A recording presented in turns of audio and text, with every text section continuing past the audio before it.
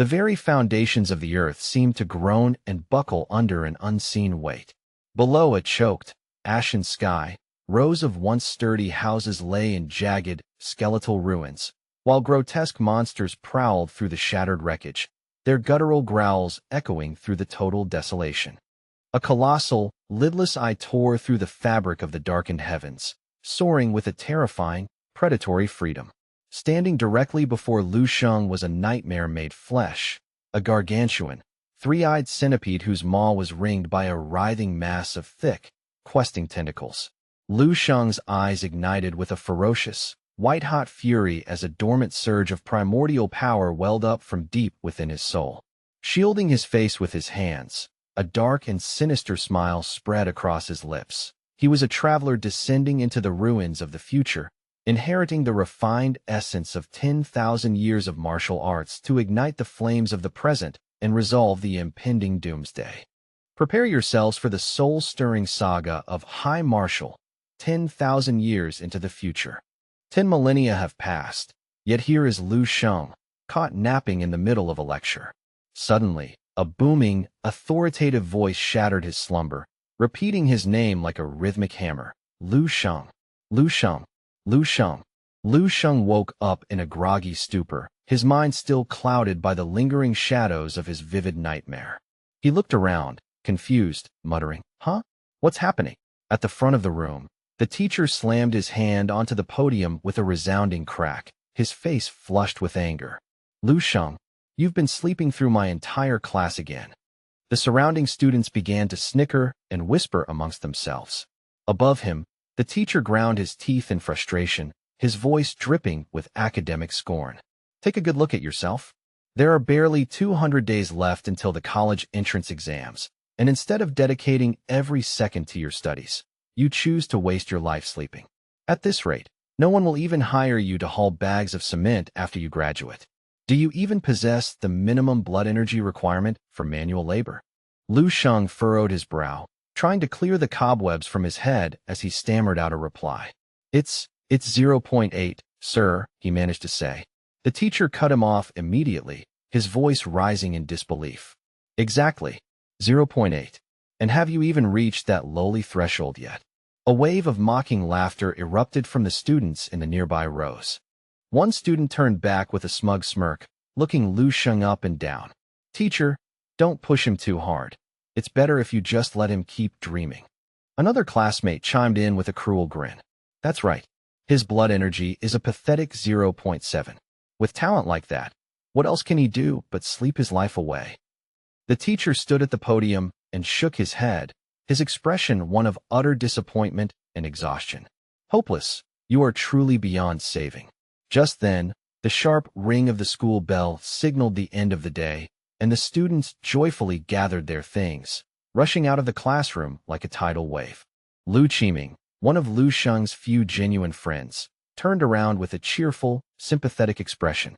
He patted Lu Sheng on the shoulder and joked, "Sheng, was it another one of those epic nightmares? You looked like you were fighting a war in your sleep."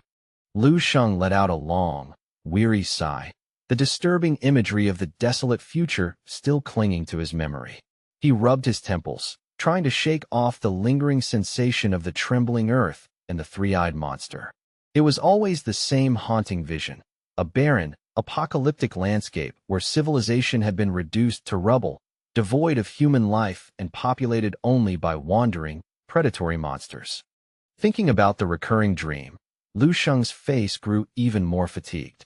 "Don't even bring it up, Qiming. That dream completely drains my mental energy.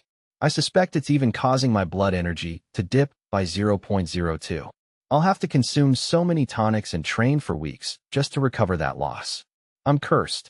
Lu Qiming shrugged, trying to offer some consolation. "Don't overthink it, man. Your blood energy isn't much lower than mine anyway. We're just ordinary guys. We should leave the world saving to the geniuses. Anyway, let's hit the internet cafe today." Lu Sheng waved his hands frantically in refusal. "Nah, I'm really not in the mood. I'm just going to head straight home," Lu Sheng insisted. Lu Qiming looked surprised, raising an eyebrow. "Going home this early? That doesn't sound like you at all. Come on, I'll cover your drinks and the hourly fees today, my treat." Despite the tempting offer, Lu Sheng resolutely shook his head. I really can't make it. I want to get home and try to get some proper sleep for once. At that moment, another student standing by the classroom door shouted out, Lu Qiming, are you coming to the cafe, or what? Coming, coming. Lu Qiming yelled back, waving his chubby arm in the air. He turned back to Lu Sheng with a look of genuine regret. All right then, I'll catch you next time. Don't let the monsters get you. Lu Sheng offered a weak wave. Yeah, see you later. Bye. As he walked through the crowded streets on his way home, Lu Sheng raised his hand to cover his face, shielding his eyes from the setting sun and the noise of the city.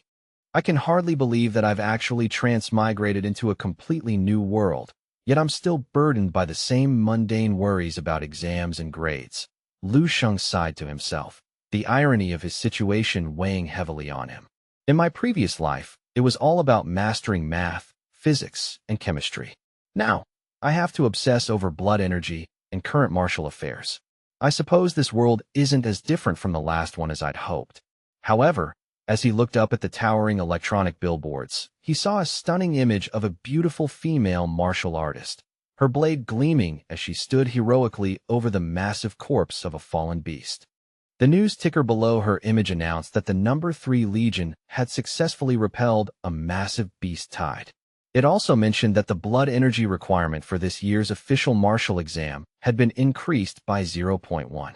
Lu Sheng stood frozen, completely engrossed by the high-stakes reality displayed on the screen. Suddenly, a woman with a powerful, athletic build appeared, effortlessly carrying several heavy industrial boxes. She brushed past him and barked a reminder. Hey, kid, move aside. Don't just stand there daydreaming in the middle of the road. Lu Sheng was momentarily stunned, feeling a bit disgruntled by her bluntness. That girl is incredibly strong, he thought, watching her walk away. I wonder how many years it will take before I can possess that kind of effortless power. As he pondered this, dusk began to settle over the neighborhood of old, weathered apartments where he lived. A series of weary sighs echoed through the thin walls of the small apartment, reflecting the quiet struggles of a working-class family. The air was thick with the medicinal scent of a pungent plaster being applied to Lu Hai's back. Lu Sheng's father lay face down on the sofa, gritting his teeth in discomfort. Ouch! Yufan, could you be a little more gentle with that? Zheng Yufan gave a small, stressed smile and tightened her grip. Almost done, just hold still for a second. Lu Sheng pushed open the door and entered the house, kicking off his shoes at the entrance. I'm home, he announced. Zheng Yufan looked up, her expression brightening instantly. Oh, Sheng is back. Xiao Sheng, you're just in time, his mother said. Lu Hai sat up, pulling his shirt back over his medicated back, and looked at his son. Are you hungry, son? Here, have an apple while you wait for dinner, Zheng Yufan added gently, handing him a piece of fruit. I'll start the cooking right away. Everything will be ready by the time your sister, Lu Qinghe, gets home from her training session. Lu Sheng looked at his father's back, which was crisscrossed with pain-relieving plasters, and felt a sharp pang of guilt and sadness. Dad, why don't we save up for one of those high-end blood pressure monitors? I heard there's a model that can stimulate blood energy and dilate vessels. It's supposed to be great for joint and back pain. A friend told me his dad uses one, and it works wonders. Lu Hai laughed heartily and raised his arm, flexing a still impressive bicep for his son. Hey now, what's a little scratch to your old man? It's perfectly normal to have a few aches and pains at my age. Your dad is made of forged steel, son. This is nothing at all. Oh, that reminds me. I have a little something for you. Lu Hai reached into a bag and pulled out 2 sleek bottles of medicine, placing them carefully on the wooden table. Tada! Look at this. Ren Shintang's brand new blood chi boosting powder. Surprise! Lu Sheng's eyes widened in sheer shock at the sight of the expensive supplement. Zheng Yufan gasped, her hand flying to her mouth. Old man, isn't this the premium powder they advertise on TV for 20,000 yuan a bottle? She was so excited she began patting Lu Hai's back repeatedly in her joy. Is it really the real deal? You're amazing. I heard this is the most effective tonic for students preparing for the exams. Lu Hai winced, but kept smiling. Haha, easy on the back. It hurts, it hurts. Zheng Yufan beamed, adding, as it happens, I managed to get a few extra pounds of pork at the market today. The manager even gave me a discount. We have to treat our young strategist to a feast tonight. The two parents continued to chat happily about the meal, completely oblivious to Lu Sheng, who stood in the shadows biting his lip, fighting back the wave of emotion that threatened to overwhelm him. Zheng Yufan turned back to him. Oh, that's right, Sheng. How is your blood energy doing lately? Have you finally broken through the 0.8 mark? Your sister Lu Qinghe is already nearing 0.9. We're both rooting for you. Hearing this, Lu Sheng suddenly snapped back to reality. Remembering the news about the enrollment standard being adjusted by 0.1, he felt a sudden, sharp pressure and hurriedly adjusted his backpack. Feeling awkward and burdened by their expectations, he made a quick excuse. Okay, I get it. I'll work harder. I'm going to my room to study now. Once inside, Lu Sheng tossed his jacket aside, his expression hardening into one of grim determination. I have to train. I have to get stronger, and I have to do it fast. Lu Sheng took a long, stabilizing breath, centering his mind. He began the familiar movements of his 14th round of the 24 forms of foundation martial arts for the day, his muscles tensing with effort. As he moved through the stances, he thought to himself, the 24 forms are the universal standard in this martial union world, practiced by every student across the globe. It was said that these forms were meticulously synthesized by the Grand Masters of the martial union, drawing from a sophisticated blend of ancient yoga, traditional martial arts, and forgotten soft arts to maximize human potential.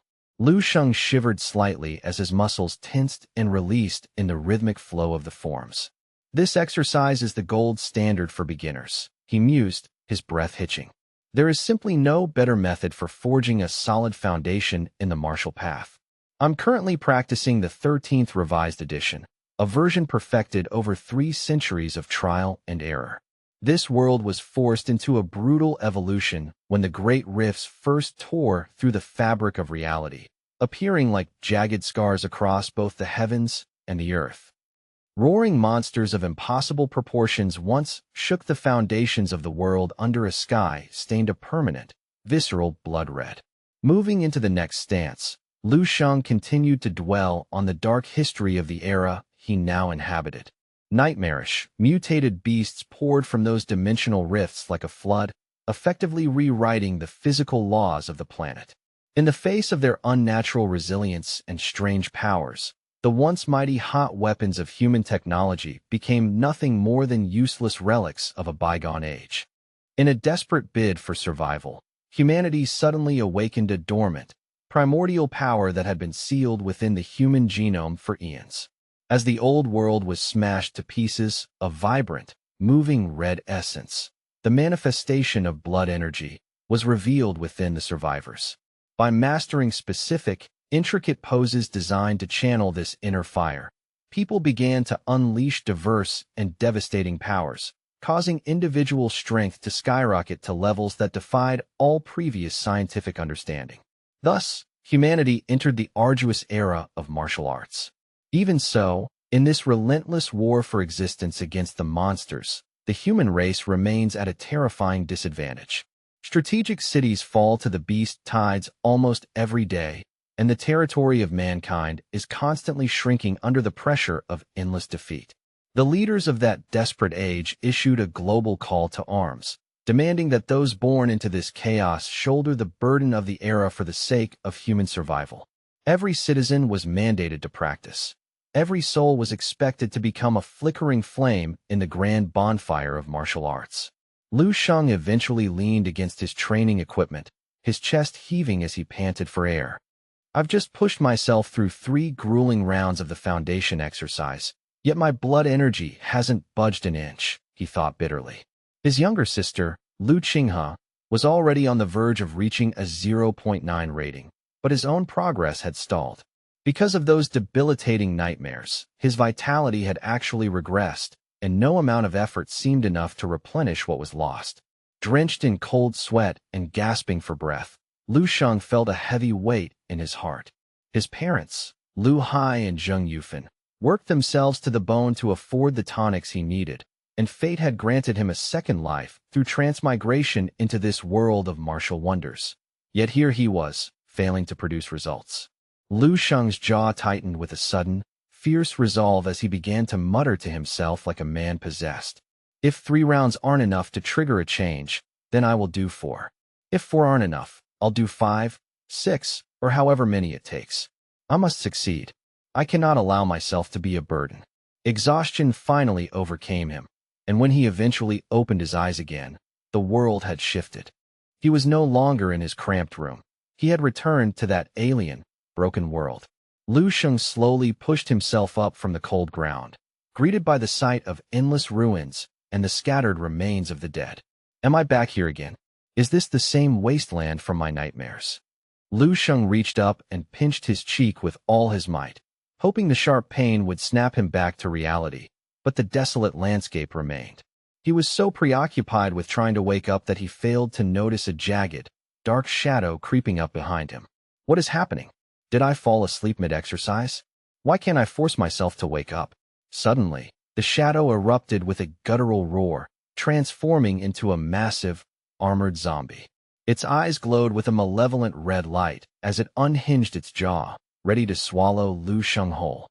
Caught completely off guard by the sudden assault, Lu Sheng couldn't find the footing to react in time.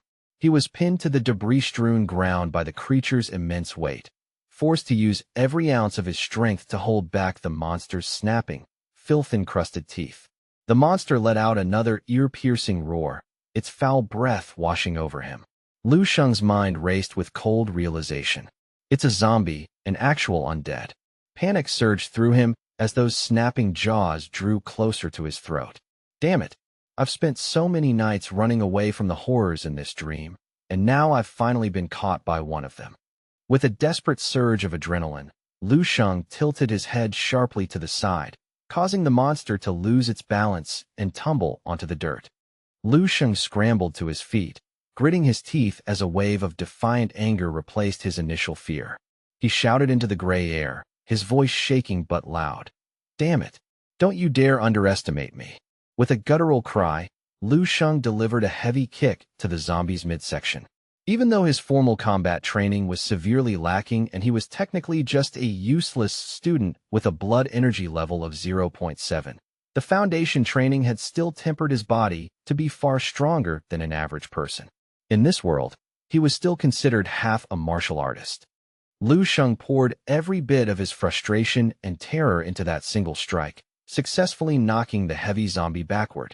Seizing the momentary opening, he lunged for a jagged, heavy rock nearby and began to violently hurl stones at the creature with desperate, frantic energy. Driven by a primal instinct for survival, Lu Sheng didn't stop. He continued to pummel the creature with heavy stones, strike after strike, until the armored zombie stopped twitching and lay completely still in the dust, its head crushed beyond recognition. Exhausted, Lu Sheng slumped down onto the cooling corpse of the zombie, his lungs burning as he struggled to catch his breath. He stood up a moment later, wiping the grime from his forehead as he analyzed the fight. It looks like I've actually finished it off. Even for these things, the brain remains the critical weak point. As he watched, several wisps of gloomy, charcoal-colored energy began to rise from the monster's broken body, snaking through the air and flowing directly into Lu Sheng's chest. He recoiled in sheer panic, his heart hammering against his ribs. What the hell is this stuff? Get away from me. But the strands of energy were relentless, flooding into his body and merging with his very soul. Lu Sheng could only clutch his head and scream as a torrent of foreign memories began to play behind his eyelids. He saw a beach in the distance, felt the phantom sea breeze, and heard himself, or the man he was observing, talking to a companion whose face was a blur.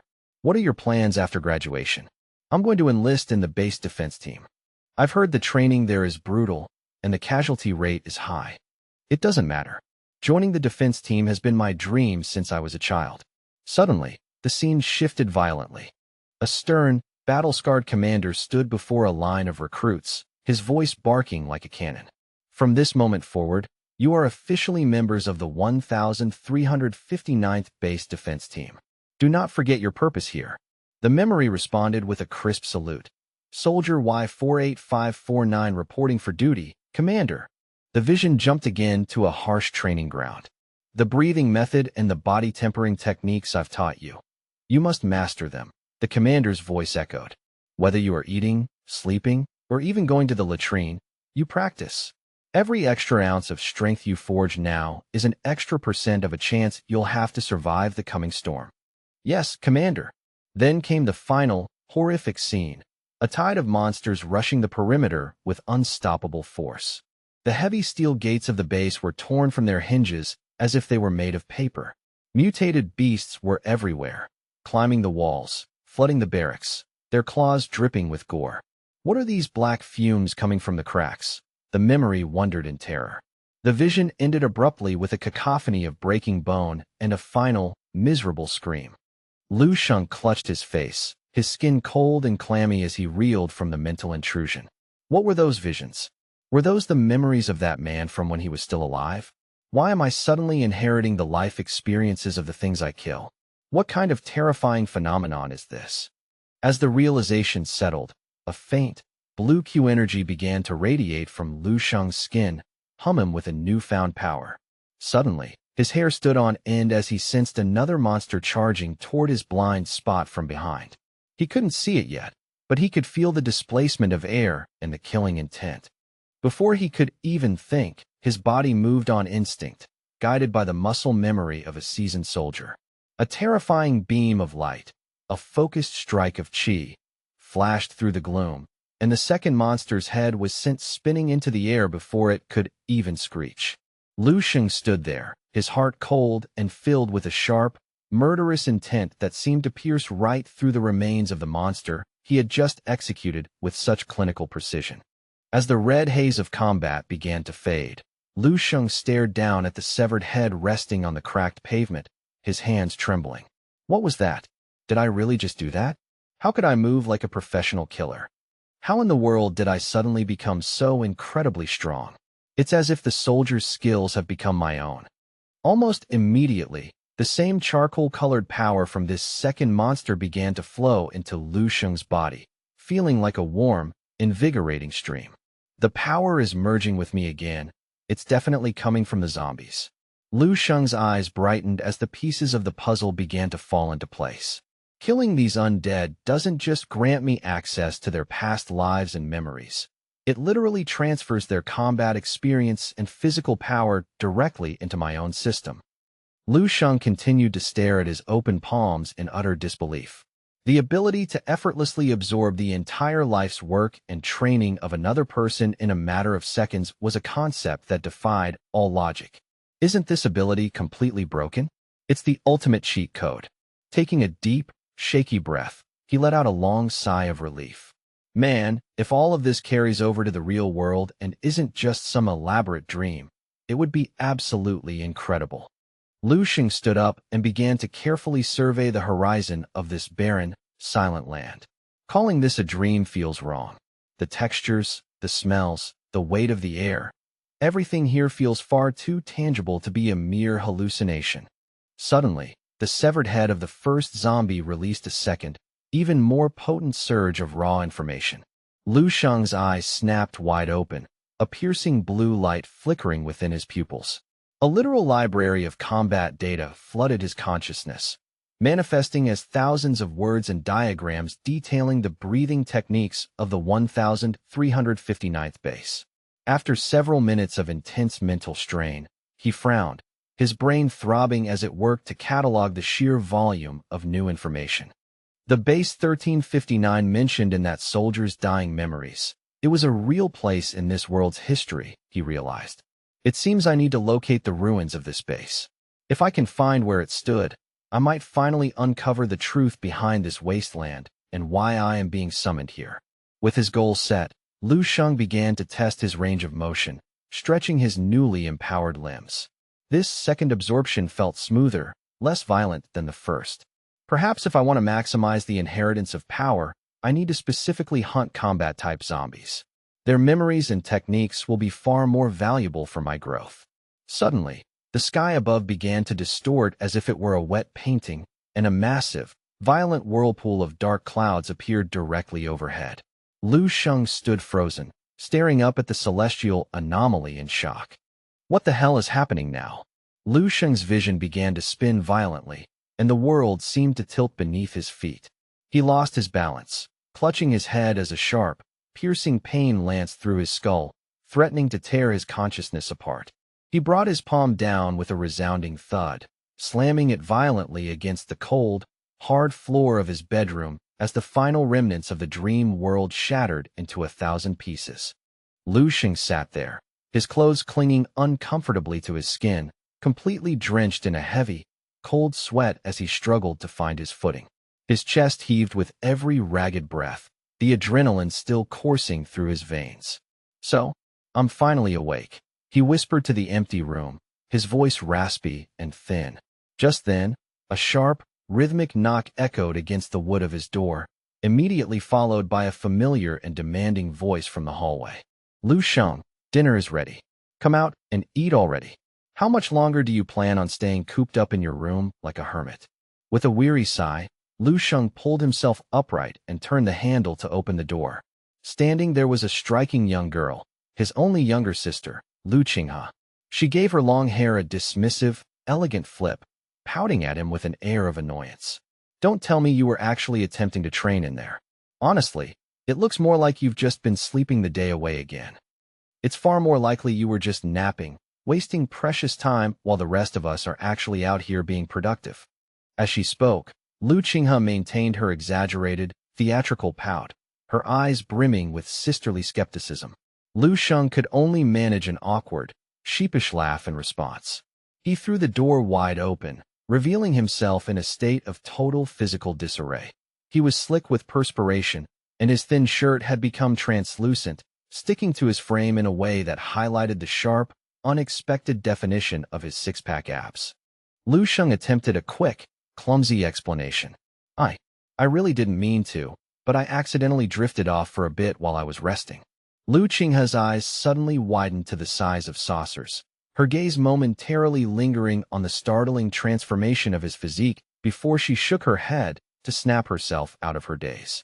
The girl turned on her heel to leave, making sure to toss a final, sharp reminder over her shoulder as she walked away. "Since you're finally conscious, hurry up and get to the dining table. Don't make Mom and Dad wait on you any longer." Once she had walked a safe distance down the hall, Lu Qinghe felt a sudden, hot flush rise to her cheeks. She bit her lip nervously, her mind racing with confusion. Since when did my brother's body become so muscular?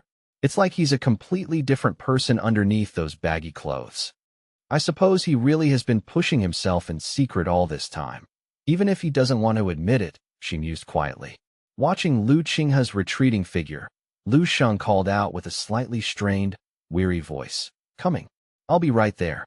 As he prepared to join the family, a wave of bittersweet childhood memories involving his sister began to wash over his mind.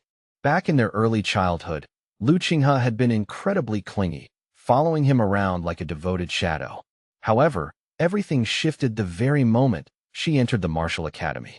After her first official set of test results were released to the public, her once affectionate attitude cooled into the distant, somewhat condescending demeanor she maintained now. In truth, her change in attitude was somewhat logical given the world they lived in. After all, her blood energy index had already surged past the 1.0 threshold, and her combat power index was so remarkable that she was virtually guaranteed direct admission into the region's elite martial arts high schools. To put it bluntly, Lu Qinghe was a prodigy, a genuine, undeniable genius. In comparison, he was merely the useless, older brother, perfectly fulfilling the classic, trope-filled dynamic of a talentless sibling living in the shadow of a gifted younger sister. While he was swapping his sweat-soaked shirt for a fresh, dry one, Lu Xing caught his reflection in the mirror and froze in sheer disbelief. "When on earth did I develop this kind of muscle definition?"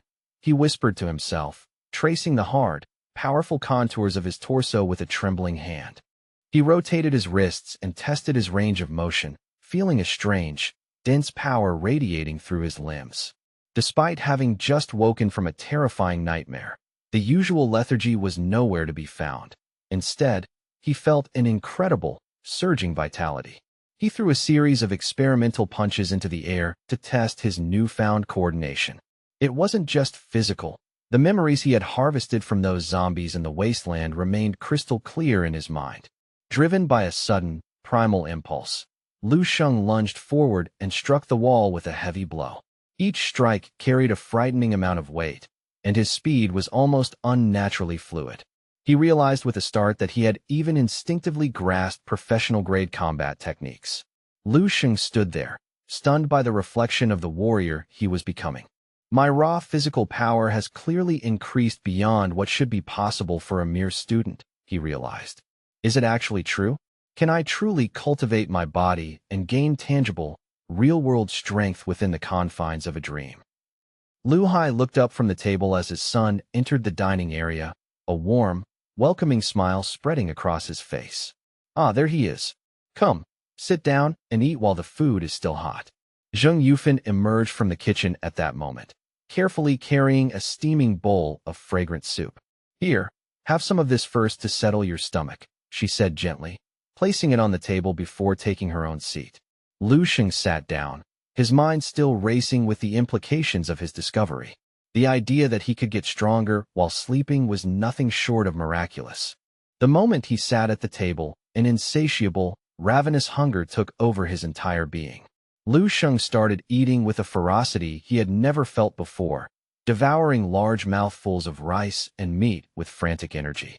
He couldn't help but marvel at the intense flavor of the meal, silently praising his mother's culinary skills in his heart. This is incredible. Today's dinner tastes better than anything I've ever had in my life. The food was so satisfying that he felt like he was physically unable to stop. Before he knew it, his bowl was scraped clean. Lu Sheng looked toward his mother and spoke hurriedly, his voice full of urgency. Mom, could I please have another bowl? Maybe even two. The entire family stopped mid-bite, staring at him in collective, stunned silence. A heavy, awkward silence descended over the dinner table. Lu Sheng froze, sensing the sudden change in the atmosphere, and let out a nervous, self-deprecating laugh. Ah, sorry. It was only then that he noticed the small mountain of empty bowls already stacked precariously beside his place setting. Pulling back his hand, with a few stray grains of rice still clinging to his lip, he mumbled reluctantly. Actually, never mind. I think I'm finally full. He thought to himself in bewilderment. What is happening to me? Since when did I have the appetite of a gluttonous beast? Lu Hai didn't hesitate for a second, reaching out to snag the empty bowl from his son's hand with a chuckle. What are you talking about? Is this family so poor that we'd let you go hungry at our own table? He then turned toward the kitchen, calling out to his wife with pride. Yufan, go and cook another pot of rice immediately. Stir-fry a few more of your best dishes for him as well. Zheng Yufan let out a soft, weary sigh, though her eyes were filled with deep motherly affection. All right, I'm going. I'm happy he has an appetite, she replied with a smile. Lu Hai turned back to Lu Sheng, happily clapping him on the shoulder with a heavy hand. That's exactly how it should be for a boy your age. You can never seem to get enough food, and you'll grow 3 inches before anyone even notices. Tomorrow, I'll head out and buy some high-quality martial supplements. We can't let this growth spurt go to waste. It's the perfect time to boost your blood energy. Lu Qinghe let out a mocking, dainty laugh from across the table. Even if his appetite increases, how much of a difference could it really make? He's already 18, and I remember his last blood energy test was a measly 0.8. Real martial talent isn't like body weight. You can't just gain it because you ate a big dinner. Lu Hai's expression soured slightly at her sharp comment. Now, Qinghe, don't go making fun of your brother. Any improvement is a positive sign. First comes the formal martial arts path, then the advanced stages. Who's to say he won't become a world-class hero one day? Lu Qinghe simply ignored the comment and returned to her meal with a silent huff. As the father and daughter continued their light bickering, Lu Sheng looked down at his own hands, lost in thought. Maybe it's true. Maybe my blood energy really did increase within that nightmare. I need to know for certain if this is a delusion or a concrete reality. I have to find a way to the martial arts gym tonight and get an official reading. Later that evening, under the glow of the city lights, Lu Sheng stood before the imposing, modern entrance of the local martial arts center, scrolling through information on his phone before looking up at the large, illuminated sign, Hongchuan Martial Arts Gym. The facility was owned by Ni Hongchuan, a master who specialized in a unique style of family-inherited boxing. He was a B-grade martial artist who had once famously ranked within the top 10 of the 23rd Bihas City Martial Arts Exchange. Based on the strict regulations of the Global Martial Arts Alliance, the threshold for a first-grade martial artist required a blood energy level of 1.5 and a combat power index of 150. For a second-grade martial artist, the requirement jumped significantly to a blood energy of 15 and a combat index of 1,500. The jump from the first to the second grade was 10 times higher, a level typically reserved for professional trainers and elite guards. By the time one reached the third grade, they needed 100 blood energy and a combat index exceeding 10,000. To become a fourth-grade martial artist, one's blood energy had to surpass 200, with a combat power reaching staggering levels between 100,000 and 1 million. Lu Sheng felt a chill of genuine awe. A blood energy of 200. That's nearly 300 times my current level. The gap between grades isn't just about skill. It's an entirely different level of biological existence. High-level martial artists are the true superheroes of this age. He then turned his attention to a promotional flyer pinned to the gym's glass wall. The exorbitant fees for the private tutoring classes listed on the flyer were clearly meant only for the children of the social elite. As Lu Xing walked into the polished lobby, he mused, if Lu Qinghe wanted to enroll, our parents would probably find a way to scrape the money together. But for me, better to just forget it. Besides, with his ability to absorb the essence of the undead in his dreams, he likely didn't need these conventional classes anyway. The receptionist caught sight of him and offered a practiced, professional smile from behind the desk. Hello, welcome to the Hongchuan Martial Arts Gym. Are you here to register for our upcoming Martial Arts Enhancement Intensive, young man? Lu Sheng scratched the back of his head, feeling a bit out of place and inherently shy under her gaze. Oh no, thank you. I actually just came by to use the testing equipment to check my current blood energy and combat power index. A quick, calculating flicker of appraisal flashed in the receptionist's eyes. Noticing he didn't have a private trainer or expensive gear with him, she surmised he likely wasn't from a wealthy background. Despite her internal assessment, she remained polite and pointed toward the facilities at the back of the gym. Certainly. Follow the main corridor down to room 8 on side B. You'll find the automated testing machines located there. Would you like me to accompany you and assist with the initial setup? Lu Sheng looked toward the hall and gave a polite, declining smile. I'm familiar with the interface, so I should be fine on my own. Thank you very much. Once inside the privacy of the testing room, Lu Sheng began a series of serious, deliberate warm-up exercises to ensure his body was fully primed for the evaluation, his heart thumping with anticipation. First things first, the blood energy test. Lu Sheng approached the central pedestal and placed his palm firmly against the cold, crystal testing sphere. The sphere immediately began to glow with a vibrant, pulsating blue light as the advanced internal sensors processed his biological data. The digital display on the system panel flickered to life, showing the final calculation. Blood energy points, 0.963 rank, martial artist apprentice. Lu Sheng's face lit up with a grin of pure, unadulterated exhilaration. 0.963. It actually worked. It really increased. In just a single hour of sleep, his index had jumped by a staggering 0.163. This was genuine, rapid-fire cultivation. He bit his lip, trying to contain the overwhelming joy bubbling up inside him. I'm already closing the gap between myself and Lu Qinghe, he thought, his eyes shimmering with hope. That girl is considered a genius, so if I can sustain this pace, I might actually be able to reach the legendary heights of the martial path. With renewed focus, he turned his gaze toward the other end of the room. Now, what about my combat power index? Standing before the heavy, humanoid testing apparatus, a flicker of worry crossed Lu Sheng's mind. Is this machine built to handle what's coming?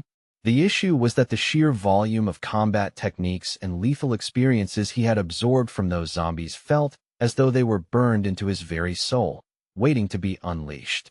With that thought in mind, Lu Sheng closed his eyes and began to sink into a perfect fighting stance, his feet shifting across the floor with an instinctive, predator-like precision he had never possessed before. He channeled every ounce of his focused energy into a single, explosive punch directed at the center of the testing machine.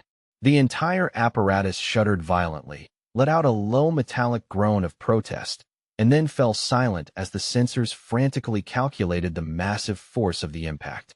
The holographic system panel shimmered before his eyes, displaying a staggering combat power index of 113.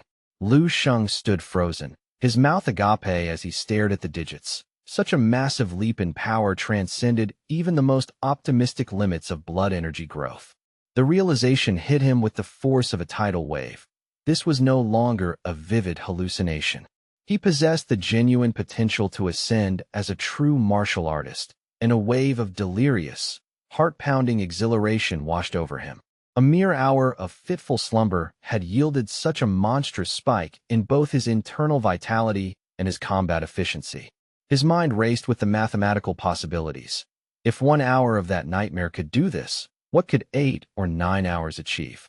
If he could endure 10 hours of that hellish landscape, he could undergo a total physical metamorphosis in a single night.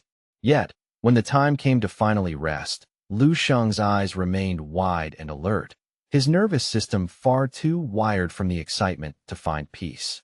Frustrated by his sudden insomnia, he eventually lashed out at his bedding, venting his restless energy by delivering a flurry of shadow punches and kicks into his blanket. "I can't even force myself into a daze now," he muttered to the ceiling, realizing with a bitter irony that studying his most tedious textbooks was still the most effective sedative he knew. His biological clock was completely haywire, as erratic and stubborn as a hardcore gamer's during a week-long marathon. Lu Sheng let out a sharp, ragged exhale and flicked the light switch, flooding his cramped room with an artificial, unforgiving glow. The digital clock on his desk read only 9 p.m., far too early for his restless soul to find any semblance of sleep. Fine, he decided. If I can't sleep, I'll just push through another practice session. He figured that absolute physical exhaustion would eventually invite a dreamless slumber, and since his blood energy had spiked so dramatically, it was the perfect opportunity to consolidate his newfound gains. Lu Sheng dropped into a low, disciplined stance, preparing to perform the standard foundation exercises. However, as he initiated the first movement, he suddenly froze mid-motion. What is this movement? Why is my body instinctively trying to twist in this specific direction? He wondered. The posture felt alien to his previous training, yet it seemed fundamentally more efficient and powerful than anything he had ever been taught in school. Lu Sheng blankly attempted to transition into another set of fist techniques, but something was fundamentally wrong. The 24 forms were supposed to be ingrained in his muscle memory since early childhood, yet he found himself messing them up, his limbs carving through the air in strange, lethal arcs. Then, the jagged, fragmented memories of the future world zombies began to resurface, pulsing behind his eyes like a strobe light. The mental setting shifted to a cold, militaristic training ground. Lu Sheng realized with a jolt of shock that he was mimicking the physical conditioning routine of the soldier from his nightmare. Within the quiet apartment complex, most of the lights were already extinguished for the night, leaving the building shrouded in shadows. A single youthful figure remained illuminated in the dark, moving with a tireless and rhythmic intensity as he vigorously waved his arms through the stagnant air. "This is incredible," Lu Sheng whispered, a sense of profound relief washing over him. As he focused, he realized he was effectively internalizing over 200 distinct, high-level combat variations, a library of movement far superior to his previous capabilities. As he threw a focused palm strike, a faint, ethereal glow of blue stellar chi rippled across the surface of his skin, a phenomenon Lu Sheng could perceive with startling clarity. It wasn't just a feeling. He could sense a surging tide of power vibrating through his bones and muscles with every exertion he made. Lu Sheng eventually came to a halt, gasping for air as he wiped the sweat from his brow. That's not right, he realized, his heart hammering against his ribs. It's not just the physical skills or the brute strength that have changed. It's the breathing method, he realized with a start. The foreign memories flooded back, accompanied by voices that constantly reminded him of the intricate link between the breathing rhythm and the physical training method. It was a philosophy of total immersion, teaching the practitioner to seize every waking moment, even the seconds spent eating or resting, to refine their internal energy. The efficiency was beyond magical. A few movements from this future technique had yielded more progress than an entire year of his previous standard training. No, it was even more significant than that. It had surpassed several years of effort. He had finally confirmed that the ultimate treasure was hidden within the dream. Lu Xing closed his eyes and brought his palms together, circulating his stellar qi through his newly opened meridians. The abundant energy began to condense into a singular, rotating core of power within his center. However, the spiritual silence of the room was abruptly shattered when his stomach made a loud, cavernous gurgle that echoed against the walls.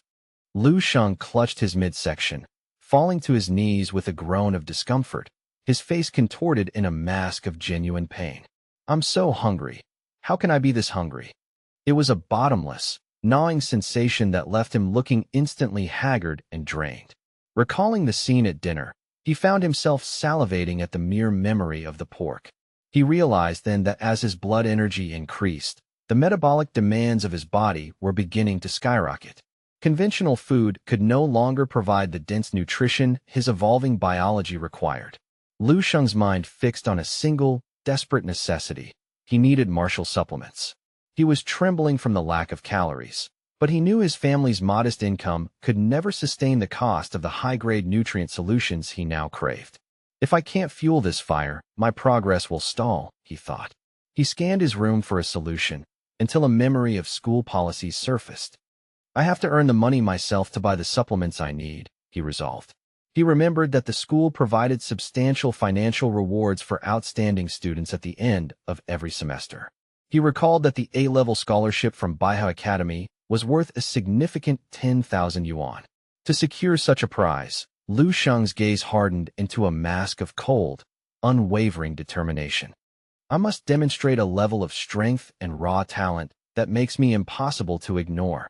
The following morning, the atmosphere in the school's training arena was thick with anticipation. Inside the locker room, Lu Xing and the other boys were changing into their combat gear for the day's session. Lu Qiming zipped up his padded training jacket, his usual cheerful energy undiminished as he tried to strike up a conversation with his friend. "It's pretty strange, isn't it? The class monitor usually has us solving theoretical problems today, but it feels like it's been an eternity since we had an actual practical combat class, right?" As he turned to continue, Lu Qiming stopped dead in his tracks, staring at Lu Xing in genuine shock. "Wait, Lu Xing? Since when did you get such bulging, defined muscles?" Lu Qiming actually reached out as if to poke Lu Xing's arm to see if it was real, but Lu Xing instinctively moved back and threw on his shirt. Lu Qiming didn't take offense, his eyes wide with admiration. "Man, it's only been a few days since I last saw you, but you look taller and significantly broader. I almost didn't recognize you. That chest definition is insane." Lu Xing replied with a calm, practiced nonchalance. "I've just been putting in extra hours at the gym lately. And quit the wandering hands, will you?" He brushed his hair back, the long strands partially obscuring his eyes. "My hair is getting a bit long. I really need to get a haircut." Lu Qiming let out a playful snort. "Yeah, I bet. You're probably just excited for the combat test today. You're just looking for an excuse to show off and attract some girl's attention, right? I've seen right through your dark, vain thoughts a long time ago." Lu Xing could only sigh at his friend's relentless teasing. Coming from the guy who is destined to die single? Maybe you should worry less about my hair and more about your own training. With that, the two friends walked out of the locker room side by side. Lu Xing, however, was still dwelling on his friend's earlier words. "How do I show it? This practical class might be exactly the opportunity one need." Within the high-ceilinged martial arts hall, the practical combat instructor, Zhong Jinghua, stood with his arms crossed, his presence commanding immediate silence from the gathered students. Today's session will focus on the practical application and consolidation of the foundational combat techniques I've drilled into you over the past months, Zhong Jinghua announced, his voice echoing off the padded walls. Lu Qiming leaned in and whispered to Lu Xing, "I heard Instructor Zhong is a legitimate Tier 2 martial artist. He's a real veteran who actually served on the front lines and survived encounters with high-level alien beasts. Just look at the scars crisscrossing his forearms. That's real experience right there." Lu Xing narrowed his eyes, observing the instructor's movements. A Tier 2 martial artist? To his newly refined senses, Zhong Jinghua's fighting style seemed strangely simplistic and unrefined. Compared to the advanced, lethal techniques he had absorbed in his dreams, the instructor's moves felt crude and inefficient. At that moment, Zhong Jinghua began to demonstrate a series of maneuvers. With a sudden explosion of speed, he unleashed a flurry of elegant, yet powerful leg strikes that cut through the air with a sharp, whistling sound. He retracted his leg into a perfect neutral stance to finish the sequence. "These are the fundamentals you should be aspiring to," he said. Then, Zhong Jinghua scanned the crowd and called out a specific name. "Yang Yifei, come up here. I want you to spar with me as a live demonstration for the rest of the class."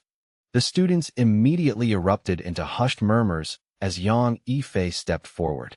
"Yes, instructor," he replied, striding toward the center of the mat under the envious and admiring gazes of his peers. "Wow, Yang Yifei is so incredibly handsome, and he's so strong too," a female student whispered, her eyes glazed with a lovesick sheen. Her friend nodded enthusiastically. "Absolutely. He's not just the top student in the class, he's a total heartthrob. I'd give anything to be the one practicing with him right now." As the crowd continued to buzz with excitement, someone joked, "Oh, you want to spar with him, do you? I bet you have plenty of other intentions that have nothing to do with martial arts." "Shut up. I do not." On the sidelines, Lu Qiming let out a cold, cynical sneer. "Typical. It's always that guy, hogging every single opportunity to show off his rich, handsome persona. Where's the justice in this world? He's been pampered with the most expensive blood energy supplements and chi-boosting tonics every step of the way. His last test on February 1st was already off the charts. The teachers at school are totally biased, too. They only ever guide the geniuses, while the rest of us are left to rot. How are normal people like us supposed to live?" While Lu Qiming continued his bitter commentary, Yang Yifei was already in the center of the ring, demonstrating a series of high-impact kicks. Watching the display, Lu Xing thought to himself, "He's right. If I were the same person I was a week ago, I'd be standing here complaining about the unfairness of destiny, just like Lu Qiming." Lu Sheng's eyes hardened, a new fire igniting in his soul. "But things are different now. I'm going to take what I want from now on." Up ahead, the demonstration continued, culminating in a powerful, bone-jarring palm strike from the instructor. Zhong Jinghua smoothed out his uniform and nodded in approval. "Excellent work. Your form is solid, though your center of gravity shifts slightly too much during the transition. I'll correct that for you later so your practice becomes even more efficient. You truly have boundless potential, Yang Yifei. Now, for the actual combat portion, I want you to spar with a few of your classmates." Yang Yifei bowed respectfully, his hands clasped. "Thank you for your guidance, instructor," he said with practiced humility. On the surface, he was the perfect student, but internally, Yang Yifei was brimming with disdain. "Correct me? A lowly Tier 2 martial artist? You aren't even as skilled as the private tutors my father hires. Compared to a future star like me, you're just battlefield cannon fodder." Zhong Jinghua, unaware of the arrogance masked by the boy's polite exterior, turned back to the class.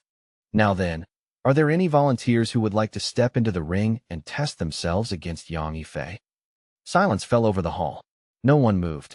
Not only that, but the students in the front row purposefully avoided the instructor's gaze, suddenly finding the floor or the ceiling incredibly fascinating. Lu Qiming snorted in disdain. Who would be crazy enough to go up there? Fighting him is just a guaranteed way to make him look good while you get your head kicked in. Only an idiot would volunteer for that. Seeing the collective hesitation, Zhong Jinghua's brow furrowed in disappointment. "Every single time I mention actual combat, you all pull your heads in like frightened turtles. How am I supposed to teach you the reality of the martial path? The school provides the resources for you to refine your blood energy and strengthen your bodies, but only the most courageous will ever find a true path in martial arts." Zhong Jinghua's gaze swept across the room once more.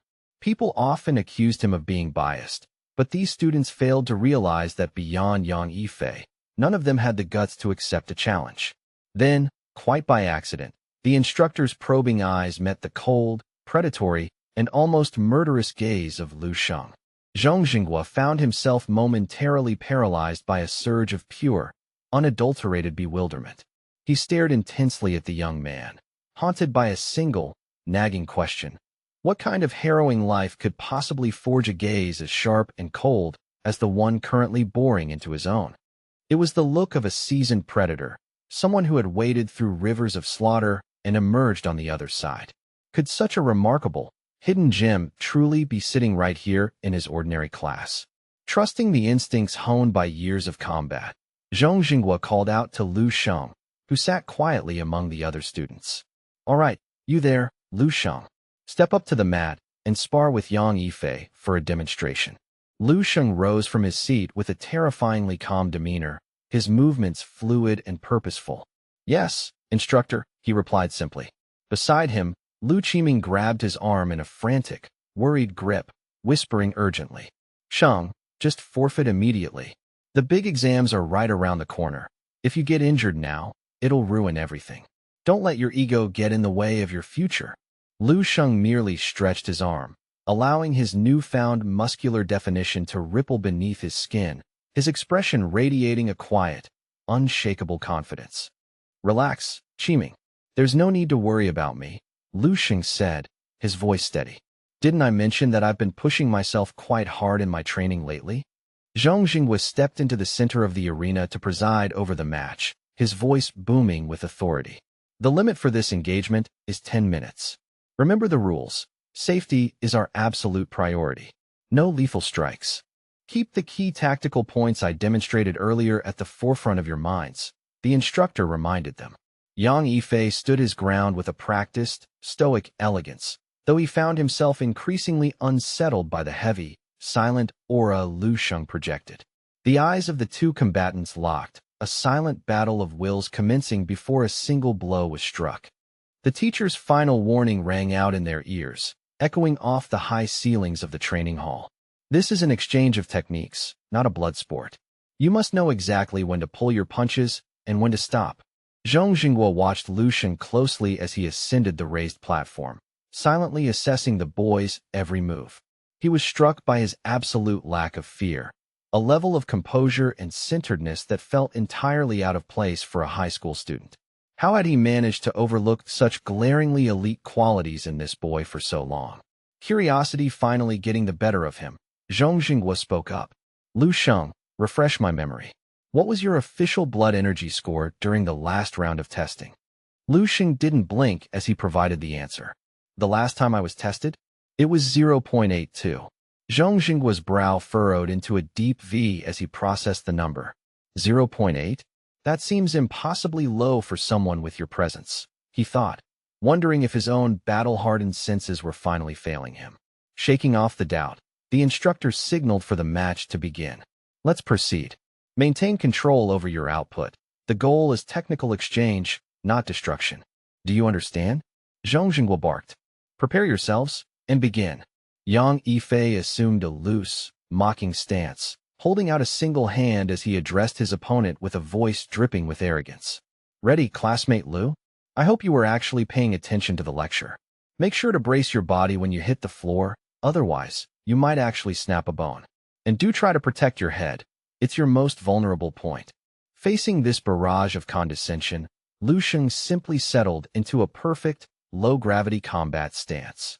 I appreciate the advice, classmate Yang. I'll be sure to keep it in mind, Lu Sheng replied coolly. I'm ready. Please, show me the way.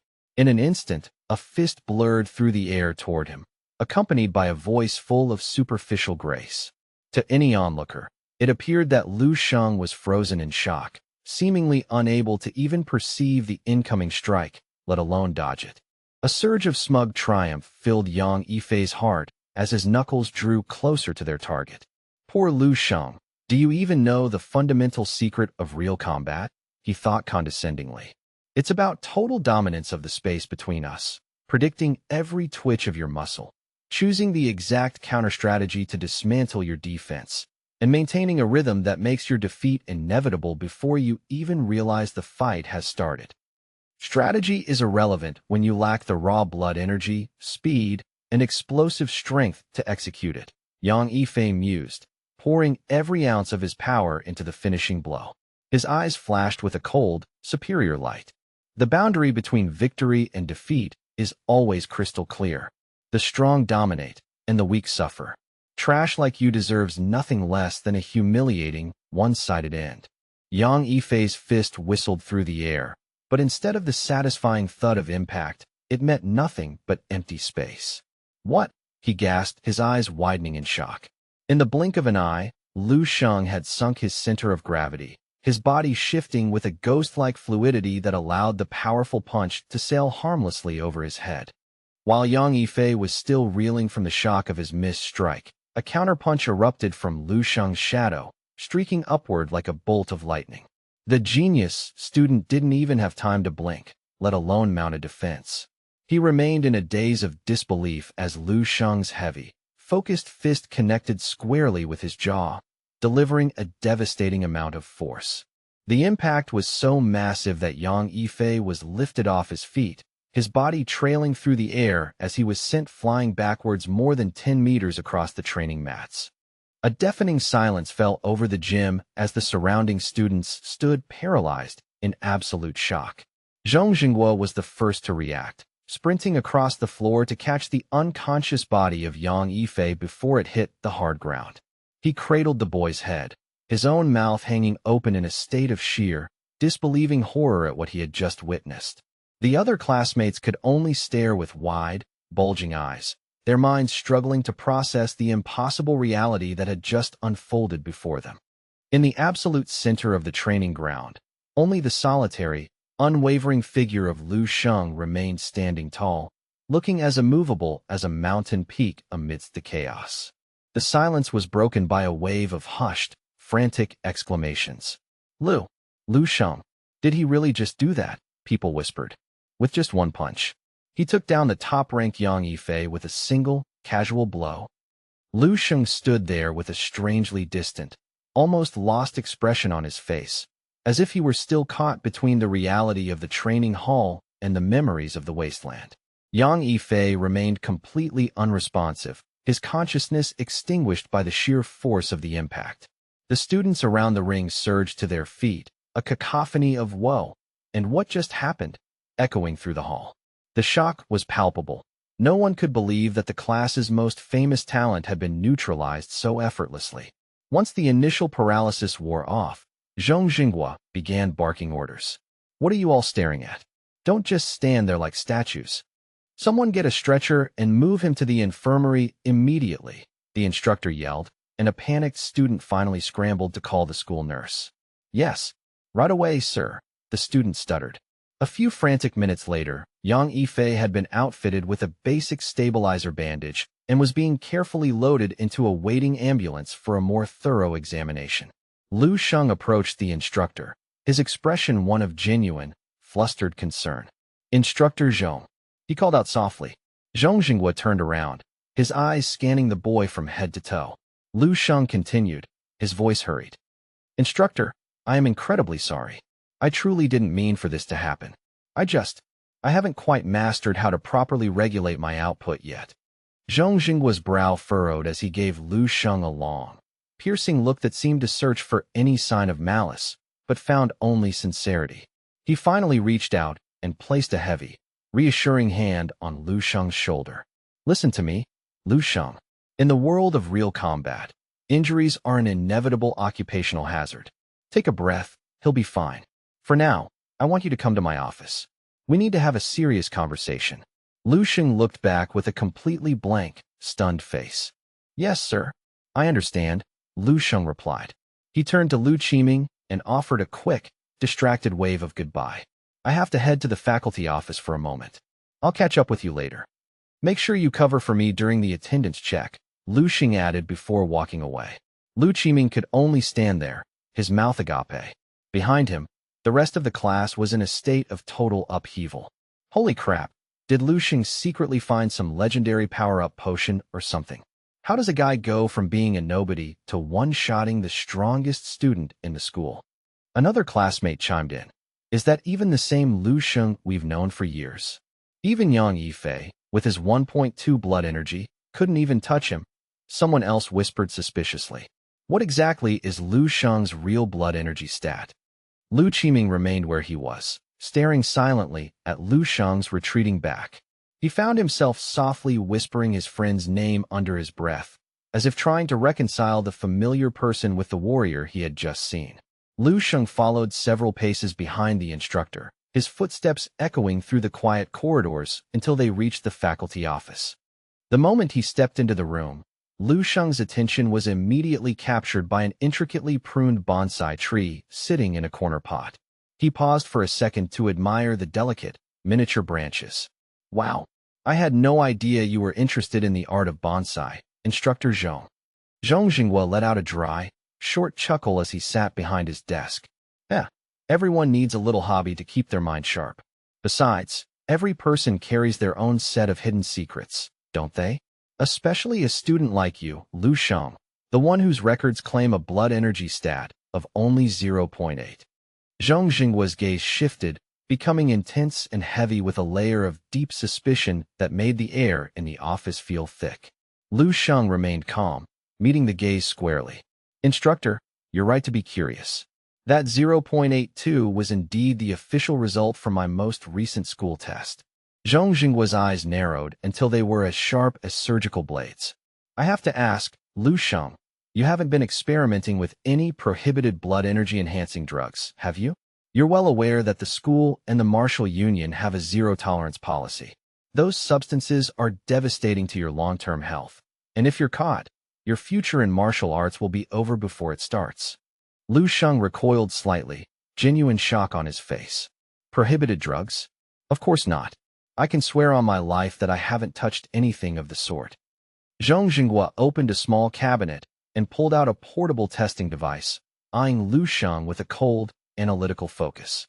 Good. If that's the truth, then you won't mind proving it by taking a fresh blood energy test right now. If you've been using stimulants, your readings will be unnaturally inflated and erratic. Once that's done, we'll verify your combat statistics. If your raw power actually matches your energy levels, then we'll know your strength is earned. Lu Sheng looked at the testing machine. His expression relaxed as he gave a simple nod. I have no problem with that, sir. Lu Sheng stepped forward without a hint of hesitation, placing his palm firmly onto the scanner of the machine. Zhong Jinghua watched the interface with a hawkish, unblinking intensity, waiting for the results. Suddenly, a blinding surge of vibrant blue light erupted from the device's sensors, its brilliance far exceeding anything the portable machine usually produced. Both of them were momentarily stunned by the sheer intensity of the output. The digital display flickered and then stabilized, revealing the final blood energy stat, 1.532. Zhong Jinghua's jaw practically hit his chest in disbelief. What? 1.5? He was utterly speechless, his mind reeling as he stared at the screen. A blood energy of 1.5 was the threshold for a grade 1 martial artist. At only 18 years old, Lu Sheng had already crossed the line to become an officially recognized martial artist. Would you like me to continue the narration with the next set of chapters, focusing on Lu Sheng's progress toward the college entrance exams? This level of talent was unheard of, not merely within the confines of the school, but across the entirety of Baihe City. Lu Sheng would be hailed as a once-in-a-generation monstrous genius. Zhong Jinghua stood frozen, his eyes riveted on the boy standing before the testing apparatus, when a sudden, violent detonation shattered the stillness of the office. The instructor's pupils constricted in sheer shock. He nearly levitated off the ground in a frantic jump, his voice cracking with alarm. What on earth was that? What just happened? The armored head of the combat power measuring machine had been sheared clean off its mount by the explosive force of the impact. It streaked through the air like a projectile, obliterating the prized, meticulously pruned bonsai tree positioned behind Zhong Jinghua's desk. The once elegant miniature tree was gone, replaced by a pathetic, jagged stump that leaked sap onto the floorboards. Zhong Jinghua let out a tragic, heart-wrenching wail that echoed off the walls. No, my beloved bonsai. It took me years to shape those branches. How could you leave me in such a cruel fashion? Meanwhile, Lu Sheng stepped toward the wall where the heavy machine head was now deeply embedded, the surrounding plaster spiderwebbed with severe cracks. He turned back, his expression one of profound, sheepish guilt. Instructor, I am incredibly sorry. I truly didn't mean to destroy your office, Instructor Zhong. Zhong Jinghua cradled the remains of his bonsai while casting a wary, analytical glance at the wreckage of the testing machine. He realized that even though this was a student-grade model, it was built to withstand significant stress. For it to be decapitated, the force must have been astronomical. He watched Lu Sheng fumble with the heavy metal head, a chilling thought crossing his mind. This boy's destructive potential wasn't just at the threshold of a grade 1 martial artist. It was likely much higher. A few minutes later, the office was plunged into an uncomfortable silence. Lu Sheng sat awkwardly on the edge of a chair, still clutching the mangled machine head like a guilty child, his posture as rigid as a reinforced steel rod. Zhong Jinghua sat across from him, his hands folded tensely upon the desk. He leaned forward, his sharp eyes boring into Lu Sheng as if trying to peer through the boy's skin and see the secrets hidden within his meridians.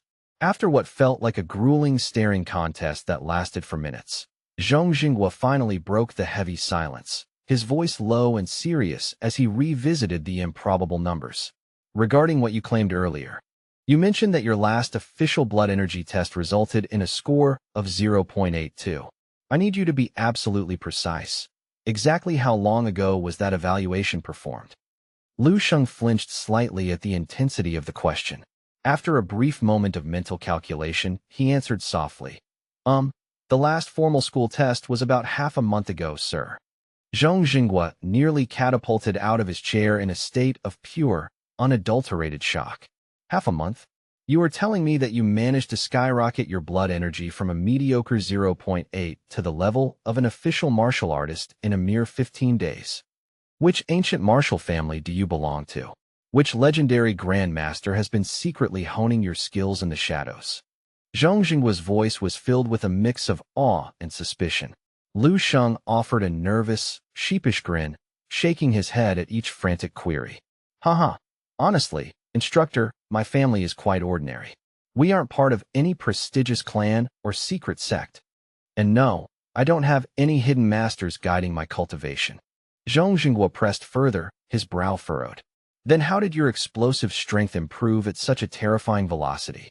Lu Sheng hesitated for a second before replying calmly. That, instructor, is my own personal secret. Zhong Jinghua found it nearly impossible to process. In 1 month, the boy's blood energy had effectively doubled, and his combat power had clearly surpassed the standard for a grade 1 professional. The instructor reflected on his own youth, remembering how he had been a top-tier student who had struggled through years of grueling training to reach the second level before finally enlisting in the military. His mind drifted back to the blood-stained trenches of the front lines. It was there, amidst the chaos of battle, that he had first truly understood the terrifying tenacity of the human species.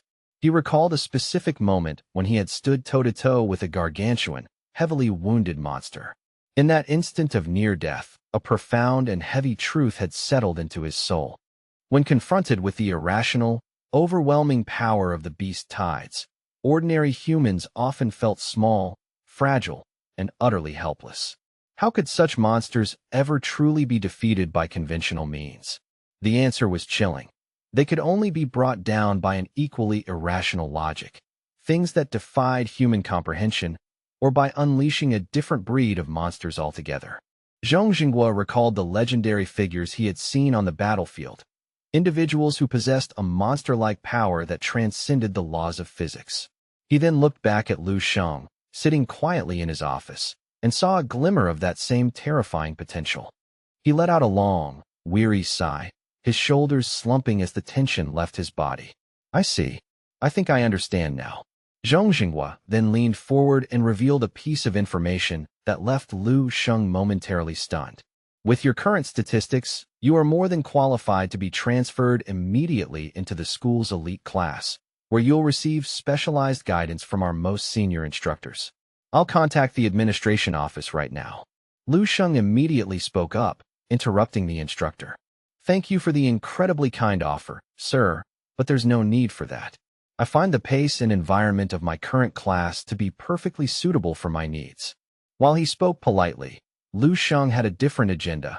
He knew that no amount of traditional classroom guidance could ever match the sheer efficiency of the martial techniques he was inheriting in his dreams. Zhong Jinghua looked regretful, clearly wanting to push the issue further for the sake of the school's rankings. Are you certain? For a gifted student of your caliber, the institution is prepared to provide extensive support during your training. If you have any specific difficulties or requirements, please do not hesitate to ask. Lu Sheng's eyes brightened as he saw an opening. If you insist, instructor, then I won't be overly polite. I actually have 2 requests. I would like to apply for the top-tier martial arts scholarship, and I also hope the school can grant me a flexible schedule with free time for independent study. Zhong Xinghua's expression softened as he realized the root of the problem. So it was a matter of lacking financial resources and the time to focus, wasn't it? Having reasoned it out, the instructor nodded in agreement. Very well. I will personally handle your application for a special merit scholarship, roughly 30,000 yuan. Regarding your attendance, I'll clear it with the Academic Affairs Office. The scholarship funds might take 48 hours to clear, but your progress must not be hindered in the meantime. With a decisive motion, Zhong Xinghua reached into his pocket and produced a sleek, metallic card, handing it over to Lu Sheng with a generous gesture. I'll lend you this in advance. Consider it a personal loan to keep your momentum going. You can pay me back once your scholarship arrives. Lu Sheng was momentarily paralyzed by the gesture. He looked down and felt a jolt of shock. Is this a black martial arts card? He knew that such a card required a minimum balance of 10,000 yuan, a sum even greater than the immediate scholarship installment. Lu Sheng accepted the card with both hands, bowing slightly in a show of sincere gratitude. I am deeply grateful for your trust, Instructor Zhong. I won't let you down. Zhong Xinghua offered a warm, encouraging smile. Haha, just make sure you don't slack off on your training. My only hope is that you'll bring some glory back to Baihe High School. Now, hurry along back to your classes. Lu Sheng's face was bright with a happy, relieved expression. Yes, sir. Thank you again, Instructor Zhong. I'll see you tomorrow. Lu Sheng pushed open the office door and departed, leaving Zhong Xinghua alone with his splintered bonsai. The instructor couldn't contain his excitement, pacing the small room with a wide grin. This is phenomenal. To think that Baihe High School has actually produced a talent like Lu Sheng, a boy under 18 who already possesses the raw strength of a grade 2 martial artist. We must keep his true abilities under wraps until the final exams. He'll be our ultimate secret weapon, enough to strike terror into the hearts of the other elite schools. Zhong Xinghua stood up, his mind already racing with tactical plans. I need to report this development to the higher-ups immediately. This isn't just about local pride anymore. It's been years since we've had someone with the potential to reach the true pinnacle of the martial world. Meanwhile, in a different part of the city, a luxurious velvet box sat open on a counter, revealing a precious vial of concentrated medicine. The salesperson spoke with a practiced, enthusiastic lilt. You truly have an exquisite eye for quality. This is the Solar Vitality Essence, the flagship product from the renowned Ren Shintang Pharmacy. It's the pinnacle of modern bioalchemy. Noticing the intense interest of the 2 customers, a mother and her teenage daughter, she leaned in. Once your blood energy reaches the 0.8 mark, this essence is perfect for stabilizing your foundation. It's uniquely formulated for the female constitution. You can take it home today for a mere 30,000 yuan. The mother, Zheng Yufan, smiled warmly and nodded. Oh, that sounds perfect. We'll take a bottle. As they left the upscale store, both were beaming. Zheng Yufan looked at Lu Qinghe with maternal pride. Daughter, once you've taken this, you must focus entirely on absorbing every drop of its energy. Do you understand? Lu Qinghe excitedly linked her arm with her mother's. Don't you worry, Mom. In the upcoming mock exams, I'm going to secure the #1 spot in the entire class. Standing in the distance, Lu Sheng silently watched them walk away, the irony of the situation weighing heavily on him. 30,000 yuan for a single bottle. He knew his parents, Lu Hai and Zheng Yufan, worked themselves to exhaustion day and night just to afford the basic 3,000 yuan powders for him. The cycle of this world was brutal. You had to become a strong martial artist to earn wealth, but you needed immense wealth just to nurture the strength required to succeed. It was a stark reminder of how incredibly difficult it was for children from humble backgrounds to ever break through the ceiling of their social class. As Lu Sheng stared at the reality of his life, a vivid, metaphorical image filled his mind. He saw his sister, Lu Qinghe, moving forward with determination, acting as the one building the bridge for the family's future. Yet, he saw a section of a heavy chain snapped on her wrist, while the other end of that same chain was looped firmly around his own neck. He felt himself following her with a sense of immense difficulty and crushing fatigue. Lu Sheng realized that Lu Qinghe was the family's real hope, the genius with the raw talent to change their collective destiny. But because of his own lack of progress in the past, she was forced to operate with limited resources. In his previous life, he had been content to be ordinary, lacking the fire to truly challenge his fate. He had lived passively, drifting through an unremarkable existence without ever truly understanding the world around him. Lu Sheng remained standing there, watching two other students stroll past while overhearing their casual chatter. One boy spoke with an air of extreme confidence. "Listen, today I'm going to carry you to a new rank. I've got the practice swords ready so you can finally unleash those high-level skills. Just make sure you cling to my thighs for the win." His friend laughed heartily. "Haha, you wish. If you spent as much time training as you do grinding games, our school would have topped the charts ages ago. Remember, know yourself and know your enemy, and you shall never be defeated." Hearing those words, Lu Sheng's thoughts deepened. He realized he had been just like them, longing to witness the wonders of this magical martial world, yet only knowing how to hide within the safety of digital simulations. He had spent his time pining for his previous life, like a fish trapped in a tiny, decorative tank. He had gazed out at the vast, beckoning sea, yet he had chosen to live comfortably within the suffocating glass walls of his own making. However, that era of passivity was over. Lu Sheng felt as though he were that very fish, finally shattering the glass and reaching out toward the endless ocean. "I will rise to the surface," he vowed to himself. "I will look out at the world with clear eyes, and I will seize every single opportunity to rewrite my own destiny. I will live my life exactly as I choose to. This time, I will not allow myself to make the wrong choice again." Lu Sheng came to a sudden halt, looking down at the faint, ethereal flicker of qi dancing across the surface of his palm. Within his mind, a chaotic mess of inherited combat memories was finally beginning to settle and be absorbed. He realized that now was the moment to truly comprehend the hidden truths of the martial path. The barriers that had hindered his combat techniques were crumbling, and he was finally transforming those stolen skills into something uniquely his own. Lu Sheng clenched his fist with iron determination, his mind sharper than it had ever been. This was the comprehension his teachers always spoke of in class, a spiritual awakening. On this arduous path, he had finally taken another massive step forward. "Lu Qinghe, Mom, Dad, I promise I will become stronger," he whispered into the evening air. "I will fight for everything I want." The scene shifted, the shadows of the city stretching out behind him. Would you like me to continue the narration, perhaps detailing Lu Sheng's first major training session with the new resources and scholarship? A monstrous zombie, its eyes glowing with a malevolent and blood-red luminescence, threw back its head and unleashed a piercing, guttural roar that echoed through the surrounding desolation.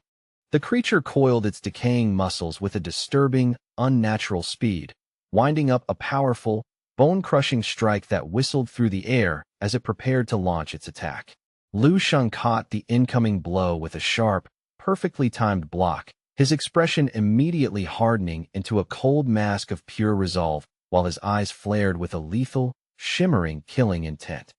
With an explosive burst of kinetic force, he launched a devastating straight punch that connected squarely with the creature's jaw, the impact sending the zombie spiraling backward until it slumped into a state of total, limp unconsciousness. Lu Sheng let out a heavy, weary sigh as he watched the shimmering, dark strands of residual energy rise from the fallen zombie and spiral into his own body. "Phew," he muttered, wiping his brow. Could this creature actually have practiced formal martial arts in its past life? It's terrifying to think that even after being consumed by the rot, its muscle memory still retains a flicker of those lethal combat skills. Narrowing his eyes against the biting, ash-laden wind, Lu Sheng surveyed the bleak landscape that stretched out before him. According to the fragmented memories he had just absorbed, the high-tech sanctuary known as Base 1359 should lie somewhere ahead, though he feared the facility had long since been reduced to a ruin. Amidst this vast graveyard of blackened bones and shattered dreams, he expected to be swarmed by endless hordes. Yet strangely, the immediate vicinity remained eerily devoid of any active predators. The silence was unnerving, but it didn't last long. Suddenly, two more zombies lunged from the shadows with surprising ferocity, their claws outstretched. Lu Sheng didn't even flinch.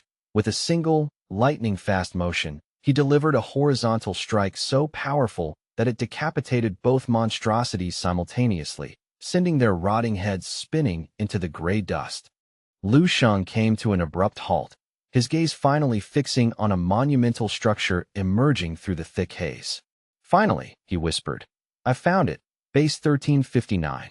Looming before him was a sprawling complex of reinforced buildings, all encased within a series of incredibly thick, formidable defensive walls that spoke of a high-tier civilization's final stand. Lu Sheng carefully navigated a precarious path down a jagged cliff face, his boots crunching on loose gravel as he moved toward the perimeter. Up close, the sheer scale and durability of those massive, reinforced walls were even more majestic and intimidating than they had appeared from the ridge. The sheer majesty of the construction was overwhelming as Lu Sheng craned his neck to assess the colossal height of the masonry.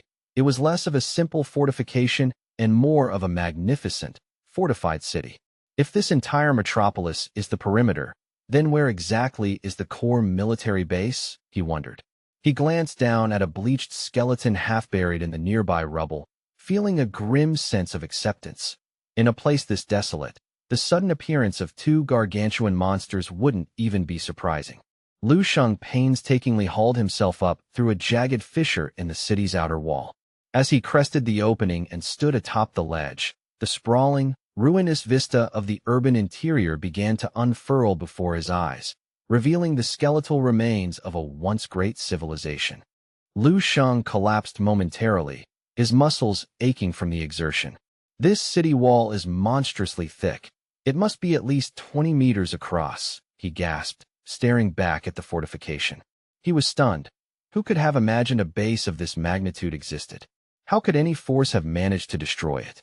Whether it was through advanced martial arts or high technology, this world was clearly miles ahead of his own, yet a civilization this powerful was still wiped out. He couldn't help but wonder, what hope remained for his people? Pushing through the last of his fatigue, Lu Sheng fully emerged from the crevice and began to survey the surrounding structures with a critical eye. One building in particular stood out, its architecture distinct and more reinforced than the rest, suggesting it might have served as a military headquarters or a primary command center. As his eyes scanned the facade, he caught sight of an unusual disturbance originating from the shadow of the central building. "What is that person doing there?" he thought, squinting into the gloom. He saw an elderly man with hair as white as fresh snow leaning against the structure, his eyes burning with an unnatural, star-like intensity while he gripped a gleaming sword.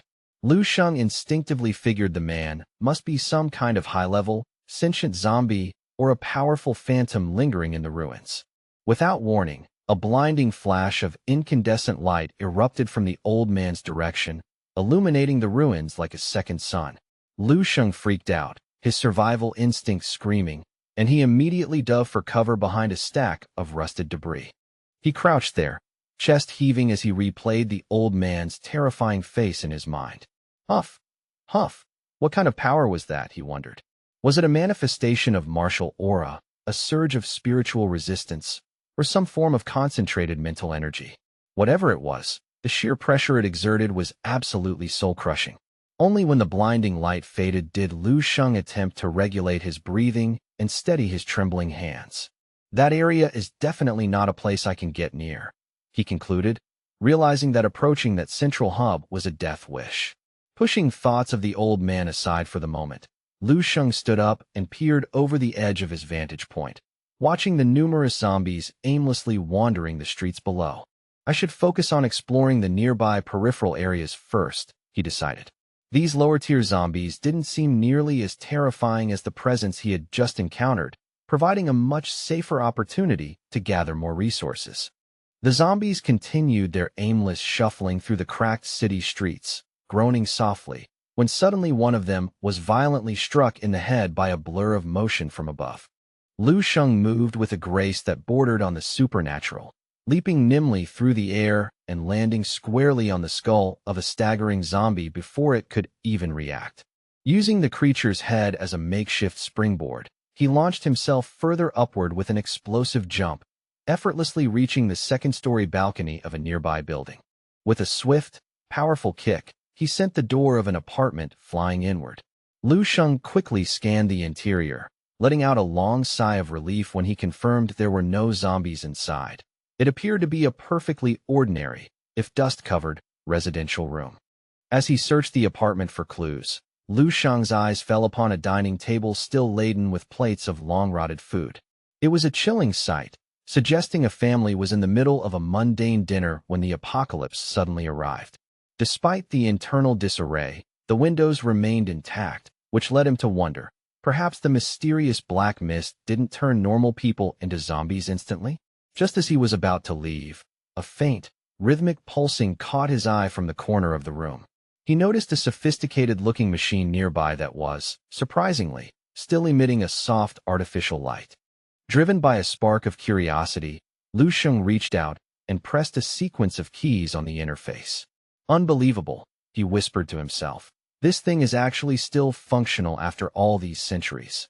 Immediately, a thin beam of crystalline light shot upward from the device, accompanied by the low, humming whir of ancient gears and cooling fans coming back to life. Exiting standby mode. System reboot initiated. After a brief flicker, the machine projected a high-fidelity 3D hologram of a graceful figure. "Hello, sir," the avatar said with a polite bow. "Welcome to the Tanhang Technologies Interactive Terminal." Lu Sheng stared up at the shimmering holographic girl in total bewilderment. What exactly is this? A 3D projection or an immersive virtual reality system? Suddenly, he froze in place as a much more startling realization struck him. Wait a second. She's speaking the exact same language as me. How is that possible? Lu Sheng studied the 3D hologram with growing confusion. The linguistic structure was identical to the modern tongue of his own world. Is this an automatic translation protocol, or something deeper? He pondered. The digital assistant continued her spiel without hesitation. I am a proprietary product of Tanhang Technologies, an AI supported by a 16th-generation integrated neurointelligent brain. My primary function is to manage and oversee the network servers and civil systems of Base 1359. Lu Sheng could only stand there, baffled. An artificial intelligence, a quantum brain. This is clearly technology from a future far beyond my own. Seeing an opportunity to learn the truth, Lu Sheng issued a tentative command. Can you provide me with the news bulletins from the final days of this base? The AI's holographic eyes seemed to flicker with a simulation of enthusiasm. Of course, I am happy to assist, sir. Attempting to connect to the global Skynet and IT infrastructure. Connection to Skynet failed. Reverting to local protocols. Connecting to the internal civil archives of Base 1359. Connection successful. A complex array of holographic control panels materialized in the air before Lu Sheng. The AI's rhythmic, mechanical voice began to recite the archived logs. Martial Calendar Year 1124, June 21st.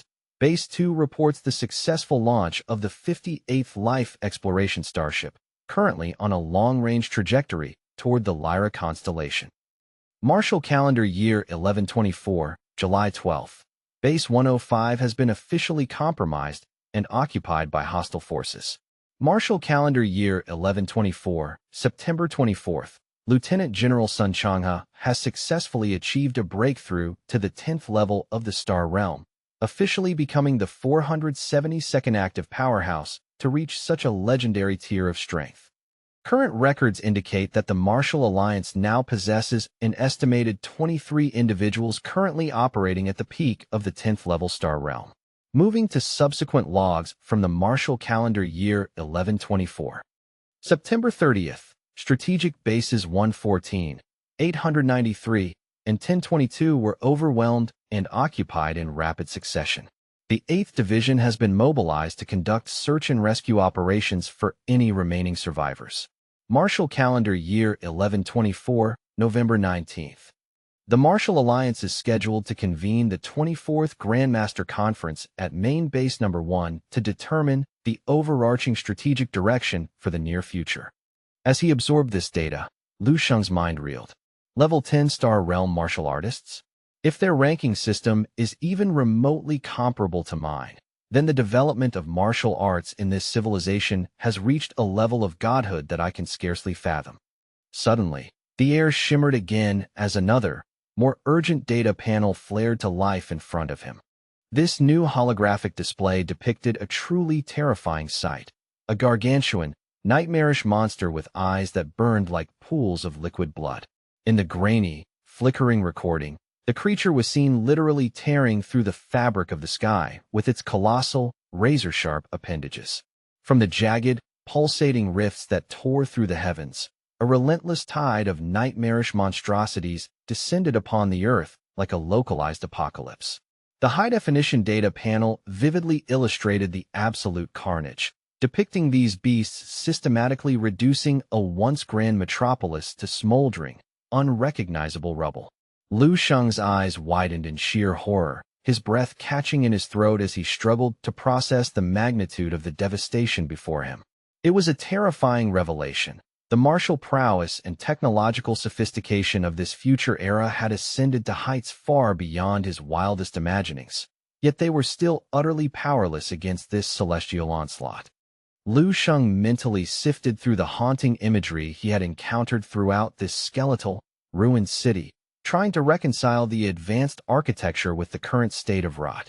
He realized with a cold shudder that regardless of the martial artist's rankings or the staggering height of the fortified city walls, nothing had been sufficient to shield humanity from the monster's lethal, armor-piercing claws.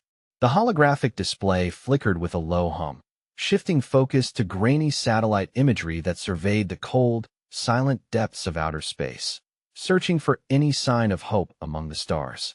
As the disparate pieces of the historical puzzle finally fell into place, Lu Sheng reached a grim and inevitable conclusion regarding the fate of the ancients. Pushed to the very brink of extinction and facing an unwinnable war on their home turf, the leaders of that era had made the desperate choice to abandon their ancestral home entirely. They had launched massive colonization efforts, sending ships into the dark, unforgiving void to scour distant star systems for a second habitable world where the embers of human civilization might be rekindled.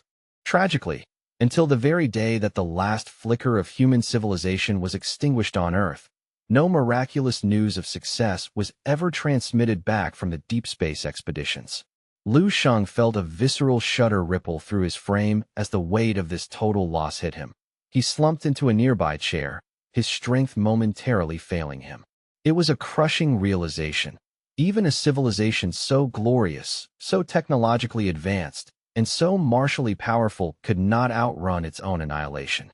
A profound sense of pity for these lost millions and their failed exodus welled up within his soul.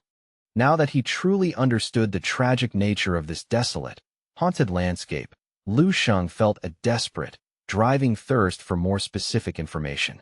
AI, can you provide me with a comprehensive chronological history of this world's decline and eventual fall? He requested, his voice echoing in the empty room. The holographic assistant offered a subtle, programmed smile of compliance, its form flickering slightly. Commencing deep-dive investigation into global historical archives, it replied. A new, densely packed document materialized in the air before Lu Sheng, and he began to pore over its contents, silently mourning the fate of a world that felt increasingly, and terrifyingly, familiar. It was almost inconceivable that a world of such immense martial power had ultimately succumbed to this cataclysm. However, a spark of fierce hope ignited in Lu Sheng's mind amidst the despair. Perhaps within the detailed records of their failure, he could find the crucial knowledge needed to steer his own timeline away from this horrific destiny. If he could learn from their strategic mistakes and technological oversights, he might just find the key to saving his own world from the same crushing fate. The AI's rhythmic, mechanical voice cut through the heavy, stagnant silence of the ruins like a bell. Martial Calendar, Year 1. Cataclysmic rifts of unknown origin manifested simultaneously across all major continents. Vast legions of extraterrestrial monstrosities emerged from these spatial ruptures, initiating a worldwide conflict that would fundamentally redefine human history and survival.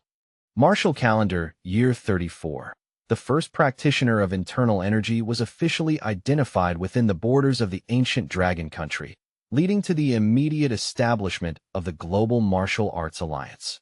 As the AI spoke, Lu Sheng's skin turned clammy, and a cold sweat broke out across his brow. A terrifying thought struck him like a physical blow. Wait, this timeline matches the recorded history of my own world perfectly. Is this actually happening? Is this really my home? He remained frozen in silence, too overwhelmed by the implications to voice another question. After a few moments of intense, rapid-fire contemplation, he arrived at a hypothesis that chilled his very marrow. The evidence presented by the terminal was undeniable. The same root language, identical grading systems for martial power, and even the exact same terminology used for practitioner divisions. All the signposts of civilization pointed toward a single, unified reality rather than a parallel world. The horrifying truth finally solidified in his mind with the weight of a mountain. What he was witnessing wasn't the tragic end of some distant, alien world. Instead, he was standing amidst the skeletal remains of his own home, seeing the inevitable devastation and the absolute silence that awaited humanity 10,000 years into the future if nothing was changed. Part of his mind desperately rejected such a grim inevitability, frantically searching for any logical loophole or error in the AI's data. Lu Sheng tried to convince himself that there had to be another explanation. Perhaps he was misinterpreting the dates or missing some vital piece of the puzzle that would prove this wasn't his direct future. "Hold on," he muttered, his voice cracking as it echoed in the hollow room. "This might not be my specific timeline. It could be a freak coincidence or perhaps a divergent parallel universe." Lu Sheng stood up, his voice rising with a mix of desperation and urgency as he addressed the holographic figure. "AI, search the database for specific historical records of individual humans from the early martial era. Show me the census data from my time." A digital chime rang out, and a cascade of files suddenly flooded the red-tinted holographic interface. The search completed in a fraction of a second, yielding 36 specific results that matched his criteria. Lu Sheng's finger trembled visibly as he reached out to point at a personal information dossier that sat at the top of the list. The header on the file caught his eye immediately, sending a jolt through his nervous system. Martial Calendar Year 297, June, the exact month and year of his own birth. "It's me. It's undeniably me," he whispered, his heart hammering against his ribs with frantic intensity. The data was unequivocal, yet it painted a pathetic and heartbreaking picture of his destiny. According to this history, he was destined to live a short, unremarkable life, dying at the age of only 28. The low-resolution profile image attached to the file depicted a sickly, hollow-eyed version of himself that looked nothing like the warrior he aspired to be. The text described him as a gaunt, unremarkable commoner. Full name: Lu Sheng. Lifespan: Martial Calendar 297, June to 325, February. Marital status: single. Historical impact: negligible. Lu Sheng gritted his teeth, a surge of defiance masking his fear, and commanded the AI, "Keep searching. Find the records for my family members. Search for Lu Qingha." The screen flickered, shifting to a record from March of the martial year 299, showing a name that made his heart skip a beat. Lu Qingha. The holographic assistant, AI, slowly shook its head in a gesture of programmed regret, its features softening with a semblance of empathy. "I am sorry, guest, but your current guest status provides insufficient administrative authority. Information regarding registered martial artists and high-level practitioners is strictly restricted and cannot be accessed by unauthorized personnel. To proceed with a full record search, please provide a biological blood sample to establish a verified account and determine your clearance level," the AI stated calmly. Lu Sheng looked down at his palm, a skeptical and wary frown deepening on his face. "Establishing an account requires my actual blood? Is this some kind of high-tech joke?" He glanced at the terminal, wondering if a needle would emerge from the console, but before he could react, the holographic AI reached out, grasped his finger with a surprisingly tangible touch, and performed a sharp, simulated bite. Lu Sheng's face flushed a deep crimson, caught completely off guard by the AI's unorthodox and surprisingly lifelike behavior. "Hey, what was the point of that?" he stammered, pulling his hand back. The holographic girl released his finger, a small, shimmering drop of digital blood visible on her tongue as part of the data ingestion simulation. Then, the AI closed its eyes, its form glowing as it processed the complex genetic information contained within the sample. Analyzing biological sample. Success. Identity confirmed. Initiating deep-level investigation of the central archives, the AI droned, its voice gaining a metallic resonance. Lu Sheng's face remained hot with embarrassment as he awkwardly nursed his pricked finger, feeling a bit foolish. Good grief, the developers of this future tech really didn't hold back on the sensory realism. Even for a virtual interface, he grumbled under his breath. Suddenly, the clear holographic display distorted into a chaotic, scrambled image of jagged static and blinding light. Seeing this sudden and violent anomaly, Lu Sheng's confusion turned into a sharp sense of unease. He stepped back from the flickering console, his eyes scanning for a manual override. Wait, what's happening? Is there a system failure or some kind of fatal error in the data stream? The AI's eyes snapped open, widening with an intensity that seemed almost human, as the entire information stream was suddenly flooded with a brilliant, warning shade of crimson. Biological signature verified against high-priority protocols, the AI announced, its voice now tinged with an urgent, authoritative edge. Initiating the Fireseed Project reactivation sequence. With a graceful, sweeping motion of her hand, she generated a new series of scarlet-hued files, the once cool blue interface transforming into a vivid, pulsating red. Establishing high-priority link to the Central Military Resource Library of Base 1359. Connection successful. Full administrative authority granted to the user, the AI declared with a formal bow. Lu Sheng's brow furrowed in utter bewilderment. The term Fireseed Project meant absolutely nothing to his current self. Was it some sort of last-ditch contingency plan for planetary evacuation or species preservation? Before he could ponder further, a red data panel manifested, showing a portrait of himself at a much older age, scarred, battle-hardened, and radiating a palpable sense of power. The text below the image read, full name, Lu Sheng. Lifespan, Martial Calendar 297, June to 334, August. Martial rank, Grade B Martial Artist. Administrative authority, Level 2 clearance. Lu Sheng stood frozen in shock, his mind reeling as he compared the two conflicting records. Why has my historical profile shifted so drastically and suddenly?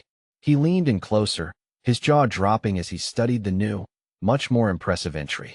It was as if the very fabric of his future had been rewritten in real time by the terminal, reflecting a life of far greater consequence and martial achievement. He frantically clicked to view the expanded details of this new timeline. This version of Lu Sheng had been the top student of his graduating class at the Manhwa Academy, a feat he currently only dreamed of. He had achieved a prestigious rank of 23rd in the entire Manhwa province during the provincial exams, successfully securing a highly coveted spot at the elite Manhwa Martial Arts University. The record continued to unfurl. Enlisted in the military 3 years after university enrollment. Served with distinction in the Tanan military region. Status, deceased. Killed in action during a Level 4 beast tide at age 37. Rank, lieutenant. No unique historical contributions or legacy recorded.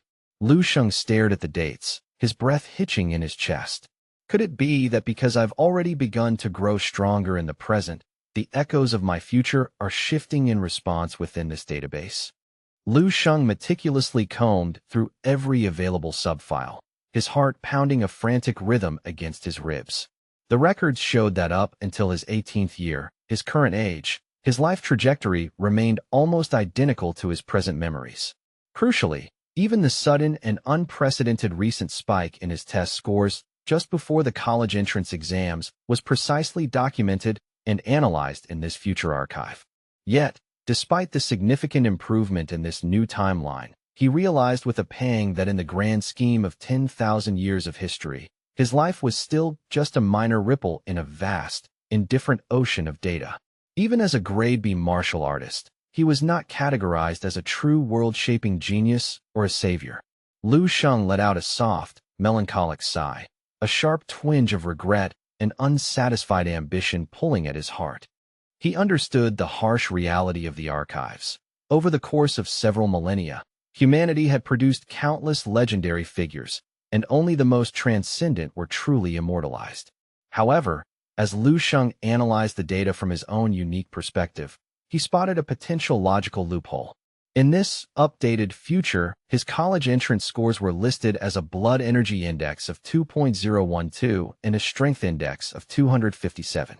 If I return to the waking world and continue to maintain my current training intensity while utilizing the advanced breathing techniques I've learned from these memories, he mused, then reaching those specific benchmarks in 200 days would be a standard, almost automated progression for someone with my current foundation. But if I can continue to harvest forbidden knowledge and cultivate my power within this dreamscape night after night, Lu Sheng whispered, his eyes flashing with a new, dangerous ambition, then my results should logically shatter those predictions, shouldn't they? He felt a surge of defiant, predatory energy. Why should he settle for being 23rd in the province? He should be at the very top of the national rankings, a name known by every citizen in the country. His gaze hardened into a mask of iron resolve. My future will not be confined to a mediocre lieutenant's rank or a battlefield death at 37. If I transcend my current limits, I can fundamentally rewrite the destiny of this entire world. And if I can change my own fate so drastically, he thought, perhaps I can also find a way to help all of human civilization escape the total destruction I see written in these ruins. Lu Sheng's fingers curled into a tight, powerful fist as the crushing weight of his newfound purpose settled firmly onto his shoulders. I must do more than just survive. I must change the very course of human history and strive to turn the tide for all of mankind against the beast tides. A fierce, unquenchable fire ignited within Lu Sheng's heart, burning away his lingering doubts and leaving only cold, hard determination in its wake. That inner fire continued to burn with increasing intensity, radiating through his every thought and action. Early the following morning, within the familiar confines of their apartment, Zheng Yufan was busy setting the breakfast table with steaming dishes of rice and vegetables. Lu Sheng and Lu Qinghe were already seated, waiting for the meal to begin in unusual silence. His mother paused mid-motion, noticing that Lu Sheng was still dressed in his comfortable casual clothes instead of his standard school attire. "Sheng, why haven't you changed into your uniform yet? Are you not planning on attending your classes at the academy today?" Lu Sheng reached for a warm bun, offering a calm and reassuring reply to his mother's concern. "Actually, Mom, the instructor, Zhong Jinghua, has granted me special permission to focus on independent study at home for the time being. I won't need to attend the regular daily classes at the academy anymore." Zheng Yufan blinked in confusion, her brow furrowing as she mumbled, "Independent study? I've never heard of such a thing being allowed before. Is everything truly all right at school?" Lu Qinghe also frowned, her sharp mind immediately probing for the hidden logic behind such an unprecedented arrangement. "That's certainly a first for someone in our graduation year," Lu Qinghe noted, her gaze lingering on her brother with a mix of suspicion and newfound curiosity. A moment later, Lu Sheng pushed back his chair and rose from the table, his movements fluid and efficient. "I'm finished," he said, offering his mother a warm, genuine smile. "I'm going to head to my room to begin my first intensive training session. Mom, would you mind taking care of the cleanup for me?" Zheng Yufan beamed at his newfound dedication to his path. "Of course, go right ahead. Just make sure you don't overexert yourself. Remember to prioritize your health above all else." Lu Qinghe, however, simply pursed her lips, her eyes narrowing as she watched him disappear into his room. That brother of mine. He feels fundamentally different lately, almost like a stranger, Lu Qinghe thought, her brow still knitted in deep concentration. The goofy, somewhat aimless sibling she had always known seemed to have vanished entirely, replaced by a version of Lu Sheng that was remarkably calm, focused, and shrouded in an aura of quiet, formidable mystery. Would you like me to continue the narration, perhaps focusing on Lu Sheng's first attempts to extract specific high-level martial arts techniques from the Fireseed Project database? Gently closing the door to his room, Lu Sheng turned around and let out a long breath, stretching his weary arms to release the tension of the day. Suddenly, the rhythmic vibration of his phone broke the silence. He checked the screen and answered immediately. "Hello, Instructor Zhong," he said respectfully. Zhong Jingwa's familiar, gravelly voice crackled through the receiver from the other end. "Lu Sheng, have you received the notification for the school scholarship yet? I recommend you check the official school website later this evening to confirm the details." Lu Sheng nodded instinctively, replying, "Yes, sir, I'll be sure to do that. I appreciate the heads up." "Thank you for your hard work and dedication," Zhong Jingwa added, his tone shifting to one of mild curiosity. "By the way, why aren't you on campus today? I thought we were scheduled to sit down and discuss the specifics of your upcoming class schedule."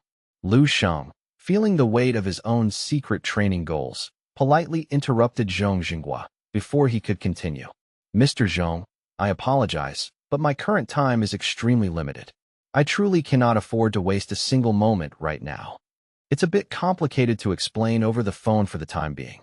I'll call you back as soon as I have an update or if anything urgent arises," Lu Sheng stated firmly. Zhong Jingwa clearly had more to say, perhaps wanting to offer further guidance, but Lu Sheng had already ended the call. Sitting down cross-legged in the center of the room, he cleared his mind and began his practice. He knew that now was not the time to be distracted by academic formalities or social obligations. His inner resolve hardened. "I need to showcase the full extent of my talent and truly amaze everyone," he thought to himself. "Only by demonstrating an overwhelming level of potential can I secure the high-level resources necessary for my growth. I must ascend to the top of the martial hierarchy with absolute speed. Only then can I wield the influence required to fundamentally alter the dark future I've witnessed." Within the quiet, dim confines of his old room, Lu Sheng spoke aloud to the void.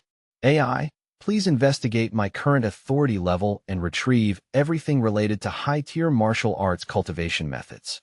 I need full access to comprehension records and historical data." The AI's synthesized voice responded instantly.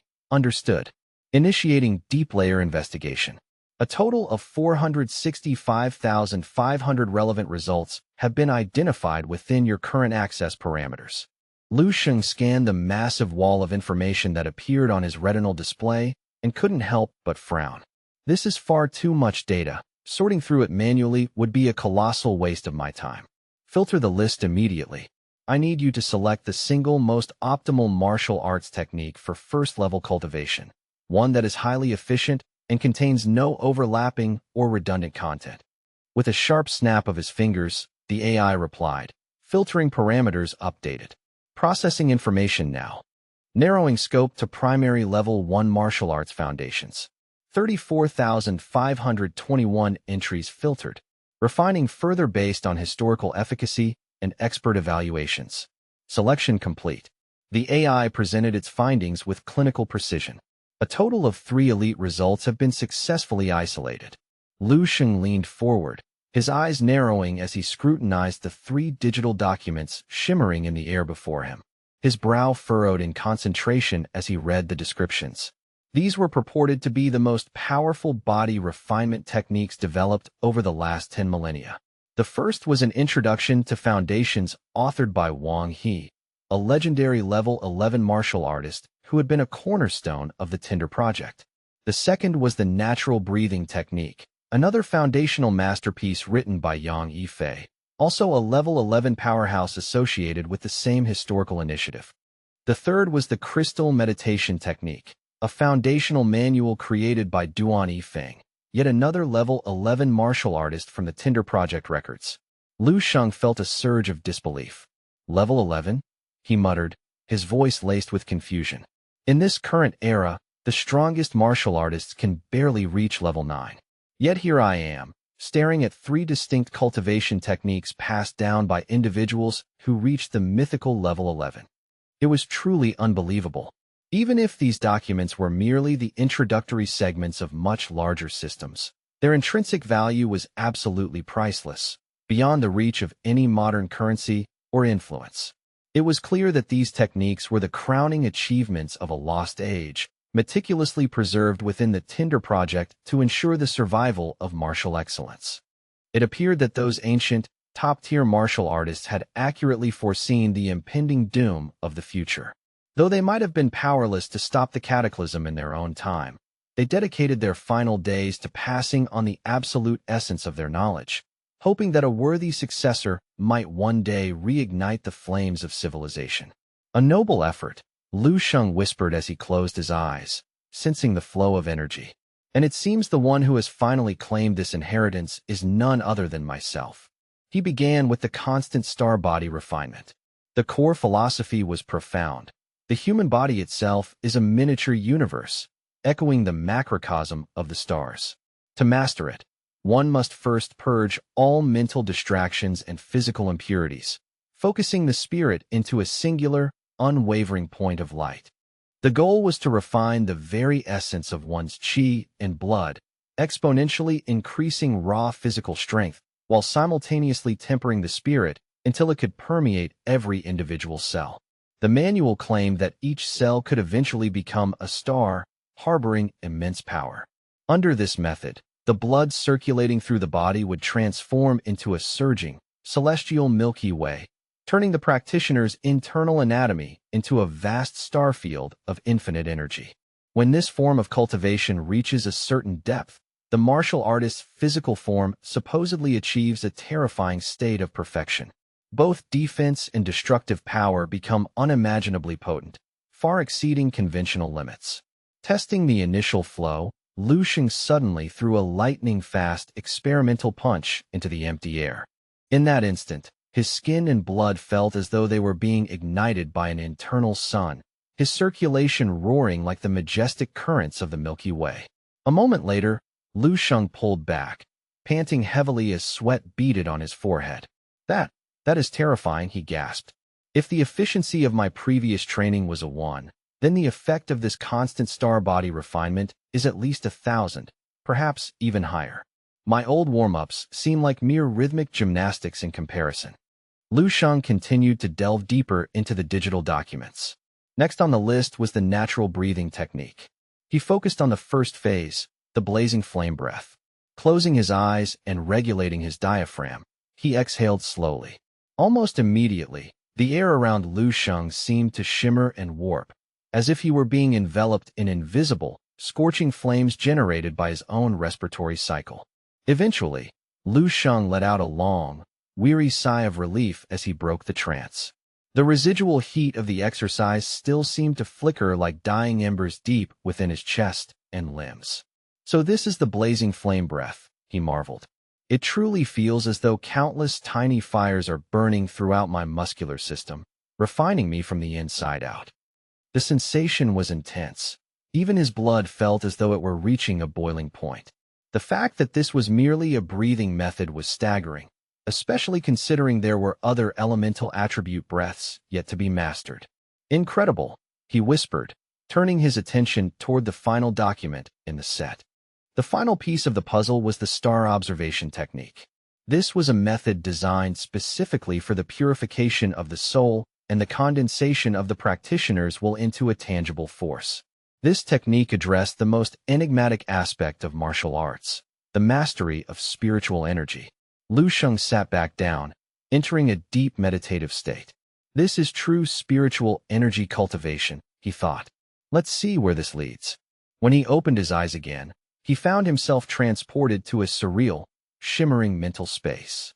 Standing before him was another version of himself, curled into a fetal position in the void. Lu Sheng was stunned. This must be the spiritual world. Lu Sheng stood in front of this enormous, spectral version of his own self, reaching out a hesitant hand to touch its surface. He understood now that tempering spiritual energy was the most vital component for any true martial artist. A warrior with an iron will and zero mental distractions would always surpass those with weak resolve, both in raw combat power and cultivation speed. But the question remained, how exactly did one cultivate such an abstract force? In a moment of frustration and experimentation, Lu Sheng metaphorically kicked his spiritual self in the head, then began observing the entity from every possible angle, searching for a clue. It was incredibly confusing. This is exhausting, Lu Sheng sighed wearily. I suppose I can only hope to learn the nuances of this slowly over time. He finally forced himself awake, his eyes opening with a heavy drowsiness. His spirit and body were both utterly drained. Escaping that mental matrix. Haha, it's so tiring. That was definitely not a normal dream. Then, he glanced down at the floor next to him. Gross, is that all for me? Lu Sheng looked at the dark, muddy stains he had left behind on the floor with a mix of disgust and joy. It was the undeniable physical proof of successful cultivation, the purging of deep-seated toxins and impurities. He smiled, standing up and peeling off his sweat-soaked clothes. Time for a long shower. The combined effects of the constant star body refinement and the natural breathing felt like a total system upgrade. As he had suspected, they were capable of eliminating fundamental impurities, and the results were nothing short of miraculous. After cleaning up, Lu Sheng picked up a small bottle of supplements from the desk. My cultivation speed is accelerating at an unprecedented rate. Tomorrow, once I head to the academy to collect my scholarship, I can begin the process of concocting my own medicine. His eyes sparkled as he looked at the bottle. The advanced alchemy techniques from 10,000 years in the future wouldn't just boost his strength. They had the potential to revolutionize the entire pharmaceutical industry of this era. Later, at Baihao Academy, several students were resting outside the administration office. Zhong Jinghua approached Lu Sheng and handed him a slim plastic card. Here's your allowance. Next time you need to be absent for private training, make sure you notify me properly beforehand, he said with a stern but fatherly tone.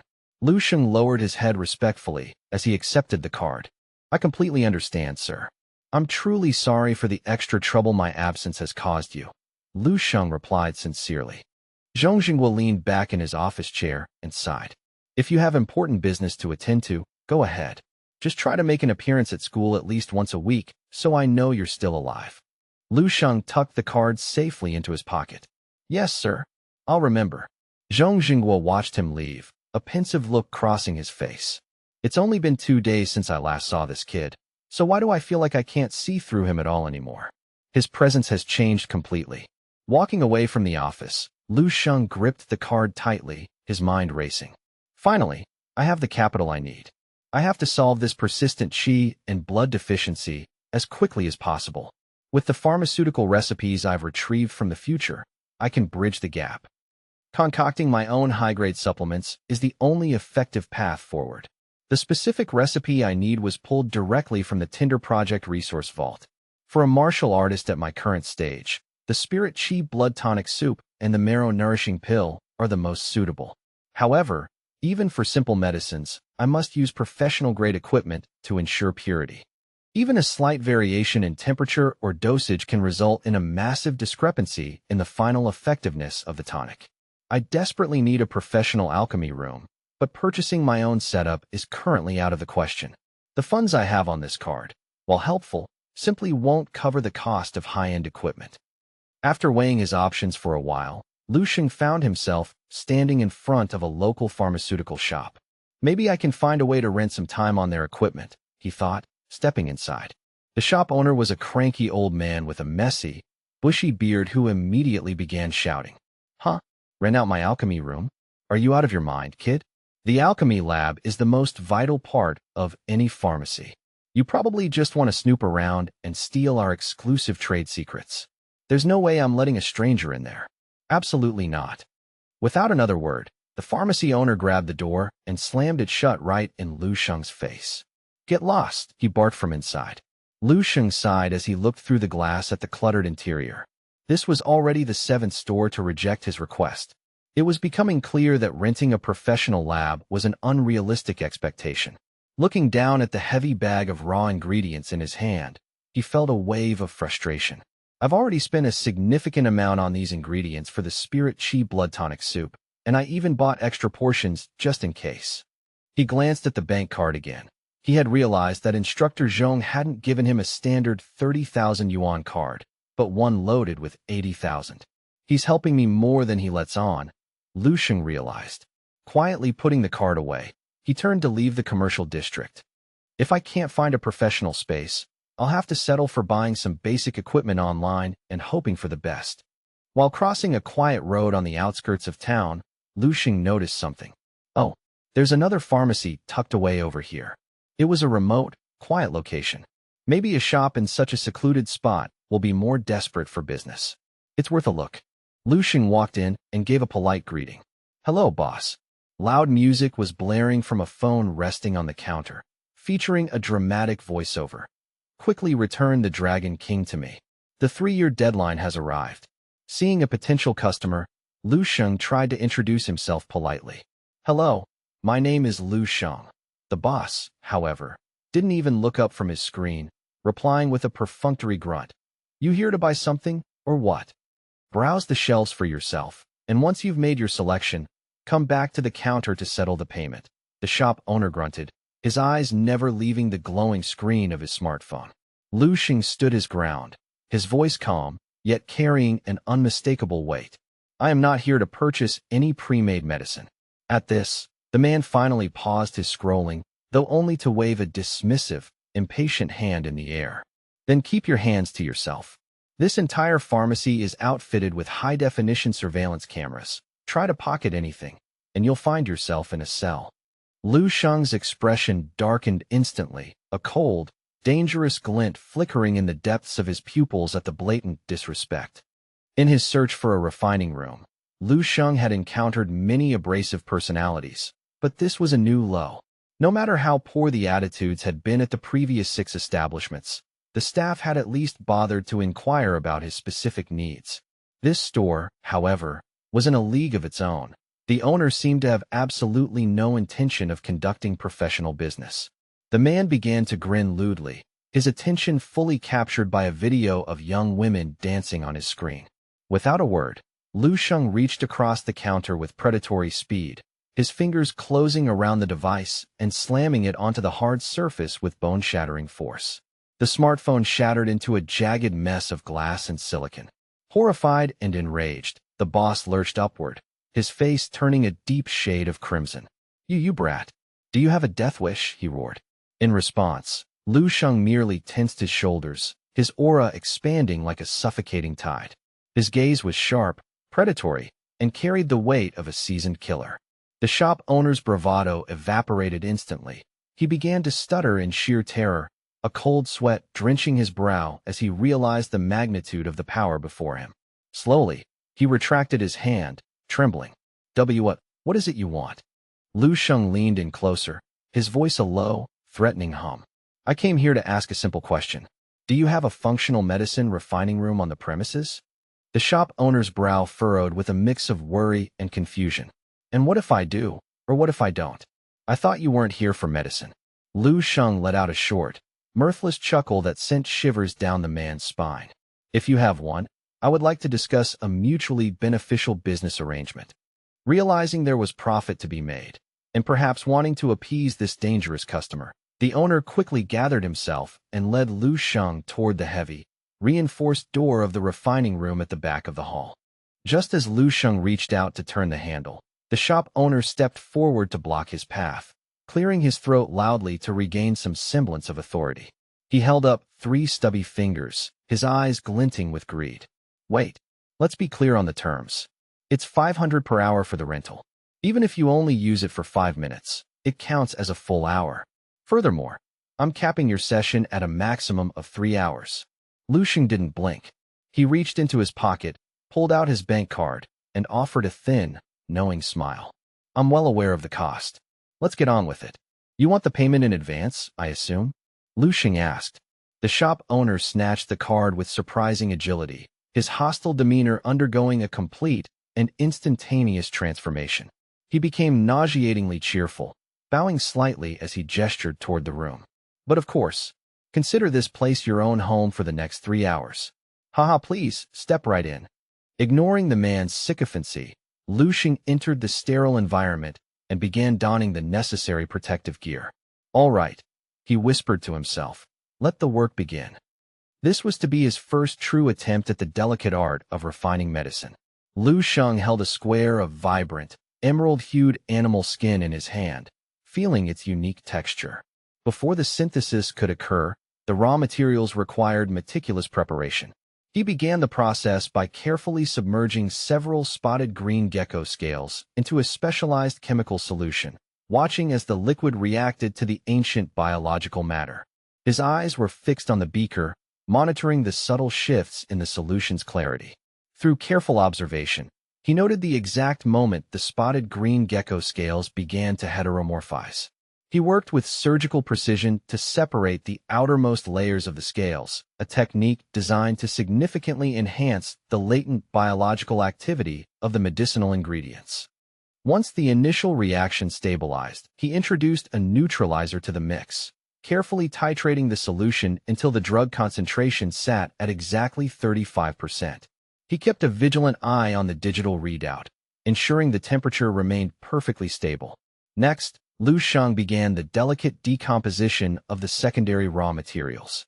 He utilized the facility's laser radiation module to condense a moonstone, meticulously adjusting the frequency of the radiation until the invisible energy became a visible, focused beam of pure, purifying light.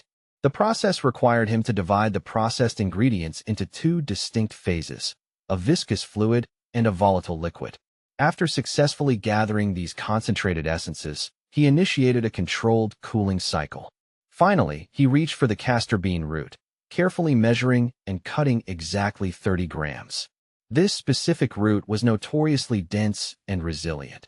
Even a milligram's deviation in dosage could potentially ruin the entire batch, necessitating a level of control that would strain most novice pharmacists. With the primary processing complete, he began the final stage of adjustment, aligning the mixture with the specific medicinal properties required by the Tinder Project's recipe. He blended the substances according to a rigorous ratio and a specific chemical reaction sequence. After several tense minutes of waiting, the solution finally stabilized into a shimmering, potent liquid, the spirit-strengthening blood tonic. Holding the vial up to the light, Lu Sheng felt a surge of triumph. "Success," he murmured, his voice filled with quiet satisfaction. "I truly didn't expect to achieve a perfect synthesis on my very first attempt," he mused, looking at the glowing concoction. But then again, this is a tonic developed with the peak knowledge of 10,000 years into the future. Its complexity and potency are far beyond anything this era has ever seen. Lu Sheng peeled off his protective mask, the sterile air of the lab hitting his face.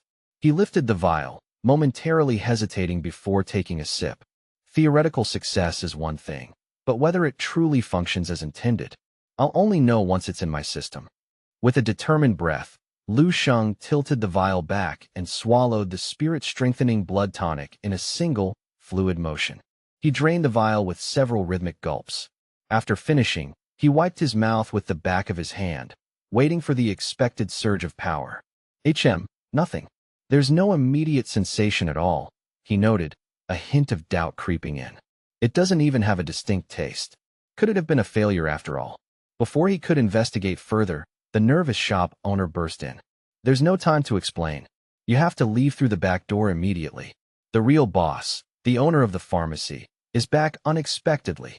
The scene shifted to the exterior of the shop, where a sleek vehicle had just pulled to a stop. A young woman stepped out, her movements elegant and purposeful. Dressed in professional attire of white and jade green, she strode into the pharmacy with an air of authority. She headed straight for the experimental table in the back, carrying a specialized container filled with test tubes and various rare, freshly harvested herbs. The young woman was sweating profusely, her face pale with exhaustion. She hurriedly uncapped one of her own test tubes and took a direct, experimental mouthful of the contents. Her face twisted into a mask of bitter disappointment, and she slammed the vial down on the counter. "Still no good," she cried out in frustration.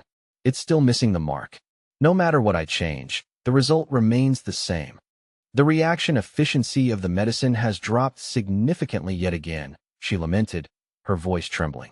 "At this rate, it is completely unable to exert its intended medicinal properties. This is useless. A failure like this cannot be considered a tonic by any professional standard. It's barely better than flavored water." Nearby, a television mounted on the wall blared a loud, obnoxious advertisement. A hypermuscular man with a gleaming, confident smile flexed his arms for the camera. "Martial artists of the new era, stand up," he shouted. "Why should you ever accept the limits of your own abilities? Why say your strength isn't enough when greatness is just a bottle away? Let the failures of the past fly away with the wind. Don't let the shadows of yesterday linger in your heart. You must seize the present to reap the glorious rewards of the future." Presenting the Dragon and Tiger Kidney Tonic, the ultimate supplement for the modern warrior. "Because you deserve the best," the man on the screen finished.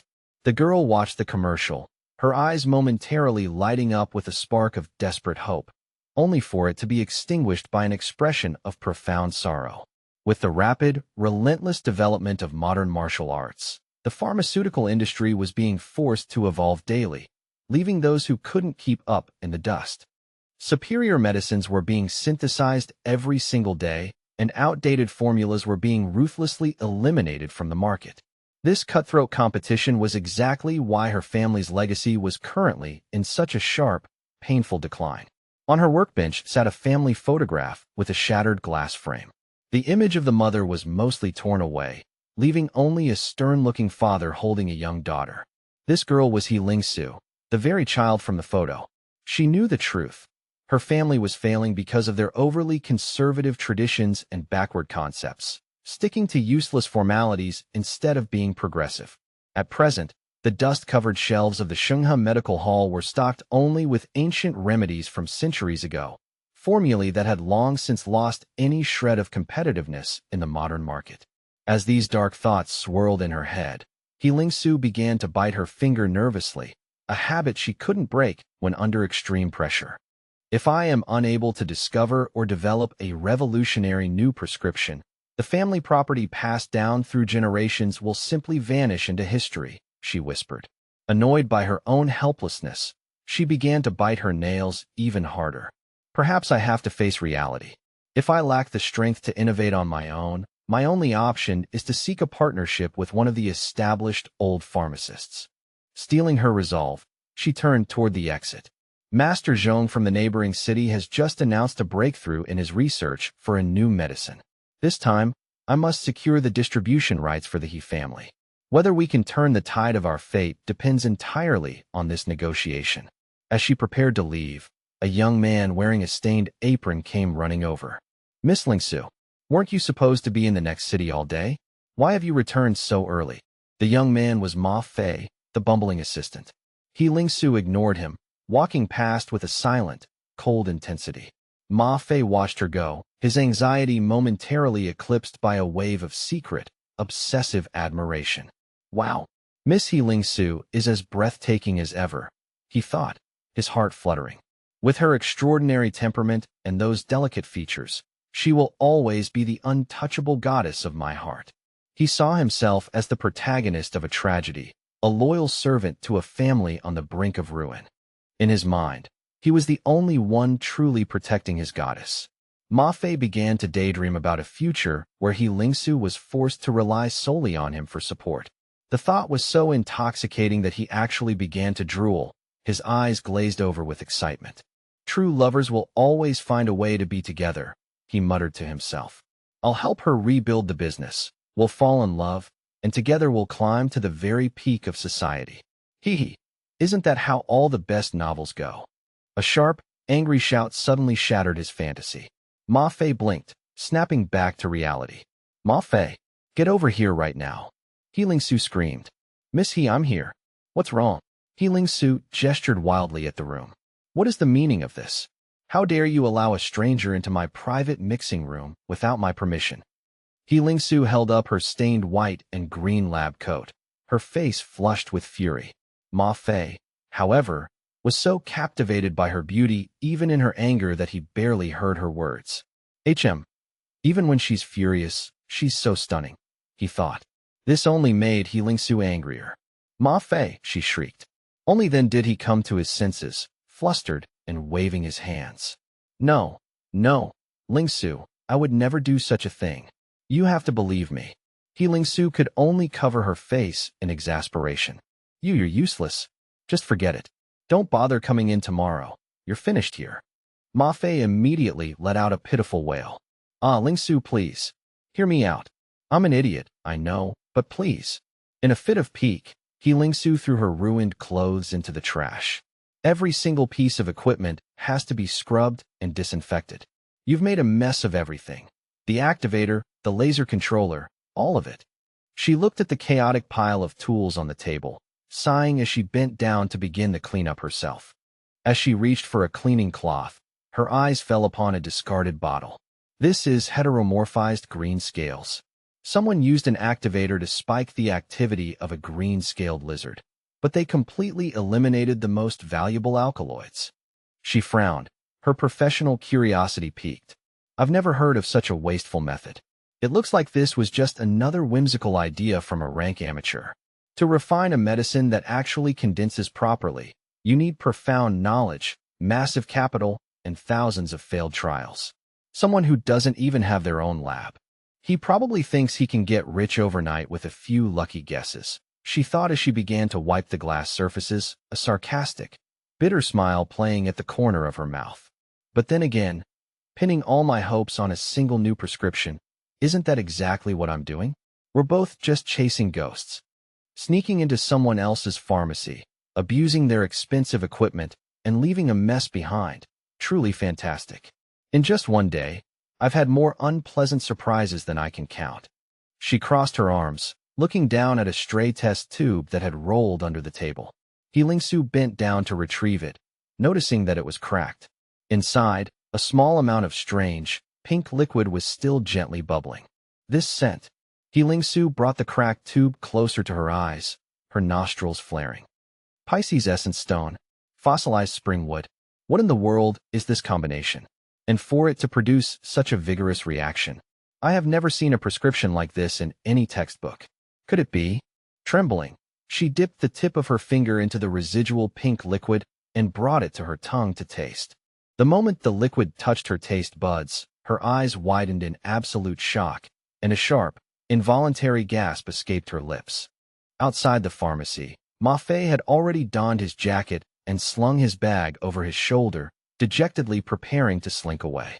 That stinky kid who rented the room almost got me killed, he grumbled.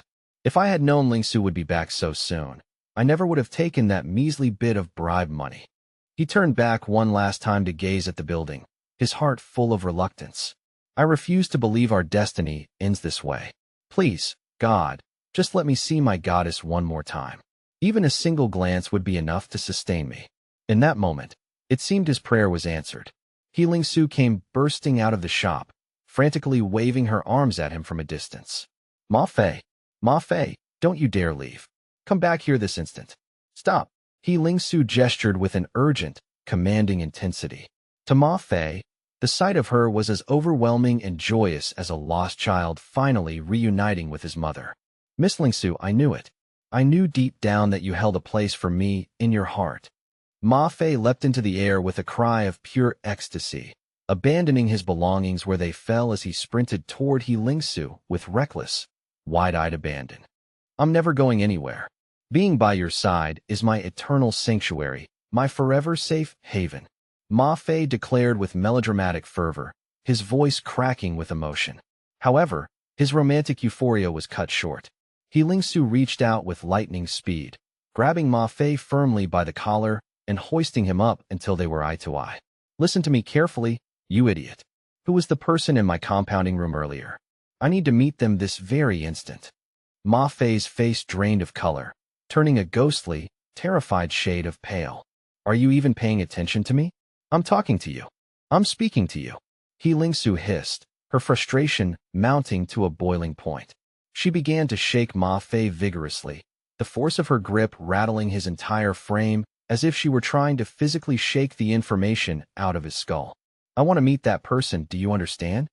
If you can track him down and bring him to me, not only do you keep your job, but I will personally grant you a double raise starting immediately. Wait, I have his contact information right here on my phone. Ma Fei managed to stammer out, fumbling with his device. Lingsu snatched the phone with predatory speed, tossing Ma Fei to the ground like he was nothing more than discarded trash. Her mind raced as she reviewed the data. The blood-boosting efficacy of the potion he had brewed was easily 10 times more potent than any supplement on the market priced under 100,000 yuan. Furthermore, it possessed incredible secondary effects, whitening the skin and drastically boosting muscular function. The most staggering part was that the primary ingredients were all common, low-cost herbs, totaling less than 5,000 yuan in total expenses. This was literally a world-class breakthrough in pharmaceutical science. Finally, I've found him, she whispered, her eyes shining with renewed hope. This is the miracle the He family needs. This is our chance to reclaim everything. He Lingsu pressed the phone to her ear, her heart pounding against her ribs. Meanwhile, Lu Sheng, who had been immersed in deep cultivation, felt a sudden and profound breakthrough within his meridians. The stellar body refinement technique truly lived up to its legendary reputation as an 11th grade method from 10,000 years in the future. The sheer speed at which it tore through the limitations of human potential was nothing short of insane, a feat totally unimaginable by current martial standards. If I keep up this momentum, will I actually manifest a literal star within my body? Lu Sheng wondered, feeling the cosmic energy swirl. He realized the natural breathing method was straight-up magic, a superpowered ability that served as the perfect catalyst. Without its tempering effect, the body refinement results wouldn't be nearly this profound. His vitality and inner chi had increased by a staggering margin, and the muscle-enhancing tonic he had refined was working wonders on his physique. He had only managed to produce 12 vials earlier that day. Given his current metabolic demands and advanced physique, he would need to consume at least 2 bottles daily to maintain this explosive growth. I'll need to tweak the potency of the recipe in 6 days, he mused. Suddenly, his phone buzzed on the desk. Lu Sheng picked it up with a calm, "Hello. Greetings, Grandmaster. I apologize for the sudden intrusion. My name is He Lingsu, and I am the director of Shenghe Medical Hall. I've personally examined the medicine you left behind, and I am convinced it is going to be a complete game-changer for the industry. I am calling to propose a formal partnership. Shenghe Medical Hall is prepared to go all out to promote and distribute this product." On the other end of the line, Lu Sheng replied with a detached, professional tone. "Yeah, that sounds acceptable. We can discuss it. Let's schedule a meeting in 1 week," Lu Sheng concluded calmly. He Lingsu froze, her eyes widening in disbelief. "A week? Could we not meet immediately? Hello? Grandmaster." The line went dead. "A week? No way. I can't wait that long." Driven by a mix of excitement and desperation, she grabbed Ma Fei by the collar once more. "From this moment on, your only priority is to help me locate that Grandmaster within the next 6 days. Move. I will reward you with a bonus of 10,000 yuan for every single day you save me. Do you understand?" Ma Fei was instantly overjoyed, his eyes sparkling. "Seriously, boss? You've got to keep your word." "Oh, but it seems like you might have misunderstood something important. The person who borrowed the compounding room earlier, he was only a teenager. He looked exactly like a high school student. Are you absolutely certain he's the alchemy grandmaster you're talking about?" He Lingsu stood there, completely flabbergasted, her jaw nearly dropping at the revelation. A student? A mere high schooler produced that tonic? Just what the heck is he? What kind of monster have I stumbled upon? Deep within his meditative dreamscape, a zombie lunged at Lu Sheng, only to be met with a devastating, killer uppercut. The force of the blow sent its head flying off, killing it on the spot. Behind the falling corpse, another creature appeared, clutching the severed head of its fallen kin as a thick, toxic cloud of purple smoke began to billow from its rotting form. Lu Sheng dropped into a combat stance, his eyes narrowing as he locked onto the massive entity. Bring it on. You're my primary target today." The zombie snarled, revealing its true form as a hulking, mountain-like muscular monster. It was missing an entire arm, and a tattered, ancient cloak fluttered around its decaying, powerful frame. The creature casually crushed the skull of the unlucky zombie in its grip and tossed the remains aside like garbage. Lu Sheng didn't want to waste another second and immediately charged forward, closing the distance in a blur. "Can a level 1 martial artist like myself truly defeat you, a level 4 powerhouse?" Before Lu Sheng could land a strike, the monster's fist blurred toward him. Luckily, he noticed the shift in air pressure just in time and crossed his arms to block the massive punch. Despite the block, the sheer kinetic force sent Lu Sheng hurtling backward across the dreamscape. He stared at the monster, sweat pouring down his face like bullets. He's too strong, Lu Sheng gritted his teeth. His raw physical strength is more than double my own current output. The zombie gave him no quarter, rushing forward to launch a fierce, relentless attack.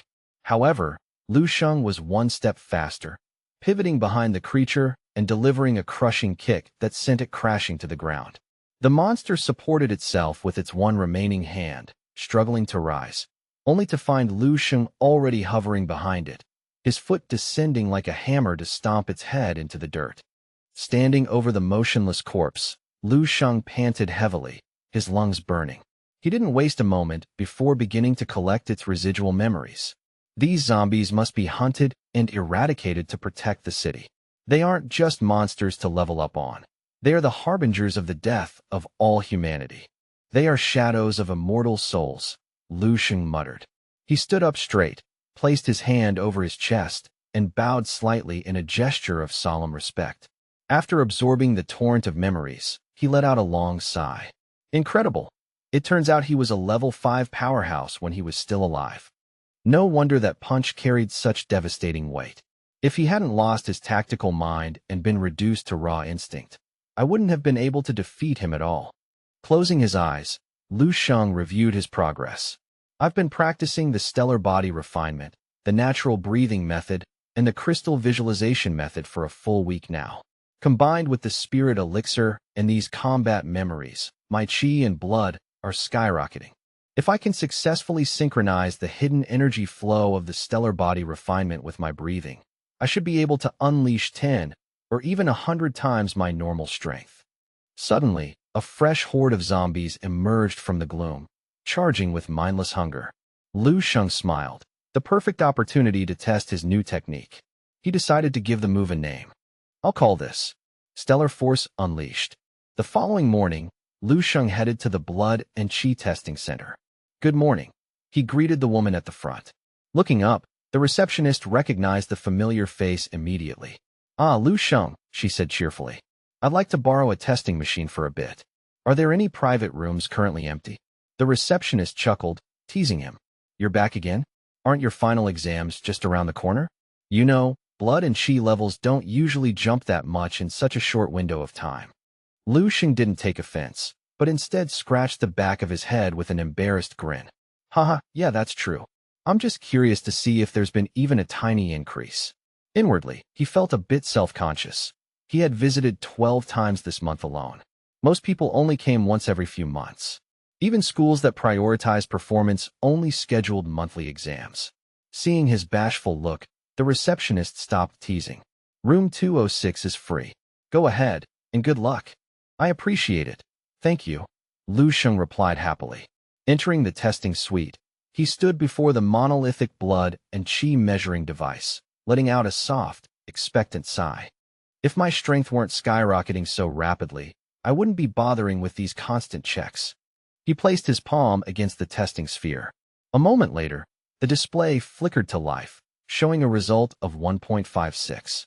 Lu Sheng was stunned by the rapid increase. It jumped that much?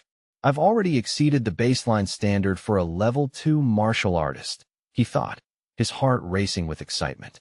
Reflecting on it, the result was perfectly logical. He possessed the most sophisticated martial secrets of the future and the support of advanced medicinal tonics. It would be far stranger if his growth rate weren't this staggering and exaggerated. With a determined look, he rolled up his sleeves, preparing for the next phase of the check. All right, let's see how the combat power is looking. He stepped toward the heavy-duty test dummy and unleashed a concentrated punch with explosive force. As the smoke generated by the friction of his fist gradually dissipated, the digital readout flashed a number that caught him by surprise. 3,137. An incredible result, more than double the standard for his current rank. Perhaps it was because of the synchronization in that punch just now, he wondered, but he immediately dismissed the thought. No, if that's the case, then my absolute highest combat power is even more unpredictable. I need to test this further. Eventually, He emerged from the room, met by the receptionist's warm smile. All finished. You seem very satisfied with the results. Lu Xing nodded, unable to hide his grin. Yes, very satisfied indeed. The receptionist smiled brightly, offering her encouragement. Then I wish you the best of luck on your upcoming exams. Keep up the hard work. Hearing the well wishes, Lu Xing gave a polite, slight nod. Thank you. I'll see you around. As he walked away, the receptionist watched his departing figure, murmuring to herself, he's so composed, and that smile is genuinely handsome. And just who are we talking about so intensely? A voice teased from across the lobby. The receptionist looked up and recognized Enai Chong, the daughter of the Enai Hongchuan Martial Arts School's headmaster, who was accompanied by her little junior brother. Enai Chong, sporting vibrant orange-pink hair and a stylish crop top, walked over with a playful smirk. I just took my little brother for his medicinal soak, and I find you already scoping out the eye candy at the door. Was that guy here for a checkup? The receptionist waved her hands in an embarrassed, flustered gesture. Oh, please, I wouldn't dare. He was just a local high school student, but I must admit, he was quite cool. The younger boy trailing behind Enai Chong let out a derisive scoff. Humph. What's the use of being handsome? Can you trade looks for power? In this society, only martial arts prowess is worth a damn. Judging by the plainness of his attire, he most likely hails from a perfectly ordinary, unremarkable family. In this world, checking his stats over and over is a futile exercise. Some things just can't be changed by effort alone. Enai Chong listened to these dismissive words, a slight frown marring her features as she pondered the harsh reality of their society. To be poverty-stricken while pursuing the martial path was a brutal handicap, as resources constituted nearly the entire foundation of the cultivation process. The scions of wealthy clans had been pampered with premium tonics and rare medicinal broths since their infancy, ensuring their qi and blood levels were already vastly superior to the average citizen before they even struck their first stance. Now, equipped with high-grade techniques and expert tutoring, the chasm between them and their less fortunate peers only continued to widen. It was hardly a shock that they so easily claimed the title of geniuses while standing on the shoulders of giants. She turned sharply and delivered a swift, disciplining knock to her little junior brother's head, her voice carrying a stern edge. Cease your arrogance and stop comparing yourself to those from ordinary backgrounds. You have no right to look down on them. The boy yelped in pain, rubbing the sore spot as Enai Chong continued her lecture. Precisely because you are afforded such prestigious resources, you should be working 10 times harder than anyone else. It is pathetic to be so smug and cocky over a modicum of achievement that was largely handed to you. Stung by the physical and verbal rebuke, the junior brother lowered his head, his voice small and apologetic. Wah? I'm sorry, senior sister. I didn't mean it like that. Suddenly, a flicker of mischievous curiosity lit up the boy's eyes as a new thought crossed his mind. He turned back to Enai Chong, his tone shifting to one of eager pleading. Hey, senior sister Enai Chong, please, just this once. I really want to see the results of that guy's checkup. Just a quick peek. Enai Chong blinked, her expression one of genuine confusion. Huh? Whatever for? Seeing that his senior sister didn't grasp his intent, he quickly explained, judging by his appearance, he only looks a few years older than me. Definitely a high school student. I want a benchmark. I want to see if all my grueling training sessions and expensive supplements have actually paid off compared to someone like him. Noticing Enai Chang's lingering hesitation, he grabbed her arm and began to shake it playfully, his voice rising in a whiny beg. If I don't see it, I'll be restless all day. Please, please, just one look. Enai Chong sighed, finally relenting under the pressure. Fine, fine. You win. But keep this in mind. He is just a normal person. Do not use his results to fuel your vanity if they happen to be low. Hearing her agreement, the boy let out a triumphant laugh. Of course, of course. Huh. The receptionist, having overheard the exchange, quickly retrieved the digital results sheet from the terminal. He was the only individual who came in for an independent checkup today, so his data is right at the top of the logs, the receptionist noted, handing over the tablet. Senior sister Enai Chong took the device, her eyes scanning the administrative details. This Lu Sheng was indeed a local high school student, just as they had surmised. However, As her gaze drifted down to the actual numerical data, her composure shattered.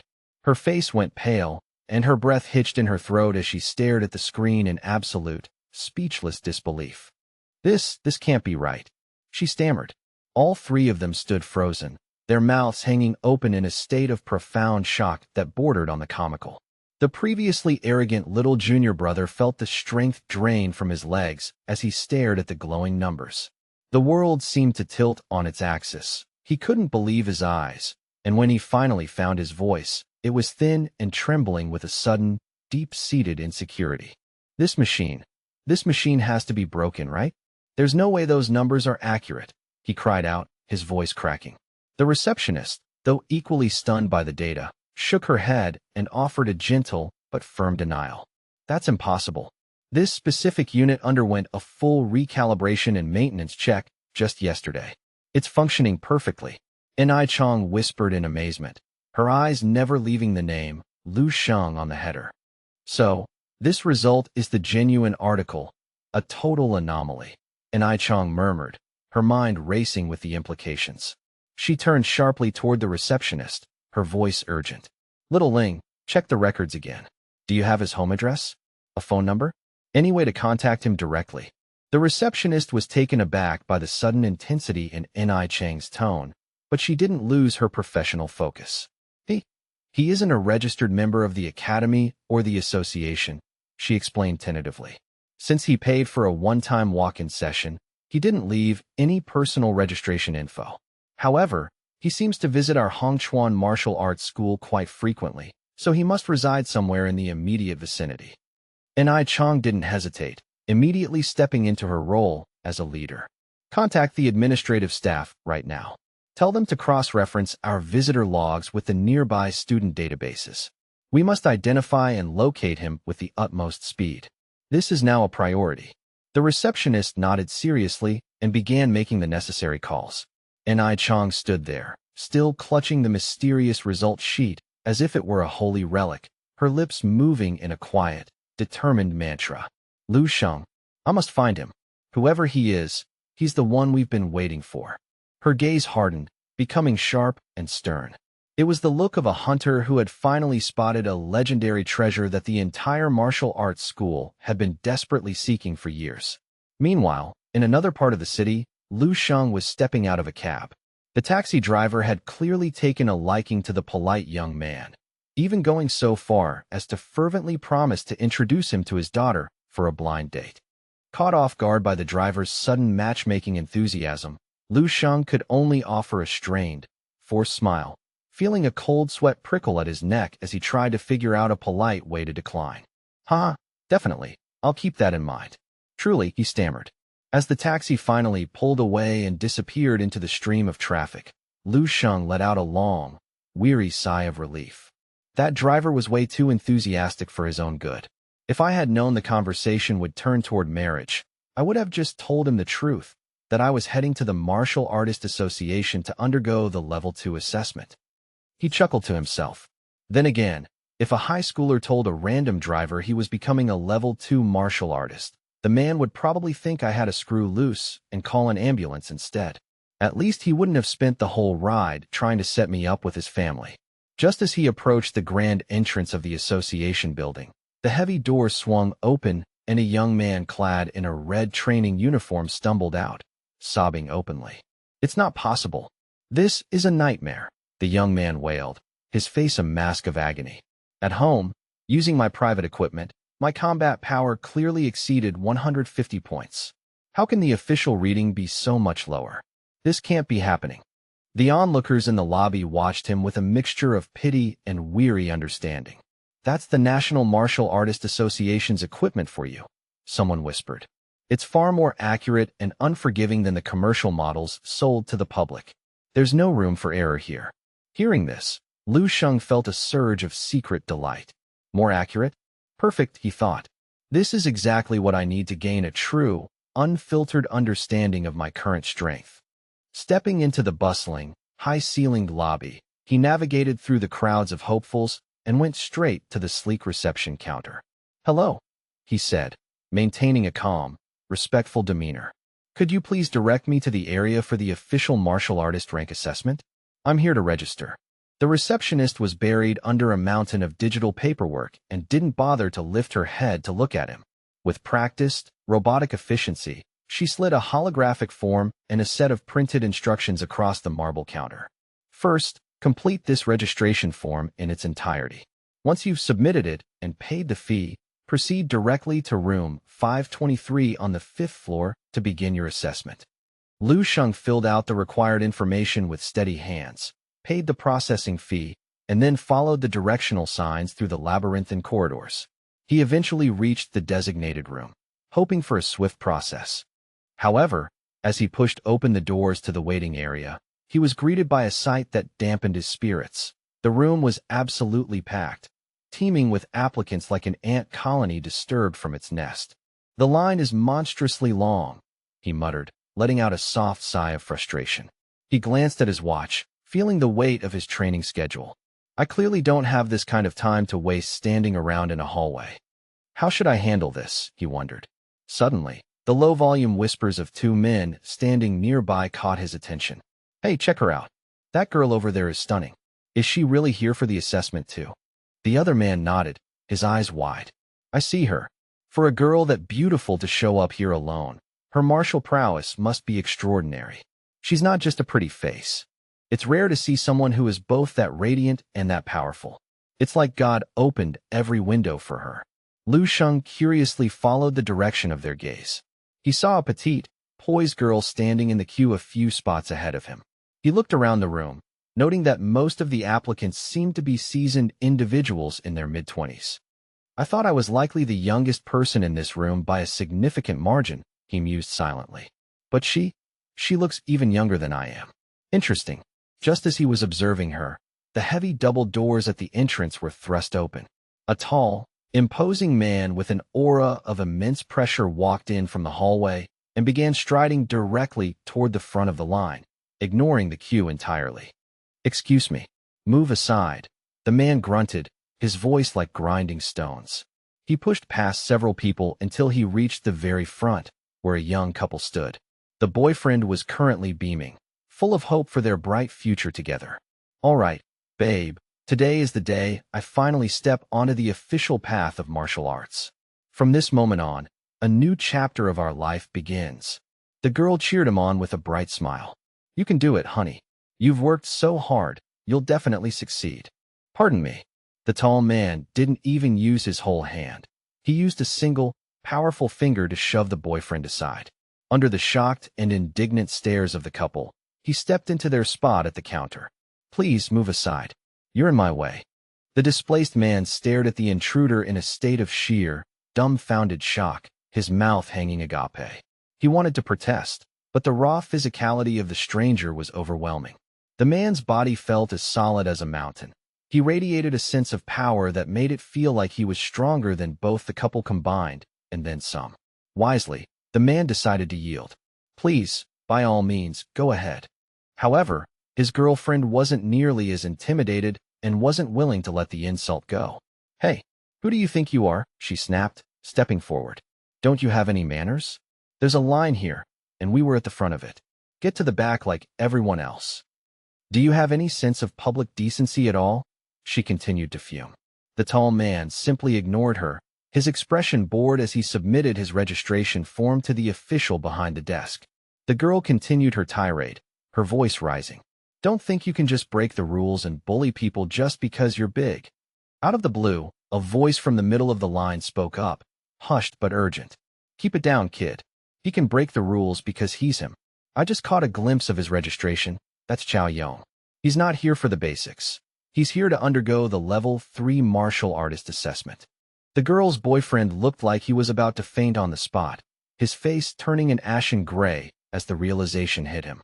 Level 3? That was a realm they could barely imagine.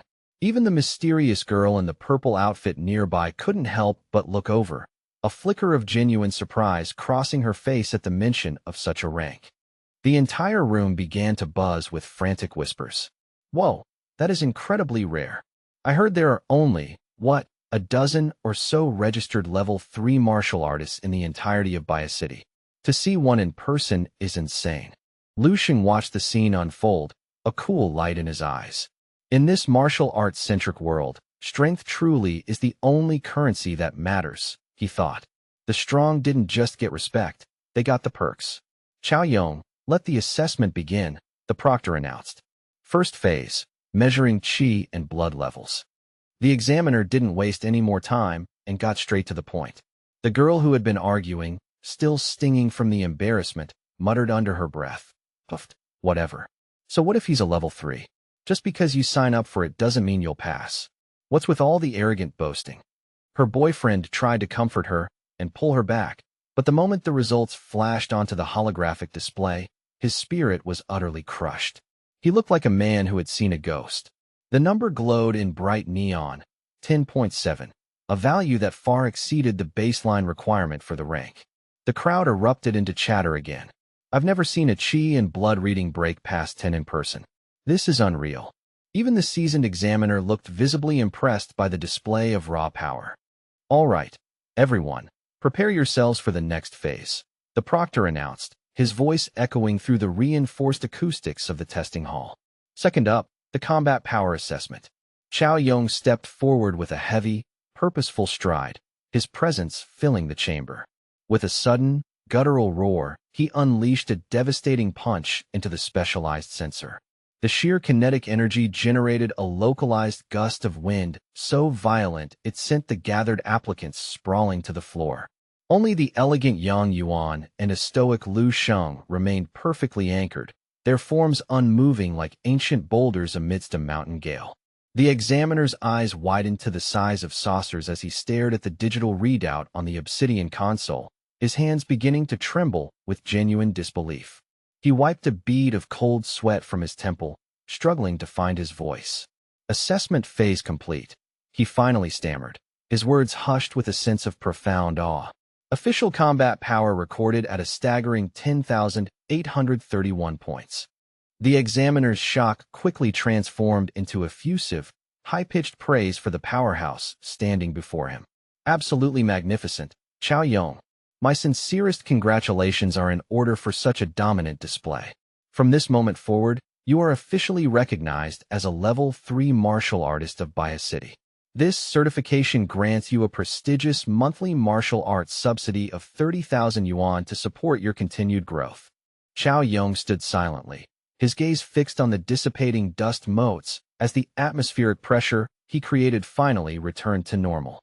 Scattered across the floor, the other applicants were only just beginning to scramble back onto their feet, groaning from the sheer weight of the shockwave. In contrast, Lu Sheng and the poised Yang Yuan stood tall, seemingly unaffected by the display. Yang Yuan watched with a mix of envy and wonder, her mind reeling. A blood level exceeding 10 and combat power breaking the 10,000 threshold. So that is the true, terrifying pinnacle of a Level 3 martial artist. That single strike would have reduced any ordinary Level 1 practitioner to a broken heap. Lu Sheng observed quietly, his analytical mind calculating. A literal wrecking machine, he mused.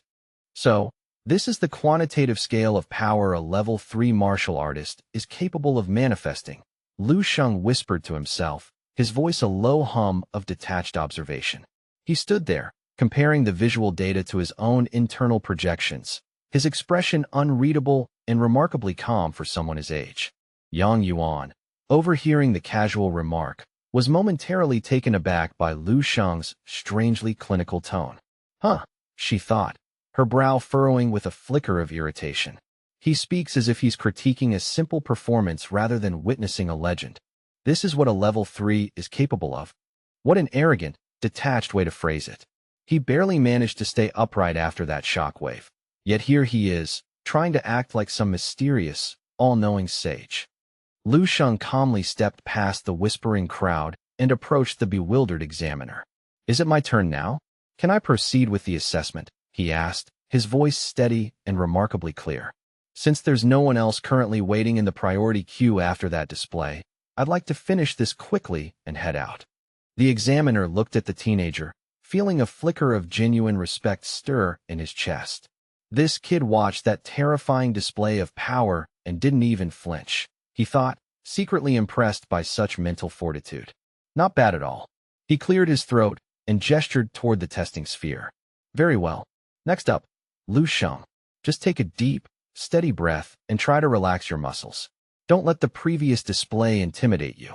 However, the moment Lu Sheng's palm touched the sensor, the machine let out a sharp, crystalline ping that froze the examiner's heart. The display flashed a brilliant neon blue, revealing a figure that defied logic.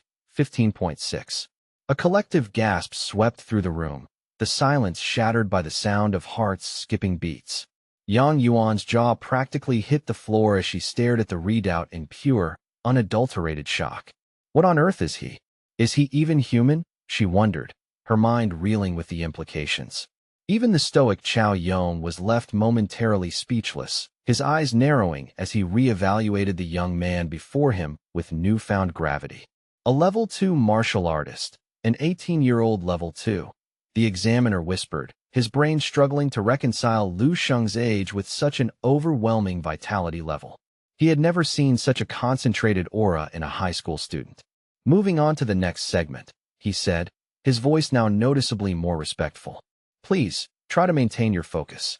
Do not allow Chao Yong's earlier performance to skew your own combat output. You are entitled to multiple attempts. We will officially record the highest value you're comfortable with.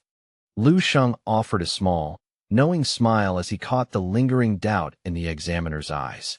Thank you for the consideration, sir, he said softly, his voice echoing with a strange, magnetic confidence. But there's really no need for multiple attempts. A single, focused strike will be more than enough to establish the baseline for my current strength. Without another word, Lu Sheng shifted his weight, his entire presence transforming in an instant from a quiet student to a coiled predator.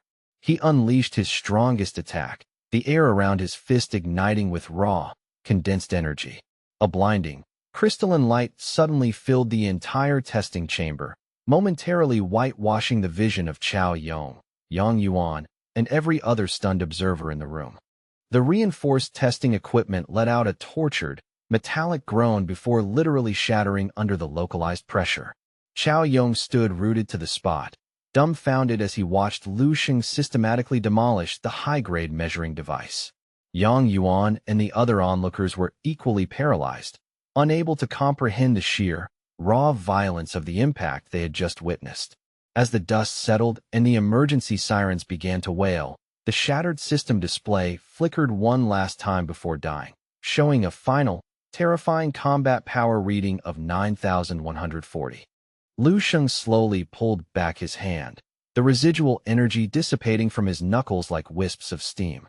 He let out a long, controlled exhale, his natural breathing rhythm returning to its calm, steady state as he felt the surge of power recede into his marrow.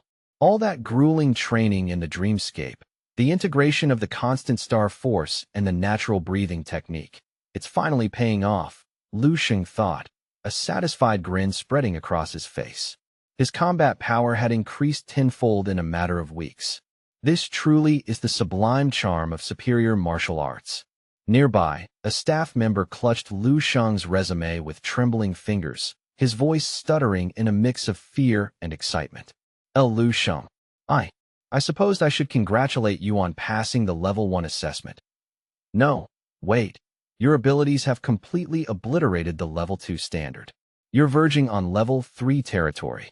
The staff member's face turned dead serious as he voiced his internal panic. I am deeply sorry, but I lack the authority to officially evaluate a talent of this magnitude on my own. However, do not be alarmed. I am going to escalate this to the association's high-level executives immediately. The Martial Artist Association cannot, will not, allow a genius of your caliber to be overlooked. Stay right here. Without waiting for a response, the man turned and sprinted toward the administrative wing, his voice trailing back. My entire career is riding on this. I'll get you the certification you deserve, I promise. Lu Sheng was left standing there, blinking in bewilderment as the man disappeared around the corner. Lu Sheng watched the man run as if his life were at stake, feeling a bit awkward as the center of attention. I suppose that means the test is over and I'm finished here? Can I just head home now? He wondered aloud, scratching his cheek. Suddenly, a massive shadow loomed over him, accompanied by the heavy, rhythmic thud of footsteps that seemed to vibrate through the floor. Chao Yong's gargantuan frame blocked out the overhead lights as he approached, his intense gaze fixed on Lu Sheng. "Is there something you need from me?" Lu Sheng asked, looking up at the titan of a man. Chao Yong didn't answer immediately. Instead, he swung his thick, muscular arm out in a wide arc before offering a hand to Lu Sheng, his expression one of newfound, grudging respect. He moved with a grace that belied his massive size. "Chao Yong," he stated firmly, introducing himself with the gravity of one warrior acknowledging another's strength. Lu Sheng paused, studying the powerful man for a moment, sensing no ill will, only the raw curiosity of a fellow practitioner. He reached out and shook the man's hand. That handshake seemed to radiate a profound sense of truth and mutual recognition between the two. The air between them hummed with the silent tension of two individuals who had both touched the realm of the extraordinary. Chao Yong clearly felt the latent, surging power beneath Lu Sheng's skin during the brief contact. His eyes widened slightly, and his rugged face lit up with a surge of genuine, unbridled excitement. He had found someone truly worth watching. Before Lu Sheng could even process the moment, a swarm of people armed with virtual recording devices and smartphones rushed toward him like a tidal wave. "Hello, Lu Sheng. I'm Wang Dao from the local news. Please, just a quick handshake for the camera." A young man barely managed to squeeze through the press of bodies, extending a desperate hand toward the young prodigy. Within seconds, several phones were shoved directly into his path, their lenses recording his every move. One reporter held a camera inches from Lu Sheng's face, his voice trembling with manic energy. Mr. Lu, I'm Hu Chongming. Could I trouble you for just 5 minutes of your time? The public needs to know your story." Lu Sheng's eyes darted around the encroaching crowd. "Time to go," he muttered. He pulled up his collar to hide his face and lowered his head, breaking into a run toward the exit. Crap, why aren't they bothering Chao Yong? A level 3's brain should be much better at handling this than mine. Mr. Lu, a pair of slender, shapely legs stood waiting patiently outside the headquarters. The person seemed to be scanning the exiting crowd with an expectant, searching gaze. I wonder why senior sister Yang Yuan hasn't come out yet." Fiona mused, her eyes fixed on the revolving doors. "I wonder if the certification process went smoothly for her." Fiona, the cool, short-haired girl, offered a supportive smile to her companion. "Hey, don't worry about it.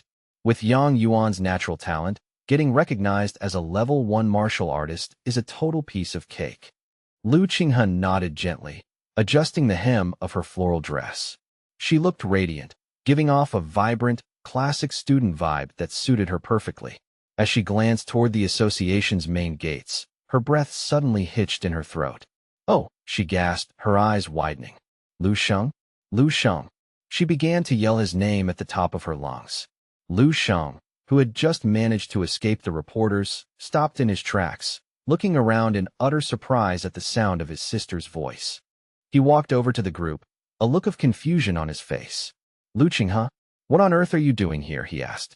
Lu Qinghe, however, looked visibly annoyed, her arms crossed tightly over her chest as she glared at him with suspicion. "Shouldn't I be the one asking you that, brother?" she snapped. "You've been skipping school, moping around in your room for days on end like some shut-in, and now I find you hanging out at the Martial Artist Association?" A massive question mark practically materialized over Lu Sheng's head. Skipping school? He could grant her that one. But how did she know he spent all his time in his room? Lu Sheng felt a sudden pang of guilt and cleared his throat awkwardly. "Ahem. I just had some personal business to take care of here. What about you three? What's the occasion?" The short-haired girl from before looked at Lu Sheng with a shy, curious gaze before stepping forward to introduce herself. "Hi, Lu Sheng. I'm Fiona. We're actually Qinghe's classmates and close friends. Most people just call me Fi. And this is our friend Shu," Fiona continued, gesturing to the other girl. "Today, senior sister Yang Yuan from the Martial Arts Club invited us along while she took her rank assessment." She pointed toward the elegant girl standing nearby as she spoke. After the introductions were finished, Fiona offered Lu Sheng a sweet, dazzling smile. "You know, Lu Sheng, you're actually way more handsome in person than Qinghe's grumpy descriptions made you out to be." Lu Sheng let out a soft chuckle, feeling the tension ease. Is that so? Well, thanks for the compliment. Lu Qinghe, feeling her face flush with awkwardness, immediately began to protest. Hey, you two. Whose side are you on anyway? She looked at her friends with a mix of playful scolding and genuine affection. You're really something, Qinghe. Honestly, you should be grateful we're here to keep an eye on you, Fiona teased. Of course, we're your support system. Lu Xing reached out and gently patted Lu Qinghe's head, the way an older brother would to a troublesome sibling. All right, I'll be heading out first. See you later, Fiona. Fiona grinned back, waving. Bye, Lu Xing. See you around. Once Lu Xing was out of earshot, Fiona turned to her friend with a mischievous glint in her eyes. You know, you two actually seem to have a really great relationship, don't you? Lu Qinghe practically exploded in a fit of mock anger. Great relationship? My butt. You two are total traitors. Are you blind or what? He's just a big, annoying dork, she fumed. Just then, Shu spoke up, pointing toward the association building entrance. Oh, look. Senior sister Yang Yuan is coming out now. The three girls, driven by a mixture of anxiety and excitement, rushed forward to meet her, their voices overlapping in a frantic chorus. Senior sister Yang Yuan, tell us quickly, how did it go in there? Did you manage to pass the certification? Yang Yuan let out a long, weary sigh, her shoulders slumped with palpable frustration. Don't even bring it up. Something completely unprecedented happened inside, and the entire assessment process was suspended on the spot. I might have to wait until later this afternoon to even get another chance. Fiona blinked in utter confusion, her brow furrowing. Huh? Something happened? What kind of monumental event could possibly force the Martial Artist Association to halt an entire session of official assessments? Yang Yuan's gaze drifted as she recalled the figure of Lu Xing standing before the testing terminal. There was this weirdo. No, calling him a freak would be more accurate. He looked like a student, clearly around the same age as us, but his vitals were terrifying. His blood energy index was a staggering 1.56, and his combat power, it was beyond comprehension, breaking past 15,000. That's higher than the standard for a Tier 3 martial artist. A flicker of deep insecurity crossed her face as she spoke. I honestly thought I was quite talented, but after seeing him, I realized that my so-called skills are nothing more than a joke. Lu Qinghe felt a sudden, inexplicable chill run down her spine, a cold sweat dampening her palms. Before she could process the feeling, Fiona cut in with sharp curiosity. Wait, senior sister, did you catch his name? Do you know who he is? Yang Yuan nodded slowly, the name etched into her memory. Yes, I saw it on the readout. His name is Lu Xing. Lu Qinghe stood frozen, her eyes widening in absolute shock as the name hit her like a physical blow. Huh? My brother? Elsewhere, Lu Xing was casually leaning against a wall, munching on a hot, pillowy steamed bun, when he noticed a growing commotion nearby. Three elderly men were huddled together, gossiping with exaggerated gestures. Geez, what's the world coming to? Is there a fight breaking out? It looks like the Hongshuan Martial Arts School is out in full force, searching for someone. I wonder who had the misfortune of ticking them off. Talk about rotten luck. I've heard those guys are absolutely ruthless. If they don't find the person they're looking for, they're liable to break the legs of anyone who gets in their way. Look over there. Those three dark-clad guards are practically interrogating the street. Why not go over and ask what's up? Lu Xing glanced down at his phone, wiped the stray crumbs from his mouth, and pondered silently. Hongshuan Martial Arts School. That sounds like the place where I did my preliminary checkup recently. I've heard their reputation is a bit rough, to say the least. He shrugged, turning away. Oh well, it's none of my concern. Just then, the vibration of his phone interrupted his thoughts. The screen displayed a call from Ma Fei at the Shenghe Medical Hall. Lu Xing stared at the name for a moment, his expression neutral. Shenghe is calling again. I suppose he Ling Su is getting impatient. I'll deal with them later. He shoved the device back into his pocket, completely ignoring the hushed conversation of the two individuals passing behind him. Hey, pay attention. I told you, he definitely went down the left corridor. Haha, are you sure about that? Lu Xing continued walking, his mind drifting into deep strategic thought. He knew there were countless ways to leverage his knowledge of the future to secure resources, but he wasn't yet certain if the current players were qualified to handle what he had to offer. He needed to weigh his decisions with extreme care. Back in the sanctuary of his apartment, Lu Sheng sat at his desk, rhythmically tapping the sleek, circular terminal of his AI. Suddenly, a holographic interface flickered into existence. Activating AI interface. Please state your command. Lu Sheng leaned back, his eyes fixed on the blue light. Retrieve and update my personal biographical file. The AI responded with a melodic chime. Request acknowledged. Searching the historical archives for user, Lu Sheng. A moment later, a comprehensive profile of his life's trajectory materialized in the air. Full name, Lu Sheng. Gender, male. Current timeline, martial arts era year 300. Historical peak strength, 6th level martial artist. Authority level, 2. Original biography. Achieved 2nd level status at age 18, a feat that briefly shocked Baihe City. Under the recommendation of the Baihe City Martial Artist Association, he was admitted into the prestigious talent training program of Ning Province, where he eventually ranked among the top 20 candidates. In that same year, he earned the title of top student in his city and placed 2nd in the province. On a national level, his ranking was established at 145th.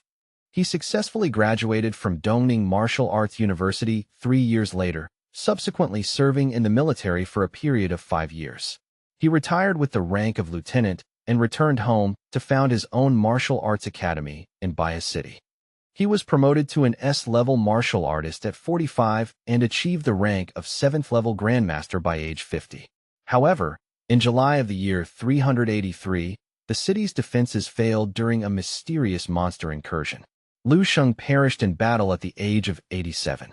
Marital status: married, survived by 2 daughters and 1 son. Highest rank: lieutenant. Notable contributions: none. Historical evaluation: 2 stars. Lu Sheng stared at the flickering text, his heart racing. The data was shifting right before his eyes. The record of him becoming a 2nd-level martial artist at 18, the very feat he had just accomplished, was now a cornerstone of this new history. The AI was projecting a path that led through university and the military, culminating in the rank of a grandmaster in a small city. Promoted to grandmaster at 50, only to fall in a monster attack decades later. Lu Sheng whispered, his voice trembling with a mixture of awe and determination. It's true. The future is not set in stone, it can be changed. Even my own destiny, once fixed in mediocrity, is beginning to warp under the pressure of my current actions.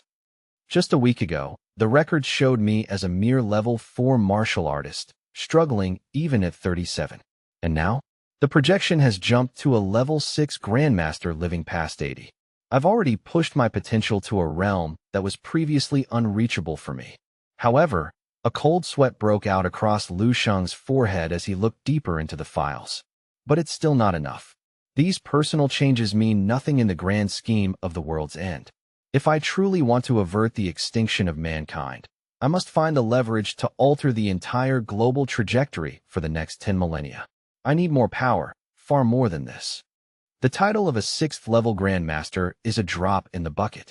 Even a 7th-level master, an 8th-level great grandmaster, or a 9th-level saint cannot hope to stop the coming tide. If I am to break this cycle of doom, I must ascend to the very pinnacle of martial arts, beyond level 10, into the mythical realm of level 11. Only then is there a shred of hope. The hope was slim, almost invisible, but there was no turning back. As Lu Sheng immersed himself in his studies, the television in the corner began to broadcast a high-end cultural segment. The screen showed a master's brush dancing across paper with fluid grace. The quiet birth of power, the movement of the vast heavens. Every stroke of the pen flows as if the spirit itself is guiding the hand. The host's voice was full of reverence. So handsome, yet so profound. The shape of the calligraphy depends entirely on the god within the artist. Truly, President Xiao Yue's state of mind is at an altitude few can reach. For him, stepping into the 7th-level Grandmaster realm is merely a matter of time. If only President Xiao Yue could dedicate more of his focus to cultivating the next generation of talents, it would be a blessing for our city. The man on the screen, a burly figure who exuded an aura of refined power, was indeed Xiao Yue, the head of the Baiha City Martial Artist Association and a top-tier level 6 powerhouse. He casually set down his brush and chuckled at the interviewer's praise. Haha, leader, you're giving me too much credit. It isn't as if I have no desire for our Baiha City to produce world-class martial talents. Xiao Yuha said, lightly tapping his pen against a delicate tea tray with a rhythmic clicking sound. But as you well know, we face significant hurdles. First, Baiha hasn't possessed a true martial arts inheritance or a high-level manual for years. And second, our supply of premium cultivation resources is tragically limited. Any gifted seeds we do manage to sprout immediately seek greener pastures elsewhere, leaving us with a perpetual talent drain. I'm truly helpless in this situation, you know. It's a systemic issue. The leader on the other end of the line was silent for a beat, letting the weight of the words settle. Then, his voice grew stern. Association head Xiao, the elite province-wide training camp is about to commence. Xiao Yu's jaw nearly hit the floor in shock. The leader hung up before he could respond. It had been years since Baiha City had even qualified to send a representative to such a prestigious event. If we fail to produce results again, it will be an unbearable embarrassment for our city. We have to save face this time, Xiao Yuha. Find someone. Xiao Yuha stared at the blank screen, then suddenly crumpled a sheet of expensive paper in a fit of silent rage. Damn it. As if I don't want to cultivate talent. I want achievements more than anyone. He ground his teeth, his hand clenching into a white-knuckled fist. If I could sit in a higher seat, controlling real resources, do you think I'd be wasting my time writing calligraphy in this backwater? He fumed inwardly. There are no promotions in sight for a man whose city is a graveyard of potential. Just as his headache reached a crescendo, his female secretary burst into the room, waving a tablet frantically. Association head. Something incredible just happened at the Martial Arts Assessment Center. Xiao Yuha looked up, his eyes tired and bloodshot. What's with the panic? Have you forgotten how to knock? What could possibly be so urgent? The secretary gasped for air, her face flushed. I'm sorry, but this is a priority 1 situation. The assessment agency just forwarded a verified record. A level 2 martial artist, only 18 years old, has just recorded a combat power of over 15,000. Xiao Yuha's headache vanished in an instant, replaced by a jolt of pure adrenaline. This was the news he had been praying for. He lunged forward and snatched the iPad from the secretary's trembling hands. Show me the footage. I want to see every second of it right now. The secretary stood by, still visibly shaken by what she had witnessed on the screen. Both Xiao Yuha and his secretary broke into a cold sweat as the video played. On the screen, Lu Sheng stood with his characteristic spiky hair and intense, luminous eyes, his posture radiating a terrifyingly focused power. Xiao Yu's voice shook as he spoke. Is that flawless combat technique? The secretary looked at him, bewildered. What does that mean, sir? Xiao Yu's eyes never left the screen. It's a legendary tier of mastery. You aren't a martial artist, so you wouldn't understand the depth of it. But know this, for a boy his age to refine his technique to such a perfect level, there are probably fewer than 10 people in the entire world who could claim such a feat. Suddenly, a sharp light flashed in Xiao Yu's eyes as he noticed another detail. Wait a minute. No matter how flawless the technique, it is physically impossible to achieve 15,000 combat power with a blood energy reading of 1.56 using just 1 punch. Even a perfect skill can usually only double or triple the output of the user's base vitality. 18 years old, with a combat power output 10 times his base blood energy, it's unheard of. Xiao Yuha began to laugh, a manic, joyous sound. It has to be some kind of unexplainable, innate talent. A once-in-a-century anomaly. Huh. The secretary watched her boss, completely unable to fathom the reason for his sudden transition from rage to euphoria. Suddenly, she let out a small yelp as she was pulled into a bone-crushing bear hug. Xiao Yuha was so overwhelmed with excitement that he had grabbed her and swung her around, causing the poor girl to blush a deep, embarrassed shade of crimson. We're saved. Baiha City is saved. Haha. There is no doubt about it. This young man is a once-in-a-century martial arts prodigy.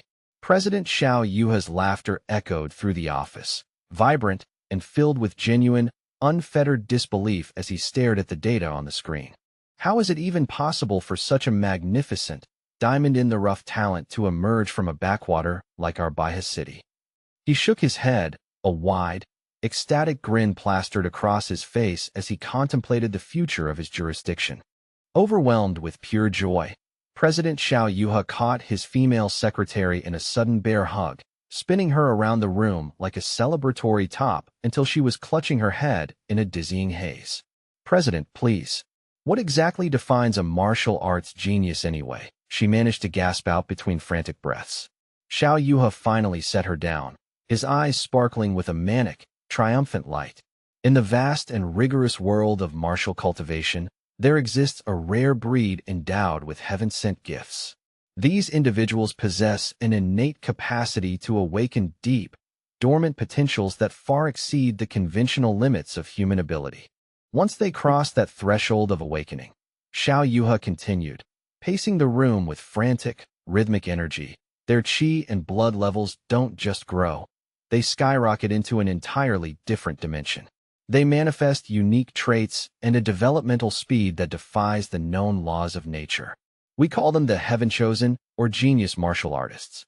Without waiting for her to respond, he grabbed his formal jacket from the rack and threw it on with hurried, jerky motions, completely ignoring the flushed and disheveled state of his embarrassed secretary. Haha, come on, move. I must make a personal trip to visit Lu Sheng's parents immediately. I need to thank them in person for bringing such a transcendent talent into this world. He was already out the door, his booming laughter trailing down the hallway. The female secretary stumbled after him, smoothing her skirt as she ran. "Yes, sir. Right away. I'll have the driver prepare the sedan and clear your entire afternoon schedule." On a crisp, dew-kissed morning, the quiet atmosphere in front of the Ni Hongchuan Martial Arts School was shattered by a frantic shout. "Senior brother. Senior sister. I've finally found him. I have the information." A young disciple came sprinting toward the entrance, clutching a digital tablet. Ni Chong stepped forward, her brow furrowed with unconcealed anxiety. "Speak quickly. What exactly did you find?" The disciple doubled over, gasping for air as he delivered his report. His name is Lu Sheng. He's a student at a local secondary school here in Baiha City. His family background is entirely ordinary. His father, Lu Hai, is a manual laborer, a porter at the logistics distribution center, while his mother, Zheng Yufan, works the till as a cashier at a local supermarket. He has a younger sister, Lu Qingha, attending school as well. They live in a modest apartment, building 15 of the Blue Lake district. Once he finished, the senior brother nearby shook his head in confusion. "Senior sister Ni Chong, why are you so obsessed with finding a nobody like this? It's not like he could have slighted you. He's just a commoner from a regular family, hardly worth your personal attention." Ni Chong fell into a heavy, contemplative silence as the mundane details of Lu Sheng's life sank in. The contrast between his terrifying power and his humble origins was jarring. "It's not what you think," she murmured, her voice distant. She ignored the senior brother's confused follow-up questions and immediately reached for her phone. Upon seeing the latest alerts from the Martial Arts Association, her eyes narrowed. "I knew they would move soon," she whispered to herself. "But I didn't expect the association to act with such staggering, decisive speed." Closing her phone, Ni Chong turned toward the academy's car, her expression focused and resolute. She pointed toward the senior brother who had just been complaining about the waste of time. "You, go to the high-end district immediately. Purchase the most prestigious and valuable gifts you can find. Make sure they are appropriate for middle-aged parents and a teenage girl." The senior brother blinked, completely caught off guard by the strange request. "Oh, what? Oh, yes, senior sister. I'm on it." He scrambled to follow her orders, his mind racing to process the sudden urgency behind her actions. As he hurried away, the disciple couldn't help but mutter to himself, "Is the master's daughter really out here scouting for a husband? This is insane." Meanwhile, Ni Chong gripped her phone, her heart pounding with a mix of professional interest and personal curiosity. "I've finally found you, Lu Sheng." At that exact moment, Lu Sheng was deep in a meditative trance in the silence of his room. The peace was shattered by a sharp rapping on the door. "Brother, Lu Sheng, get out here right now." Lu Qingha's voice rang out, uncharacteristically urgent. Hurry up. There are some very important-looking people here to see you. Lu Xing opened his eyes, the cosmic energy within him settling into a calm, rhythmic hum. He stood up with slow, deliberate grace. I'm coming, he called out. As he grabbed a casual coat and threw it over his shoulders, he took a deep, steadying breath. It's been a long time since Lu Xing had used such a respectful tone with me, he mused. Who could possibly be looking for me at this hour? Could it be the repercussions of the assessment already? As he stepped into the living room and looked toward the entryway, Lu Xing found himself rooted to the spot, genuinely taken aback by the unexpected sight awaiting him in his own home. Lu Xing's mother, Zheng Yufan, was visibly flustered, her hands wringing her apron nervously as she sweated. Sheng'er, come here quickly. This is President Xiao. Sitting on the modest sofa was a man who exuded an aura of immense, controlled power. He stood up and extended a hand toward the young man. Hello, student Lu Xing. My name is Xiao Yua. His voice was warm, yet commanded absolute respect. I am the president of the Baihe City Martial Arts Association. I've come here specifically because of the extraordinary results you recorded during your recent examination. Lu Xing shook his hand, noting the calloused skin of a veteran warrior. It is an honor to meet you, President Xiao. I am Lu Xing. Inwardly, Lu Xing was evaluating the man. A president of a city-level association, he must be at least a level 6 practitioner, a quasi-grandmaster. Xiao Yuha was simultaneously conducting his own internal assessment. Impressive, he thought.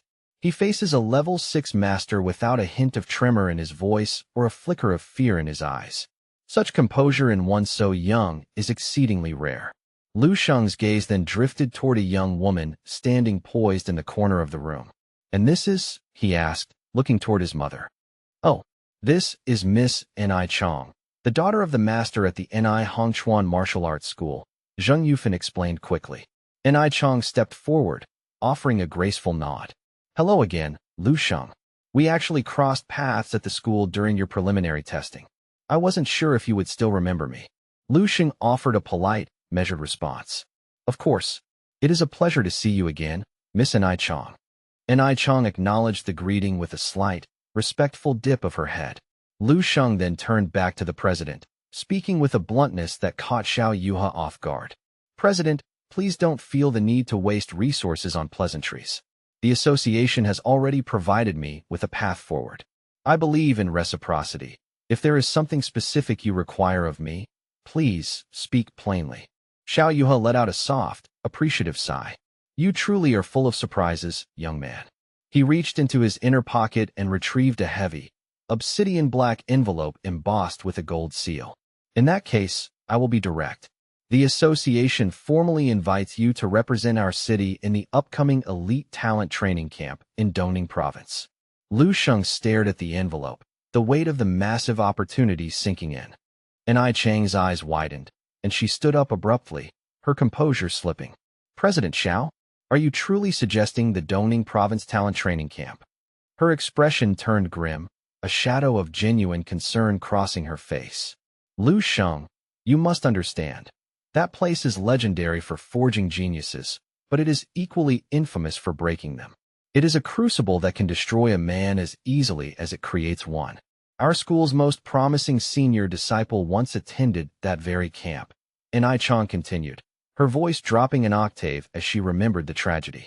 Before he left, he was the most vibrant, ambitious, and proactive martial artist I had ever known. He had a future that seemed limitless.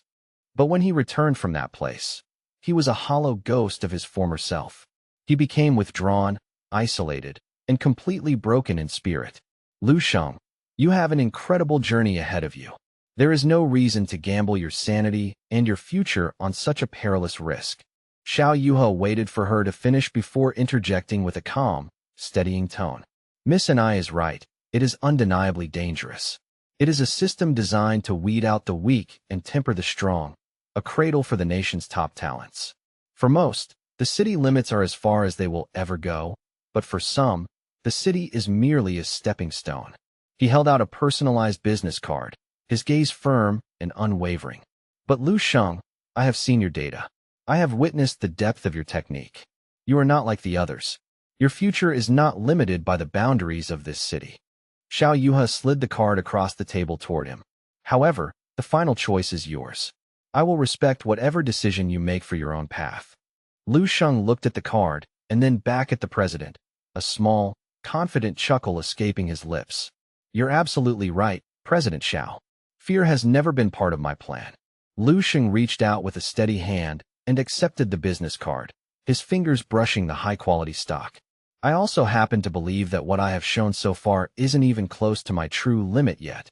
A visible wave of relief washed over Xiao Yuha, his tense posture relaxing for the first time since he entered the apartment. Excellent. That is exactly what I hoped to hear. In that case, I will return to pick you up in 48 hours. I won't impose on your family's hospitality any longer. He stood up, smoothing his jacket. I look forward to our departure in 2 days. After escorting the president to the door and watching him depart, Lu Sheng turned back to Ni Chong, who was still standing in the middle of the living room, her gaze fixed on him with an unreadable intensity. And now, Miss Ni Chong, Lu Sheng said, his tone expectant, perhaps you could explain the real reason for your visit? Ni Chong felt a sudden warmth rush to her cheeks, and she quickly cleared her throat, adjusting her posture to regain her professional poise. Up close, she thought to herself, he is even more striking and handsome than he appeared in the grainy surveillance footage. The purpose of my visit is to extend a formal invitation, she began, her voice steadying. We would like to invite you, Lu Sheng, to become an honorary disciple of the Ni Hongchuan Martial Arts School. Lu Sheng arched a single eyebrow in mild amusement. An honorary disciple? I'm unfamiliar with the specifics of such an arrangement. Ni Chong leaned in, her pitch becoming more animated. It's a prestigious title with minimal requirements. You wouldn't be bound by a regular schedule.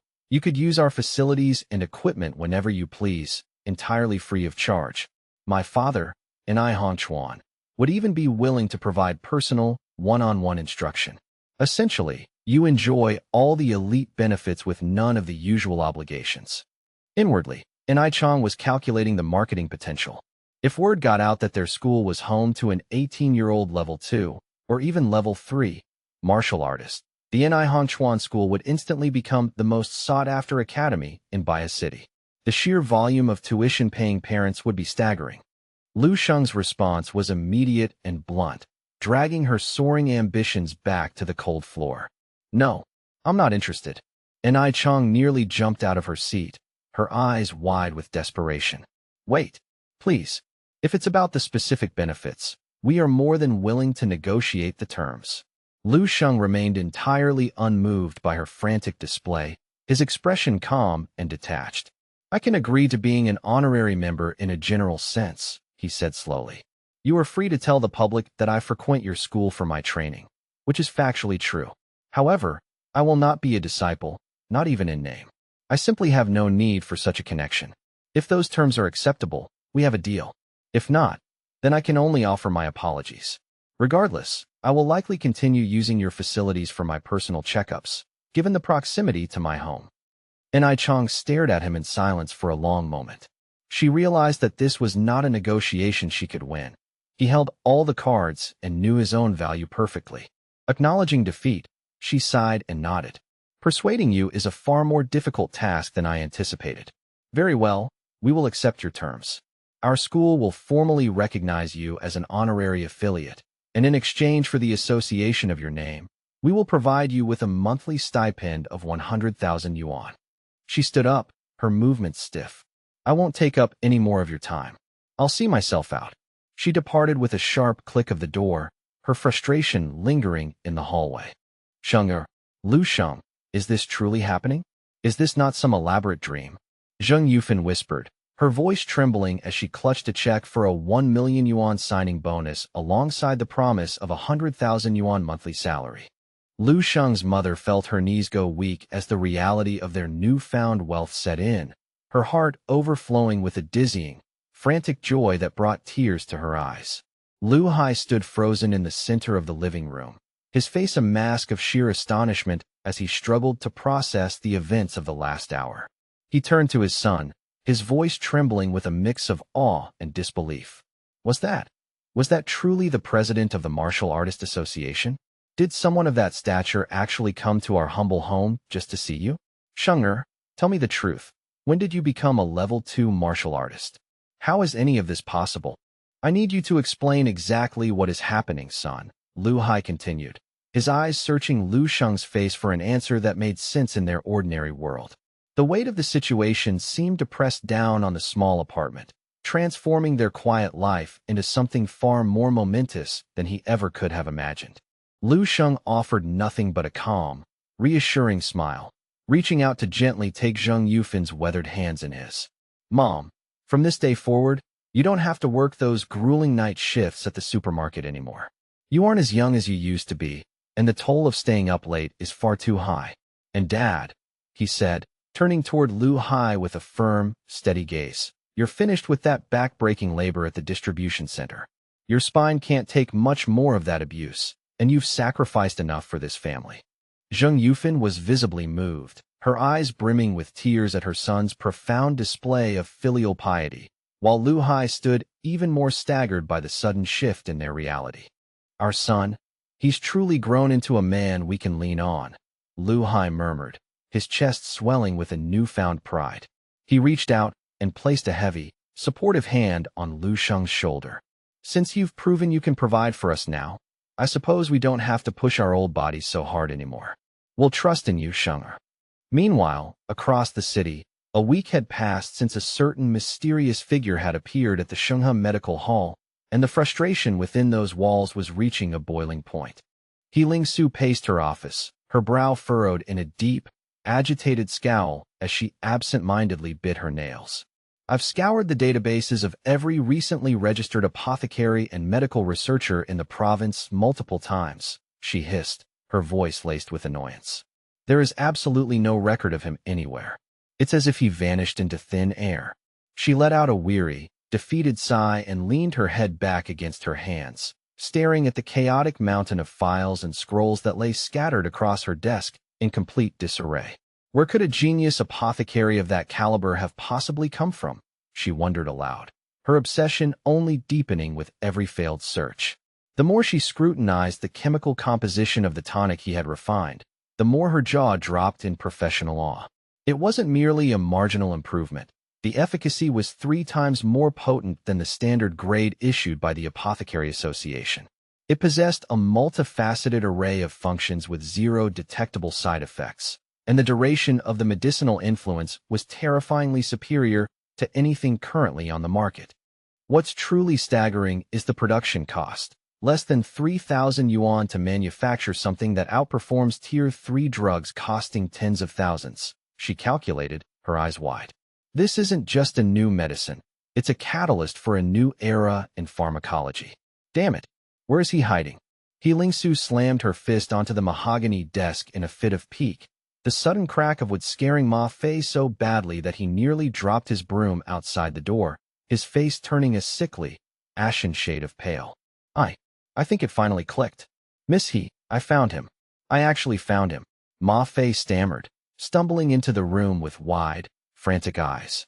He Lingsu, whose fierce aura had been radiating through the hall, immediately snapped into a state of cold, sharp sobriety at the news. She leapt to her feet, her chair skidding across the floor. What? Where is he? Tell me exactly where you saw him. Ma Fei pointed a trembling finger at the wall-mounted television screen in the corner. Look, it's him. It's the guy from the lab. He's on the news right now. The local news broadcast was replaying yesterday's highlight reel. Our city has recently celebrated the emergence of an unprecedented martial arts prodigy, the anchor announced enthusiastically. At just 18 years of age, this young man has not only passed the Level 2 martial artist assessment, but has displayed a raw combat power that shatters the baseline requirements for Level 3. His performance has left the association's veterans in a state of shock. The screen displayed a brief, candid shot of Lu Xing being approached by reporters. This historic achievement has effectively rewritten the record books for Baihe City, the broadcast continued. Let us all extend our heartiest congratulations to this local hero. The genius in question is Lu Sheng, a senior student currently attending Baihe Academy. He Lingsu stared at the screen, her body going limp as she leaned against a nearby shelf. He's just a student, she whispered, her mind reeling. A high school student developed that formula.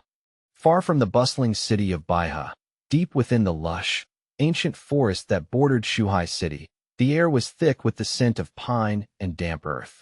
High in the canopy, a small bird perched on a branch suddenly tilted its head, sensing a disturbance in the atmospheric pressure. It chirped once in alarm before frantically flapping its wings and taking to the sky.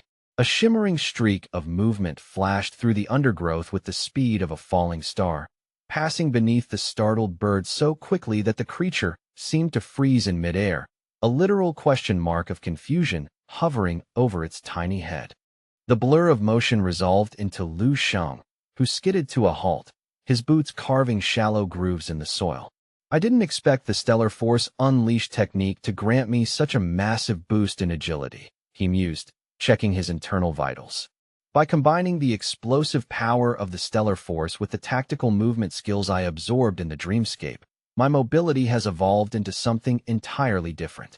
My travel speed has reached a new plateau, at least 5 times faster than any standard level 2 martial artist, Lu Sheng noted as he gracefully vaulted onto a thick cedar branch. Perhaps I should call this technique the cloud-chasing steps. It feels less like running and more like gliding through the air. He eventually reached a high, jagged cliff overlooking the valley. Before his eyes, the morning sun began to rise, radiating a brilliant, golden light that pierced through the mist. He took a long, deep breath, expanding his lungs to their limit. So, this is the true essence of the natural breathing technique, he whispered. Every inhalation allows me to draw raw energy directly from the atmosphere, constantly replenishing my stamina and stimulating the dormant potential within my marrow.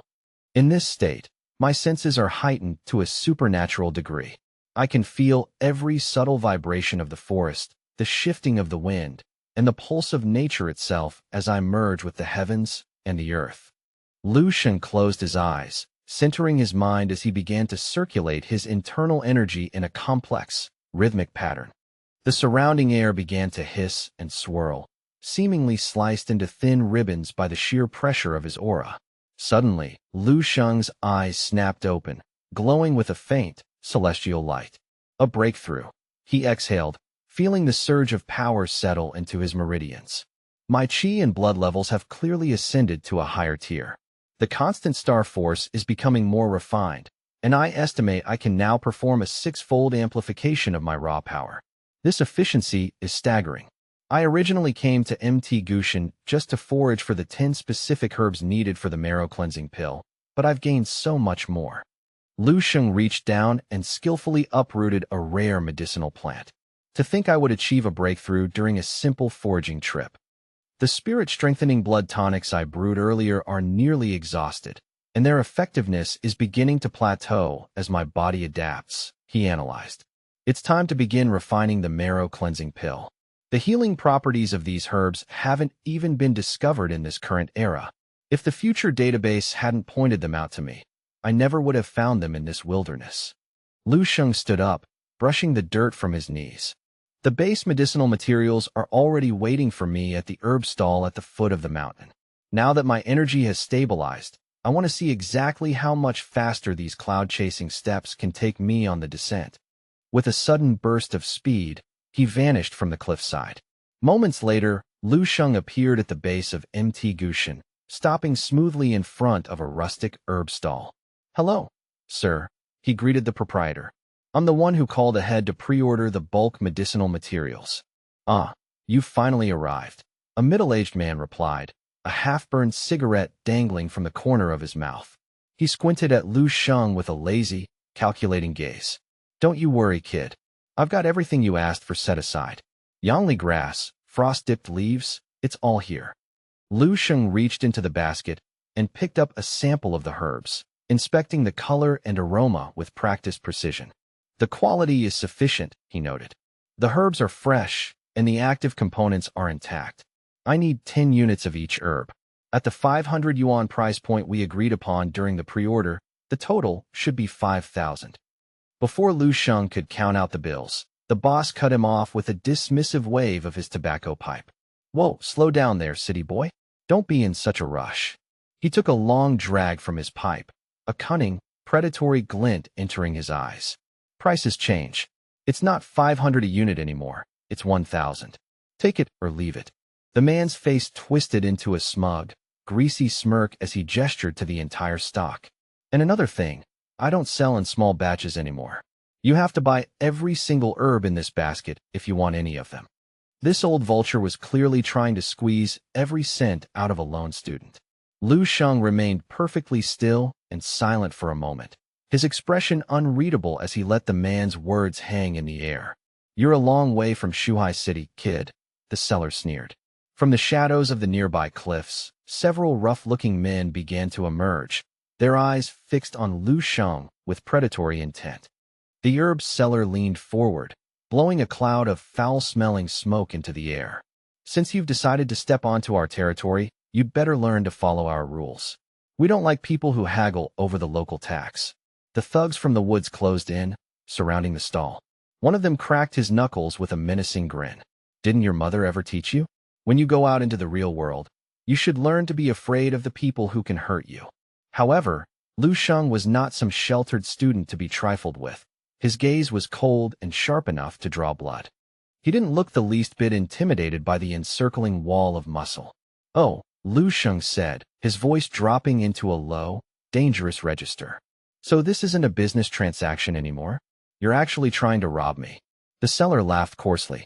Yeah, call it what you want. Don't try anything stupid, kid. These brothers of mine are all trained martial artists. Even if you survive to call the police, they wouldn't find a single camera or witness for miles. The man's expression turned truly despicable as he tapped his pipe against the table. So, if you know what's good for you, you'll hand over the cash and the bag quietly. Don't blame us if we have to give you a painful lesson in social etiquette. A flash of genuine irritation crossed Lu Sheng's face. Without a word, he struck a massive, waist-high boulder next to the stall with a casual, open-palmed blow. The granite didn't just crack. It shattered into 1,000 jagged shards with a deafening boom. The thugs stood paralyzed, their faces drained of color as they stared at the pile of rubble. You seem to enjoy the concept of fear, Lu Sheng said, his voice as sharp as a razor.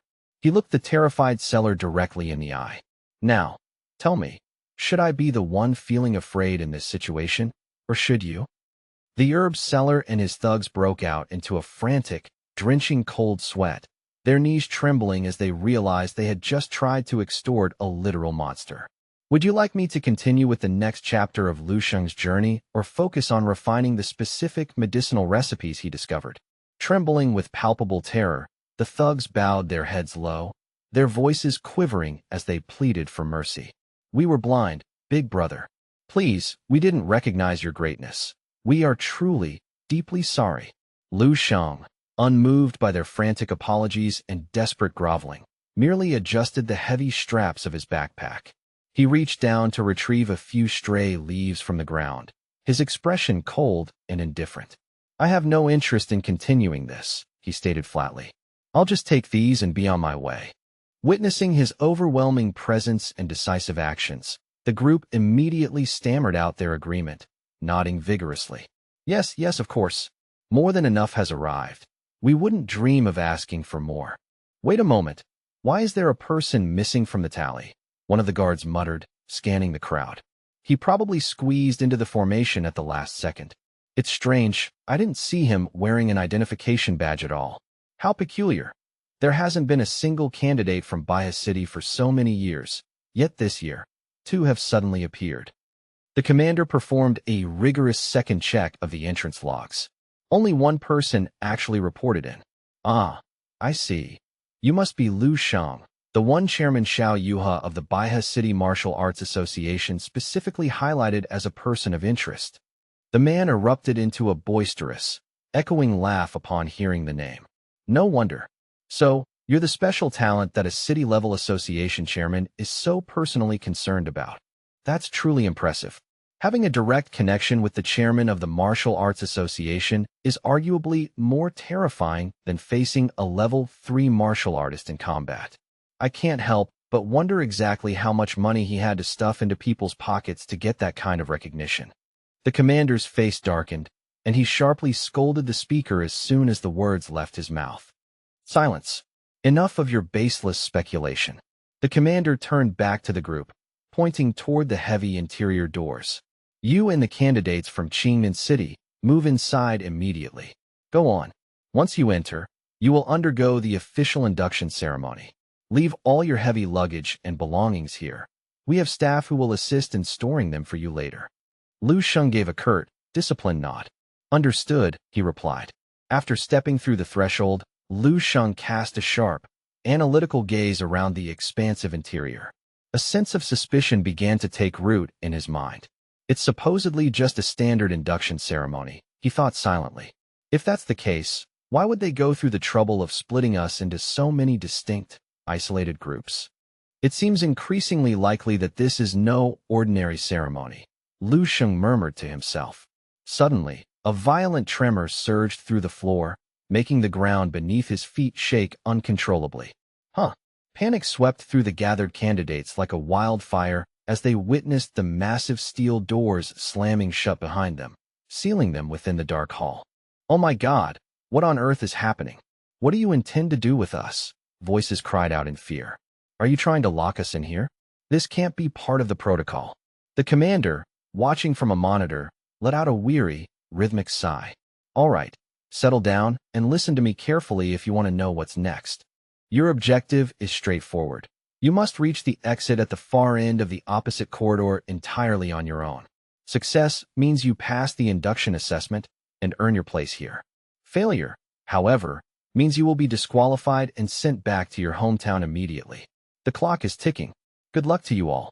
The moment the commander's voice cut out, the room erupted into a chaotic din of complaints and confusion. What is this? You said it was just an induction ceremony. Since when did it turn into a competition corridor? What kind of corridor are we even talking about? Hey, come back and explain this clearly, someone shouted at the intercom. Without warning, the solid ground beneath them split down the middle, revealing a dark abyss. Everyone began to fall, their terrified screams echoing against the metallic walls of the shaft. Oh God, no! What's happening to us? Aya! While the others plummeted clumsily, Lu Sheng adjusted his posture mid-air, landing with the grace and silence of a cat. The others, however, crashed into the floor with painful thuds. Ouch! My back! Where the hell are we? One recruit began to sob openly, clutching his bruised limbs. This hurts so much. Why would they do this? Why would they go to such extreme lengths to set up such a ridiculous and dangerous trap for a simple induction? Another groaned, struggling to stand up in the dim light. Lu Sheng remained composed, his silent gaze fixed intently on the massive, foreboding door positioned directly in front of him. He slowly closed his eyes, extending his senses to analyze the energy flow and the mechanical structure of the environment. Click! A subtle realization snapped into place. This spot is a fake, an illusion. As he suspected, this was far from a conventional hallway. He noted the shifting, nebulous dark shadows swirling in the corners of the room. The practical applications of spiritual power here were truly breathtaking. It was almost indistinguishable from the superpowers described in ancient legends and myths. Lin Xiaoyu let out a sharp huff of disdain, crossing his arms over his chest. Humph. I actually expected something somewhat challenging or special, but it turns out it's just this level of child's play. How utterly boring. Lin Xiaoyu continued, his voice dripping with arrogance. One of the fallen martial artists behind him frowned deeply, his temper flaring. Lin Xiaoyu, you knew about these traps from the very beginning, didn't you? Damn it. Why didn't you give us a warning? I took a massive fall back there. Lin Xiaoyu sneered back at him. Your adaptability is non-existent, and yet you still have the audacity to call yourself a proper martial artist? Don't embarrass yourself further. If you go around telling people you're a genius from the Qingnan City training camp, you'll make me lose face by association. The man was so consumed by rage that the veins on his forehead began to throb visibly. Lin Xiaoyu, you arrogant. Before he could finish his threat, the girl standing beside him stepped in, placing a hand on his shoulder to restrain him. All right, that's enough. Stop this pointless arguing right now. We all come from the same city, she reminded them firmly. We worked incredibly hard and sacrificed so much just to earn a spot in this training camp, so we need to stick together. The most urgent matter at hand is to figure out a viable strategy to pass this assessment. Lin Xiaoyu shrugged, seemingly agreeing for the moment. Yeah, she's right. We people from Qingnan City should maintain a united front. We can't afford to lose a single person this early. This genius training camp has a legendary reputation for a reason, so their entrance assessment certainly won't be a walk in the park. He then turned his gaze toward Lu Sheng, pointing a finger dismissively. It just so happens we have an outsider here. Why don't we let this fellow scout the path ahead and trigger any traps for us? The girl bit her lip, looking conflicted. That doesn't seem very fair or kind. However, the person next to her was already grinning maliciously, imagining the prospect of pushing Lu Sheng into harm's way. Haha, that's actually a brilliant idea. Using him as a laboratory rat to test the waters will be quite entertaining. Haha, exactly, they laughed. Lu Sheng, hearing their petty plotting, merely let out a long, weary sigh of boredom. Well, if you're not planning on moving forward, then get out of my way, Lu Sheng said coldly. Lin Xiaoyu smirked at him. At least you're being proactive, kid from Bias City. Perform well, and maybe we'll consider giving you a helping hand if things get too tough. Lu Sheng turned his head with utter disdain, tossing a final line over his shoulder as he walked past. A beast of prey always walks alone. It is only the cattle that feel the need to travel in herds. The moment those words hit him, Lin Xiaoyu's face flushed with a surge of uncontrollable, murderous rage. What did you just say to me? Lu Sheng stood calmly at the front of the path, with Lin Xiaoyu and his group trailing behind him. Seeing Lu Sheng sigh in annoyance again, Lin Xiaoyu roared, "Hey, are you calling me a piece of cattle? I'll make you regret those words. I'm going to kill you." Just as Lin Xiaoyu finished his outburst and prepared to strike, both he and Lu Sheng suddenly froze, sensing a strange, mechanical resonance echoing through the corridor. Within seconds, a series of massive, metallic spheres came hurtling down the corridor toward them, picking up incredible speed and catching Lin Xiaoyu's entire group completely off guard. In the blink of an eye, these mechanical spheres unfolded and transformed into giant robot puppets, radiating a fierce, fiery aura. They settled into combat stances, preparing to engage. Lin Xiaoyu stared at the mechanical monsters in pure horror. These puppets, their energy signatures are at least as strong as level 1 martial artists, Lin Xiaoyu stammered. And there are so many of them. Does the training camp seriously want us all dead on the first day? The recruits behind him began to panic as the puppets closed in. This corridor is too narrow. There's nowhere to hide and nowhere to run. What are we supposed to do? Up ahead, Lu Sheng remained calm, his mind working through the data. I've heard of these puppets. They can be programmed by elite high-ranking martial artists to reach combat capabilities comparable to a level 4 martial artist. However, the cost of manufacturing one is far higher than training a human level 4. This is the first time I've seen one in person. Seeing the look of concentration on Lu Sheng's face, Lin Xiaoyu misinterpreted it as fear and sneered mockingly. What a pathetic country bumpkin, he spat. These mechanical puppets have numerous tactical limitations. Once they detect a living thermal signature approaching, they enter auto-attack mode. These level 1 models are forged from a specialized alloy. A single punch is hard enough to shatter your bones and end your life. Lin Xiaoyu's followers joined in, laughing at Lu Sheng's perceived weakness. Suddenly, the girl beside them screamed, "Look out!" A giant robot puppet had lunged forward, swinging a massive metallic fist directly at Lu Sheng's head. Lu Sheng remained unervingly still, his expression cool and his body not even flinching as the wind from the attack ruffled his hair. Just as the puppet's fist was inches from making contact, Lu Sheng's leg blurred in a powerful counterkick. Lin Xiaoyu, who had been gloating moments before, froze in shock as the robot puppet's heavy attack was stopped dead in its tracks. At this incredible display of strength, the expressions of the onlookers shifted instantly from mockery to wide-eyed surprise and intense envy. On the battlefield, Lu Sheng let out a low scoff. "Is this really the best you've got? How disappointing." Without hesitation, he gripped the massive mechanical arm and exerted a sudden, explosive burst of strength, lifting the entire heavy puppet into the air as if it weighed nothing at all. Lu Sheng applied a terrifying, concentrated pressure with just a single hand, the thick metal of the puppet's frame groaning and buckling until it snapped completely under his overwhelming power. The surrounding candidates were so utterly paralyzed by the sheer impossibility of the scene that they found themselves completely devoid of speech, staring in wide-eyed disbelief at the wreckage. After a prolonged, suffocating silence, the gathered crowd finally began to erupt in frantic, hushed whispers. Is that guy even a human being? What are we supposed to do against someone that strong? Amidst the rising tension, Lin Xiaoyu suddenly burst into a fit of hysterical, maniacal laughter. He clutched his head as if possessed by a sudden realization, cackling as he spoke. I see it now. I almost let myself be fooled by this transparent charade. A rank 1 mechanical puppet? Don't be absurd. This is nothing more than a glorified pile of rusted scrap metal.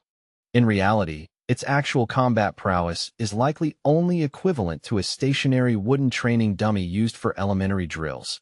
Lin Xiaoyu continued, his voice dripping with forced bravado. It was clearly designed merely to look intimidating to the weak-willed. Think about it. If these were genuine combat units, how could a group of unranked novices like us possibly hope to pass the test? It's a psychological trick, nothing more. He cast a sneering glance toward Lu Sheng before adding. And as for him, with that mediocre display of strength, he hasn't even reached the threshold of a rank 1 martial artist. There is no physical way a commoner like him could have withstood a genuine strike from a combat-grade machine, Lin Xiaoyu asserted. Despite his confidence, the other candidates remained skeptical, keeping their guards up and watching the remaining puppets with extreme caution. Seeing that his explanation had failed to convince the crowd, he let out a sharp, cold snort of derision. Forget it.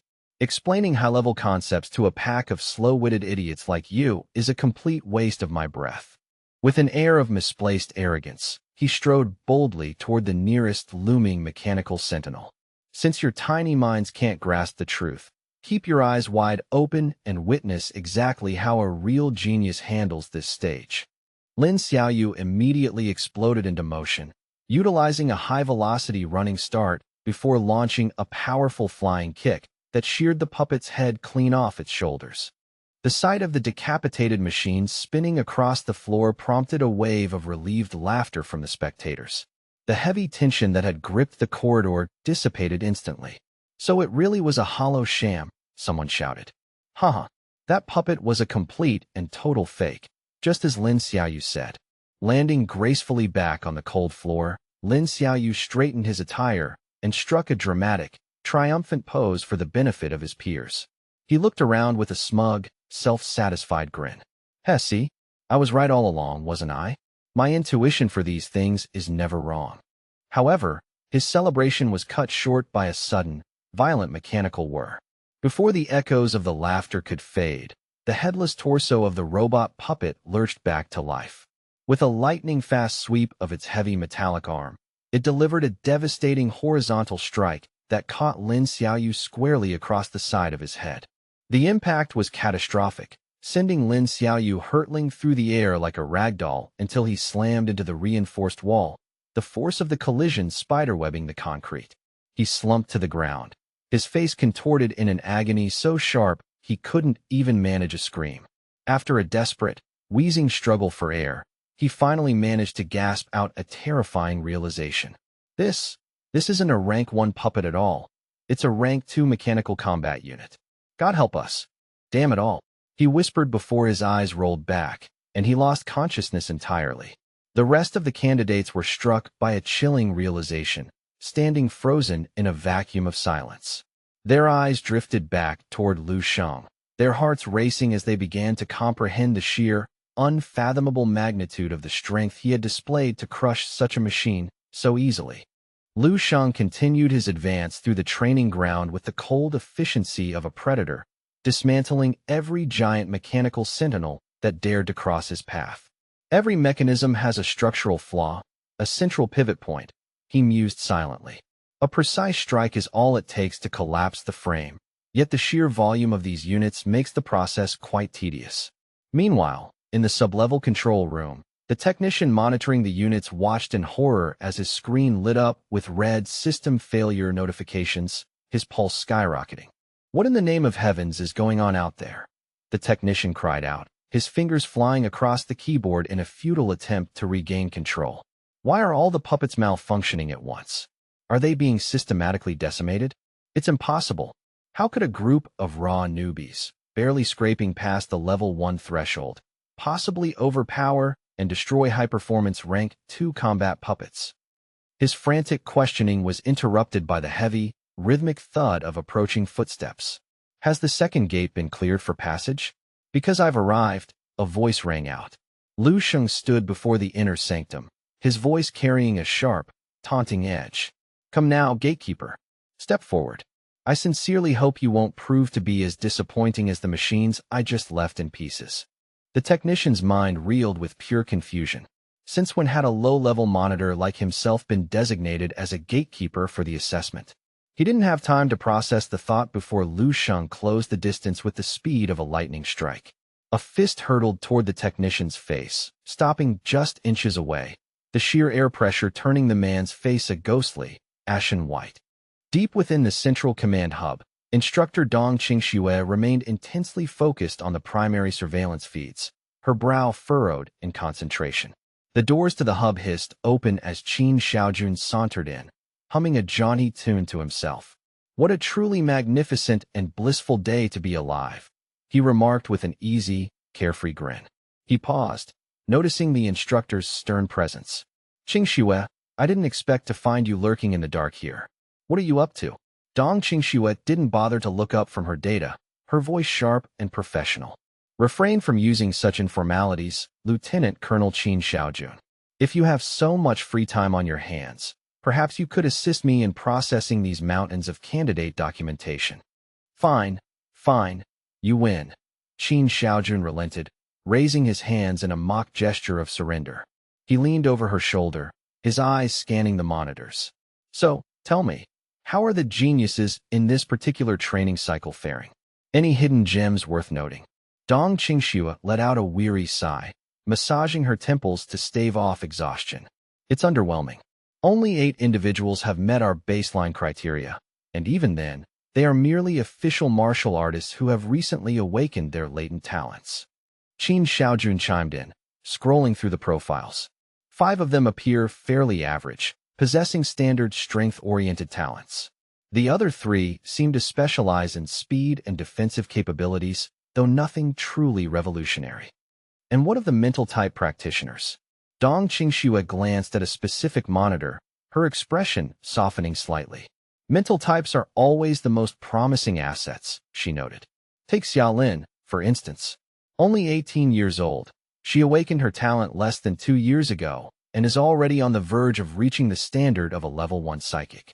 Her foundational martial arts talent is equally impressive, bordering on level 2. Hearing her assessment, Qin Xiaojun's eyes lit up with genuine excitement. Now, isn't that remarkable? A genius of that caliber. She reminds me quite a bit of you during your academy days. Though, perhaps I shouldn't say more. He caught Dong Qingxue's icy, piercing glare and felt a sudden chill run down his spine. Haha, just a joke. My mistake. Dong Qingxue looked back at the terminal. Cease your nonsense. I've already moved her to the high-priority observation list for this training course. Qin Xiaojun forced a strained smile, reaching for a glass of water to hide his nervousness. He casually adjusted the camera feed to cover a different sector of the facility, muttering, "The other candidates are performing adequately enough, I suppose." Suddenly, his hand froze midair. He leaned in closer to the screen, a sharp gasp escaping his lips. What? What in the world is that? Seeing his incredibly shocked expression, the atmosphere in the room turned heavy. Noticing his sudden agitation, Dong Qingxue turned her head away from her terminal and directed her undivided attention toward the main display, her eyes narrowing as she scrutinized the live footage.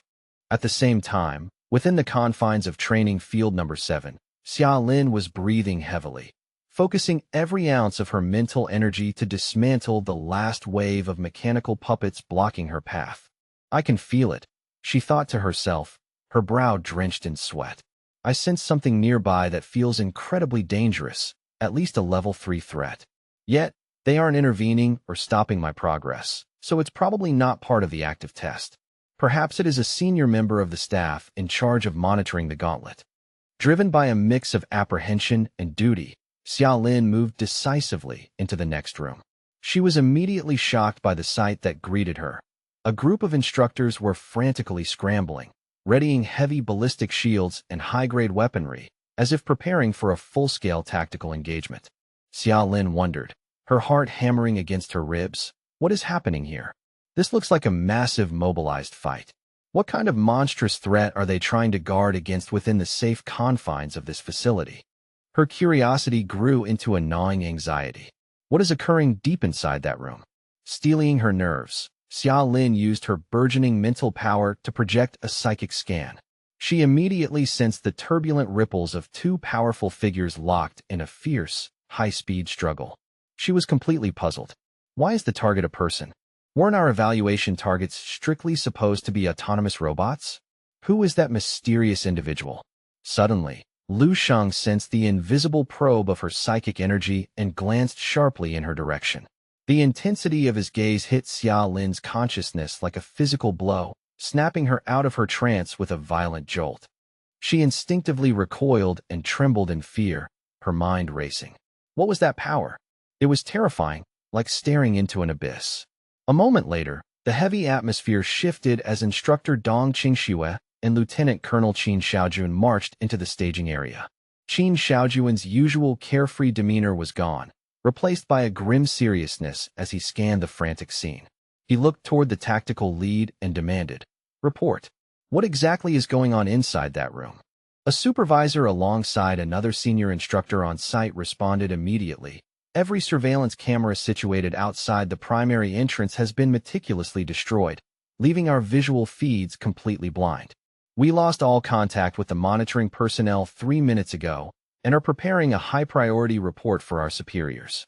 Upon hearing this, Qin Xiaojun barked an order for the operator on line 12 to immediately transmit all stored files. But Dong Qingxue interjected with a sharp tone, "There is no need." Scarcely had she spoken when the reinforced heavy-duty door groaned under an impossible force before being violently cleaved in two, the thick metal shrieking as it was torn apart from the center. In a synchronized reflex, the other supervising instructors present tightened their grips on their respective weapons, their bodies coiled with tension and ready to unleash a lethal response against the intruder. Through the smoking breach in the wall, Lu Sheng calmly walked in. The sight of him caused a wave of profound confusion to wash over the staff, followed by a momentary flicker of relief. "Huh? What is the meaning of this?" someone muttered. "He's just one of the students?" But before they could lower their guard, their breaths caught in their chests. They realized Lu Sheng wasn't alone. He was effortlessly dragging the limp, battered body of a heavily injured senior monitor behind him. Every instructor in the room instantly raised their weapons, the air thick with the threat of violence. Dong Qingxue stepped forward, her eyes fixed on the young man with an unreadable expression. You are a student hailing from Qingnan City, are you not? Answer me, who exactly are you?" Upon witnessing the tense standoff, Lu Sheng nonchalantly released his grip, setting down the battered and unfortunate instructor he had been dragging across the floor. With a gaze as steady as a mountain and a voice devoid of any tremor, he offered a concise, calm reply to the high-ranking officers. "I hail from Baihe City." "Lu Sheng, is it?" Qin Xiaojun suddenly erupted into a boisterous, echoing laugh, his eyes gleaming with genuine admiration as he looked the boy over. "Not bad at all. In fact, you're quite the little rascal. It's one thing to possess the raw power to annihilate reinforced combat robots of that caliber, but you didn't even wait for the official induction to end before beating a senior instructor into the dirt. You certainly have guts, kid." Hearing the veteran's boisterous praise, Lu Sheng reached up to scratch the back of his head with a hint of sheepish embarrassment, his tone softening slightly. "It seems there was a bit of a misunderstanding. I was under the impression that the instructor's intervention was simply a hidden phase of the assessment. He was remarkably resilient, so I felt I couldn't afford to hold back my strength." Standing nearby, Dong Qingxue narrowed her eyes, observing his every micro-expression with clinical precision. Without a word of warning, the air in the corridor suddenly grew heavy and cold as Dong Qingxue unleashed a tidal wave of her formidable mental energy, a psychic pressure so dense it felt almost physical. This invisible, crushing force was directed with surgical intent, aiming straight at Lu Xing's consciousness to test the very foundations of his willpower and mental fortitude. Despite the overwhelming psychic assault, Lu Xing remained completely unfazed, his expression remaining as calm and indifferent as a still lake. He stood there as if the crushing pressure were nothing more than a gentle summer breeze, maintaining a posture of absolute serenity. Realizing that her probe was meeting a bottomless abyss, Dong Qingxue promptly withdrew her power, choosing not to escalate the confrontation further. "Congratulations on passing the entrance assessment," she stated simply, her voice regaining its professional cool. She then gestured toward a nearby staff member, instructing them to escort Lu Xing to the designated rest area where the successful candidates were congregating. As Lu Xing disappeared down the hall, Dong Qingxue turned to her colleague with a look of profound seriousness. "That boy is an absolute anomaly. I've reviewed the recordings. He treated those high-grade level 2 combat puppets like mere children's toys." Qin Xiaojun nodded, his brow furrowed as he scanned a tablet. "The data is even more nonsensical. His registered blood qi is barely at 15, yet his measured combat power output during that fight spiked to a staggering 15,000. It truly defies conventional martial logic," Dong Qingxue admitted, her voice low. "I just attempted a deep mental scan of his psyche, but it was like staring into a void. I couldn't sense a single ripple of thought, and more importantly, he showed absolutely no physiological reaction to the pressure. It was as if I weren't even there." Qin Xiaojun was visibly taken aback by her admission, realizing the gravity of the situation. "So, how do you plan to handle this monster in our midst?" After a long silence, Dong Qingxue replied, "The specifics are still undecided, but the statistics in your files are clearly obsolete. For now, let's categorize him as a top-tier seed alongside Xia Lin and ensure he receives absolute priority in our resource cultivation plans. It seems the upcoming internal competition is going to be far more interesting than we anticipated," she mused. On the other side of the facility, Lu Xing walked in silence, his mind replaying the recent encounter. Was that just a standard mental scan? He wondered. Instructor Dong's spiritual energy is at least 5 times more potent than my own. Fortunately, I've mastered the technique to withdraw all my mental presence into the core of my body. I can only hope I wasn't fully exposed. His train of thought was abruptly broken by a thunderous, cavernous growl from his stomach. The guide leading him through the labyrinthine hallways heard the noise and chuckled softly. "Hey there, Lu Xing. Sounds like your engine is running on empty. It's peak mealtime now. How about I lead you straight to the cafeteria for a refill before we settle you into the dormitory?" Lu Xing managed a grateful smile, relieved by the guide's hospitality. Clutching his complaining midsection, he asked tentatively, If I may ask, is there a substantial supply of food available here?" The staff member burst into a hearty laugh upon hearing the boy's concern. "Don't you worry about that, kid. For the inaugural meal of the training camp, the rations are strictly unlimited.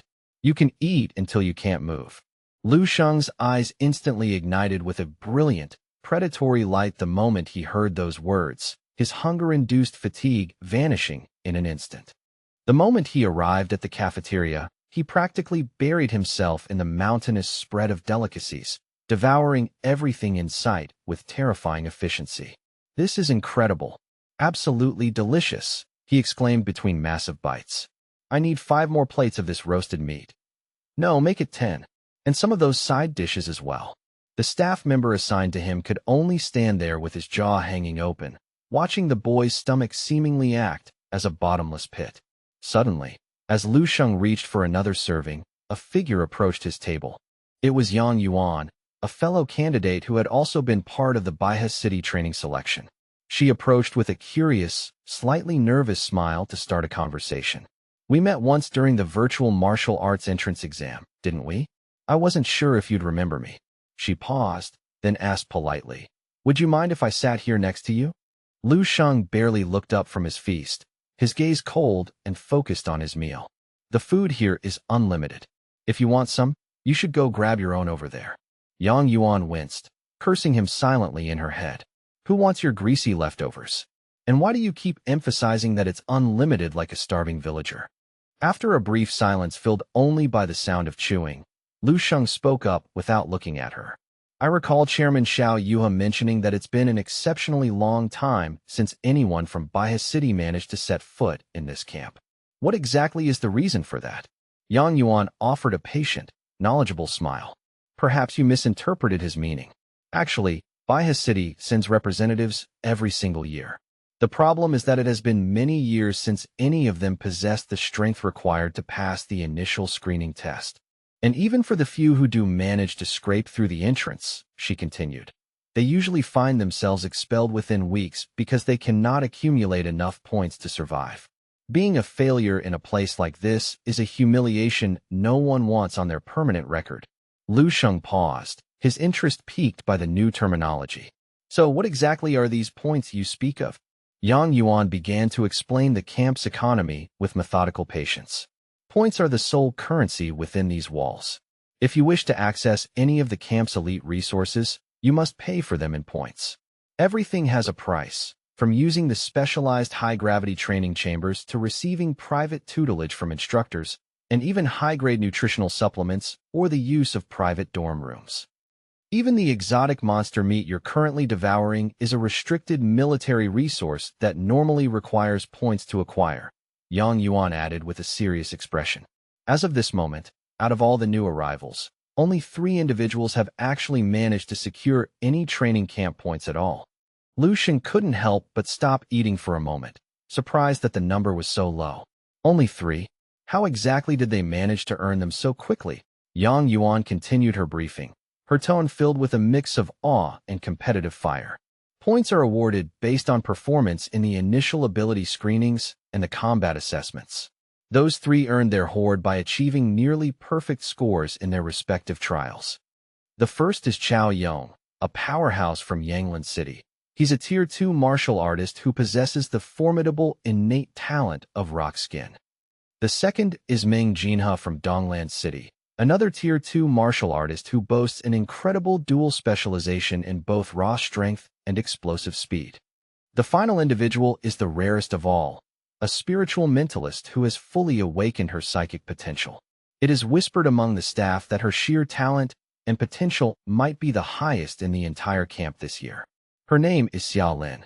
As if summoned by the mention of her name, the girl in question happened to be walking through the cafeteria, her ears twitching as she heard someone discussing her. Xiao Lin instinctively turned her head to identify the source of the conversation, her sharp eyes scanning the room. As fate would have it, her gaze landed directly on Lu Sheng, who was currently mid-bite with a chicken leg in hand. The moment Xiao Lin recognized him, a visible shiver of primal terror coursed through her body. She blanched, her eyes widening as she hurriedly pivoted on her heel to flee the area as fast as possible. In Xiao Lin's mind, seeing Lu Sheng was no different than standing face-to-face with a world-ending catastrophe. Her sudden, frantic turn caused the dishes on her tray to wobble dangerously, nearly sliding off into a heap on the floor. In a reflex of pure instinct, she raised her hand, using her mental power to stabilize the tray and save her meal from a tragic end. Lu Sheng watched her hurried, terrified retreat with a look of complete indifference, not caring in the least about the effect he had on her. Without paying her any further mind, Lu Sheng turned back to Yang Yuan and gestured vaguely with his fork. So that was her then? Yang Yuan, sitting across from him, was utterly flabbergasted by the interaction she had just witnessed. She leaned forward, her voice full of intense curiosity. Wait, do you actually know her? Lu Sheng reached out his right hand, slowly lifting his glass to take a measured sip of water. He closed his eyes for a moment, savoring the silence before replying casually. Our paths have crossed before, yes. Continuing to shovel more food into his mouth, Lu Sheng steered the conversation back to their previous topic. You mentioned earlier that only 3 people had officially passed the assessment with points. Yang Yuan raised a finger to clarify, her tone lowering to a conspiratorial whisper. Well, that's the official count. However, there's a rumor circulating about a mysterious 4th person, though the details sound like an absolute exaggeration. They say this individual doesn't just have incredible strength, but that he literally tore through the robot puppets with his bare hands as if they were made of paper. The rumors paint this 4th person as a complete and total lunatic, fundamentally different from the other geniuses here. Yang Yuan continued, her eyes wide. They say he's terrifying beyond measure, a force of nature that obliterates anything in his path. The story goes that he left a mountain of mangled puppets behind him, standing atop the pile like a mad king, laughing wildly at the sky while clutching a defeated instructor in his fist. She looked at Lu Sheng intently. They even say he beat a supervising teacher so brutally that the poor man had to be rushed to the intensive care unit. Lu Sheng was in the middle of taking a large gulp of water when Yang Yuan reached the climax of her story. The sheer absurdity of the description caught him so off guard that he choked, spraying a mist of water across the table. His eyes darted around as he realized with a sinking feeling that the scary madman everyone was gossiping about was undoubtedly himself. Yang Yuan, however, assumed he was simply shocked by the brutality of the rumor. I know, right? What an absolute madman. Haha, the stories people come up with are so over the top. It's clearly too much to be true, she laughed, watching Lu Sheng cough uncontrollably. Privately, however, Yang Yuan couldn't help but feel a sense of reverence for the camp's standards. This place truly is a gathering of monsters, she thought. She glanced at Lu Sheng, her mind drifting to his reputation back home. Even Lu Sheng, the monster who shocked all of Baya City, seems like a normal person compared to the titans they're describing. Misinterpreting Lu Sheng's silence as a sign of insecurity, Yang Yuan decided to offer some encouragement. She handed him a tissue to wipe his mouth, her voice warm and supportive. Don't be discouraged, Lu Sheng. I truly believe in your potential. Given your strength and innate talent, as long as you apply yourself and stay in this training camp for a while, I'm sure you'll eventually stand on equal footing with those top-tier geniuses. She beamed at him with a sincere smile, completely unaware of the group of stern, high-ranking officers who had silently manifested behind her chair. Acknowledging her kindness with a strained nod, Lu Sheng managed a raspy response between coughs. Cough. Thank you, I appreciate the sentiment. He finished wiping his mouth, but as his gaze shifted past her shoulder, his expression turned to one of utter confusion. Huh? Yang Yuan was baffled by his sudden change in demeanor and immediately spun around to see what had caught his attention. Her heart skipped a beat as she realized they were no longer alone. Standing directly behind her was a squad of elite monitors, their leader stepping forward with a cold, professional air. He looked past her and locked onto Lu Sheng. You are the one called Lu Sheng, correct? The man maintained a rigid posture, one hand tucked formally behind his back, while the other held a thick incident report. According to the official monitoring logs and the assessment postmortem, you have caused the total destruction of 18 high-performance robot puppets and committed a physical assault on a supervising instructor, resulting in their emergency hospitalization. Yang Yuan's jaw dropped so far it was a wonder it didn't hit the table. The leader frowned slightly at the disruption before focusing back on Lu Sheng. We require your presence for immediate questioning. Please cooperate and follow us to the administrative wing. Yang Yuan sat there, paralyzed, as she witnessed the scene unfold. A wave of pure, unadulterated horror washed over her features. Her eyes were wide with shock and her mouth was a cavernous gap as the crushing realization hit her. The terrifying madman she had just been mocking was the very boy sitting directly across from her. She was utterly stunned, her entire body frozen in place, unable to produce even a whisper of an apology. The revelation rippled through the cafeteria like a physical shockwave, far exceeding the mere surprise of Yang Yuan. Every trainee within earshot froze in their tracks. A heavy, incredulous silence descended as hundreds of pairs of eyes pivoted toward Lu Sheng's position, scrutinizing him as if he were an extraterrestrial life form that had suddenly manifested in their midst. The sheer weight of the news was so overwhelming that several students stood paralyzed, completely unaware that their chopsticks had slipped from their fingers and clattered onto the floor. The reactions grew increasingly dramatic as the realization set in. A few individuals in the middle of a meal choked, spraying mouthfuls of rice across their tables in a series of undignified splutters. The initial stunned silence was abruptly shattered by a collective, thunderous roar as the crowd shouted his name in a discordant, unified gasp, Lu Sheng. Despite the chaotic uproar and the hundreds of judging eyes fixed upon him, Lu Sheng remained the eye of the storm, his composure utterly unshakable. With methodical, unhurried movements, he stood up and pushed his chair back into place with a soft scrape against the tiles. "I am aware," he replied, his voice a calm anchor in the sea of noise. The sheer gravity of his presence and his sudden movement sent a fresh jolt of alarm through Yang Yuan, who watched him with wide, startled eyes. Lu Sheng prepared to follow the training camp officials out of the hall, but he came to an abrupt halt after taking only a few steps. Still clutching a crumpled tissue in his hand, he turned back toward the staff with an expression of genuine, if somewhat awkward, concern. Excuse me, but I haven't quite finished the meal I was served," he noted, adding sheepishly. "Would it be possible to get a container for the leftovers? I'd hate for this food to go to waste." This mundane request, following the news of his monstrous feat, struck the onlookers as so absurd that a fresh wave of disbelief washed over the room. The training camp official whom Lu Sheng had addressed felt his face darken with a mixture of annoyance and utter bewilderment. He stared at the young man for a long, agonizingly silent moment, as if trying to process the sheer audacity of the request. Finally, with a weary sigh and a reluctant nod, he grumbled, "Fine. Just make it quick." Having secured the answer he was looking for, Lu Sheng turned his attention back to Yang Yuan, his tone carrying a hint of sincere apology for the sudden interruption of their meal. "My apologies, it seems I have to run," he said. Still reeling from the shock of his true identity, Yang Yuan nearly jumped out of her skin at the sound of his voice. She stood there, her body as stiff as a board, her mind racing too fast to formulate a coherent response. "Oh, okay, right," Yang Yuan instinctively blurted out, her voice barely a whisper as she watched him turn and stride away. The moment the heavy doors closed behind Lu Sheng and the officials, the tense silence of the dining hall was shattered by a deafening, chaotic uproar. "Unbelievable. Did you hear that?" Voices clamored from every corner. The rumors were actually true. We really have a monster of that caliber among the new recruits. The cafeteria became a cacophony of speculation and awe as students processed the news.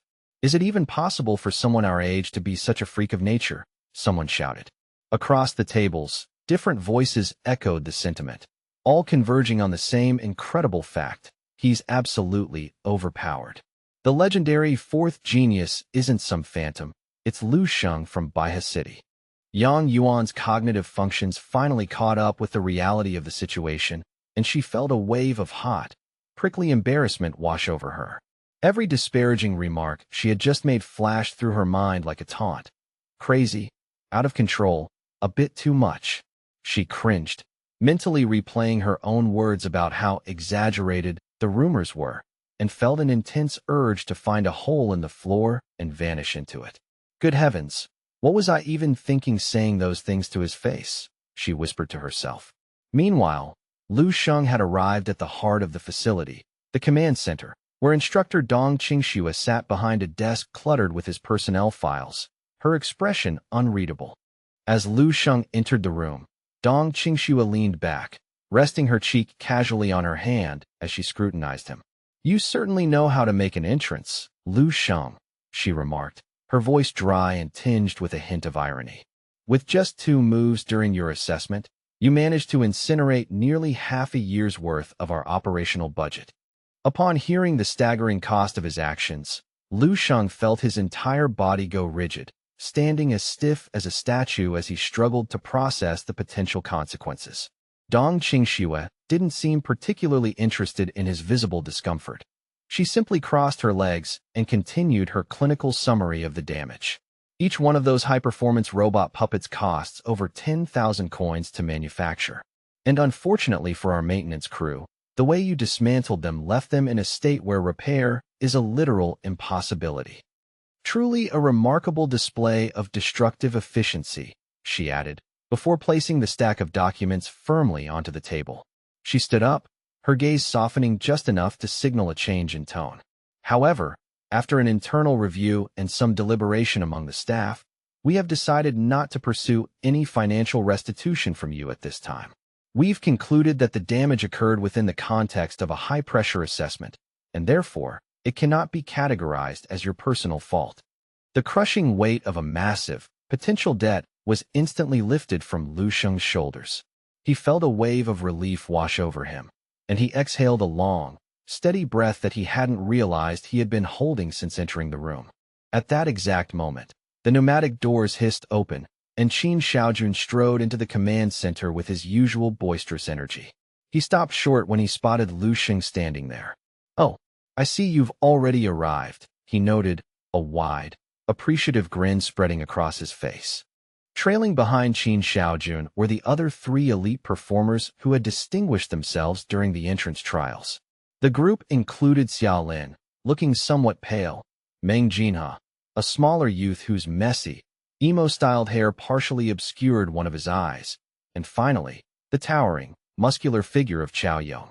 The moment Xiaolin's eyes landed on Lu Shang, she visibly recoiled, her body giving a sharp, instinctive jerk of surprise as if she had just stumbled upon a dangerous predator in the wild. Qin Xiaojun scanned the small group, satisfied that the most promising talents were finally assembled in one room. "All right, settle down everyone," he announced with a booming voice. "Now that all of you who passed the elite assessment are gathered here, we can begin the official briefing." Lu Sheng remained silent, his sharp gaze discreetly measuring the capabilities of his new peers. To his left, Meng Jinha seemed almost painfully introverted, hunching his shoulders and pulling at the collar of his shirt as if he wished he could disappear into the fabric entirely. In stark contrast, Chao Yong stood with an air of immense confidence, his physical presence exuding a palpable, heavy aura of power. Xiaolin, meanwhile, looked like she was on the verge of a breakdown, her hands trembling uncontrollably as she stood in the proximity of such intense martial spirits. Dong Qingxue stepped forward, her eyes sweeping across the 4 top performers with a rare, approving nod. "Once again, I offer my congratulations to each of you for successfully navigating the assessment. Your performance was, quite frankly, exemplary." She extended her hand, and in a blur of movement, 4 distinct identification cards appeared between her fingers. In this training camp, the hierarchy is simple. Those who possess superior strength are granted access to superior resources, she explained firmly.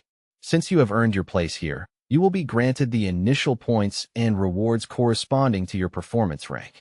The cards were then distributed to the 4 individuals: Lu Shang, Chao Yong, Meng Jinha, and Xiaolin. Dong Qingxue watched as they took hold of the items before clarifying. "Once your points accumulation reaches a certain threshold, these cards will also serve as high-security storage keys. These are your personal identifiers for the duration of the camp." Chao Yong stared down at the gleaming golden points card in his palm, a surge of triumph welling up inside him. "This is it," he thought, his chest swelling with pride. The legendary gold card that the instructor spoke of, it represents the absolute peak of the new recruit class. 100 points right at the start, Meng Jinha whispered, a rare, predatory grin stretching across his face as he clenched his fist around the gold card. "I'm in the lead." Even Xiaolin felt a brief respite from her fear, clutching her card with a sense of immense possibility. 100 points was an incredible fortune. It was enough to commission a private, specialized session with a legendary senior spiritual instructor. In the midst of her excitement, Xiaolin happened to glance toward Lu Sheng, her eyes focusing on the card he was holding. A wave of profound confusion washed over her as she processed what she was seeing. "Wait. Why is his card a dull, plain white?" The unusual, stark color of the card didn't go unnoticed by Chao Yong or Meng Jinha either, their brows furrowing in curiosity. Lu Sheng, staring at the white rectangle in his hand, looked up at the instructors with a puzzled frown. "I apologize, but I was under the impression the cards were ranked by color," he said. "Is a white card meant to be blank? Does it contain no points at all?"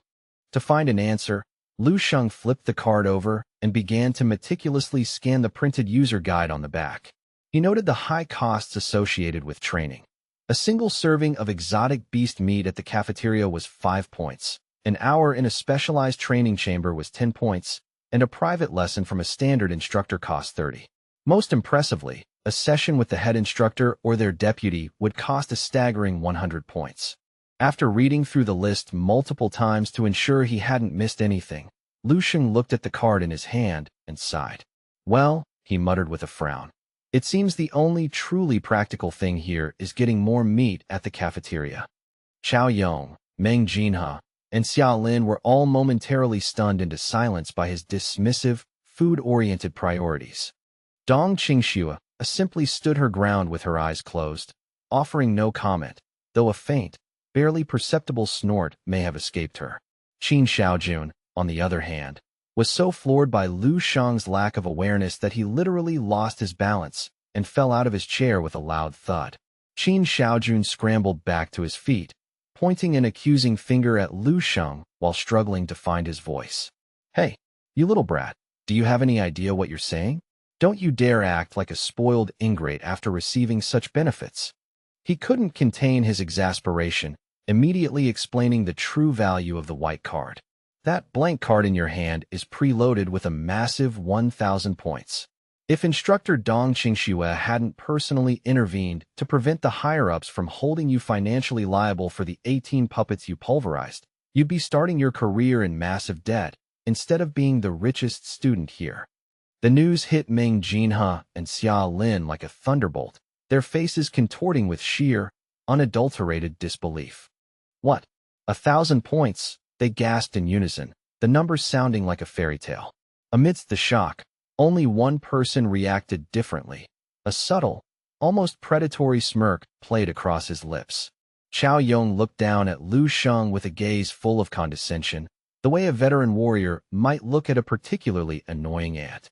"And here I thought this elite training camp was built upon the bedrock of pure, unadulterated merit and strength," he said disdainfully. "I suppose it's actually just another system built on nepotism and special treatment." He glared at Lu Sheng, his expression curdling with disgust.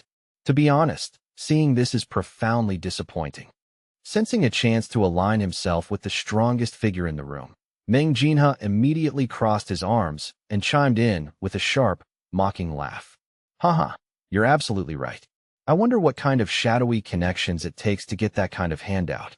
Xia Lin, who had witnessed Lu Sheng's terrifying power firsthand, felt a surge of anxiety at the way Chao Yong and Meng Jinha were taunting him.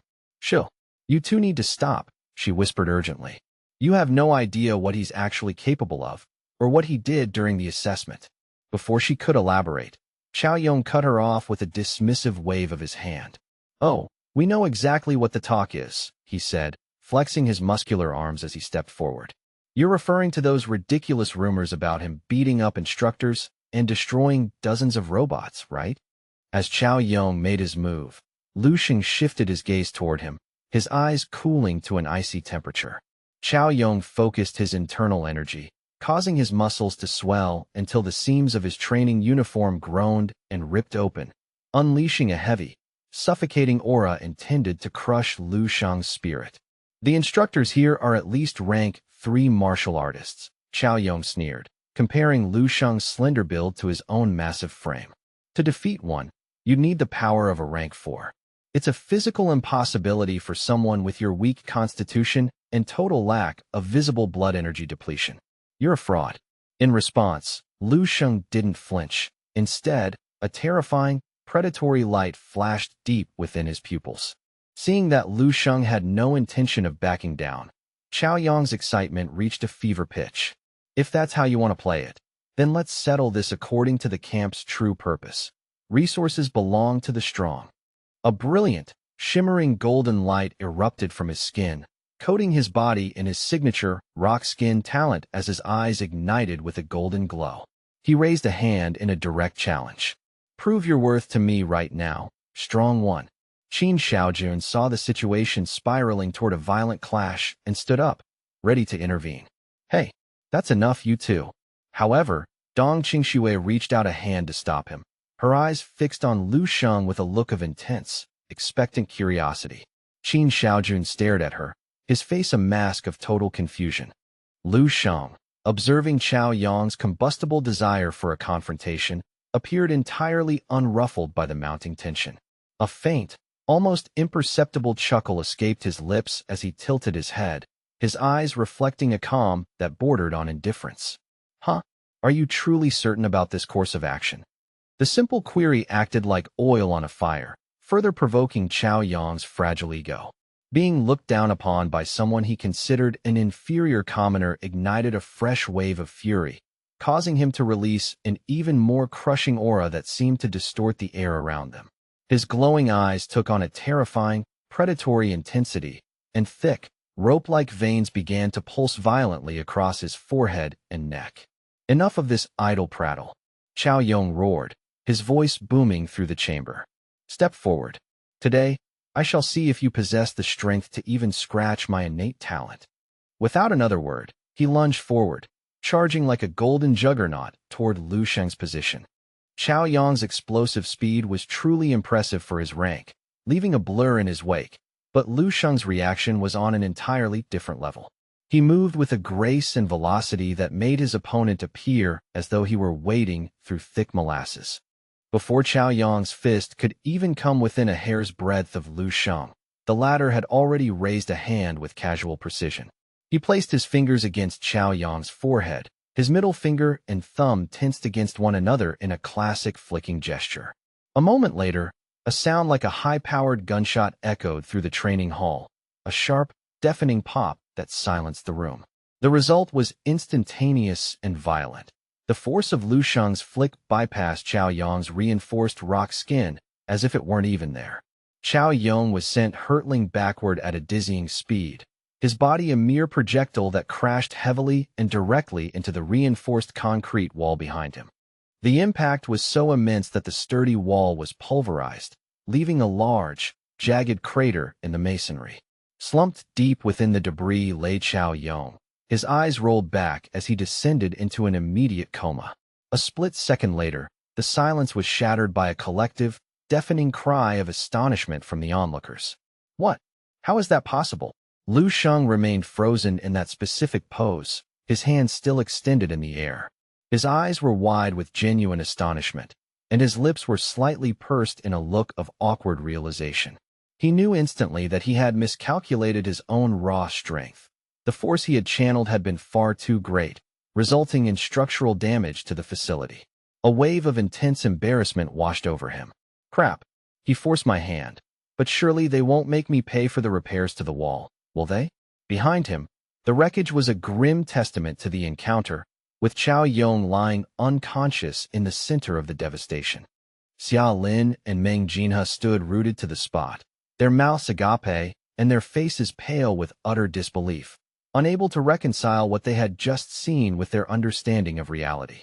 Major Qin Xiaojun, however, maintained an air of nonchalance, letting out a soft, melodic whistle of approval even as he pulled a face of mock disgust. TSK, what a mess. On the other hand, Instructor Dong Qingxue watched the entire display in stony silence, her analytical gaze never leaving Lu Sheng. The catalyst of the chaos, Lu Sheng himself, quickly regained his composure and placed his hands on his hips, tilting his head slightly to avoid the burning gazes of his peers. Am I permitted to leave now? He asked suspiciously. Without waiting for a formal dismissal, Lu Sheng turned on his heel to depart. However, just as he reached the threshold of the room, Instructor Dong Qingxue's sharp voice called out to him, cutting through the murmurs of the crowd. Trainee Lu Sheng, wait. Hearing his name, Lu Sheng stopped and turned back, his expression one of mild surprise.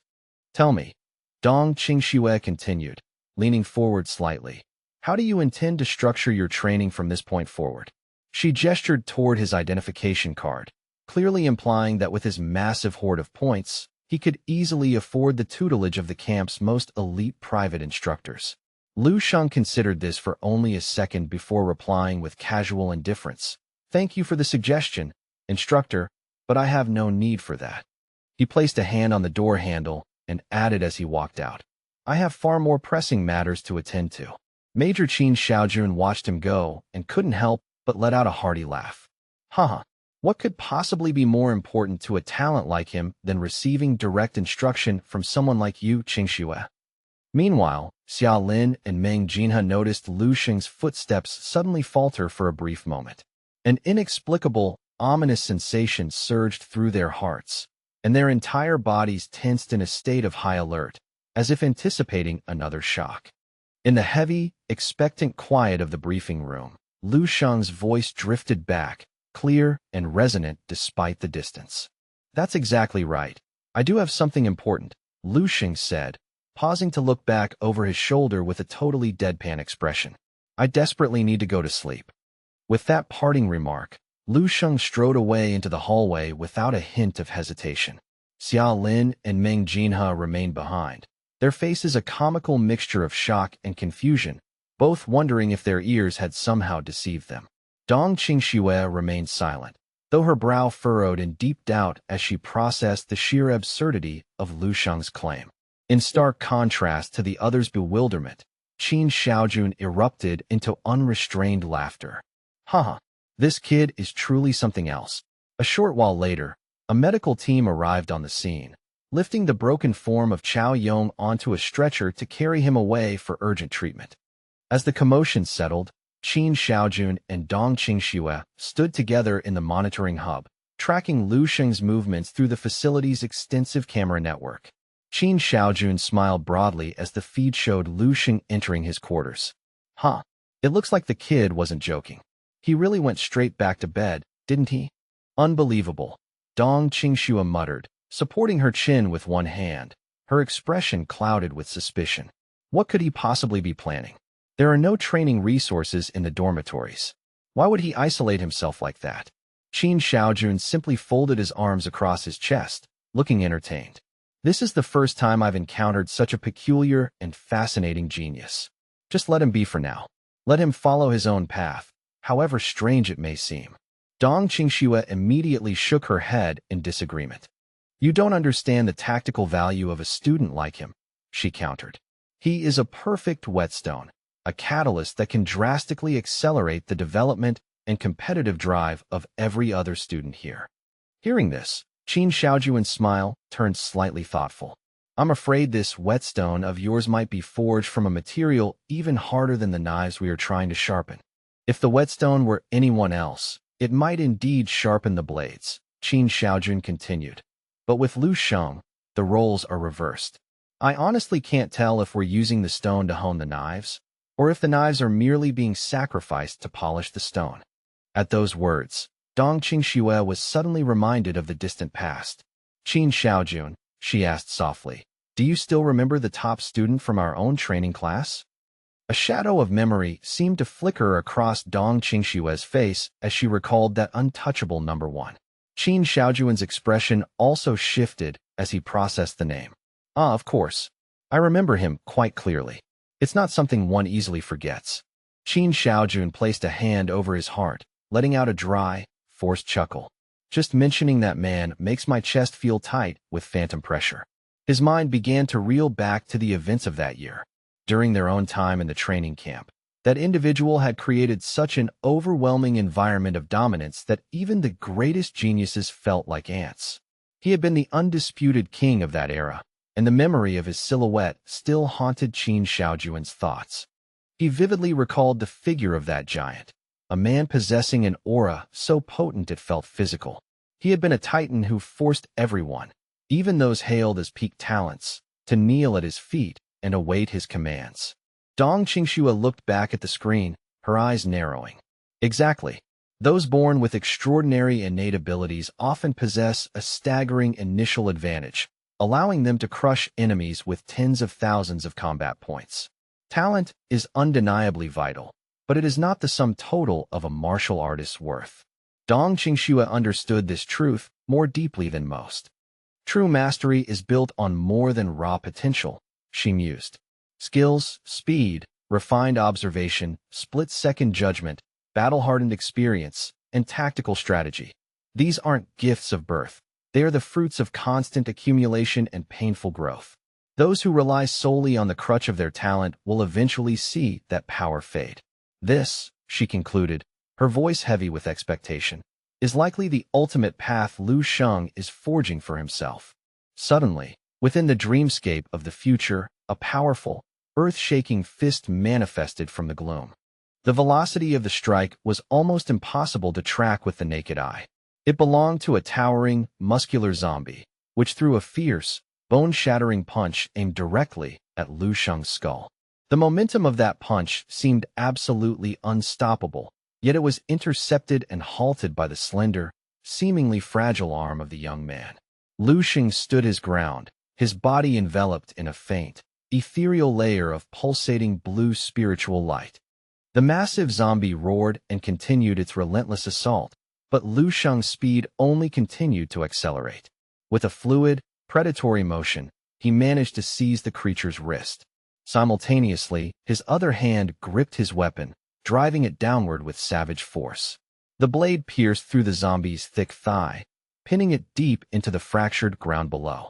Seizing the opening, Lu Sheng immediately channeled his constant star force, pouring every ounce of his internal energy into a decisive, crushing blow that hammered into the zombie's chest.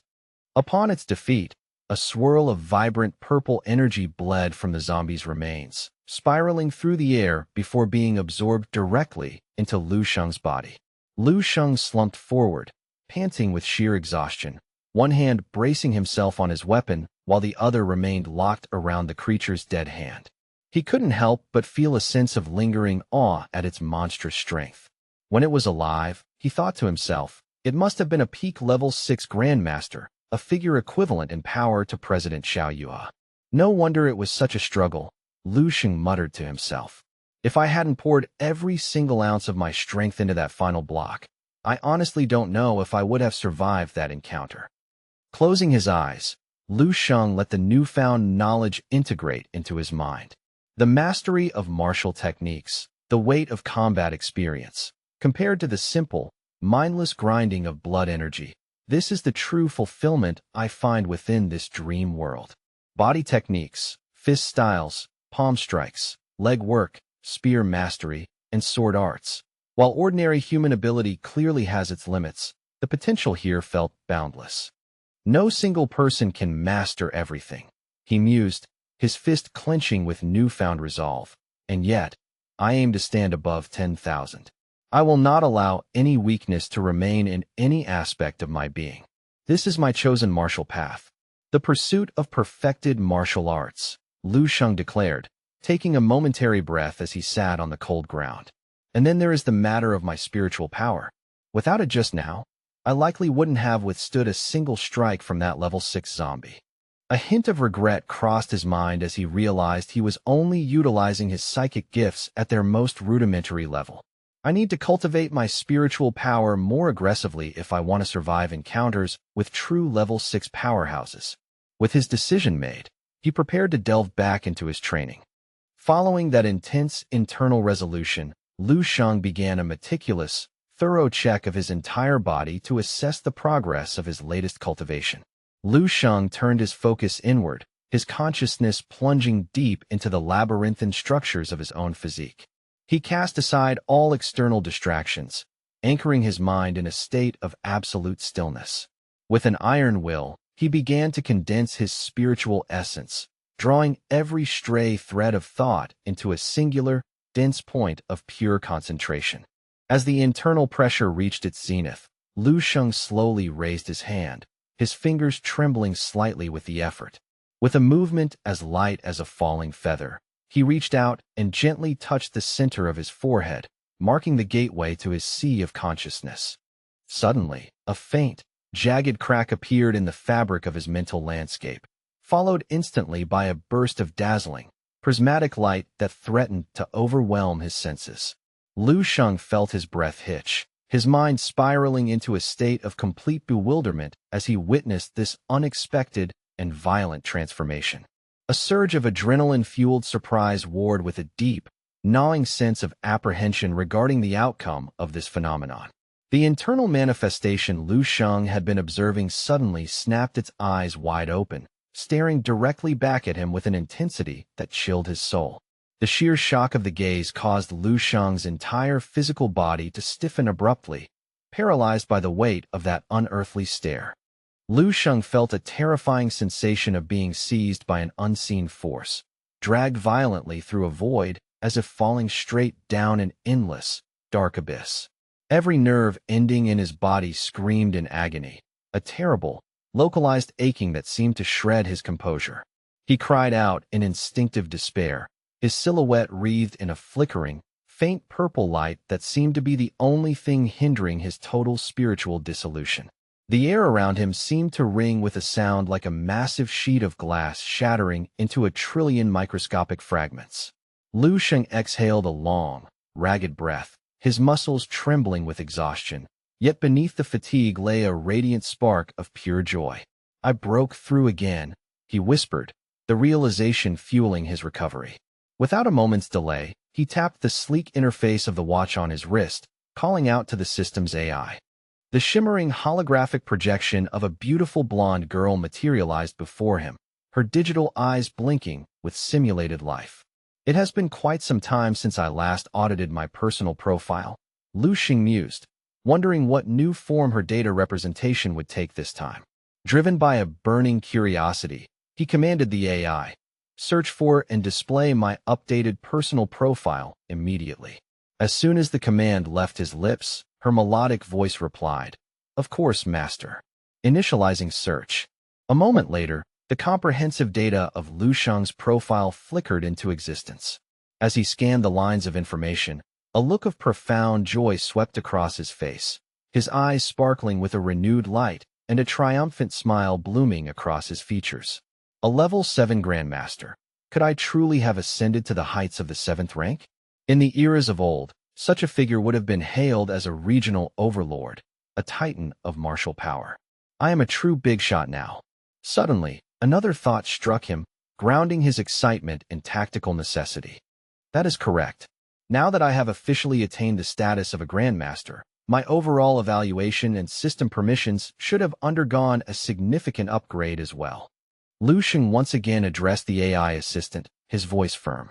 I wish to investigate the advanced tiers of the natural breathing technique, the eternal star body refining art, and the crystal observation method. The AI replied with a crisp, "Understood, master." The holographic girl reached out, her digital fingers pressing against the air to manipulate the red screen, which began to scroll through data at a blistering pace. Notifications for the search results appeared in rapid succession. First was the advanced section of the Eternal Star Body Refining Art, detailing a cultivation path forged by the legendary level 11 powerhouse Wang He, which included the enigmatic Tinder plan. Following that was the natural breathing technique, refined by the level 11 sovereign Yang Yifei.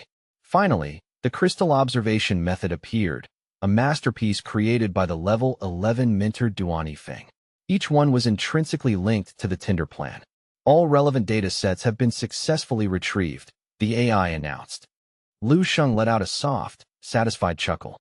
Just as I suspected, he murmured to himself. Attaining level 3 permissions has granted me access to far more sophisticated and profound cultivation methods than I could have ever imagined. Suddenly, a specific entry at the edge of the screen caught Lu Sheng's attention. What is this? He wondered aloud. He reached out his hand, and a digital scroll nearby unfurled with a crisp snap, revealing an entirely new cultivation method titled the Divine Illumination Vajra Sutra. Lu Sheng's eyes widened, and he let out an involuntary exclamation of surprise. Is this a complete, integrated cultivation method? Lu Sheng's pupils dilated as he leaned closer to the projection, his face a mask of pure, unadulterated astonishment at the complexity of the script before him. He hesitated for several heartbeats before finding his voice. This truly is the Divine Illumination Vajra Sutra. It feels as though I am looking at a method meant to ride the wind and break the waves of destiny itself. Absolutely unbelievable. Lu Sheng could scarcely credit his eyes. The technique was too incredible to be real. As he analyzed the structure, he realized why it hadn't appeared in the standard combat skills list. It was a highly specialized technique, meticulously engineered for the unique physiology of spiritual power masters. After a thorough examination, he realized it went far beyond mere combat skills or spiritual manipulation. Furthermore, as Lu Sheng closed his eyes, a faint, rhythmic purple light began to pulse around his form, enveloping him in a protective, ethereal cocoon. He began to process the deeper implications of the sutra, his mind racing through the tactical possibilities. The most critical realization was that this particular cultivation method was fundamentally different from every other spiritual power technique he had encountered in the system's database. The core principle of the Divine Illumination Vajra Sutra involved utilizing the spiritual energy within the practitioner's body to manifest a secondary physical form, essentially a perfected clone of oneself. The faint, powerful purple light began to coalesce, drawing into a singular point until, in a flash of brilliance, a realistic human arm took shape. Lu Sheng focused his mind with surgical precision, controlling the flow of the purple light down to the cellular level, influencing the very genes of this spiritual construct. The sheer level of detail in this manifested body was exquisite, reaching down to the individual muscle fibers. The singular, driving purpose behind all this complexity was to augment the user's strength across every conceivable aspect, leaving absolutely no weaknesses or blind spots in their defense. After absorbing the intricacies of this new path, Lu Sheng immediately understood the monumental shift this would cause in his power. The foundational level of the Divine Illumination Vajra Sutra focused on using the radiance of spiritual power to forge the physical body into something indestructible. At this introductory stage, a resilient spiritual membrane would form around the heart, providing the cultivator with a vastly strengthened cardiovascular system and a layer of near-impenetrable protection for their most vital organ. Recognizing the sheer potential of the technique, Lu Sheng concluded with a sharp nod. This will finally allow me to enhance my blood qi through indirect means. This has always been my greatest vulnerability. I found ways to spike my combat power, but my foundational blood qi remained stagnant. He pondered the situation carefully. Blood qi was the ceiling that had consistently hindered his advancement, and now he had the hammer to break it. If I can truly rectify this weakness, I will be able to elevate all my primary attributes simultaneously. Lu Sheng still found the concept hard to fathom. That spiritual power could have such a direct, transformative effect on a martial artist's blood qi. He reread every line of the text again, his heart filled with a profound respect for the crystallization of 10,000 years of human martial wisdom. I completely underestimated this era's zenith. I couldn't have even imagined creating such a method, let alone perfecting it. While scrolling, his eyes landed on a specific name that triggered a memory. Duan Yifeng. That name sounds familiar from the archives. Lu Sheng turned his head slightly to gaze through the shattered, jagged window behind him at the ruined world beyond. He fell into a deep contemplation. It seemed unlikely that any civilization could produce more than one man like him in a lifetime. Even among the level 11 powerhouses, Duan Yifeng was likely a figure at the absolute peak of existence. Yet, as Lu Sheng looked at the desolate landscape outside, a chilling thought remained. Even a man of his stature could not prevent the total collapse of human civilization. He closed his eyes tightly, turning away from the grim view. A fierce, unyielding will surged within his heart. He reached out and opened the digital manual once more, preparing to immerse himself in the practice of the sutra. His movements were accompanied by a cold, sharp determination. I still have an immense amount of work to do, and the path before me is longer and more treacherous than I ever realized. Lu Sheng exuded a palpable aura of serious intent, his face set in a mask of grim determination. He knew that every minute and every second was a precious resource that had to be spent in the pursuit of greater power. As he lost himself in the cultivation, time became a blur, and a full month flew by in the blink of an eye. Deep within a specialized training chamber back at the camp, Xia Lin was training with a desperate, singular focus. A potent, swirling aura emanated from her small frame, a pressure that made those standing nearby instinctively wary. A complex training machine mounted to the ceiling was currently locked onto Xia Lin, its sensors glowing with an ominous red light. Suddenly, several high-velocity training projectiles shot toward her with the speed of lightning. Xia Lin didn't show even a flicker of fear. Her expression remained cold and clinical as the objects closed in. Instead, she expertly manipulated her psychic spindles, deadly shards of mental energy, to intercept the projectiles. She moved with a speed that sometimes surpassed the very objects she was destroying. Xia Lin was wreathed in a vibrant purple glow, her three most powerful psychic spindles weaving a complex, lethal dance through the air around her. Xia Lin stood rooted in place, her hand raised in a graceful, controlling gesture as her psychic spindles hummed through the air, simultaneously acting as an impenetrable shield and an unrelenting offensive force. The heavy, sealed door of the chamber began to slide open, revealing a tall, imposing figure silhouetted against the hall lights just as a familiar voice rang out across the room. "Not bad at all. Your progress is quite rapid," remarked instructor Dong Qingxue. She stood at the threshold with her arms crossed, her eyes tracking the movement of the spindles. Xiaolin can already skillfully manipulate 3 psychic spindles simultaneously. I wonder how long it will take her to master 6. A rare, faint smile touched Dong Qingxue's beautiful yet icy face. Once she achieves that, Dong Qingxue continued, it will signal her official entry into the first tier of a true psychic master. Recognizing the instructor, Xiaolin immediately withdrew her energy and bowed with deep respect. "I am honored, Instructor Dong. It is only because of your expert guidance that I have reached this level." Seeing the girl's humility, Dong Qingxue waved her hand dismissively, indicating that she didn't entirely agree with Xiaolin's assessment of the situation. Guidance is only a catalyst.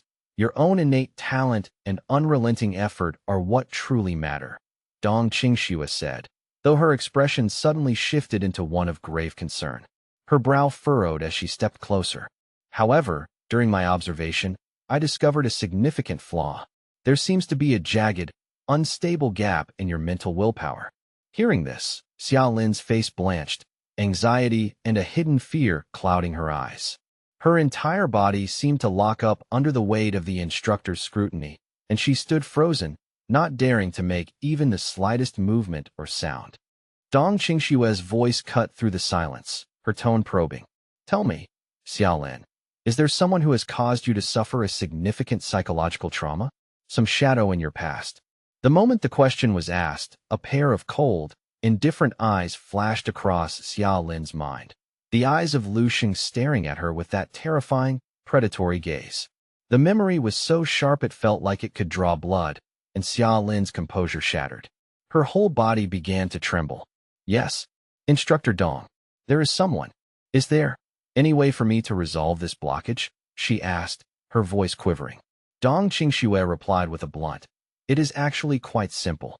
Upon hearing this, Xiaolin snapped her head up, her eyes suddenly filled with a desperate, burning expectation and a flicker of hope. She looked at Dong Qingxue intently, and the instructor gestured for her to follow her out of the room. "You must seek out the specific individual responsible for inflicting this deep-seated psychological scar upon you. Confront him directly, overcome him in a trial of strength, or, if the situation demands it, extinguish his life entirely." The ambient air within the chamber seemed to crystallize into ice at her words. Dong Qingxue narrowed her gaze, her elegant brows knitting together in a subtle expression of cold, analytical focus as she observed the girl's reaction. She pressed on, her voice devoid of emotion. "Only by doing so will you finally excise his phantom from your psyche and cease to be haunted by his memory." Upon processing the cold weight of Dong Qingxue's directive, Xiaolin was struck by a paralyzing wave of horror, scarcely able to believe what she was hearing. A cold shiver rippled through her entire frame, her eyes brimming with unshed tears as a choked gasp escaped her lips. The sound betrayed the depth of her internal tremors. Observing Xiaolin's fragile state, Instructor Dong's expression soured. She knit her brows in evident displeasure, demanding sharply, "What is the meaning of this reaction? Why the hesitation? Your innate abilities are presently undergoing a phase of explosive growth. Is the task truly so daunting for someone of your caliber?" Dong Qingxue questioned. As Xiaolin stood before her, the mere memory of Lu Shang and the haunting, predatory gaze that had fractured her confidence sent another jolt of primal fear through her heart. However, she forced herself to reflect on the recent rumors surrounding Lu Shang's current state. A thought flickered through her mind like a desperate lifeline.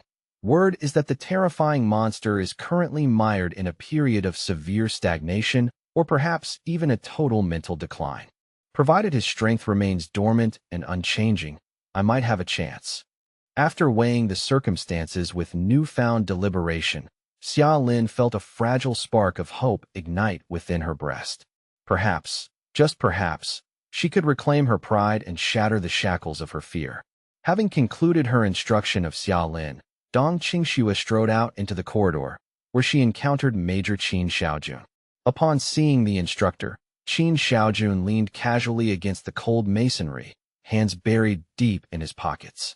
"So, is the session over?" he asked with a faint smirk. "How did she take your advice?" Dong Qingxue sighed, her expression professional yet weary. "Qin Xiaojun, her raw potential is undeniable and her talent is top tier. However, her fundamental disposition remains far too soft for the rigors of the path we walk." Amused by Dong Qingxue's critique of the girl, Qin Xiaojun let out a melodic chuckle, gesturing toward her with a dismissive hand. "Tsk, you really expect everyone to possess your icy resolve? Besides, such a delicate temperament can hardly be compared to the brute I'm mentoring." The moment he finished speaking, Dong Qingxue, who had been resting her eyes, snapped them open, regarding Qin Xiaojun with a look of mild surprise. "Meng Jinhe, you mean? Regardless of your methods, you've put in the work. There are still 2 agonizing months remaining. One simply needs to endure by sheer force of will."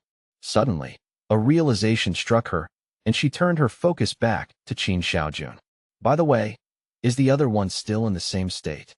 She was, of course, referring to Lu Sheng. Qin Xiaojun caught her meaning immediately and nodded, his expression shifting to one of profound helplessness. "He remains unchanged," he admitted with a sigh. "Without fail, every time the rations are delivered to his room, I find him sprawled out and fast asleep. I fear he has truly reached his limit and simply given up on the training." Qin Xiaojun was suddenly struck by a humorous recollection. He pointed down the hallway, laughing heartily as he turned back toward Dong Qingxue. "Do you recall your own proclamation when we first began training these students? You said that as long as it suited him, it mattered not if he remained in the dormitory sleeping throughout the day." Huh. Listening to Qin Xiaojun's mockery, a wave of acute regret washed over Dong Qingxue. She bit her lip, wishing she could retract those overly permissive words. Qin Xiaojun, entirely unmoved by her plight, shoved his hands back into his pockets and continued his teasing. "What happened to your grand plan of using him as a whetstone to sharpen the other blades?" The question ignited Dong Qingxue's temper, her face flushing with irritation. She clenched her fists until her knuckles whitened. "Whetstone? To hell with that. You're still harping on about that now." Utterly exasperated, she began to stride away down the corridor, muttering under her breath, "I'm finished with him. I won't waste another moment of my time on that boy. You had best focus your attention on your own student, Meng Jinhe," she called back over her shoulder. "Otherwise, Xia Lin will undoubtedly humiliate him during the final assessment." Watching Dong Qingxue's furious retreat, Qin Xiaojun couldn't resist one final jab. He narrowed an eye in a playful wink, pulling a hand from his pocket to mockingly cover a smirk while sticking out his tongue like a mischievous child. In this game of shadows and strength, who exactly is supposed to be afraid of whom? Elsewhere in the training facility, Yang Yuan was laboring through her chores with grim diligence, her entire uniform saturated with the salt and grime of her physical exertion.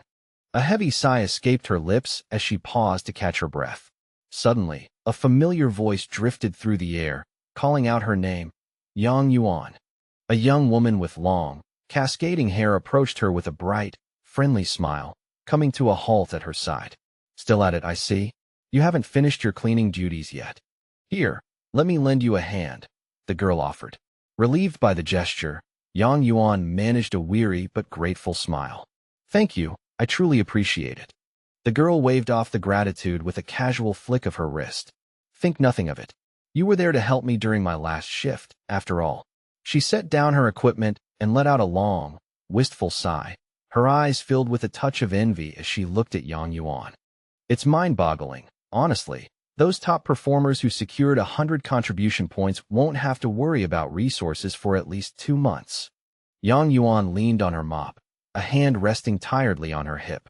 "Meanwhile, we're left to tighten our belts, occasionally skipping meals just to make ends meet. It's an impossible comparison." The girl suddenly pivoted the conversation, her eyes gleaming with curiosity. "By the way, Yang Yuan, what has Lu Sheng from your city been up to lately?" Weren't the two of you on quite good terms back home? At the mention of Lu Sheng's name, Yang Yuan's expression flickered with a brief flash of genuine surprise. Her features soon clouded with a touch of melancholy as she answered softly, I honestly haven't a clue. The girl nodded understandingly, though her voice carried a sharp edge of gossip. I suppose even you wouldn't know. That Lu Sheng is certainly a strange one, isn't he? He arrived like a whirlwind of ferocity, sending shockwaves through the entire training camp. But then, almost overnight, he simply collapsed. His momentum vanished.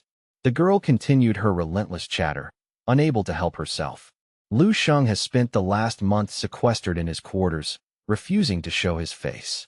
It's likely because the gap between him and the others has narrowed as they've caught up to his initial level. The girl rested her chin in her hand, her other hand gesturing animatedly as she spoke. Tell me, Yang Yuan, do you think he's simply terrified? Perhaps he knows his temporary surge of gifted power is fading, so he's chosen to play the part of a turtle hiding within its shell. He likely thinks that remaining hidden will preserve some shred of his mysterious reputation. As she listened, Yang Yuan felt a growing sense of unease and irritation. She clenched her hand into a tight fist, her knuckles turning white. Absolutely not. Lu Sheng is not that sort of man. Yang Yuan refused to entertain the idea that he was a coward or a fraud. A flash of annoyance crossed her face, and she turned away, curtly rejecting her friend's help. You should go. Take your break. I've decided I can finish the remaining tasks on my own. Her friend stood frozen for a moment, her face a mask of bewildered surprise. Wait, what? A sudden commotion erupted in the hallway as a student sprinted past, their voice raised in excitement. Quick, you have to come see this. Chao Yong is about to attempt training at 4 times normal gravity. The news hit the room like a thunderclap. Are you serious? Someone shouted back. Both Yang Yuan and her companion were struck with genuine amazement. A cautious voice rose from the gathering crowd, questioning the validity of the claim. Are you absolutely certain? 4 times the Earth's gravity? That sounds like madness. The corridor was suddenly filled with the low, frantic buzz of incredulous chatter. Yang Yuan finally found her voice, her eyes wide. During my last session, I barely managed to endure a single gravity multiplier for 20 minutes. And even then, I felt as though I would need to be carried out on a stretcher. But 4 times. As she was lost in thought, her friend suddenly seized her hand with surprising strength. Come on, we have to witness this for ourselves. Before she could protest, Yang Yuan was being dragged toward the training halls. Wait, what are you doing? She cried out. Yet even as she was swept along, her thoughts drifted back to Lu Sheng. Where are you, Lu Sheng? What could you possibly be doing at a time like this? As if in answer to her unspoken question, a thick, billowing cloud of white vapor suddenly erupted from a nearby vent, quickly expanding to shroud the entire corridor in an impenetrable fog. As the vaporous shroud slowly began to dissipate, the silhouette of a young man materialized within the haze. A somber, obsidian light seemed to emanate from behind him, casting his features into sharp, dramatic relief. There was an aura about him that felt both profoundly powerful and deeply unsettling. As the final wisps of smoke cleared, the identity of the figure was laid bare. It was Lu Sheng, standing within the confines of the gravity training chamber. The room was encased in reinforced transparent plating, a material that appeared as delicate as crystal but possessed the structural integrity of diamond, allowing the gathered crowd to observe the spectacle within. Visible behind the high-strength glass, Chao Yong was currently pushing his limits at level 3 difficulty. Every time he pivoted or shifted his weight, his entire body was momentarily bathed in a radiant, pulsating golden luminescence as his talent flared. Chao Yong's muscles bulged and rippled beneath his skin as he fought a constant, grueling battle against the crushing, invisible weight that sought to bring him to his knees. The spectators outside the glass were collectively breathless with awe. He's nearly at the 4-minute mark. That's a full 30 seconds longer than his previous record. It's almost beyond belief. Inside the chamber, a hand suddenly shot out and slammed into the emergency stop button with decisive force. The training sequence terminated instantly as the hum of the gravity generators died down.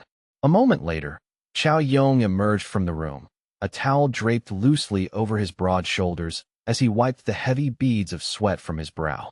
The moment he stepped back into the corridor, he was immediately swarmed by a throng of aspiring martial artists, all of whom began to shower him with exuberant praise and unbridled admiration for his feat. It's incredible. I can barely survive 10 minutes under single gravity. Yet Chao Yong has successfully endured 3 times that weight for 8 full minutes. Chao Yong lifted his chin with an air of profound pride, letting out a long, satisfied exhale. Phew, that was actually quite refreshing, he remarked. As the waves of flattery washed over him, a small, knowing smirk tugged at the corner of his mouth. They are this easily astounded by a mere warm-up difficulty, he mused inwardly. I wonder how they would react if I actually stepped up to 4 times gravity, he thought. Suddenly, a student with a subservient grin approached, rubbing his hands together in a fawning gesture. Brother Chao Yong, at the rate you're progressing, I have no doubt you'll master 4 times gravity in no time. You've already ascended to the rank of a level 3 martial artist. After all, once you hit your stride, I don't believe a single soul in this camp will be able to stand against you. Chao Yong offered no verbal reply to the sycophant's words. After a moment of silence, Chao Yong reached up to scratch the back of his head, masking a dull ache in his temples.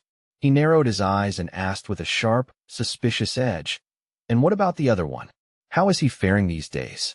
The student he addressed blinked in confusion for a second before realizing who was being referred to. He chuckled, resting his left hand atop his head while pointing vaguely down the dormitory hall with his right. "You mean Lu Sheng? Oh, he hasn't changed a bit." Without fail, every time the food delivery arrives, he's found sprawled out on his bed, lost in a deep, peaceful slumber. The youth didn't stop there, his voice rising in mocking laughter. The guy is still lost in his daydreams. Huh. While every other trainee in the facility was pushing their bodies to the breaking point to cultivate their strength, Lu Sheng remained ensconced in his quarters, sleeping in a state of absolute, worry-free comfort. He adhered to a simple routine, sleeping when tired and devouring the mountain of food trays that students left by his bedside. Upon hearing of Lu Sheng's pathetic state, a disdainful, smug smile curled across Chao Yong's lips. Even if I lacked his initial raw power, even the most persistent tortoise will eventually overtake a sleeping hare. After all, we all know how that fable ends, don't we? In Chao Yong's mind, he had cast himself as the tireless, noble tortoise, steadily gaining ground while Lu Sheng was the arrogant, overconfident hare who had fallen asleep mid-race. Fueled by these thoughts, Chao Yong continued aloud. Besides, he's been hibernating for an entire month now. What a pathetic waste of 1,000 contribution points. As he basked in the glory of his own discipline, he felt a surge of internal satisfaction. In my current state, I highly doubt I would lose to him in a real fight, he mused happily. But just as the thought of his own superiority crossed his mind, Chao Yong felt a sudden, sharp gust of air as someone brushed past him with incredible momentum. The individual moved with such blistering, extreme speed that they were little more than a blur to the naked eye. Chao Yong froze in shock, his reflexes failing to even register the presence until they had already passed. He squinted at the receding figure, his heart dropping as he realized it was none other than Lu Sheng. Refusing to believe his eyes, Chao Yong spun around, desperate to confirm the identity of the intruder. Yet Lu Sheng didn't spare him so much as a glance. He stood there casually, holding his phone in one hand while using the other to shield his face from a stray draft, his eyes wide with genuine amazement as he stared at the training room ahead. Lu Sheng stood before the massive, reinforced doors of the gravity training chamber, his presence quiet yet undeniable. So, this is the specialized gravity training facility, he mused, his eyes scanning the complex instrumentation. Not bad at all. Chao Yong, having finally regained some of his shattered composure, cast a disdainful and mocking look toward Lu Sheng, a sneer curling his lip. Decided to finally crawl out of your hole, have you? You've spent a full month doing nothing but sleeping the moment you arrived. And now, after rolling out of bed, you think you're ready for the rigors of gravity training. Lu Sheng, however, paid no heed to the biting sarcasm, his focus entirely consumed by the digital interface as he calculated his training costs. He was genuinely surprised to see how quickly his contribution points had dwindled just from his daily caloric intake. It's a steep price for maintenance, but necessary, Lu Xing thought, his finger hovering over the screen. I'll start with a 3-hour session. With a decisive tap, he selected the Level 2 gravity program for the designated duration. Almost instantaneously, the system's synthetic voice announced the successful deduction of points from his account. Only then did Lu Xing shift his gaze toward Chao Yong, his face betraying a flicker of cold provocation. He turned his head slightly, locking eyes with the muscular youth. It has been over a month, hasn't it? This timing is perfect.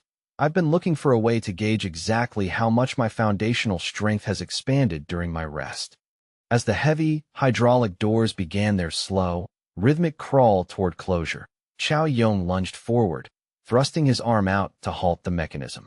He glared at Lu Xing, his voice rising to a frantic shout. You've been holed up in that dormitory like a hibernating animal for weeks, and you honestly expect us to believe your strength has increased? You're delusional. The automated system, indifferent to the human drama unfolding at the threshold, continued its protocols. A cold, metallic chime rang out, announcing, initiating training sequence. Commencing final countdown. With only seconds remaining before the airlock sealed, Chao Yong pulled his arm back and pressed his palms flat against the thick, transparent observation glass. A malicious smirk played at the corners of his mouth. Whether he is truly ignorant of the danger or simply blinded by his own arrogance, he's about to experience a very rude awakening.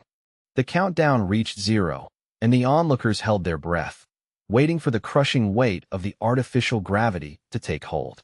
Seconds ticked by into a full minute, yet the spectacle Chao Yong so eagerly anticipated failed to manifest. There was no buckling of knees, no gasp for air, and no signs of physical distress. The crowd gathered outside began to exchange perplexed glances, their murmurs growing in volume as they watched Lu Xing through the glass. The air in the corridor grew thick with confusion. Is the gravity system even functioning? Why is there absolutely no reaction from him? One student whispered, leaning in closer.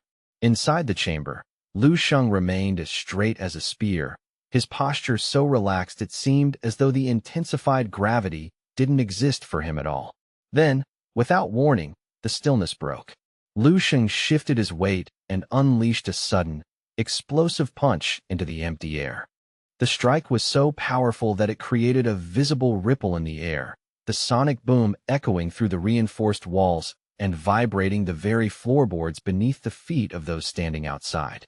Several students recoiled instinctively, their bodies trembling from the sheer atmospheric pressure generated by the move. Witnessing this displays of raw, unmitigated power, Chao Yong felt a cold knot of astonishment tighten in his chest. Chao Yong's face contorted, a mixture of disbelief and growing dread coloring his features. Every person present was utterly stunned, their mouths agape as they struggled to process the scene. Wait, isn't that Lu Xing? The one everyone was talking about? Someone shouted, pointing toward the chamber. Look, everyone, look at what he's doing.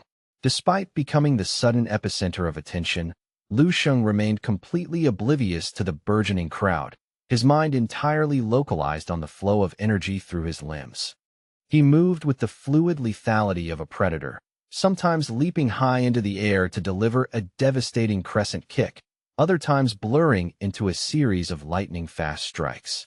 Outside, the atmosphere turned electric. Several students pressed their faces against the glass, cheering wildly for Lu Xing. Others remained in a state of shock, their eyes wide as they confirmed the impossible reality. Lu Xing was breaking the sound barrier with his movements even within a high-gravity environment.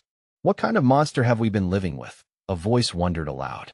Inside, Lu Xing came to a gradual halt, his breathing steady and rhythmic despite the intensity of his exertion. He focused on the invisible weight pressing down on his shoulders, testing its resistance. This sensation is novel, but far from sufficient, he thought. He walked toward the central control pedestal, his intent clear. He was going to escalate the training program. I think it's time to take this a step further, Lu Xing decided, his hand reaching for the controls. Outside, Chao Yong's face had turned a ghostly shade of pale. He pressed himself against the glass, his fingers gripping the damp towel over his shoulders so tightly his knuckles turned white. He's reached his limit. He has to stop now, or he'll break. Chow Yong hissed, more out of hope than observation. Lu Sheng looked carefully at the glowing array of options before firmly depressing a physical override button on the console. A deafening, high-pitched alarm suddenly blared through the facility, its frequency cutting through the chatter like a knife. Only Chow Yong, who had obsessively studied the facility's safety protocols, understood the dire meaning of that specific alert. He stood frozen, his body stiff with fear. The other trainees hurriedly clapped their hands over their ears, their faces contorted as they prayed for the piercing sound to cease. As the initial shock of the alarm faded into a dull ring, a chorus of questioning and panicked voices erupted from the hallway. What on earth is happening? Lu Sheng is going to get us all killed. Chow Yong's mouth hung wide open, his voice lost in his throat. His eyes were glued to the digital notice board mounted above the door, which flickered as it updated to reflect the new parameters of the room. The training program Lu Sheng had just authorized was now displayed in bright, warning red. The crowd stood in paralyzed silence as the words registered. Level 4 gravity activated. As the generators hummed with a deep, menacing vibration, Lu Sheng closed his eyes tightly, feeling the atmospheric pressure triple. So, this is the true sensation of high-gravity cultivation, he thought, a thrill of excitement through his mind. Excellent. Let's see what I can really do. Suddenly, the weight caught him off guard, and one of Lu Sheng's knees buckled under the immense force, forcing him to brace his hands against the floor to keep from collapsing. Witnessing this, the onlookers immediately assumed that Lu Sheng had finally overreached and was being crushed by his own pride. Outside, Chow Yong watched with bated breath, his mind a whirlwind of confusion and desperate hope. A snarky voice rose from the back of the crowd. Does Lu Sheng even understand the concept of physical limits? He's about to be turned into a pancake. Inside the room, Lu Sheng planted his palms firmly into the reinforced flooring and began to push back against the earth. He pushed with a strength that defied the biological constraints of a human body. A sickening creak echoed through the chamber as the solid ground beneath his palms began to spiderweb with cracks. The snarky student went instantly silent, his eyes bulging. Okay, maybe he's the one doing the cracking, he stammered. Chow Yong was so profoundly freaked out by the display that sweat began to pour down his face in buckets. He watched, horrified, as Lu Sheng shifted his entire weight onto a single hand, and then down to just 2 fingers, supporting his entire body in a vertical handstand. Just then, Xia Lin, projecting her usual aura of cool and detached elegance, strolled down the corridor toward the commotion. She wiped a stray bead of sweat from her brow, muttering to herself, "Ugh, I'm absolutely exhausted. What is wrong with these instructors? They're pushing us like we're made of steel." Her internal grumbling was cut short by a bizarre, rhythmic thumping and the sound of breaking stone coming from the right. Intrigued despite herself, Xia Lin felt drawn toward the source of the noise. She turned her head, her curiosity piqued by the sheer density of the crowd gathered ahead. Why are there so many people congregating around the gravity wing? She strolled closer, pushing through the back of the group, only to find a sea of people staring into the training room with their mouths hanging open in a state of collective catatonia. Approaching the glass of the gravity chamber, Xia Lin tapped a student on the shoulder and asked, "What on earth are you all staring at? Is there a circus in there?" Before the student could even respond, Xia Lin's gaze drifted through the glass, and she let out a sharp, involuntary yelp. As her brain processed the visual data, she joined the ranks of the shell-shocked onlookers. Most elite martial artists struggled to even stand upright under 4 times gravity, yet Lu Sheng was performing a precision handstand, balanced entirely on just 2 fingers of one hand. The floor continued to groan and fracture beneath that singular point of contact. Xia Lin's lip trembled as she attempted a weak, nervous smile, her hand rising to point at Lu Sheng as she found herself completely and utterly speechless. "Haha, it's Lu Sheng. Of course," she managed to whisper. Suddenly, a huge crash echoed from the hallway. Chow Yong, his mind unable to cope with the disparity in their strength, had lost his balance. He stumbled backward, slammed hard into the opposite wall, and then simply face-planted onto the floor. He clutched his trembling hands together, his eyes wide with a manic sense of disbelief. Why? Why? How can he possibly be this strong? Chao Yong's eyes were bloodshot, his teeth grinding together so loudly the sound was audible to those nearby. He clenched his fists until his knuckles turned white, his entire frame vibrating with a mixture of rage and impotence. He slept for a full month.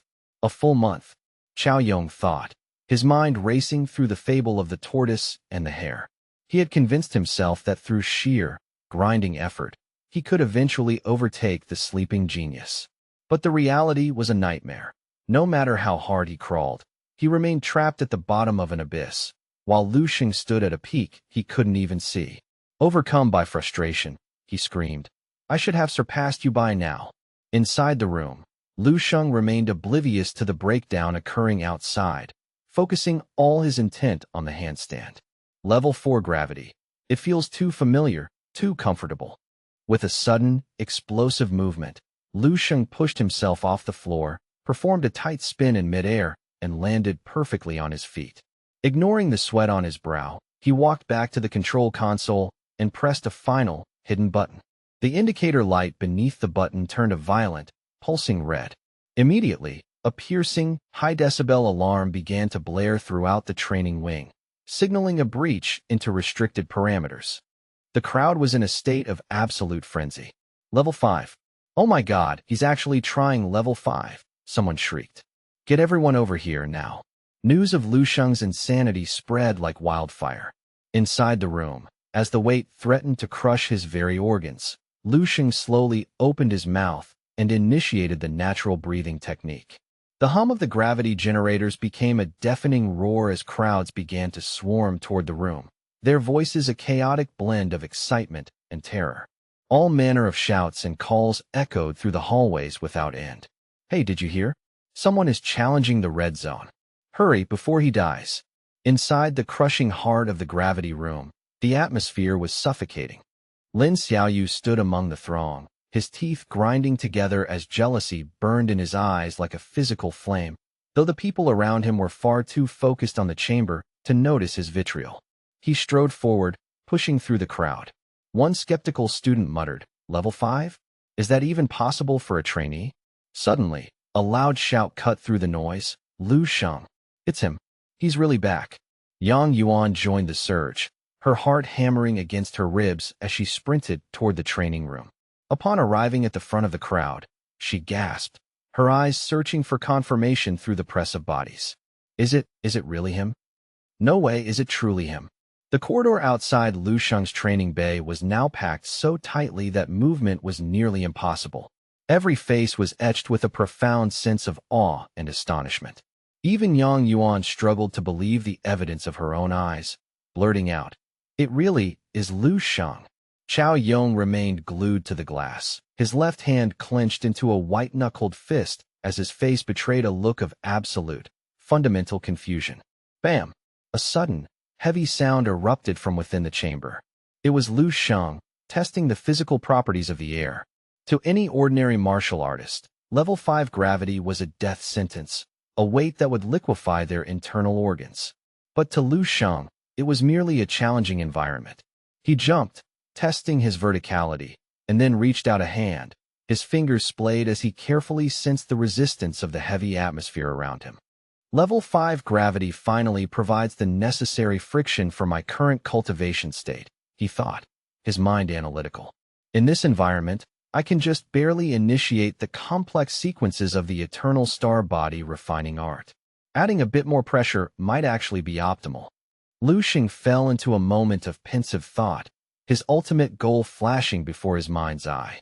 His reaching hand suddenly clenched into a tight, resolute fist. Not enough. This is still nowhere near enough. The deeper he sank into his thoughts, the more a fierce, unyielding determination etched itself into his features. Lu Xing's heart was a furnace of resolve. I require even greater pressure if I am to shatter my existing limits and transcend. With him, to think was to act.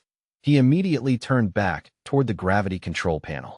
The crowd outside, seeing him reach for the console again, felt their collective hearts skip a beat. Several people began to speak in hushed, trembling voices, their confusion turning into genuine fear. Would you like me to continue with the next segment of Lu Shang's training escalation and the reactions of the gathered geniuses? What exactly was his intention? The onlookers whispered among themselves, convinced that he had reached his absolute breaking point and was merely preparing to deactivate the gravity field the moment his set was finished. There's no way he can sustain this, someone interjected, their voice laced with a mixture of awe and skepticism. To persevere under level 5 gravity for such a prolonged duration is already a feat of near superhuman endurance. If it were me, I doubt I would last even a single heartbeat. However, Lu Shang ignored the murmurs and stepped toward the control panel with a terrifyingly calm expression. He reached out and began to rhythmically, relentlessly press the gravity increase button. A collective gasp rippled through the room. Every face was a mask of utter confusion, their eyes widening so far they looked as if they might pop out of their sockets in disbelief. The gathered crowd erupted in a thunderous, unified cry of "What?" that echoed through the training facility. Meanwhile, deep within the quiet confines of the monitoring room, Lieutenant Colonel Dong Qingxiu sat at her desk, her attention buried in a mountain of military logs and administrative duties. From the shadows behind her, Major Qin Xiaojun approached with a measured stride. Dong Qingxiu's voice rang out, heavy with a weariness that seemed to settle into the very walls. 2 more today, she sighed, her fingers instinctively moving to rub her temples as if to ward off a persistent headache. Her face was etched with exhaustion as she continued. It has only been a few days since the start of the term, yet we already have a staggering number of students submitting applications to withdraw. Qin Xiaojun, carrying a glass of chilled, condensation-beaded orange juice, handed it to her with a sympathetic look. It is the inevitable byproduct of their upbringing, he remarked. These children have been pampered by their families since the day they were born. It's perfectly normal for these wealthy heirs to find themselves unable to endure the raw hardships of this environment, Qin Xiaojun added as he leaned against the desk. Dong Qingxiu accepted the glass, though her expression soured significantly upon hearing his words. She took a slow, difficult sip of the water before replying, her voice sharp with conviction. If they cannot withstand even this minor degree of adversity, how do they expect to survive on a real battlefield? When they are eventually forced to face the relentless onslaught and hail of bullets from alien beasts, how many rounds could they possibly last? Qin Xiaojun moved to the seat beside her and settled in, turning to face her with a casual, almost dismissive air.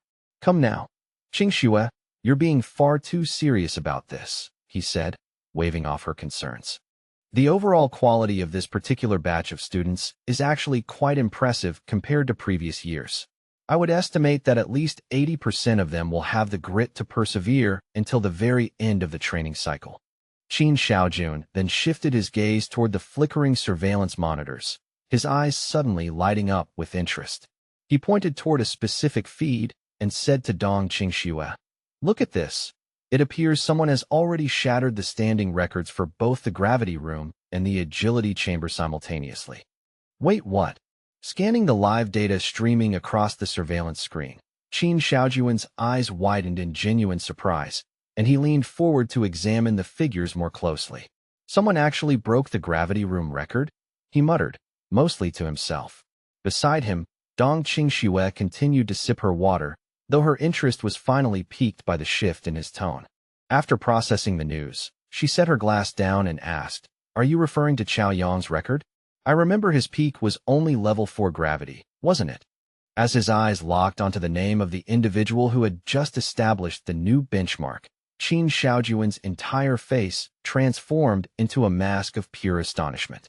He turned toward Dong Qingxiu, a nervous chuckle escaping him. Huh. It's someone you absolutely wouldn't expect to find in the training room right now. The environmental sensors show the gravity has already been cranked up to level 8, Qin Xiaojun reported, his voice hushed. Inside the chamber, Lu Shang had been forced down onto one knee, his fingers clawing at the reinforced floor as he struggled to maintain his posture. Every muscle in his body was coiled and strained, fighting a desperate battle to endure the crushing atmospheric weight. Upon hearing the name, Dong Qingxiu's hand tightened instinctively, and the sheer force of her unconscious grip caused the glass cup to shatter in her palm. She stood up abruptly, her hand still frozen in the shape of the vessel she had just crushed, while a look of profound shock washed over her beautiful features. "What did you just say?" "The person you were talking about. It's actually Lu Sheng." Qin Xiaojuan's face was still filled with disbelief, and he struggled to find his voice as he looked back at the screen. "This kid, just what level of power is he actually hiding?" Dong Qingxue asked, her voice trembling slightly as she remained in her shocked pose. Qin Xiaojun shook his head hesitantly. "I honestly don't know the answer to that, but you need to see this.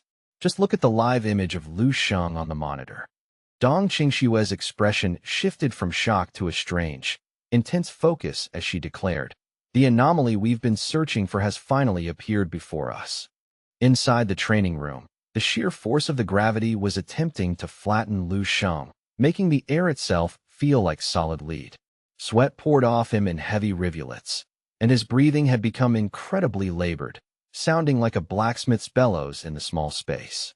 Lu Sheng gritted his teeth, his mind racing even as his body threatened to fail. "With my current level of blood qi, level 8 gravity is pushing me dangerously close to my physical limit," he thought. "I'm reaching the point where raw strength alone won't be enough." He closed his eyes, centering his focus, and reached a silent, internal decision. Then, he whispered to himself, "I will have to put the new cultivation technique to the ultimate test." As Lu Sheng initiated the complex internal circulation of the new method, a faint but distinct purple luminescence began to emanate from his body, glowing with an ethereal intensity. This radiant light swirled around him before concentrating at his chest, enveloping his heart in a shimmering protective layer. It didn't just shield his vitals, it acted as a conduit, empowering Lu Sheng's entire cardiovascular system and surging through his limbs with newfound vigor. Lu Sheng's body suddenly jerked, and he fell backward so he was facing the ceiling, letting out a primal, guttural roar that echoed through the chamber. Gradually, his chaotic gasps began to stabilize into a rhythmic, steady flow. He held up his hand, carefully observing the surge of power coursing through his veins like liquid fire. Boom.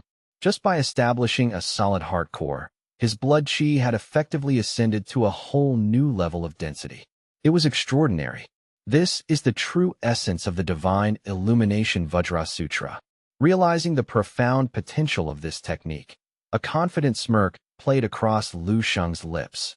He clenched his fist tightly, feeling the strength vibrating in his bones. "All right then, let's see what my real limit actually looks like."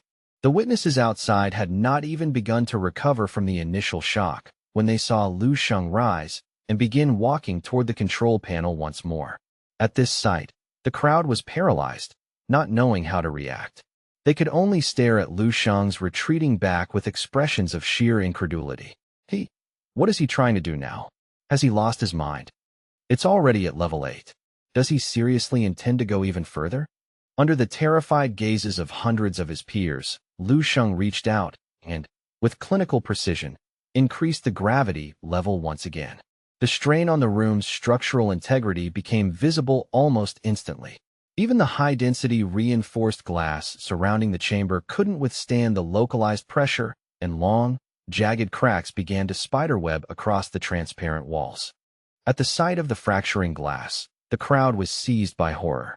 "Oh my God, what's happening? Why is the pressure bleeding out into the hallway?" Intense gravity leaked through the microscopic fissures, and everyone nearby could feel an immense, invisible weight suddenly bearing down on their shoulders. Several students buckled under the overflow, unable to even remain standing. Even Xiao Yong, who was standing just outside the perimeter, found himself nearly collapsing as thick veins bulged on his forehead and neck. He glared toward Lu Sheng, and though his lungs felt compressed, he managed to bellow out a strained question. "Lu Sheng, what the hell are you doing?" It was then revealed that the gravity setting had been pushed all the way to level 10. Even Lu Sheng was momentarily stunned by the sheer, terrifying intensity of the pressure.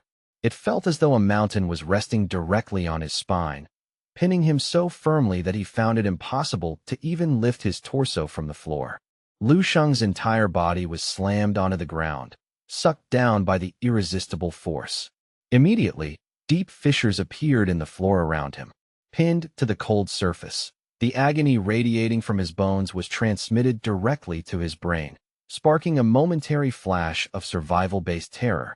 It's too heavy. My entire skeleton feels like it's screaming in agony under this weight. It feels like the very blood in my body is starting to freeze, Lu Sheng realized. He felt as if a massive peak was crushing him, rendering him completely immobile. In this state, his only option was to fight a desperate mental battle, pushing himself to remain conscious and pouring every ounce of his will into his resistance. This is level 10 gravity. By all rights, I shouldn't be able to bear this for even a second. Yet, despite the impossible circumstances, Lu Sheng had absolutely no intention of yielding. On the contrary, a fierce and resolute light flared within his eyes, burning with defiance. If one were to speak of someone possessed of an unbreakable will, Lu Sheng's name would surely be at the top of the list. No matter the extremity of the pressure, his resolve remained unshaken. Gritting his teeth, he planted his hands on the cracked floor and began to force himself up. In his mind, a single question echoed. Who is it that can truly change the future, turn the tide of a tragic ending, and destroy the loop of fate? Is it merely the one who masters high-level cultivation techniques? Is it someone born with extraordinary talent, or someone who holds a monopoly on endless resources? Under that staggering, mountain-like weight, Lu Sheng slowly and agonizingly rose to his feet. He understood with absolute clarity that only one kind of person could save the world, the one who possesses the strength to shatter their own limits. The straighter Lu Sheng stood, the more the gravity seemed to push back in a violent struggle for dominance. The atmospheric pressure reached a fever pitch, causing even more jagged cracks to erupt across the already ruined floor tiles. Lu Sheng's powerful, surging aura began to bleed out through the fractures in the containment walls. This, coupled with the gravitational suction, made it impossible for anyone nearby to maintain their footing. One by one, the onlookers were forced to their knees. Yang Yuan was no exception, her body trembling under the residual force, yet she still fought to keep her gaze fixed on Lu Sheng. Lu Sheng, finally stood perfectly straight. He tilted his head back toward the sky and let out a defiant roar that shook the very foundation of the room. His aura exploded with violent intensity, and flickers of purple light surrounded him like a protective shroud. After a long moment, the energy stabilized, leaving Lu Sheng standing there, his face caked in dust and sweat, his expression one of profound, bone-deep exhaustion. Seeing the familiar look return to his eyes, Yang Yuan knew that the Lu Sheng she knew had successfully come back from the brink. With a mechanical hiss, the door to the training room slid open. As the swirling smoke and dust began to dissipate, Lu Sheng's silhouette gradually emerged, standing tall under the collective, awestruck gaze of hundreds of students. Remarkably, Lu Sheng bore no visible wounds. He walked out with his head held high, though his face was heavily dotted with perspiration. Just as he was about to raise his hand to wipe the sweat from his brow, a soft, tentative girl's voice called out to him. Lu Sheng, classmate Lu Sheng? Surprised to hear his name, he turned his head to see who was calling. As he turned, he saw a neatly folded, pristine handkerchief being held out toward him. A young woman with a shy, hued appearance presented it with trembling hands, and behind her stood a crowd of students whose eyes were now sparkling with unbridled admiration for him. Lu Sheng was momentarily stunned by the scene, his eyes widening in confusion as he looked around at the transformed atmosphere of the room. After a moment of hesitation, Lu Sheng took the handkerchief and offered a response in a slightly embarrassed, humble tone. Thank you. The girl's face lit up with pure joy the moment she realized her handkerchief had been accepted and used by Lu Sheng. Her eyes sparkled with delight, and a deep, rosy blush crept across her cheeks as she beamed at him. Overwhelmed with excitement, the girl quickly ran back to her circle of friends, who began high-fiving her in a celebratory frenzy. Lu Sheng watched them for a second before turning his attention back to himself. He used the handkerchief to wipe the remaining sweat from his forehead with one hand, while the other reached into his pocket to retrieve his phone and check his messages. Lu Sheng sighed inwardly, a bitter taste of regret lingering in his mouth. If I had known that reaching this threshold required so little effort, I would never have squandered 3 hours worth of hard-earned points on that extension. The more he dwelled on it, the more he felt the sting of his earlier decision. It felt like a senseless waste of resources. Suddenly, a bright notification banner flickered across his smartphone's display. Lu Sheng's eyes widened in genuine surprise as he scanned the text, blurting out involuntarily, "Incredible. I hadn't realized that shattering a facility record would grant such a significant point bounty." Intrigued, Lu Sheng reached out and tapped the flashing icon to claim his reward. Almost instantly, a sharp, digital beep resonated from the device, confirming the successful deposit of his record-breaking bonus into his personal account. Still catching his breath, Lu Sheng wiped the beads of sweat from his forehead with the back of his hand, his gaze fixed on the newly updated leaderboard rankings displayed on his screen. The system's notification chime rang out once more, signaling a final update to his balance. After the automated calculation concluded, the screen revealed a staggering total of 4,335 points. As the figures became clear to those standing nearby, a wave of collective shock and horror swept through the crowd. A chorus of disbelief erupted in unison. What? Over 4,000? He's reached a 4-digit balance. One student hurriedly checked their own measly score and felt a sudden, crushing sense of injustice. This is insane. If you combine the scores of everyone standing here, we wouldn't even have half of what he's earned. Beside him, another trainee stared at their own balance and felt a wave of profound sadness wash over them. I'm going to starve. I haven't been able to afford a single piece of meat in 3 days. Meanwhile, Lu Sheng pocketed his phone and began walking, his mind already calculating his next move. 4,000 points. That's more than enough to finally enjoy a truly substantial, high-energy meal.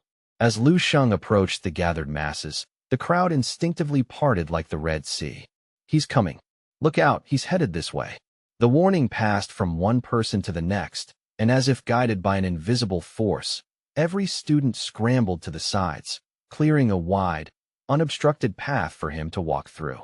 Those at the back watched his departing figure with wide eyes, their hearts overflowing with a mix of reverence and pure adoration.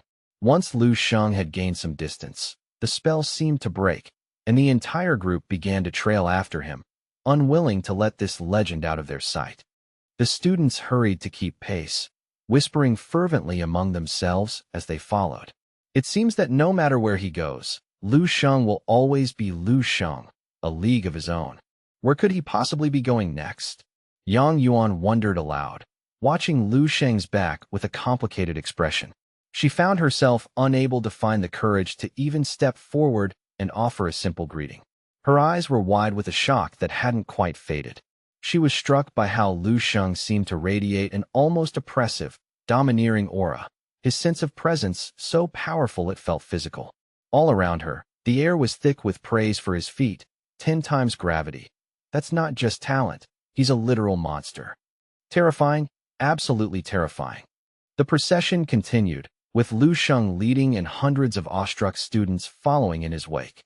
In that moment, watching him stride forward, Yang Yuan felt as though she were witnessing a majestic tiger descending from its mountain lair. There was an primal power in his gait, making it seem as if a whole kingdom of lesser beasts was instinctively bowing down in his shadow.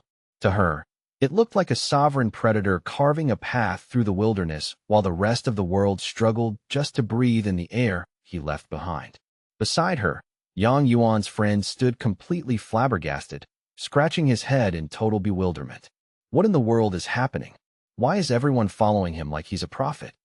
Lu Sheng is clearly a power-type genius of the highest order, the friend muttered, still trying to process the data. He shattered the gravity chamber record like it was made of glass. That's no exaggeration. Yang Yuan remained silent, her eyes locked onto Lu Sheng's retreating form, her friend's voice fading into the background. She was lost in a whirlwind of speculation, a startling thought suddenly taking root. Wait, is it possible his blood energy has already surpassed the threshold for level 4? The realization hit her like a physical blow as she noticed the direction of his stride. Yang Yuan felt a fresh wave of shock ripple through her. Her eyes popped wide and her mouth fell open in a silent gasp. He's actually heading straight for the agility training room.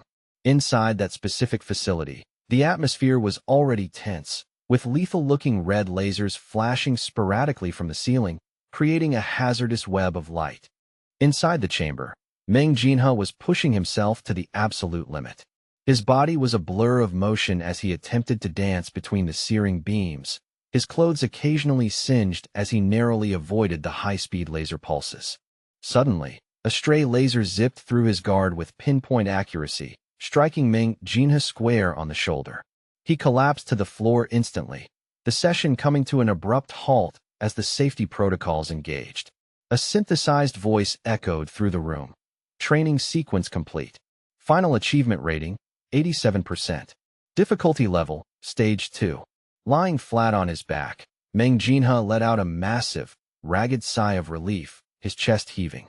Congratulations, trainee ID due 284263. Your recorded agility performance has officially surpassed 52% of all active trainees in this sector.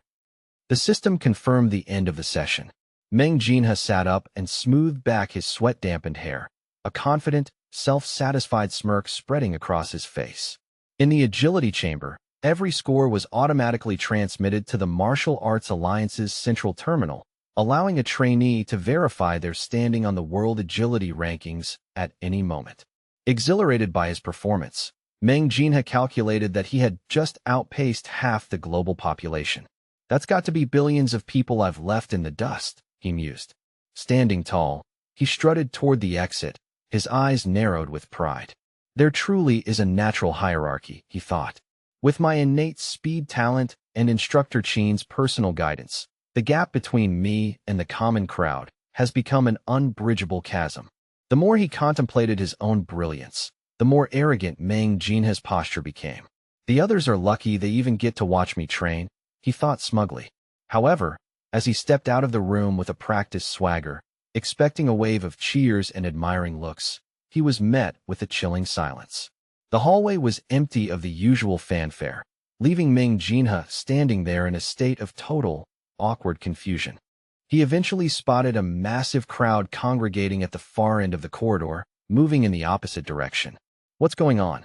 Why is everyone sprinting toward the other side of the facility? Meng Jinhe squinted, his eyes focusing on the distant figures of Dong Qingxue and Qin Xiaojun. Both instructors appeared intensely focused on a single training room. Instructor Dong and Instructor Qin are both there? What could possibly capture their attention like that, he wondered. Is a high-level coach giving a live demonstration? Utterly baffled and feeling ignored, Meng Jinhe rushed over to the perimeter of the crowd. He grabbed a student by the arm and demanded, "Hey, what's the big deal? What is everyone staring at?" The student looked at him with clear annoyance, shaking off his hand before delivering a reality check. "Are you blind? We're watching Lu Sheng. Who else is worth this much attention?" Upon hearing the name, Meng Jinhe couldn't help but burst into a mocking laugh. He sneered, "Lu Sheng? You mean that sleepy-headed kid from Bias City? Are you guys serious? You actually believe that lazy bum could even come close to touching my record? You've got to be joking." The more he spoke, the more Meng Jinhe lost his composure, his laughter becoming frantic and hysterical. He didn't hide his disdain in the slightest. The student he was harassing frowned deeply, completely unimpressed by Meng Jinhe's ego, and snapped back. "Just who do you think you are to talk about him like that?" Just as the tension was about to boil over into a physical confrontation, a deafening, mechanical roar cut through the air. The student recoiled in shock, shouting, "My God, what was that sound?" Unlike the common students, Meng Jinhe, much like Chao Yong before him, knew exactly what that specific mechanical drone signified. His face drained of color instantly, and his eyes bulged in disbelief. "No, that's impossible. That's the sound of every single generator hitting maximum output." Inside the chamber, every single laser generator was powering up simultaneously, their hum creating a bone-rattling vibration. And there, standing with calm defiance in the very center of the storm, was the one person everyone was waiting for. The protagonist of the hour, Lu Sheng, stood unmoved as the array of generators reached full capacity, their apertures glowing with the lethal intensity of the impending red lasers. Lu Sheng stood perfectly still, his analytical mind dissecting the training logic within seconds. "So that's the gist of it. A simple game of avoiding the light, then? He scrutinized the placement of each generator, noting the lack of a discernible pattern. The randomness is supposed to be the challenge. There's no way for a normal person to predict the trajectory. However, Lu Sheng immediately activated his unique perception. His eyes flared with a vibrant purple luminescence, allowing him to perceive the minute energy buildups in the generators, making the unpredictable firing sequence appear as clear as day to him. This training is essentially child's play now, Lu Sheng realized, a sense of calm washing over him. In a flash of blinding light, a dozen generators fired at the exact same moment, crisscrossing the room with lethal speed. The lasers converged from every possible angle, moving so rapidly they would have made a normal person's head spin. The sheer density of the beams illuminated the entire chamber in a hellish crimson glow. Any other trainee would have succumbed to panic, paralyzed by the inability to find a safe zone. But Lu Sheng was a different breed of martial artist entirely. Lu Sheng didn't show a hint of hesitation or fear. With fluid, almost liquid movements, he dodged every single incoming laser with an agility that bordered on the supernatural. The spectators outside were left in a state of catatonic shock, their jaws literally dropping to the floor. Even Meng Jinhe stood frozen, his body trembling as he repeated, "No way. This is impossible. No way." Another student, watching Lu Sheng weave through the lethal web, gasped for air. There are over 1,000 sensors active in there, and the sequence is randomized by the AI. How can anyone handle that frequency and density? It shouldn't be humanly possible. In a state of near-manic desperation, Meng Jinhe lunged forward and grabbed the nearby student by the collar, hoisting him up. "Are you absolutely certain this is his first time in the agility room?" he screamed into the boy's face. Terrified by Meng Jinhe's violent outburst, the student could only stutter out a confused, "Why? Why are you asking me?" "Because we've been following his every move today." Hearing this, Meng Jinhe's eyes bulged even further, thick veins throbbing on his forehead. Seeing the look on Meng Jinhe's face, the student nervously added, "And just before he came here, he completely demolished the record in the gravity chamber, under level 10 gravity." Meng Jinhe's strength left him, and he collapsed to the ground, his knees hitting the floor with a dull thud he didn't even feel. Lu Sheng is supposed to be a power type, and he spent an entire month just sleeping. How is this possible? Confronted with the reality of Lu Sheng's incomprehensible achievements, Meng Jinhe felt a surge of internal frustration so great it felt like he might spontaneously combust. How can there be such a vast, humiliating difference between us? Seeing Meng Jinhe slumped in the dirt, the student asked with genuine concern, "Meng Jinhe, are you okay?" Dong Qingxue and Qin Xiaojun remained focused on the monitor, watching Lu Sheng's every movement with clinical intensity. Both were thinking the same thing. Is it truly possible that this is Lu Sheng's very first encounter with this level of agility training? The longer Dong Qingxue watched Lu Sheng effortlessly sidestepping every lethal beam, the more unsettled she became. "Something is fundamentally wrong here," she whispered. Even if a trainee had practiced this specific course thousands of times, they shouldn't be able to achieve this level of perfect execution. His movements, it's more than just reaction time, she realized. It's as if he possesses some form of precognition, knowing exactly where the next beam will materialize before the generator even fires. Lu Sheng performed a sharp leap, landing with the grace of a feline, just as another laser streaked through the space he had occupied a microsecond prior. This time, Lu Sheng didn't even bother to shift his weight. He merely tilted his head slightly to the side, letting the searing light graze his hair. Watching the replay in slow motion, Dong Qingxue was utterly stunned, her mind struggling to categorize the level of mastery she was witnessing. It seemed nearly impossible to believe that he occupied the same physical reality as the room itself. Within the high-intensity training chamber, Lu Sheng continued his hypnotic dance of evasion, his body moving with a fluid, liquid grace as he effortlessly wove through the lethal mesh of crisscrossing lasers. With the cold precision of a master, Lu Sheng skillfully neutralized the danger of each searing beam. One by one, the crimson streaks of light sought to strike him, only to find nothing but the lingering afterimage of a boy who was already somewhere else. Standing in the observation bay, Dong Qingxue remained deathly silent, her brow furrowing in deep concentration as she focused on the subtle gathering of qi within the palms of her hands. Qin Xiaojun, noting the sudden tension in her posture, stepped up to the reinforced viewing mirror and asked what she intended to do. Dong Qingxue merely rubbed her hands together gently, her voice wavering with uncertainty as she stammered that it was nothing.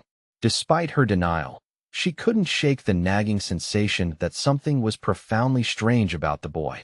Didn't we verify his status during the last assessment? She mused, her internal confusion mounting.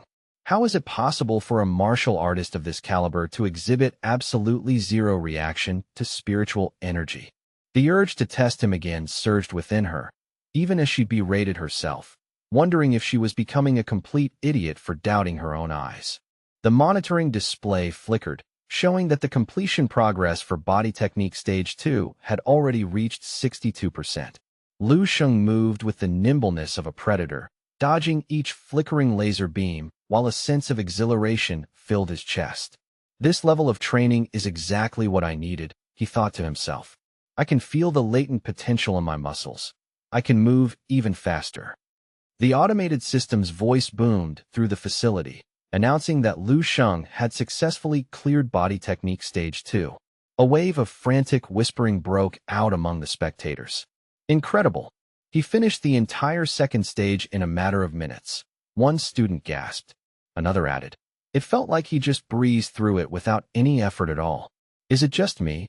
Or did Stage 2 look way easier for him than anyone else?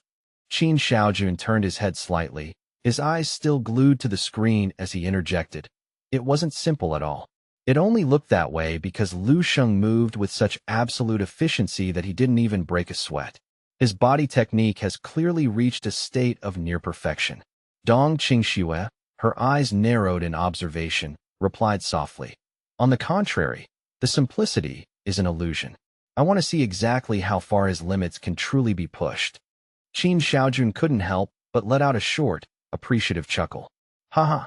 Qingxue, it seems this might be the very first time in our careers that we are actually on the same page regarding a student's potential. The system's cold, synthetic voice announced the commencement of Body Technique Stage 3. Almost instantly, the atmosphere in the room shifted as a rapid-fire sequence of training bombs were launched from hidden apertures, hurtling directly toward Lu Sheng's position with terrifying velocity. The gathered students recoiled in shock, their hearts hammering against their ribs as they witnessed the sheer intensity of the new phase.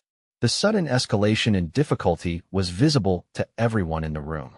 Whoa, this is what Stage 3 looks like. That's insane, someone shouted over the noise. The difficulty was clearly on another level, but even with the high-speed bombs saturating his personal space, Lu Sheng continued to weave through the chaos, his reactions remaining a step ahead of every projectile. The environmental challenge had increased exponentially, transforming the training floor into a storm of kinetic energy and high-speed hazards that would have overwhelmed a lesser martial artist in seconds. As if the bombs weren't enough, a secondary layer of lasers began to cycle through the room. Lu Sheng narrowed his eyes, his internal monologue sharpening as the pressure mounted. The tempo is finally getting serious. They're actually using the lasers to systematically block all my traditional escape routes. All right then, Lu Sheng whispered to the empty room, a faint smirk playing on his lips. Let me show you something that will truly open your eyes. As the bombs continued to rain down in a relentless barrage, he began to move with a renewed, almost supernatural nimbleness. I was already 22 years old when I finally managed to break through to the entry realm, Qin Xiaojun remarked, his voice tinged with a nostalgic sort of disbelief as he watched the monitor. Dong Qingxue let out a long, weary sigh, her eyes never leaving the boy. I was 25 when I reached that stage. Qin Xiaojun spoke up, his voice rising in volume as his excitement grew. It's not even a fair comparison. I'm a specialized speed-type martial artist. I was born with a natural affinity for rapid movement. But this kid? How old is he again? Only 18 years old. It's preposterous. The digital display on the wall glowed with an amber light, indicating that the current completion progress for Stage 3 had already ticked up to 15% despite the overwhelming density of the obstacles. Within the chaos, Lu Sheng could feel the difficulty ramping up significantly. The projectiles were now following more complex, intercepting trajectories designed to trap him in a corner of the room. Relying purely on mental calculation and raw strength is starting to become a bit of a stretch, Lu Sheng realized. Outside, Qin Xiaojun noted the change in his performance. Look there. Lu Sheng isn't as relaxed as he was during the previous stages. He's finally having to put in some real effort. A massive, blinding array of lasers suddenly saturated the room. Lu Sheng took a deep breath, his lungs expanding as he shouted, "Change of pace." In that instant, he transitioned into the wind-breathing technique, his body becoming like a leaf caught in a gale, twisting and turning through the narrowest gaps between the beams. Moving with lightning speed that bordered on teleportation, Lu Sheng evaded the final barrage of the cycle. The system chimed melodically, announcing, "Current completion progress for Stage 3 has reached 62%. The surrounding spectators, previously seated in stunned silence, stood up one after another, their necks straining to see. "Where did he go?" "I lost him," someone cried out. In the blink of an eye, the progress meter jumped again, reaching 81%. Qin Xiaojun was visibly astonished, his hands gripping the edge of the control console. This kid's absolute velocity is just too high. It defies the standard metrics for his age group. He's moving so fast that the naked eye can't even track him clearly, Qin Xiaojun continued. That's why he seemed to vanish into thin air just now. The screen then flashed a triumphant green. Body technique stage 3 completed. Lu Sheng came to a halt in the center of the room, calmly rolling his shoulders and stretching his limbs to maintain his flexibility. Qin Xiaojun wore a wide, impressed smile as he turned to Dong Qingxue. Truly an awe-inspiring younger generation. He has completely stolen the spotlight from everyone else today. Level 10 gravity and stage 3 body technique back-to-back. He must be reaching his limit. He looks exhausted. "Come on, let's head back," Qin Xiaojun suggested, assuming the show was over. However, Dong Qingxue remained rooted to the spot, her eyes narrowing as she replied, "No, wait. It looks like Lu Sheng has no intention of stopping here." As if to confirm her words, the system's voice rang out again. Commencing body technique stage 4. Qin Xiaojun's eyes widened, and he let out a panicked exclamation. "No way. You've got to be kidding me. Even I have only just begun to master the requirements for stage 4. Qin Xiaojun shouted. Does he really think he can achieve another breakthrough right here, right now? Dong Qingxue didn't answer, her focus entirely locked on Lu Sheng's figure through the observation glass. Inside the room, the air seemed to grow heavy with anticipation as Lu Sheng prepared himself for the onset of the fourth and most grueling stage of the agility curriculum. Suddenly, dozens of high-speed sensors flew up from hidden panels in the floor, hovering in the air before igniting to form a complex, intersecting web of spherical lasers. The crowd outside let out a collective gasp of horror at the sheer complexity of the trap. "Oh my God! What the heck is that?" someone screamed. The room was now filled with a shimmering, lethal globe of light that left almost no room for a human body to exist. "Is it even physically possible to dodge something like that?" A student whispered, their voice trembling with vicarious fear. The system's voice cut through the silence, announcing the official start of the trial. "Current completion progress is at 30%, the system declared. Qin Xiaojun stood tensely, his breathing shallow as he watched the monitor. "It has finally reached this level of intensity," Qin Xiaojun muttered, his knuckles white. "Let's see how Lu Sheng intends to deal with this impossible geometry." Within the chamber, Lu Sheng was completely surrounded by thousands of flickering lasers, his mind calculating 1,000,000 trajectories per second. He could feel that his wind-breathing technique had been pushed to its absolute peak during the previous stage. He was rapidly approaching the mechanical limit of what his current physical form could sustain through speed alone. "Then, let us see the power of the divine light king scripture," Lu Sheng thought.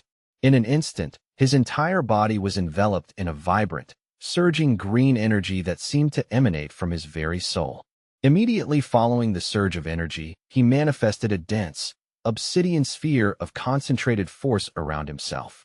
To the observers outside, it looked as if the very fabric of space had warped. Within that dark aura, the sense of time itself seemed to slow to a crawl, turning the frantic lasers into sluggish streaks of light.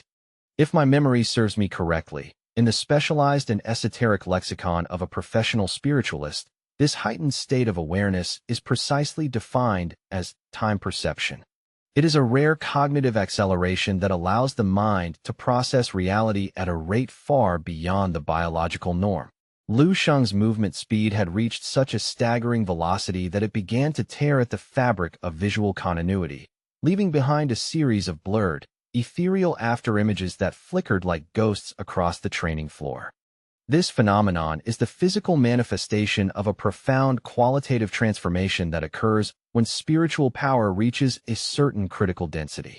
Historically, such a shift only reveals itself in those who have ascended to the rank of a third-level spiritualist. In other words, I have finally crossed the threshold and set foot upon the path of a true third-level spiritualist, Lu Sheng mused to himself. Suddenly, a violent and invisible wave of force surged through the air, causing the reinforced observation screen to shatter into 1,000 jagged diamonds. Witnessing this displays of raw power, Dong Qingxue allowed a faint, amused smile to grace her lips, murmuring, "As I suspected, you truly are a spiritualist." Following Lu Sheng's realization, Dong Qingxue decided to reveal her own hand. She released a massive, surging tide of spiritual energy, skillfully condensing it into the shimmering, translucent form of a young woman. The sheer pressure of her presence sent a visible shockwave through the room, leaving Qin Xiaojun and the surrounding observers paralyzed with awe. Qin Xiaojun, momentarily losing his composure, lunged forward and shouted at the top of his lungs, "What on earth are you planning to do, Qingxue? Have you completely lost your mind?" he demanded, his voice cracking with concern. Dong Qingxue didn't even look back as she replied coolly, "I merely wish to provide him with a small, necessary trial." Without a second's hesitation, she unleashed her concentrated spiritual power, directing it like a spear straight into the footwork training chamber. Inside the chamber, Lu Sheng was already occupied with dodging the chaotic barrage of lasers firing from the black sphere. However, his heightened senses immediately picked up on the incoming intrusion of Dong Qingxue's spiritual signature, which was closing in for a direct psychological strike. Rather than panicking, he allowed a subtle, knowing smile to touch his lips.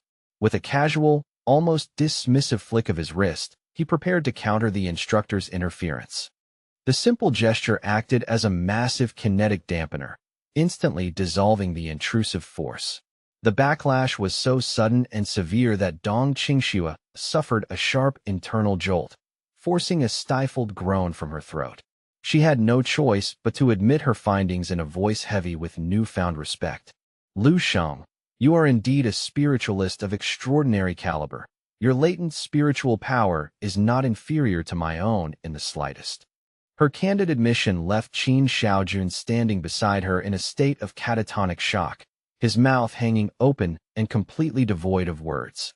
Inside the training room, Lu Sheng continued to weave through the lasers, though a flicker of annoyance crossed his mind. He found Dong Qingxue's unsolicited interference quite grating. Observing is one thing, he thought, but physically intervening in my session is crossing a line. Well, it doesn't matter much now. I am rapidly approaching my physical and mental limits for today, he noted. He hadn't anticipated that maintaining time perception would drain his spiritual reservoirs so aggressively. To make matters worse, he now had to deal with external distractions. Sighing, Lu Sheng decided to cease his resistance, choosing to stand still and let the remaining lasers pass harmlessly through the digital projection of his body. His progress in stage 4 had been halted at exactly the halfway mark. Utilizing the breath of wind in tandem with the blood chi of the divine illumination Vajrasutra provided a magnificent temporary enhancement, but even such divine techniques had their limitations when the body was exhausted. Consequently, as Lu Sheng ceased his movement, the footwork system chimed to announce the formal conclusion of the training session. The final results flickered onto the massive LED overhead. Completion progress for stage 4 to 56%. Simultaneously, the automated announcer offered its congratulations to the martial artist registered under ID DU 285632, declaring that Lu Sheng's footwork performance had officially surpassed 97% of all registered trainees. At this announcement, the gallery erupted into a fever pitch of excitement. My God, is that even a possible score for a student? Lu Sheng's agility alone has placed him above several billion people worldwide. Standing nearby, Meng Jinhe felt a sharp, stinging pain in his pride. I was only able to beat 52%, he muttered, his voice trembling. He is actually 45% higher than I am. How can this be? Is he truly just a power-type martial artist? Meng Jinhe questioned his own reality. Meanwhile, Lu Sheng stared at the 97% figure with a look of mild dissatisfaction. He wasn't celebrating. Instead, he was brooding over the statistics. So, even after all that, there is still a 3% margin of people out there whose footwork is superior to mine. 3% of the global population still equates to hundreds of millions, perhaps even billions, of people, he calculated grimly. I am still far too weak. I must remain diligent and cultivate with even greater intensity. A few minutes later, Dong Qingxue and Qin Xiaojun approached him to offer their formal congratulations. Incredible work, Lu Sheng. You've shattered the gravity record and the footwork record in a single day. Dong Qingxue then lowered her voice, asking with genuine curiosity, where do you intend to head next? Perhaps the practical combat arena or the spiritual power testing wing? Upon hearing Dong Qingxue's inquiry, Lu Sheng took a moment to consider his depleted energy levels. He finally looked up and replied quite simply, I'm not heading to any more training rooms today. I've had quite enough. It's nearly time for lunch, so I'm planning to head straight to the cafeteria, he stated plainly. His unexpectedly mundane answer caused Dong Qingxue's face to darken with a mixture of exasperation and disbelief. Qin Xiaojun, however, found the anticlimax hilarious and couldn't stop himself from bursting into boisterous laughter. This kid is something else. Huh? Qin Xiaojun roared. 3 hours later, after a substantial meal and a brief rest, Lu Sheng followed Dong Qingxue's formal summons to her private office. Upon entering, Lu Sheng offered a polite, measured greeting. Instructor Dong, Instructor Qin, he said, acknowledging both of them. Without further delay, he prepared himself to undergo the comprehensive strength and aptitude testing they had organized for him. Dong Qingxue gestured to a medical kit on her desk. Each dormitory is equipped with standardized blood-drawing needles designed to measure blood qi levels, she explained. Then, looking him in the eye, she asked, have you performed a check on your blood qi recently? Lu Sheng frowned slightly as he recalled his attempts. No, he replied. Primarily because the standard-issue needles in my dormitory were physically unable to pierce my skin. Upon hearing this, Qin Xiaojun's face lit up with a cunning, triumphant grin. I called it. I told you ages ago. This kid must have already broken into the ranks of the third-level martial artists. If his physical constitution hadn't reached that level of density, there's no way he could have endured the level 10 gravity chamber. With a skip in his step, he urged Dong Qingxue to bring out the heavy-duty equipment to properly assess Lu Sheng's current blood qi. Dong Qingxue complied with the request, reaching into the pocket of her tactical coat to produce a specialized, reinforced blood-drawing needle. She held it up, the obsidian tip gleaming under the office lights. This is a high-grade sampling needle specifically designed for 5th-level martial artists, she explained. It should possess the requisite hardness to finally penetrate your epidermal layer. With practiced precision, Dong Qingxue took Lu Sheng's hand and pricked his finger with the specialized needle, drawing a small droplet of dark, vibrant blood to initiate the automated testing sequence. Almost instantly, the digital interface on the needle's housing flashed the results in bright crimson. Blood Qi 2465. Officially confirming his status as a high-tier third-level martial artist. At the sight of the numbers, both instructors were plunged into a state of profound shock. Qin Xiaojun whispered in disbelief, this kid is beyond not bad. He's a miracle. In all my 10 years of service, I have never once encountered an individual so young who has successfully ascended to the 3rd level. Qin Xiaojun continued. With his excitement bubbling over, he began leading Lu Sheng toward the private combat arena. Come on, let's keep this momentum going. It's time to see how that raw power translates into actual combat effectiveness. Lu Sheng followed, his mind focusing on the task ahead. If they wish to see my capability, then I shall hold nothing back. I want to see for myself exactly where my absolute limits currently lie. As he stepped onto the mats, Lu Sheng immediately transitioned his internal energy to the breath of fire, causing a shimmering, scorching aura of heat to radiate from his body. Lu Sheng channeled the constant star force into a state of perfect realm, unleashing a concentrated burst of 8th-level destructive power. With a roar of effort, he launched a devastating straight punch directly into the chest plate of the heavy-duty measurement robot. The robot's internal processors whirred frantically before displaying the staggering combat power index, 27,190. The system's evaluation categorized the strike as equivalent to the output of a seasoned 4th-level martial artist. Seeing the index, Qin Xiaojun actually shuddered, his mind reeling. A 3rd-level martial artist whose raw combat index is already knocking on the door of the 5th level. This kid is quite literally a perfect monster, Qin Xiaojun breathed. He rushed to Lu Sheng's side, slapping him heartily on the shoulder with a grin that threatened to split his face. All right, you've done it. You can basically graduate from this training camp right now. From this point on, you have free reign. The next order of business is for us to file a formal report to upgrade your official registration with the Martial Arts Association. Hearing the news, Lu Sheng remained calm, offering a simple, indifferent nod. I appreciate it, he said. Thank you for your guidance and assistance throughout this process, Instructor Qin. Suddenly, Dong Qingxue stepped forward, her expression serious. Wait a moment. Lu Sheng isn't finished yet. There is still one final test he must undergo. Dong Qingxue reached into a nearby containment box and produced a shimmering energy crystal, a rare alien starstone harvested from the treacherous Astra Canyon in Lion Country. This stone possesses a unique and powerful capacity to absorb spiritual energy, she explained. After being refined, it is used specifically to gauge the raw intensity and purity of a spiritualist's power.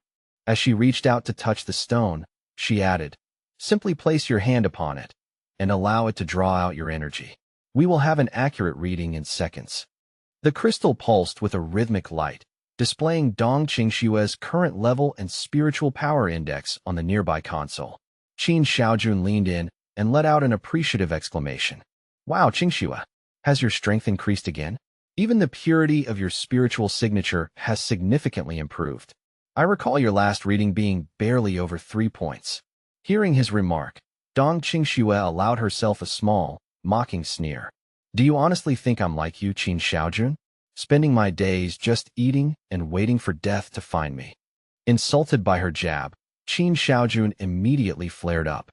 Hey, you can diss me all you want, but don't you dare insult my lifestyle just because I've decided to stick by Lu Sheng's side.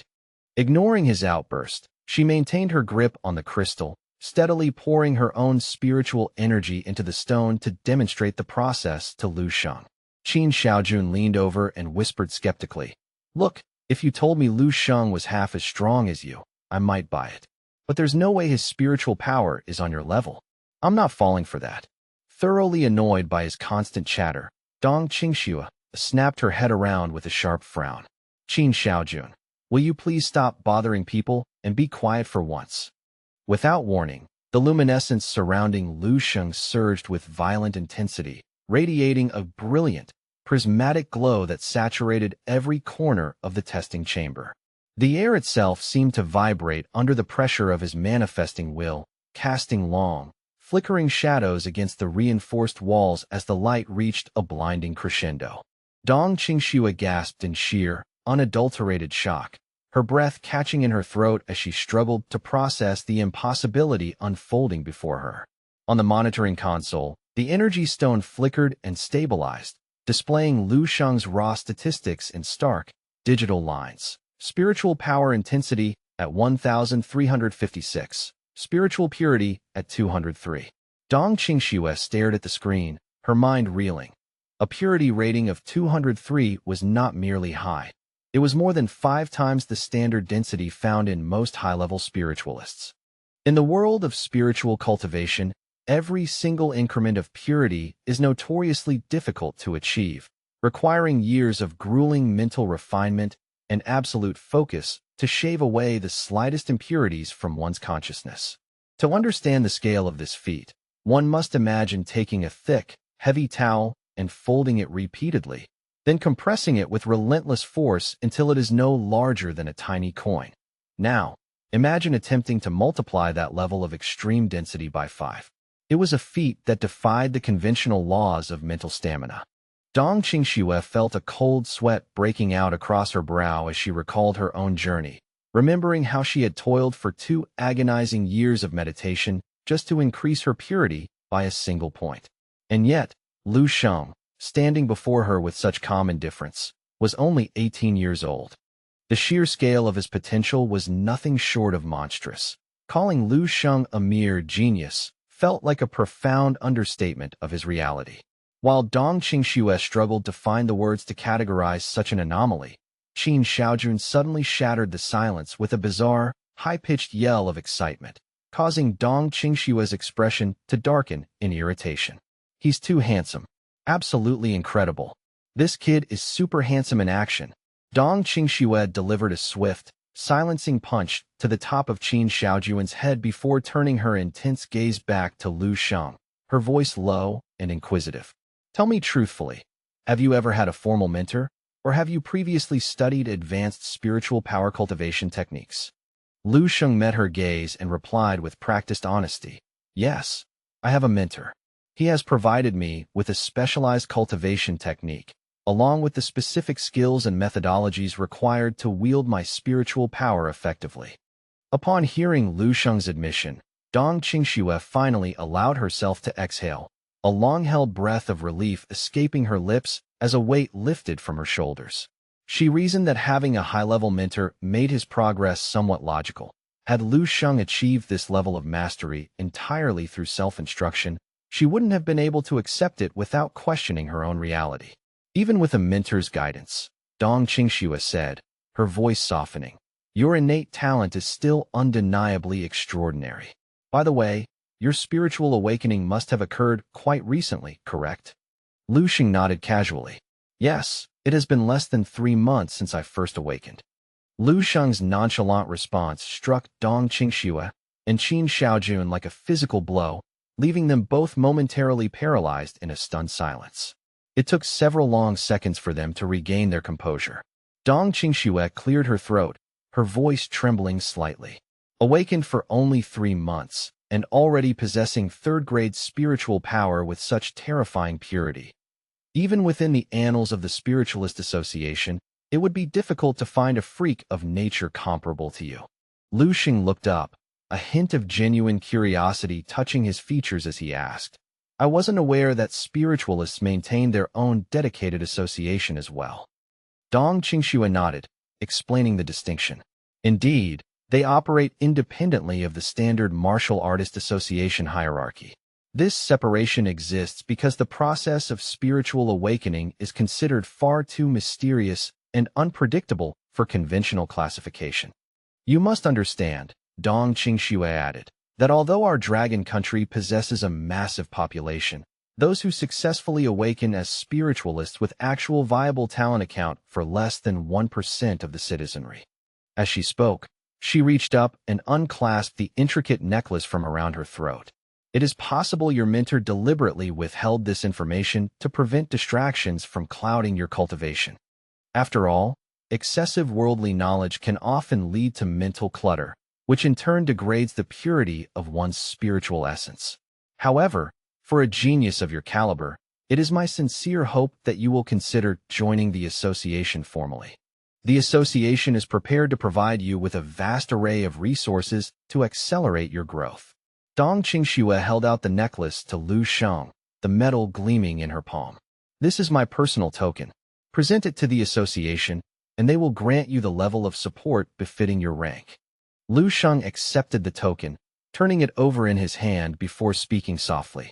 To be honest, I have never actually met my mentor in person. Every time I have received his guidance or instructions, Lu Sheng continued, the methods he employs are incredibly enigmatic and shrouded in mystery. Upon hearing Lu Sheng's revelation, Dong Qingshua's expression shifted to one of deep admiration. Your mentor must truly be a powerful figure of immense standing, she mused. She knew that geniuses like Lu Sheng were typically hoarded like priceless treasures once discovered. Yet this mentor allowed him total autonomy and remained hidden in the shadows. Such a hands-off approach suggested a master of such high level that conventional fame meant nothing to him. Truly, no legend is forged without a master's hammer. Lu Sheng remained lost in his own thoughts, realizing that if he continued to claim his power was self-taught, it would become impossible to explain his progress. He decided to lean into the fiction, attributing his knowledge to a mythical level, 11 master from 10,000 years ago named Duan Yifeng. As Lu Sheng contemplated the lie, Qin Xiaojun interjected with a grin. As much as I hate to interrupt such an enthusiastic conversation between the two of you, I really must chime in for a moment. The primary reason we summoned you here today is to discuss some matters of vital importance regarding your future. Hearing the shift in Qin Xiaojun's tone, Lu Sheng gave them his full attention. Please, I'm listening. Qin Xiaojun produced a sleek, high-security debit card and handed it to Lu Sheng with a flourish. There is a balance of 5 million yuan preloaded on this card. Although the training camp hasn't officially concluded, your performance has guaranteed you the top spot. Consider this a preliminary reward for your record-shattering achievements. Dong Qingxue added from the side, her voice firm. Do not feel slighted by the amount. This was the maximum sum we could get approved on short notice. Military funding for the Eastern Military Region is perennially stretched thin, and a significant portion of the training camp's budget was allocated toward providing the high-grade nutritional meals required for the trainees. Qin Xiaojun then patted Lu Sheng's shoulder, a mischievous glint in his eye. And you happen to be our most voracious eater. In just these few days, you've likely consumed 7 or 8 million yuan worth of premium monster meat and supplements. Lu Sheng was visibly taken aback by the staggering figure. A whirlwind of thoughts raced through his mind as he calculated the cost of his appetite. So those dishes were that expensive? Does this mean my days of unlimited gourmet training meals are numbered? Seeing the flash of concern on Lu Sheng's face, Dong Qingxue quickly clasped her hands over her chest. She stepped closer and whispered the second matter into Lu Sheng's ear. While the monetary reward may seem modest, it is intended to serve as a gesture of goodwill from the Eastern Military Region. After processing her words, Lu Sheng examined the card in his hand with a look of quiet contemplation. He eventually looked up and asked, Is the Eastern Military Region actively looking to recruit me? Qin Xiaojun immediately snapped his fingers, nodding vigorously in approval of Lu Sheng's sharp intuition. Incredibly perceptive of you. Yes, you could certainly interpret our actions in exactly that way. Nearby, Dong Qingxue took on a more solemn tone as she explained the reality of his path. You must realize that martial arts prodigies like yourself are destined for the front lines. Sooner or later, you will have to step onto the battlefield to face the encroaching threats. You will be required to unleash your most devastating techniques to eradicate the enemy and honor the memories of those we've lost. After all, the stagnant safety of the rear zones can never nurture a true dragon martial saint. Qin Xiaojun chimed in, reinforcing her point. Both the state and the Martial Artist Association Alliance grant practitioners immense privileges and support, but these rights are never unconditional. Eventually, you must walk the warrior's path. He expressed his sincere hope that when the time came for Lu Sheng to choose a permanent military affiliation, he would favor the Eastern Military Region over the others. But that wasn't all. Qin Xiaojun leaned in closer, dropping his voice to a conspiratorial whisper as he patted Lu Sheng's shoulder again. Furthermore, the Eastern Military Region has one distinct advantage over the rest. Our female soldiers are widely considered the most beautiful and elegant in the entire nation. Whether you look at their facial features or their impeccable physical proportions, every single one of them is incredibly curvaceous and striking. Dong Qingxue overheard Qin Xiaojun's inappropriate whispering and felt a hot blush of embarrassment creeping up her neck. Without a word, she reflexively lashed out with her spiritual power, telekinetically launching a nearby chair directly at Qin Xiaojun's face. The impact sent a yelping Qin Xiaojun flying backward, tumbling into a heap in the corner of the room. Ignoring her colleague's plight, she finally addressed the final point. The last matter is this. We have officially decided that you will represent the Dongning Province Genius Training Camp in the upcoming Kaming General Star Selection Competition for the Eastern Provinces. Lu Sheng was completely caught off guard by the weight of Dong Qingshue's announcement. Noticing his stunned expression, Dong Qingxue clarified the stakes.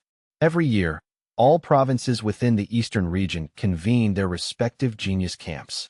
The ultimate objective is to identify the few true anomalies who possess the latent potential to one day ascend to the rank of General Star. More importantly, she continued, General Stars serve as the direct representatives of the Grandmasters. They are figures of immense power and political influence within the societal structure. They are entitled to a nearly endless array of benefits and state protections. Qin Xiaojun, having climbed back to his feet, chimed in once more. Kaming General Stars are regarded as the future Grandmasters of our age, reserved General Stars, if you will. Only a single individual is chosen from the entire eastern region each year, selected only from those with truly insane talent. You can only imagine the sheer intensity of the competition. Lu Sheng couldn't help but let out a quiet curse under his breath as he realized the magnitude of the task. Lu Sheng reflected on his circumstances. Since I have been reborn into this era, there are certain responsibilities I simply cannot evade. If I am to use my power to alter the destiny of mankind, I must seize every opportunity to gain influence and reverse our tragic fate.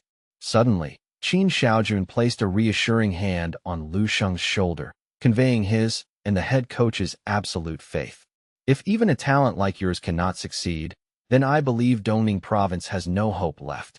Oh, and I almost forgot. The prize money for this selection is being provided directly by the Central Military Command. It is exponentially greater than anything our small training camp could ever hope to scrape together. At this moment, Lu Sheng came to a fundamental realization. In this harsh world, the more talent and potential he demonstrated, the more the state would be willing to shower him with the vital resources he needed to reach the pinnacle of power. Dong Qingxue stepped forward, her measured stride bringing her closer as she addressed Lu Sheng with a tone that was both formal and expectant. The Kaming General Star Selection Competition is still several months in the future, she announced, her sharp eyes fixed on him. We are required to wait until the curriculum of every regional training camp has been fully completed across the various provinces. I will personally oversee the notification process to ensure you are informed the moment the official schedule is released. Furthermore, I give you my word that I will not allow these proceedings to hinder your participation in the upcoming college entrance examinations. Qin Xiaojun immediately interjected, a lazy yet knowing grin spreading across his face. Honestly, with the level of monstrous physical strength you've displayed here, whether you sit for those final exams or not is practically irrelevant. You possess the raw merit to handpick any elite university within the entire eastern region, and they would be honored to have you. Lu Sheng processed this for a moment, his gaze shifting between the two instructors. In that case, he asked calmly, is there any functional requirement for me to continue residing within this training camp? Qin Xiaojun gave a casual shrug of his shoulders. That is entirely up to your own discretion. Did we not establish that you have earned the right to complete autonomy? You are free to walk out of those gates and leave this place behind whenever you see fit. Lu Sheng stood in silent contemplation for a long moment, weighing his options before finally offering a concise response. In that case, I think I will remain here for a while longer. If there are no other pressing matters to attend to, I shall take my leave now. Having concluded the discussion, Lu Sheng turned on his heel with practiced efficiency and exited the room, leaving Dong Qingxue and Qin Xiaojun alone in the sudden quiet of the office. Watching the door close behind the young man, Qin Xiaojun suddenly let out a boisterous, knowing chuckle. Haha, I'd be willing to bet my rank that the kid is only staying because of the high-quality rations provided by the mess hall. Dong Qingxue didn't laugh. Instead, she spoke with a touch of melancholy from the side.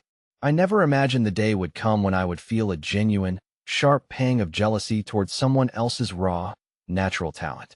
Beside her, Qin Xiaojun's grin faded, replaced by a slow, somber nod of agreement. However, Qin Xiaojun's expression quickly shifted back to one of profound awe. But this kid, he is fundamentally different from the rest of us. He is a being destined for a path of extraordinary heights. I can say with absolute certainty that Lu Sheng is going to reverberate through this era, shaking its very foundations to the core. Mark my words, for they shall surely come to pass. Meanwhile, Lu Sheng clutched his official certification documents as he made his way toward the Baihe City Martial Arts Association. As he ascended the stairs toward the office of Chairman Xiao Yuha on the 6th floor, he maintained a keen observation of his surroundings. Suddenly, the sterile silence of the hallway was shattered by a series of booming, exasperated shouts from within. "Enough, Elder Xia. Are you truly here for no other reason than to deliberately try my patience and piss me off?" The raw hostility in the voice immediately piqued Lu Sheng's curiosity, causing him to pause.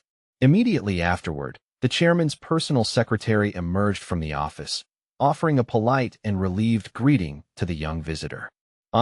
Lu Sheng, you've arrived." Lu Sheng gestured vaguely toward the inner office, where the sounds of the heated argument continued to spill out. "Who is that man sitting with the chairman?" he asked with an innocent, inquisitive look. The secretary didn't answer directly. Instead, she sighed and pushed the heavy door open, gesturing for Lu Sheng to enter. "Please, step inside first. We can discuss the details once the current situation has been addressed." The moment Lu Sheng crossed the threshold and stepped into the room, the unexpected guest who had been arguing with the chairman immediately bolted upright from his seat. The guest, an elderly man with a sharp tongue, rushed excitedly toward Lu Sheng before turning back to address the chairman with a mocking tone. "So, Xiao Yuha, is this the invincible genius of Baihe City you've been incessantly boasting about?" He looked Lu Sheng up and down, offering a begrudging whistle. "Not bad at all. Truly, the youth of today are quite talented." He then turned back to Xiao Yuha, his voice dripping with condescension. "But I'm telling you, old friend, don't be too upset about the inevitable. Think about it logically. Not every child can be as exceptionally outstanding as my precious granddaughter. The vast majority of people are destined to remain far behind my Xiaolin, and I doubt this Baihe City kid will be the exception to that rule." "Oh, so your name is Lu Sheng, is it?" The elderly guest immediately whipped out his smartphone, eager to show off a photograph of his granddaughter. He thrust the screen toward Lu Sheng, affirming with absolute confidence, "As you can see, her talent is not inferior to yours in the slightest." Chairman Xiao Yuha was so consumed by fury upon hearing these boastful words that his face flushed a deep, mottled red, and his hand tightened until the delicate ceramic teacup beside him was crushed into shards. Suddenly, Xiao Yuha turned his gaze toward Lu Sheng, his voice stern but curious. "What's the meaning of this? The training period hasn't officially concluded, yet here you are. Explain yourself." Seeing the chairman's concern, Lu Sheng replied honestly, "It's nothing of that sort. These are official documents that Dong Qingxue, the head instructor of the training camp, tasked me with delivering to you. She is requesting your formal confirmation and signature." The guest, observing Lu Sheng's documents with a sneer, pointed at them dismissively. "So, even a member of the prestigious Dong family still finds it necessary to send documents to a minor martial arts association chairman in a place like Baihe City for approval? How quaint." Then, he leaned in closer to Lu Sheng, his eyes narrowing with a treacherous glint as he whispered, "Tell me, kid, did you cause some sort of catastrophic trouble at the training camp? Is that why you've come crawling back early, hoping to get Xiao Yuha to take the blame for your failures? This is a serious matter, not some playground joke." Ignoring the guest's taunts, Chairman Xiao Yuha stepped forward and snatched the documents from Lu Sheng's hand. He wore a deep frown as he began to skim through the contents, his expression guarded. As he read further, Xiao Yua's eyes suddenly widened to an impossible degree, and he stared at the parchment with a look of pure, unadulterated disbelief, as if the words on the page were written in a language he couldn't comprehend. Elder Xia, noticing the chairman's dramatic reaction, let out another sarcastic chuckle. Now, Xiao Yuha, try not to faint from pure anger right here in your office." Ignoring him completely, Chairman Xiao suddenly barked a question at Lu Sheng, his voice trembling with excitement. "When exactly did you break through to the rank of a level 3 martial artist?" The sudden outburst caused the elderly guest to jump back in startled surprise, his previous smugness replaced by a look of sheer bewilderment. He could only manage a choked exclamation of shock. "What did you say?" Lu Xing met Xiao Yuha's intense gaze and replied with his usual calm. "It was more than a month ago. Head instructor Dong Qingxue personally conducted the testing and verified my status. She informed me that the military region possesses the official qualification to verify a martial artist's strength, and that I only needed to bring the papers to you for the final stamp of approval." Upon hearing Lu Sheng's confirmation, Chairman Xiao Yuha's face blossomed into a radiant, joyful smile, and he began to nod frantically. "Qualified? Of course you are qualified. You are way too qualified, Lu Sheng. Your instructors represent the authority of the entire Eastern military region. I will apply the official seal for you this very instant." Seeing the tides turn so drastically, Elder Xia's expression became incredibly sour. "Let me see those papers," he demanded, snatching the documents out of Xiao Yuha's hands to verify their authenticity for himself. He cast a suspicious, sideways glance at Lu Sheng before his eyes began to dart frantically across the official military documents, skimming through the verified data at high speed. A level 3 martial artist, only 18 years old, with a combat power index of 270,000. He began to mumble incoherently, his voice shaking with denial. This is preposterous. Could these be sophisticated forged documents?" Xiao Yuha, watching his rival's crumbling composure, felt a surge of immense satisfaction. "Hand those back over here," Xiao Yuha demanded, his voice brimming with pride as he held the certification papers up for the light to catch the holographic markers. As he spoke, he slowly and deliberately pointed to the massive, crimson seal of the Eastern military region prominently stamped on the document. "Can your eyes not even recognize this authority? Or are you simply blinded by jealousy?" The guest, now flushed with embarrassment and burgeoning anger, pointed a trembling finger at the chairman. "This is impossible. Lu Sheng was just some brat who got kicked out of the training camp. How could he possibly possess a combat power of 270,000? Faced with such stubborn denial, Lu Sheng could only let out a long, weary sigh, his patience for the elderly man's theatrics finally reaching its end. He looked Elder Xia in the eye and spoke with a chillingly calm voice. "I never once stated that I was expelled from the training camp. It seems it was merely you and Mr. Xiao Yuha who jumped to that conclusion." Then, turning to the chairman, he added, "Oh, I almost forgot. Instructor Dong Qingxue asked me to have you contact her immediately. She suspected you might find this information difficult to believe and wished to confirm the details with you personally." Xiao Yuha let out a hearty chuckle. He shot a mocking glance at the guest and replied, "Haha, how could I possibly doubt such clear evidence? I'm not the overly suspicious type, am I, Elder Xia?" After speaking, Xiao Yuha hurried over to his desk, picking up the remote control to initiate a high-definition video link to Dong Qingxue. He spared one last glance for his guest. "Still, it's best to follow instructions. I've heard that head instructor Dong Qingxue is a renowned genius of the Eastern military region. I have admired her reputation for a long time.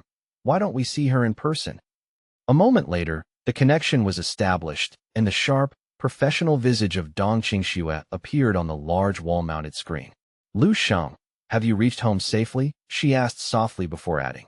"And is that Chairman Xiao Yuha of Baihe City I see?" Hearing his name, Xiao Yuha hurriedly adjusted his posture and replied with great respect, "It is indeed I. It is an honor to meet you, head instructor Dong." At the sight of the very real and very imposing Dong Qingxue on the monitor, Elder Xia began to tremble uncontrollably, cold sweat pouring down his face like rain. Is that truly the legendary head instructor Dong?" he stammered.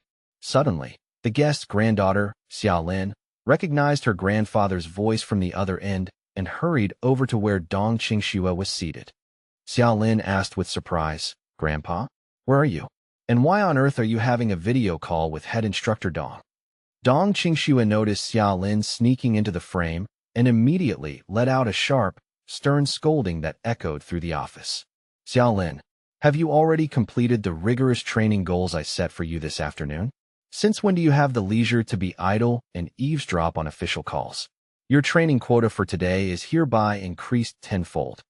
The sudden, harsh disciplinary order caused Xiaolin to cover her ears in distress, her eyes welling with tears as she sobbed. Yes, I understand. Instructor Dong. Back in the office, both Xiao Yuha and Lu Sheng turned their gazes toward the elderly guest, whose face had turned an ashen gray. He was so utterly mortified that he looked as if he wanted to find a hole in the floorboards to crawl into. After a painful silence, Chairman Xiao Yuha finally ushered the man toward the door, speaking with polite but firm finality. All right, that's enough. We are currently discussing official military business. You and your granddaughter can catch up privately later. He then turned back to the screen. Head Instructor Dong, I have thoroughly reviewed the documents you sent via Lu Sheng. Everything is in order and will be processed immediately. Upon hearing the chairman's assurance, Dong Qingxue gave a professional nod of acknowledgement. Excellent. Let us not allow personal matters to further delay official business. I trust you will handle the rest. 1 month is more than enough time for him. Dong Qingxue's voice carried a weight of finality. After all, Lu Sheng now stands as the representative for the entire Dongning Province Genius Training Camp, set to compete in the Eastern Region Kaming General Star Selection. He has emerged as the most peerless, transcendent genius of this entire session. Standard training is no longer capable of offering him any further growth. Upon hearing this staggering proclamation from Dong Qingxue, Chairman Xiao Yuha and the guest, Elder Xiao, were plunged into a state of catatonic shock. Then, Xiao Yuha's face erupted into a radiant beam of pure triumph, his eyes shimmering with an almost predatory light of pride. Xiao Yuha practically roared the words, savoring the taste of them on his tongue. A Kaming General Star, the single most outstanding genius in the history of our region. Do you hear that, Elder Xiao? In stark contrast to the chairman's joy, the elderly guest, Elder Xiao, was drenched in a cold, profuse sweat. His entire frame trembled with an uncontrollable rhythm of disbelief and growing dread. Is that really the case? Elder Xiao managed to stammer out, his voice a mere shadow of its former arrogance. On the screen behind them, Xiaolin was currently enduring a brutal critique from the head instructor, Dong Qingxue.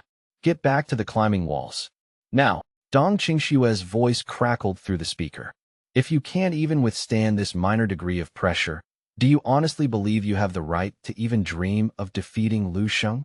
Please, Instructor Dong. I don't want it anymore. Xiaolin wailed, her spirit completely broken.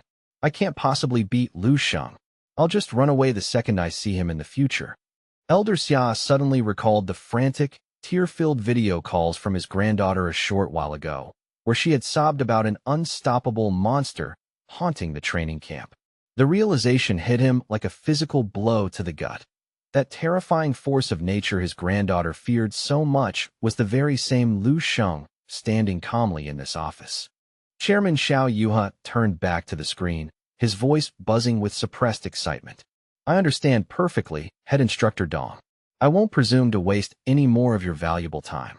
He shot a sideways glance at Elder Xia, thinking with malicious glee. So, you old fox, you finally realized who you were trying to step on. However, Dong Qingxue raised a hand to stop him from ending the transmission, stating that she needed this opportunity to relay some critical information to Lu Sheng. Lu Sheng, she began, her tone shifting to one of serious professionalism. I have successfully procured the raw materials required for crafting specialized weapons for spiritualists.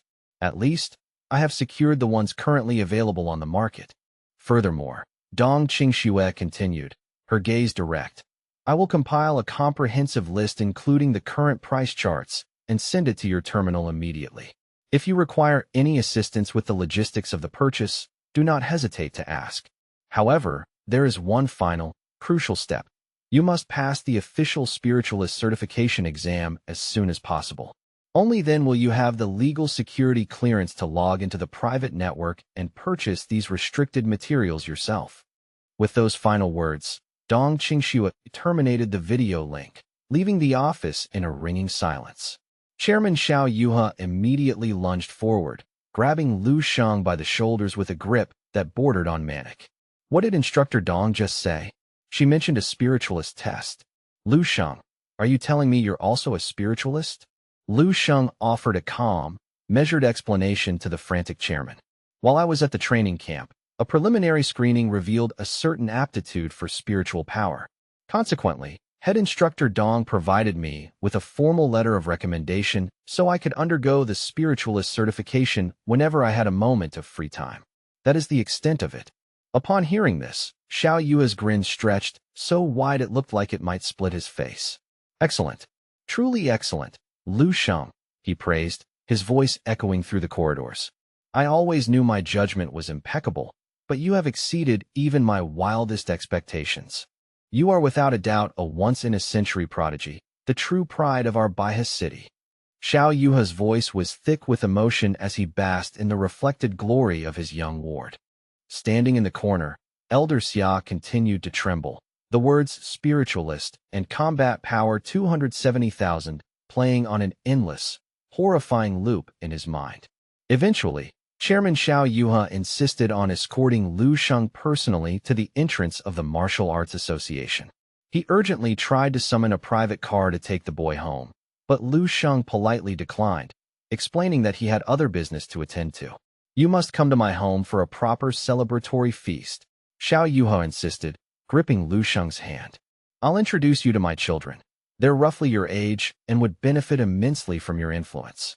I'll even step into the kitchen and prepare my signature dishes personally. As a taxi pulled up, Lu Sheng stepped inside and bid the chairman farewell. I will keep the invitation in mind, he thought as the door closed.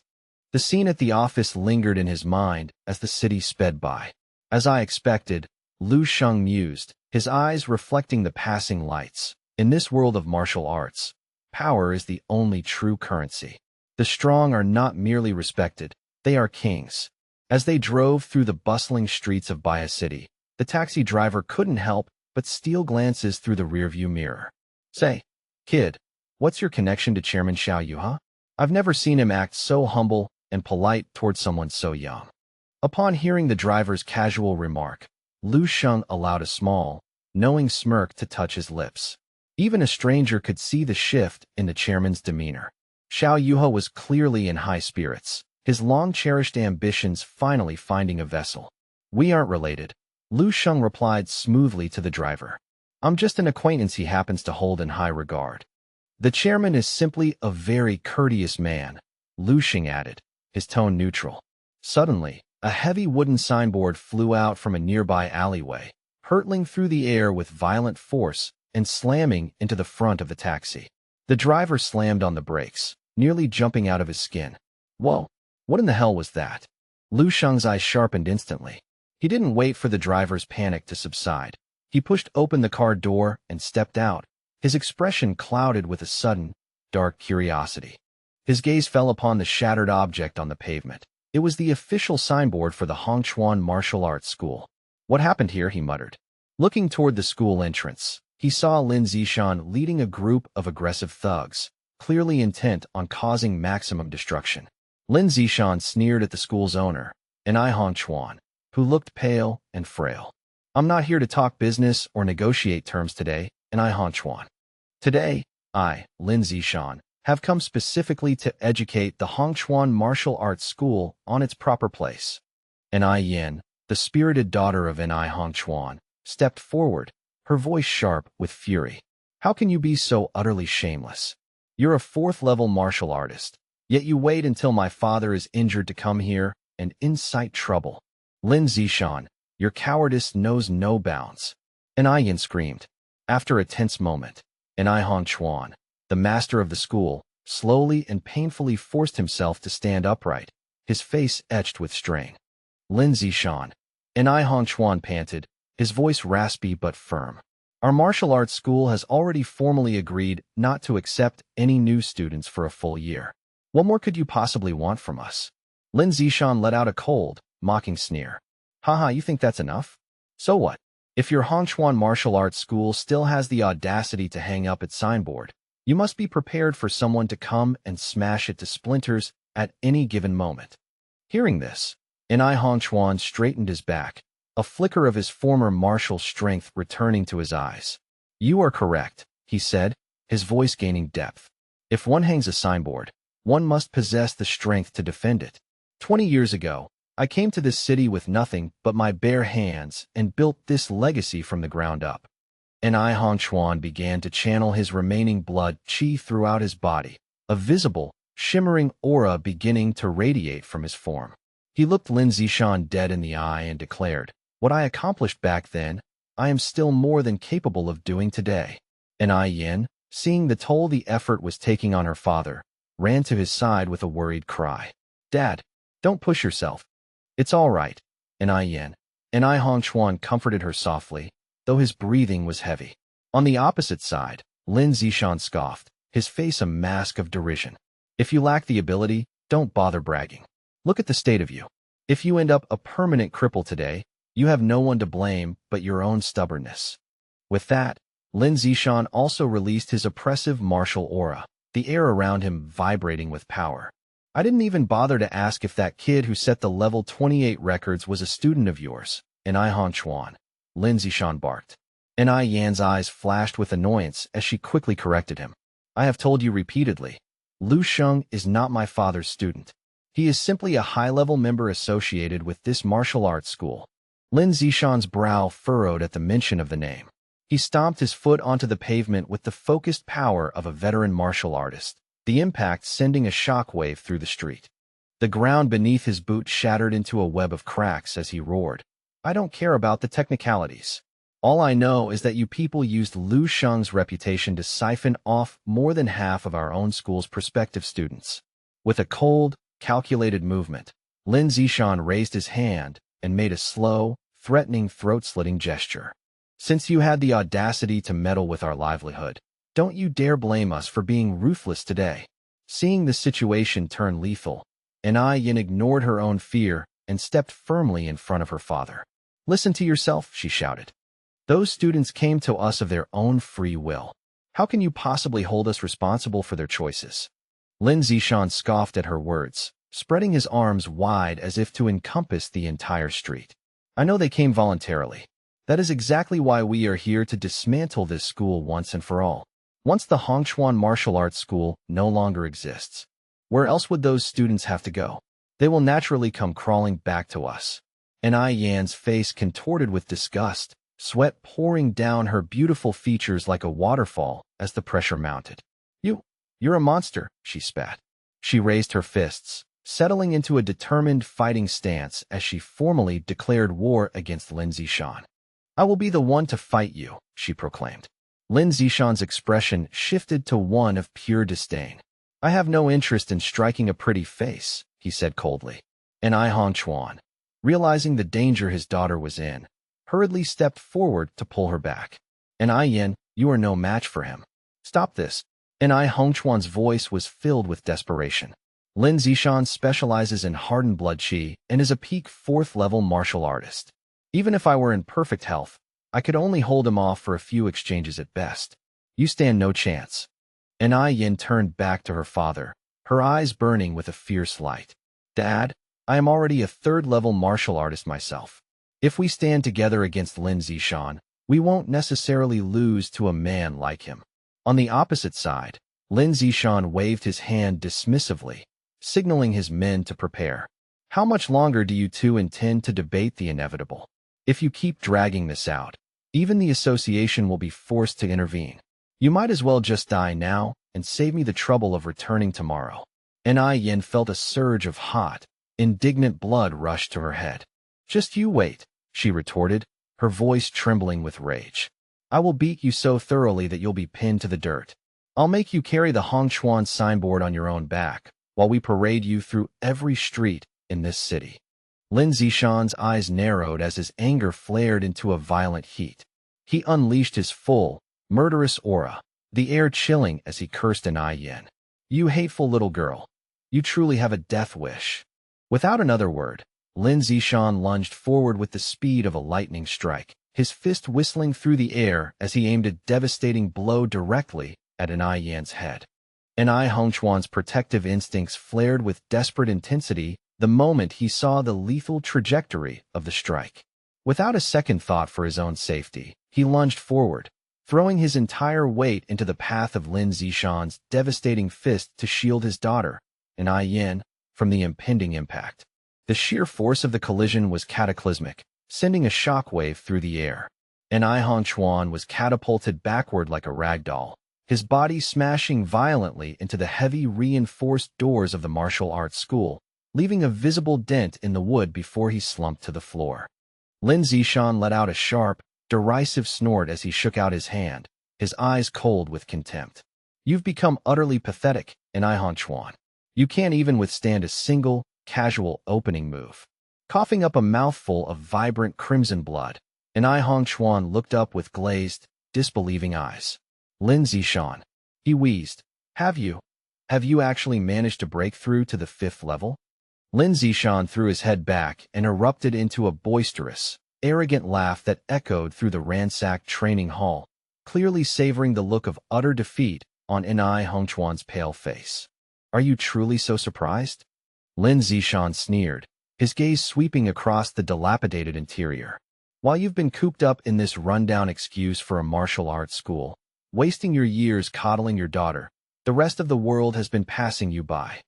It's clear you haven't crossed paths with a truly formidable opponent in a very long time, Lin Zishan added, his voice dripping with menace as he challenged anyone else to step forward. And I Hong Chuan, realizing the unbridgeable gap in their power, felt the last of his spirit crumble into ash. With a heavy sigh of resignation, he conceded. It's the end, then. You want the Hong Chuan Martial Arts School to vanish into the shadows, don't you? Fine. If that is the price of peace, I will head to the Martial Artist Association this very afternoon to begin the formal procedures for dissolution. And Yin watched her father prepare to discard the legacy he had spent a lifetime building, and bitter tears welled in her eyes.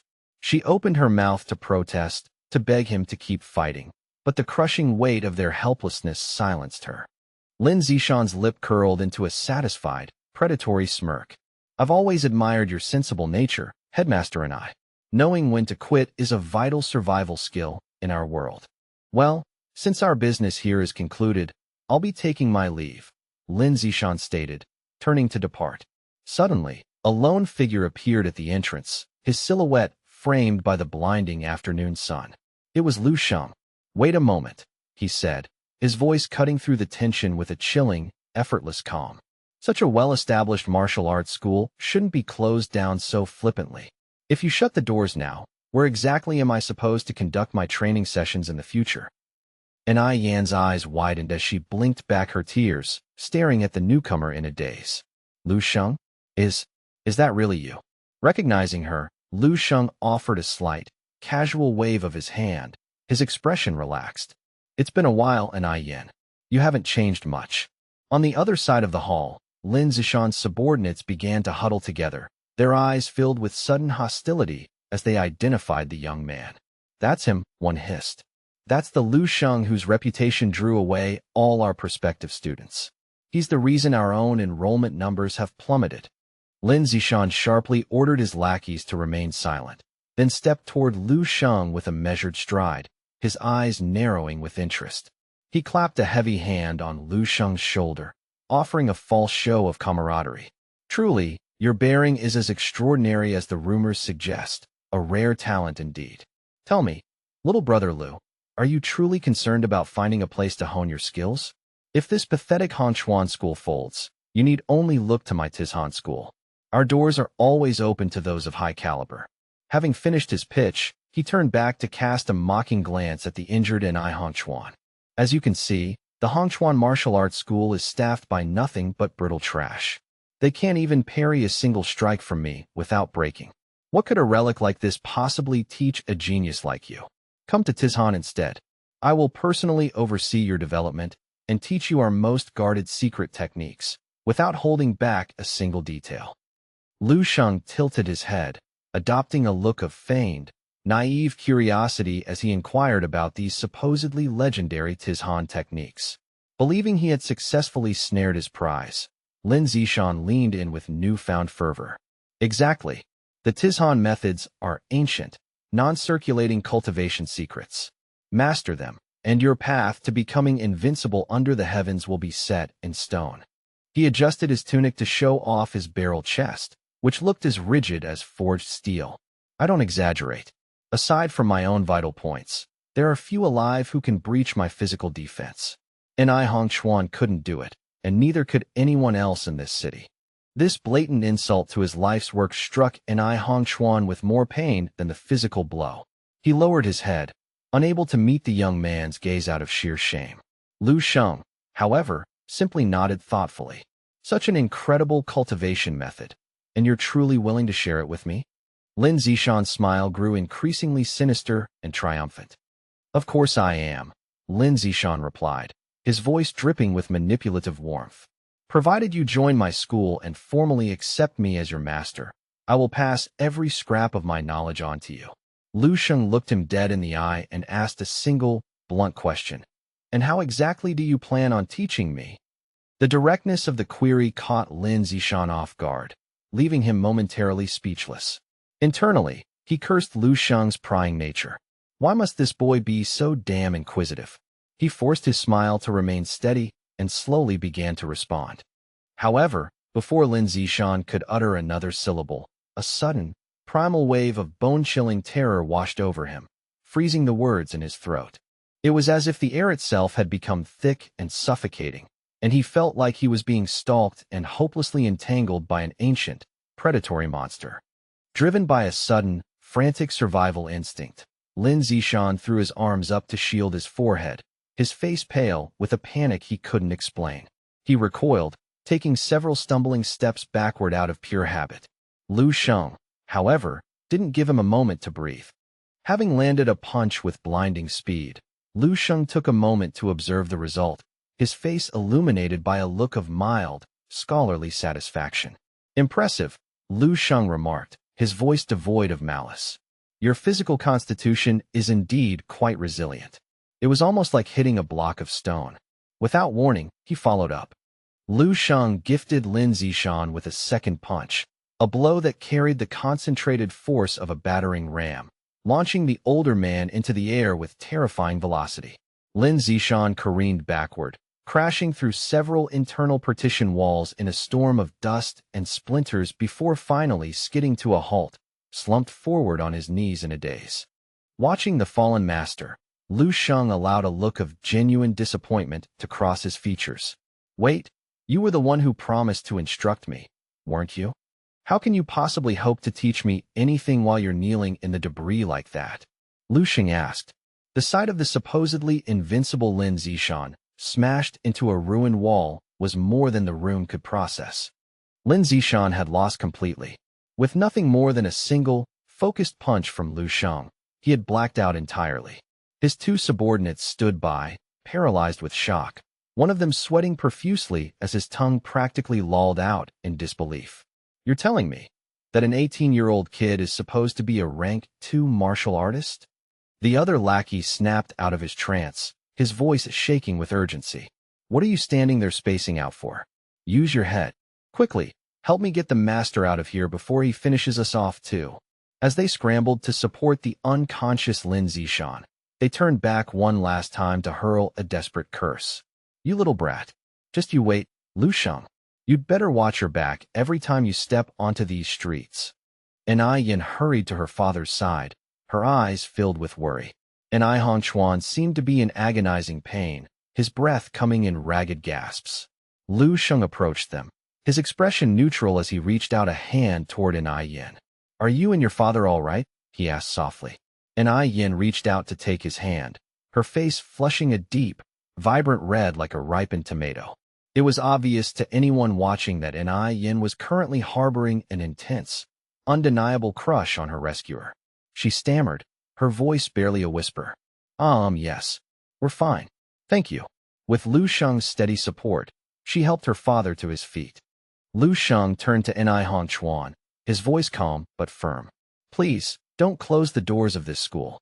If you do, I'll be forced to spend my time hunting for another suitable location near my home. And that would be a significant hassle.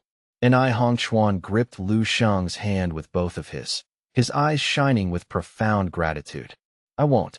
I definitely won't close it now. I truly cannot thank you enough for what you've done today, Hongchuan continued. Just name your price or any request, and I will do everything in my power to fulfill it. Lu Sheng placed his other hand on top of theirs, a faint smile touching his lips. There's no need for such formality. In many ways, this trouble was indirectly caused by my presence anyway. But remember, I won't always be around to intervene. In the future, you must rely on your own strength.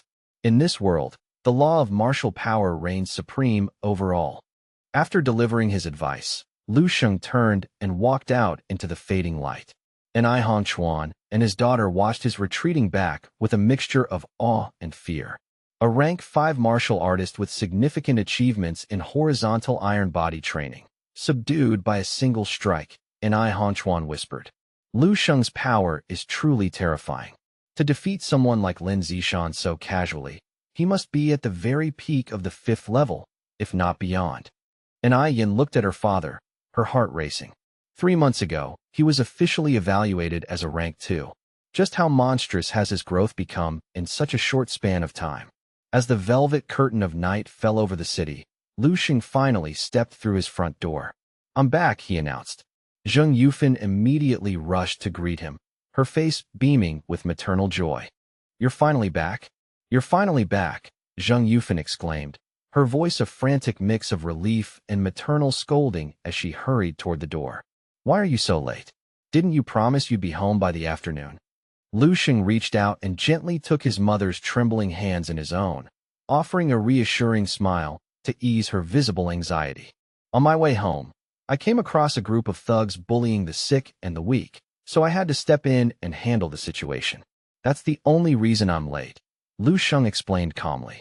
Zheng Yufan's eyes widened in shock as she began checking his clothes for tears, asking repeatedly, "What? You were fighting? Are you hurt? Did they hit you?" Meanwhile, Lu Hai sat nearby, comfortably cradling a wine cup. He watched the exchange with a prideful glint in his eyes, interjecting, "Relax, woman. Our son is an official martial artist now. He's not someone common street punks can handle. He's a professional. He'll definitely be fine," Lu Hai added, though his wife's fussing left the old man momentarily speechless. Zheng Yufan ignored him, her fingers fluttering over Lu Sheng's face as her eyes welled with tears of concern. "Are you sure? Does it hurt here or here?" she pressed. Lu Hai took a deep, satisfied sip of his wine, laughing heartily. That is exactly how it should be for someone walking the path of martial arts. It's about spirit and character. A man should always be eager to do what is right and protect those who cannot protect themselves. That is what defines a true warrior, Lu Hai declared, his voice booming with conviction. "My son, the son of Lu Hai, is destined for greatness. One day, he will stand on the battlefield, slaying mutated beasts and serving as a shield for the entire nation." Lu Qinghe, Lu Sheng's little sister, peered over curiously and asked softly, "Brother, what kind of exotic meat was that you sent back to us? Since eating it, Dad looks so much healthier, and I can feel my own blood and qi surging. It's already increased by 11 points. That meat is incredible. It feels even more potent and effective than the expensive tonics we see in stores," Lu Qinghe continued, her eyes narrowing playfully. "You didn't secretly steal it from the supplies at the training camp, did you?" Lu Sheng couldn't help but chuckle at her suspicion. He reached out and affectionately pinched his little sister's cheek, replying, "Hey now, how can you have such a low opinion of your big brother? Your imagination is running wild. Don't worry your head about it. Every bit of that was earned through your brother's own hard work and merit," Lu Sheng reassured her. Lu Qinghe swiped his hand away with a playful, "Ouch, ouch, ouch," while Zheng Yufan emerged from the kitchen carrying a bowl of rice piled as high as a mountain. It looked like a portion meant for 10 people rather than one. She set it down with a worried sigh, instructing him, "Eat up, Lu Sheng. Life at the training camp must be incredibly grueling. Please, don't push yourself to the point of breaking. Your safety is the most important thing to us." Lu Hai looked at Lu Sheng, his expression unreadable, before turning to tease his wife for her overprotectiveness. What do you know about the ambitions of men?"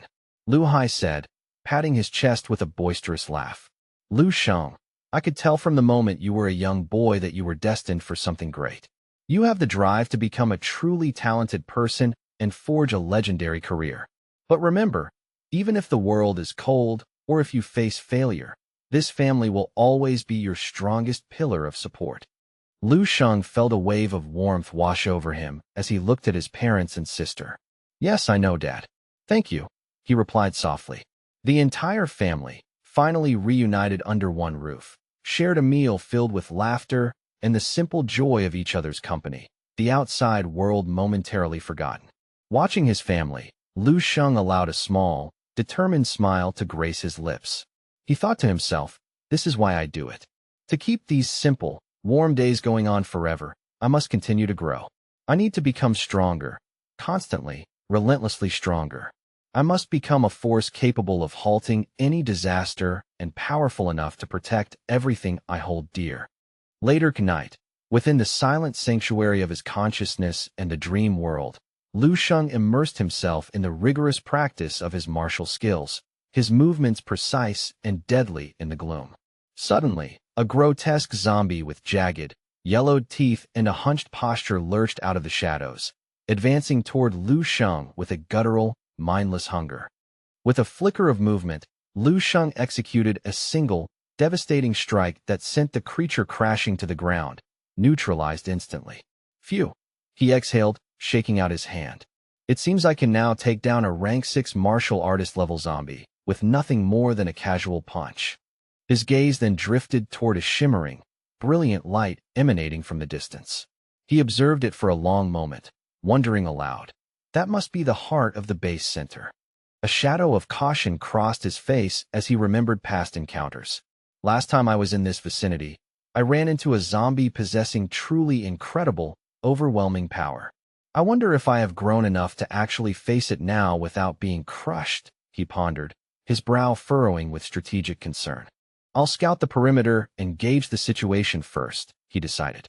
Above him, a high-level zombie was perched atop a ruined structure.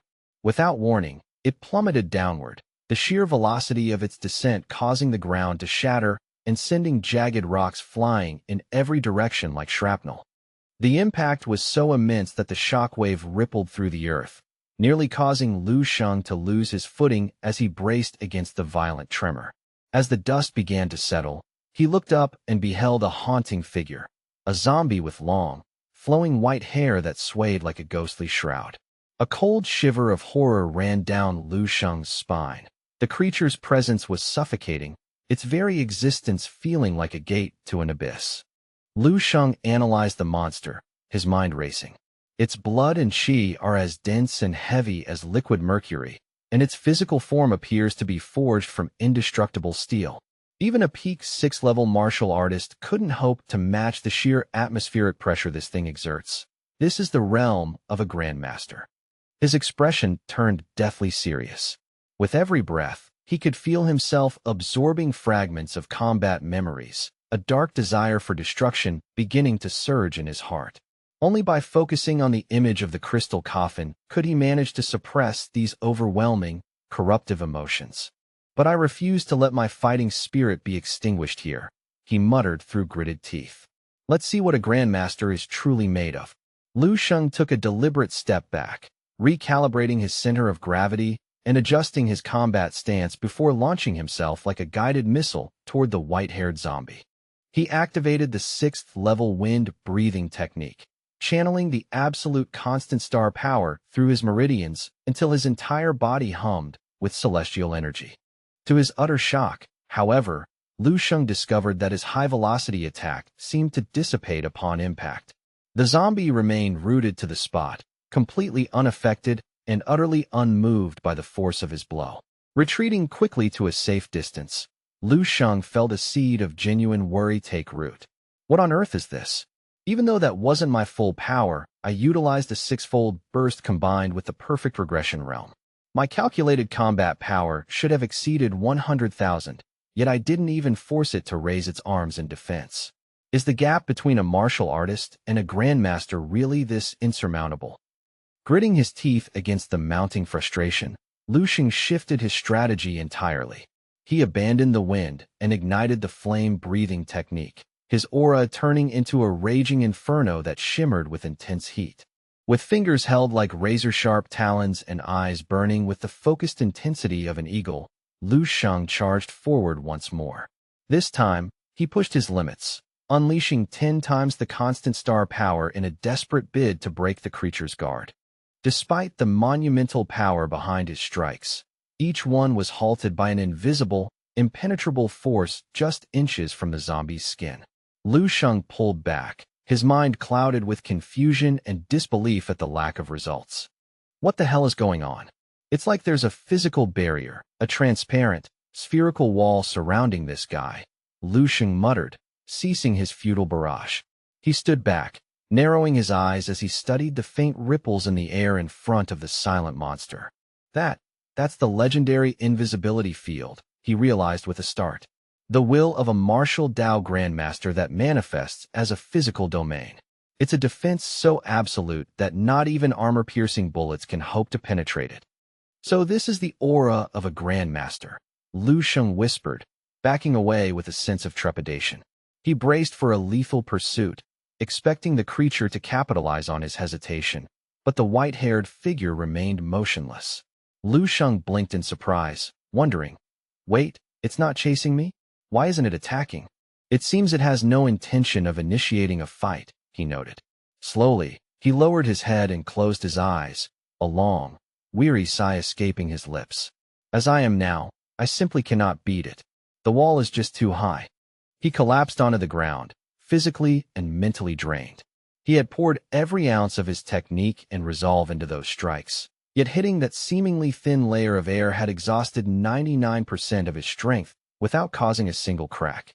He stared at the zombie, fascinated and terrified. Is this the residual field that a grandmaster's soul leaves behind to protect their vessel even after death? I suppose I should be thankful this grandmaster zombie doesn't even view me as a worthy opponent, Lu Sheng thought bitterly.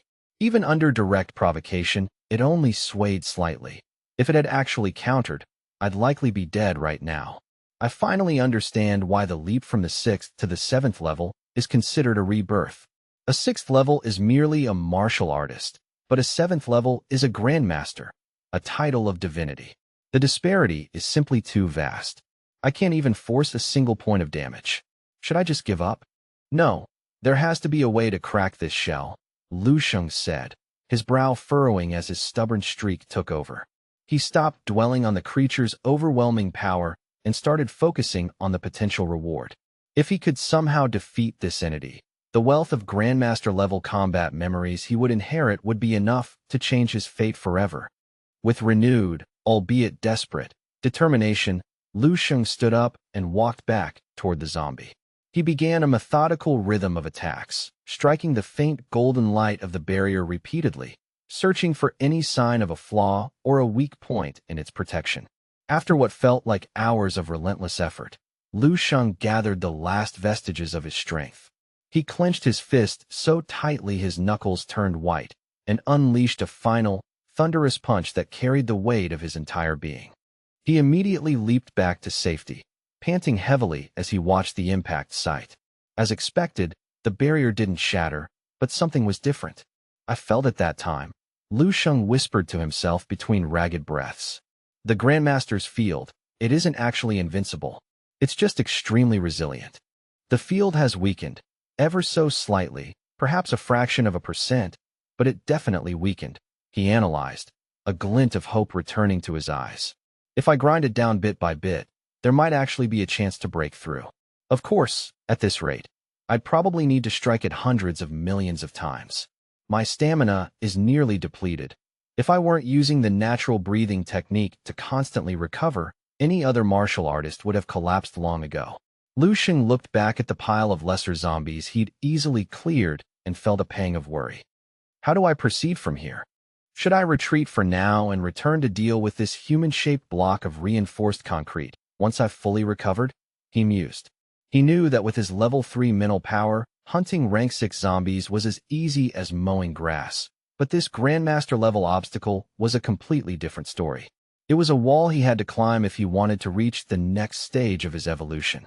A sudden spark of realization ignited in Lu Sheng's eyes, widening as he gasped at the epiphany.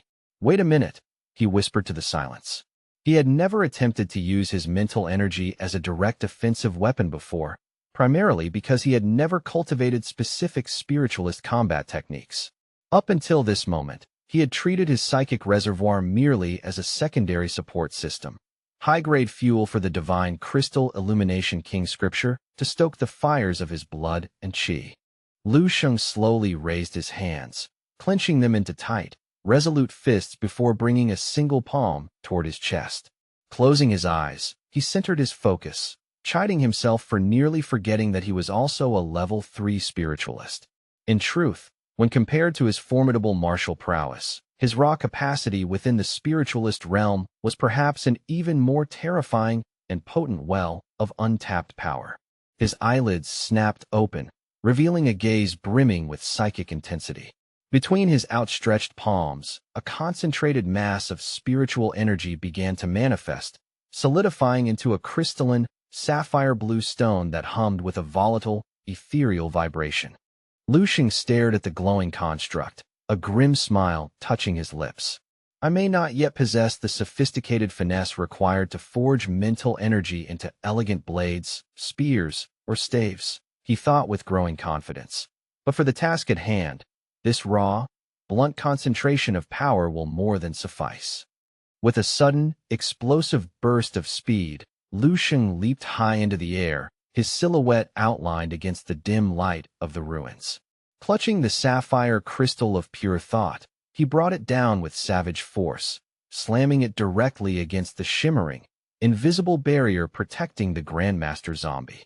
A thunderous crack echoed through the desolate halls as the psychic stone collided with the Grandmaster's domain, yet the result remained stubbornly unchanged.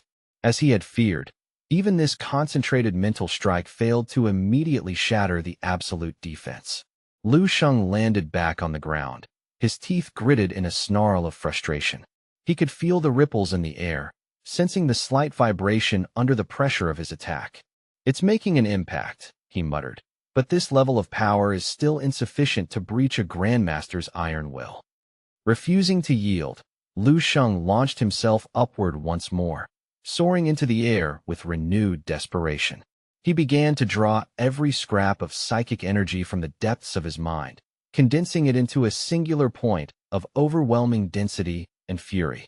With a guttural roar, he unleashed the concentrated psychic mass, hurling it downward toward the silent, white-haired figure with the unstoppable momentum of a falling star. "Damn it! What a disappointment!" Lu Sheng hissed as he watched the impact. Despite the magnitude of the attack, it had merely grazed the outer shell of the invisibility field, sliding off the curved surface without finding a purchase to crack it. Lu Sheng's brow furrowed in deep, agonizing concentration. "Still not enough to break the threshold," he growled.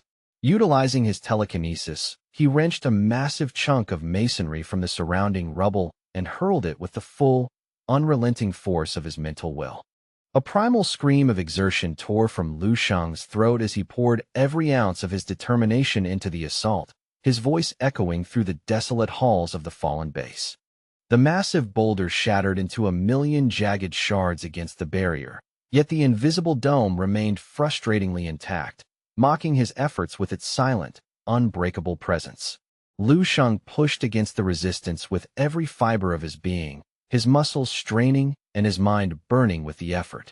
He paused for a moment, genuinely puzzled by the sheer absurdity of the Grandmaster's defense. "Still no good," he whispered, wiping sweat from his brow. Taking a deep breath, he stood tall, closed his eyes, and began to harmonize his entire existence for one final, definitive attempt. He activated the flame-breathing technique, his aura erupting in a violent blaze of heat and light. He channeled a tenfold surge of his spiritual energy, synchronizing it with his stellar force emission to execute the perfect stellar first technique, a lethal synthesis of martial prowess and mental might. As the swirling energies reached a fever pitch, Lu Sheng focused his entire world into a single, devastating point of impact. His voice boomed through the chamber in a command of pure, unadulterated will. "Break for me." Like a descending deity of wrath, Lu Sheng launched his final attack, bringing the combined weight of his martial talent and spiritual power crashing down upon the Grandmaster zombie from the heights. This time, the air itself seemed to scream as the barrier finally reached its breaking point. With a resounding boom that shook the very foundations of the ruins, that supposedly invincible exterior finally fractured, splitting down the middle under the sheer intensity of Lu Sheng's resolve. Scrambling to his feet, his breath coming in ragged, shallow gasps, Lu Sheng fixed his gaze upon the shattered remnants of the Grandmaster's defense. He focused a gentle, respectful pulse of energy into his palm and declared solemnly, "Undying heroic spirit of the past, allow me to inherit your will and carry your legacy forward." With that vow, Lu Sheng slammed his right hand into the creature's chest to initiate the memory absorption. To his utter shock, the withered features of the white-haired zombie seemed to twist into a haunting smirk, while a malevolent, purplish-black aura suddenly flared to life around its husk. A jolt of pure panic surged through Lu Sheng's veins. He reflexively yanked his hand back, his heart hammering against his ribs as he staggered away from the unexpected, dark manifestation, stopping his attempt at absorption. "What is happening?" Lu Sheng gasped, but before he could process the horror, a tidal wave of foreign memories crashed into his mind. He saw a man being congratulated. "Mr. Shi, congratulations on your breakthrough. From this day forward, you are a Grandmaster." Then, the scene shifted to a world in chaos. Despite the desperate efforts of Great Spirit Realm experts, humanity's strongholds were collapsing like sandcastles. Forward Base 100, in the heart of the Martial Alliance, is the last sanctuary. "The transport ship is ready for the children," a voice echoed. A child asked, "Can Papa come too?" The somber reply, "As a Grandmaster, Papa must stand at the front lines. He will bleed for humanity until his final breath." Amidst the mental storm, Lu Sheng realized the figure before him was facing a grade 6 ferocious beast. A savage dragon. The realization struck Lu Sheng with visceral terror. Even within the memory, just seeing the colossal beast from a distance caused his heart to race and his limbs to tremble with an instinctual dread. "I am a Grandmaster with an iron will, a man who knows no fear," the memory of Shi Shengning lamented. "Why do I still feel this crippling terror? Why? Oh, Polar Star of the East. Lord Wang He's casual strike is simply too powerful to comprehend. As long as a powerful existence like Lord Wang He exists, humanity still possesses a flicker of hope," the memory whispered. In the streets below, thousands of survivors cheered with frantic desperation, raising their hands toward the sky as they watched the giant protector engage the darkness. Lu Sheng's consciousness surged with the excitement of the past. Success. Haha. By observing Lord Wang He's movements, I've managed to glean a fragment of an entirely new martial technique. Even the prospect of ascending toward the rank 8 realm no longer seemed like a distant dream. But the vision faded into a cold, dark reality. A dying man lay in the mud, his abdomen slick with his own lifeblood. So cold. Is this what death feels like, he wondered. He had heard whispers of the Martial Alliance's Tinder plan, a desperate gambit to forge an unprecedented rank 12 powerhouse to save the world. Is there truly hope? He sighed, his vision blurring. How tragic that I will not live to see the dawn. Lu Sheng snapped back to reality, his breath coming in ragged, painful gasps. He sank onto a jagged piece of rubble, clutching his throbbing head as the weight of the memories settled into his soul. So this was the life of a martial arts grandmaster, he whispered, awestruck. It is more heroic and profound than any memory I have ever absorbed. Truly a legendary and glorious existence. This fallen paragon's name was Shi Shengning. Throughout his storied lifetime, he had dedicated his entire being to the mastery of fist techniques, seeking the absolute truth through the strength of his strikes. The intricate essence of Shi Shengning's fist techniques and his vast reservoir of combat experience were now being woven into the very fabric of Lu Sheng's muscles and mind. Lu Sheng rose slowly, his focus sharpening into a razor's edge. As he extended his hand and clenched his fingers, he could feel his understanding of the fist evolving at an astronomical pace. Lu Sheng stared upward, his mouth slightly agape as he felt his martial comprehension skyrocket. He surged past the barriers of the micro-realm, ascending through its peak with staggering speed, his body vibrating with the sheer depth of the enlightenment as if entering a higher state of existence. He looked down at his own palm, which seemed to shimmer with an ethereal, inner radiance. A single realization dawned on him, filling him with a sense of profound power. This is the realm of control. The controlled state, Lu Sheng repeated, staring at his hand with a mixture of disbelief and exhilaration. This is the culmination of everything Grandmaster Shi Shengning learned throughout his entire life. He turned his gaze back toward the silent, withered husk of the zombie and whispered the name of his idol, Wang He. In the fragmented echoes of Shi Shengning's memories, after his beloved family, Wang He was the name that appeared with the greatest frequency and reverence. It seemed the two had once collaborated to forge a profound body refinement technique, a legacy meant to capture the sublime beauty found within 10,000 years of martial arts history. It was undeniable that Wang He had been a figure of supreme importance, a top-tier powerhouse celebrated by the masses as the polar star of the East. Even a rank 7 grandmaster like Shi Shengning had looked upon him with the admiration of a devoted fan. It appeared that Shi Shengning had been fortunate enough to witness Wang He in action just once, and that single moment of enlightenment had allowed him to give birth to an extremely powerful martial art. Lu Sheng sifted through the inherited knowledge with desperate urgency, but the core of that specific technique remained elusive. Why is it missing? He wondered, his brow furrowed in confusion. He delved deeper into the sublayers of the consciousness, searching for what felt like hours, until he finally spotted a flickering object, a piece of jade-like substance emitting a faint, rhythmic golden light. He sat down amidst the mental landscape. There it is. The moment his fingers brushed against the cold, smooth surface of the strange object, a violent gravitational pull took hold, and he was abruptly sucked into the depths of the golden light.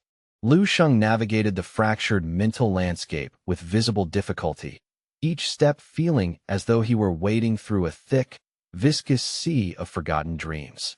His brow remained tightly furrowed as he scanned the desolate horizon, wondering in a hushed tone, is this truly the manifestation of the nightmare that Shi Shengning once struggled against?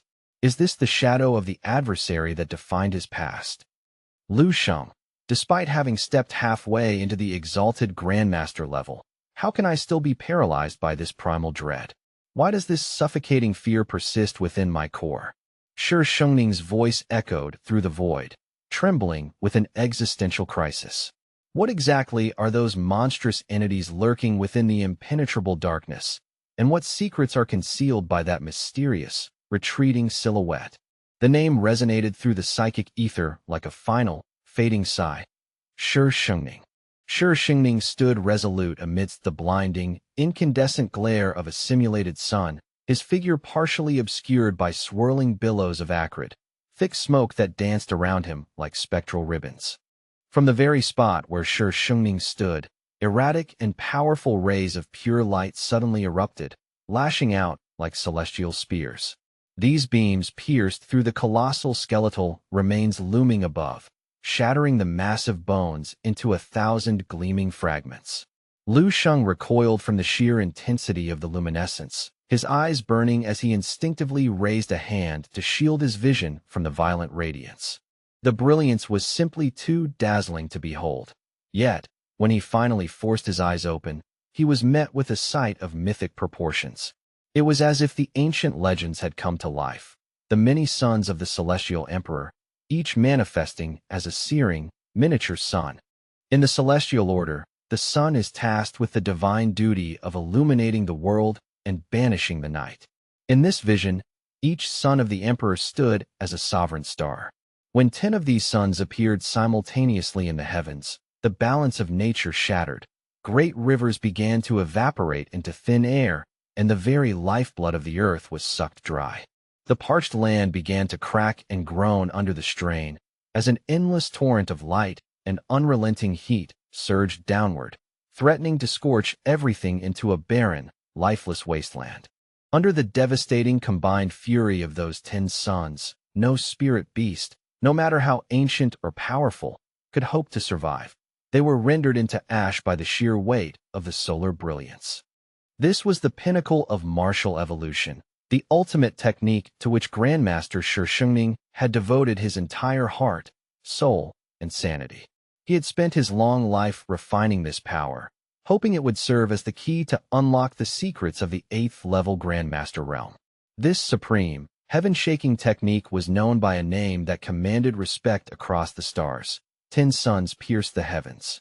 At that precise moment, Lu Shang's aura shifted violently, exuding a monstrous and suffocating murderous intent that seemed to chill the very air around him, despite the solar imagery. He threw a devastating punch forward, his voice roaring with a newfound authority. "This power, it is mine."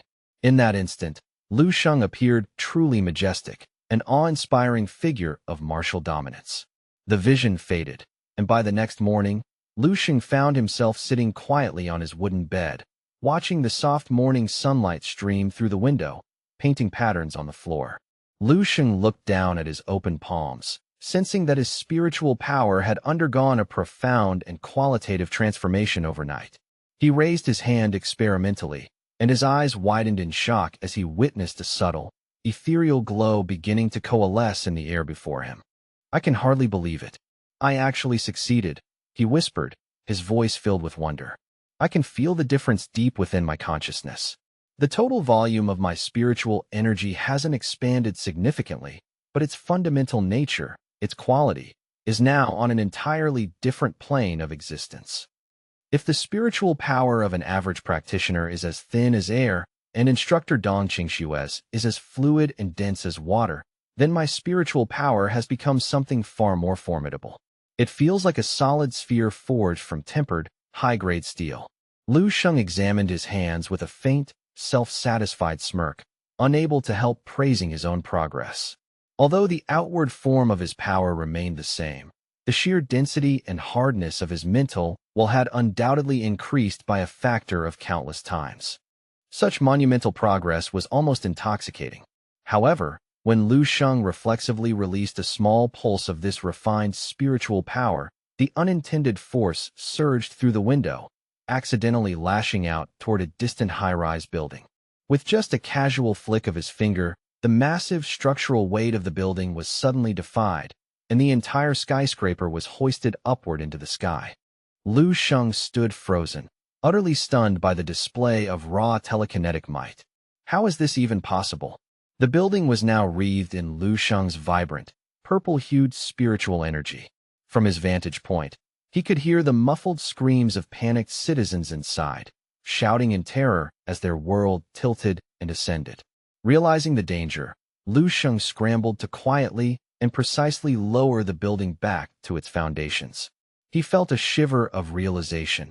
Ordinary martial artists couldn't even fathom this level of control. He had truly stepped beyond the limits of humanity and into the ranks of the extraordinary. "I am certain that the mere pressure of my spiritual aura could now easily crush a 3rd-level martial artist, perhaps even a 4th level," he contemplated. Beside him, the faint silhouette of a grandmaster's stance began to manifest, coating Lu Shang's entire body in a thin, translucent layer of gold. While it was currently just a fragile film, he knew it would strengthen as his output increased. Even so, he recognized that his current Grandmaster aura was not even 1% as thick as that of the zombie he had encountered in the dream world.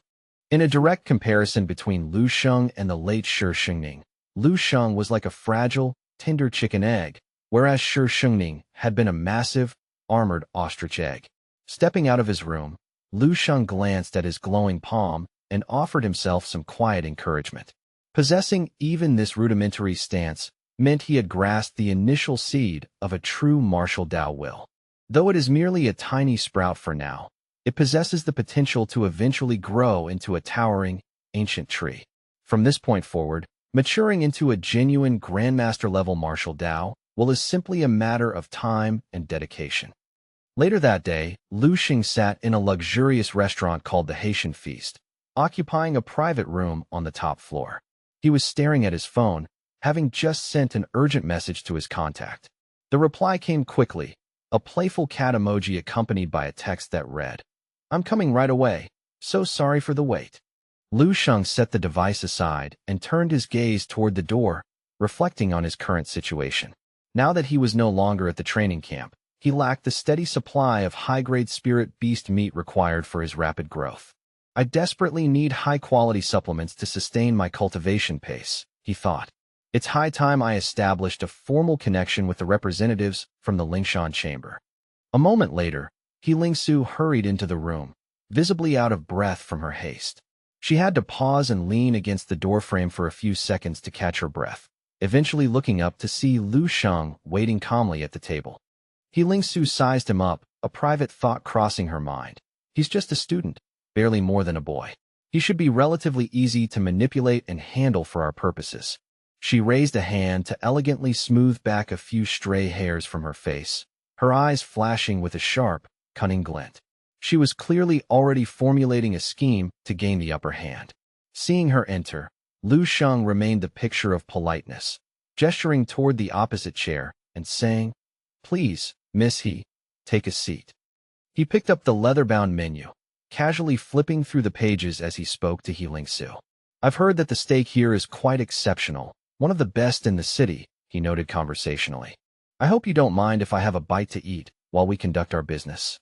He Lingsu forced a polite, businesslike smile onto her face and replied, "Of course I don't mind, Mr. Lu. Please, go ahead." As the restaurant waiter approached to help He Lingsu with her coat, she was busy contemplating how best to steer the conversation to her advantage.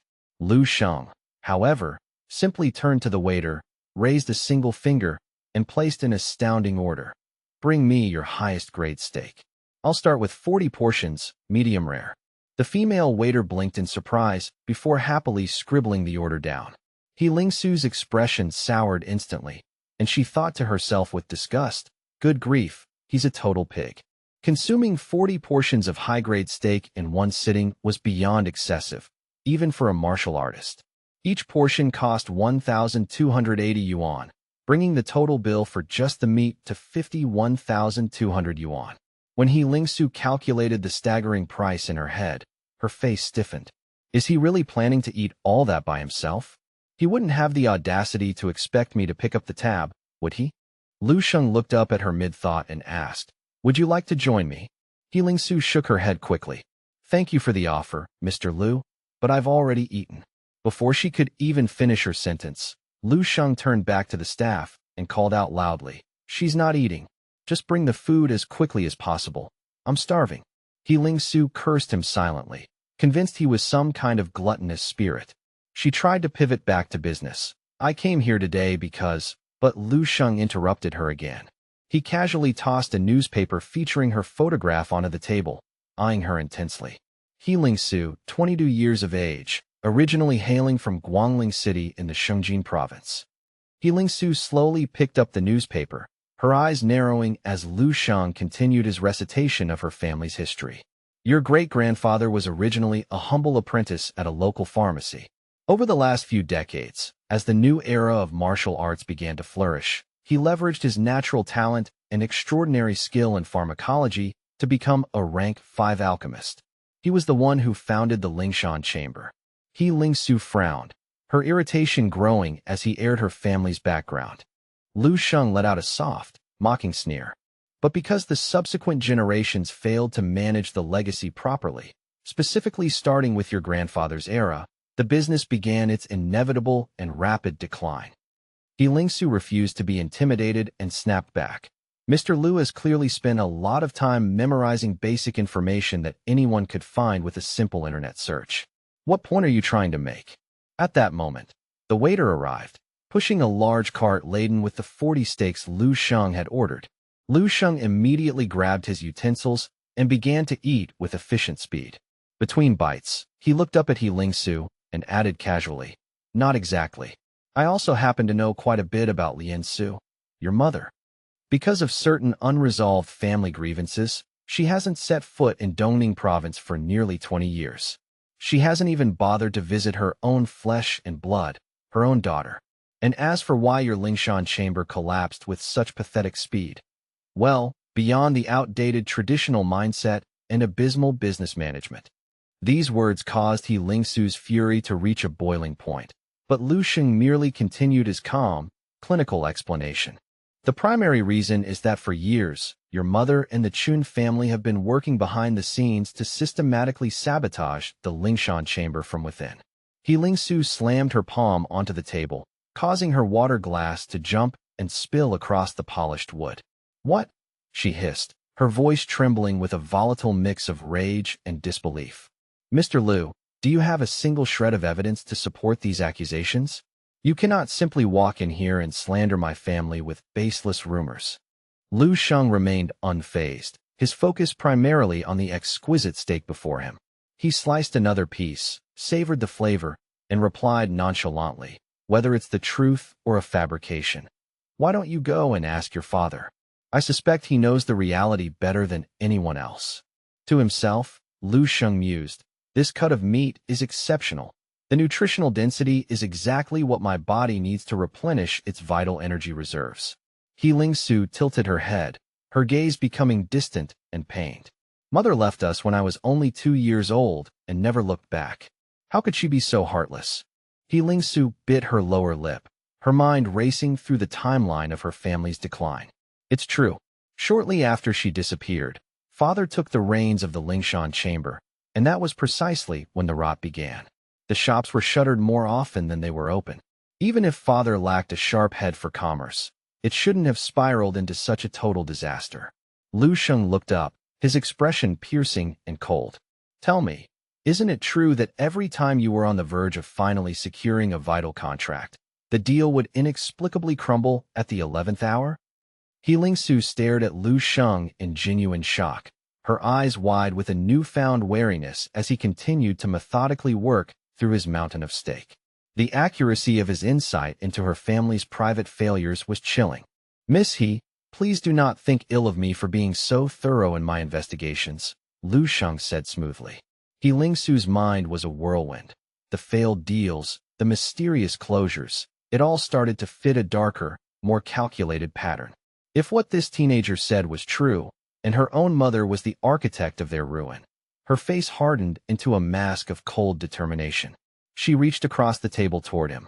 "I will verify your claims personally, Mr. Liu. For now, let us discuss the specifics of this partnership."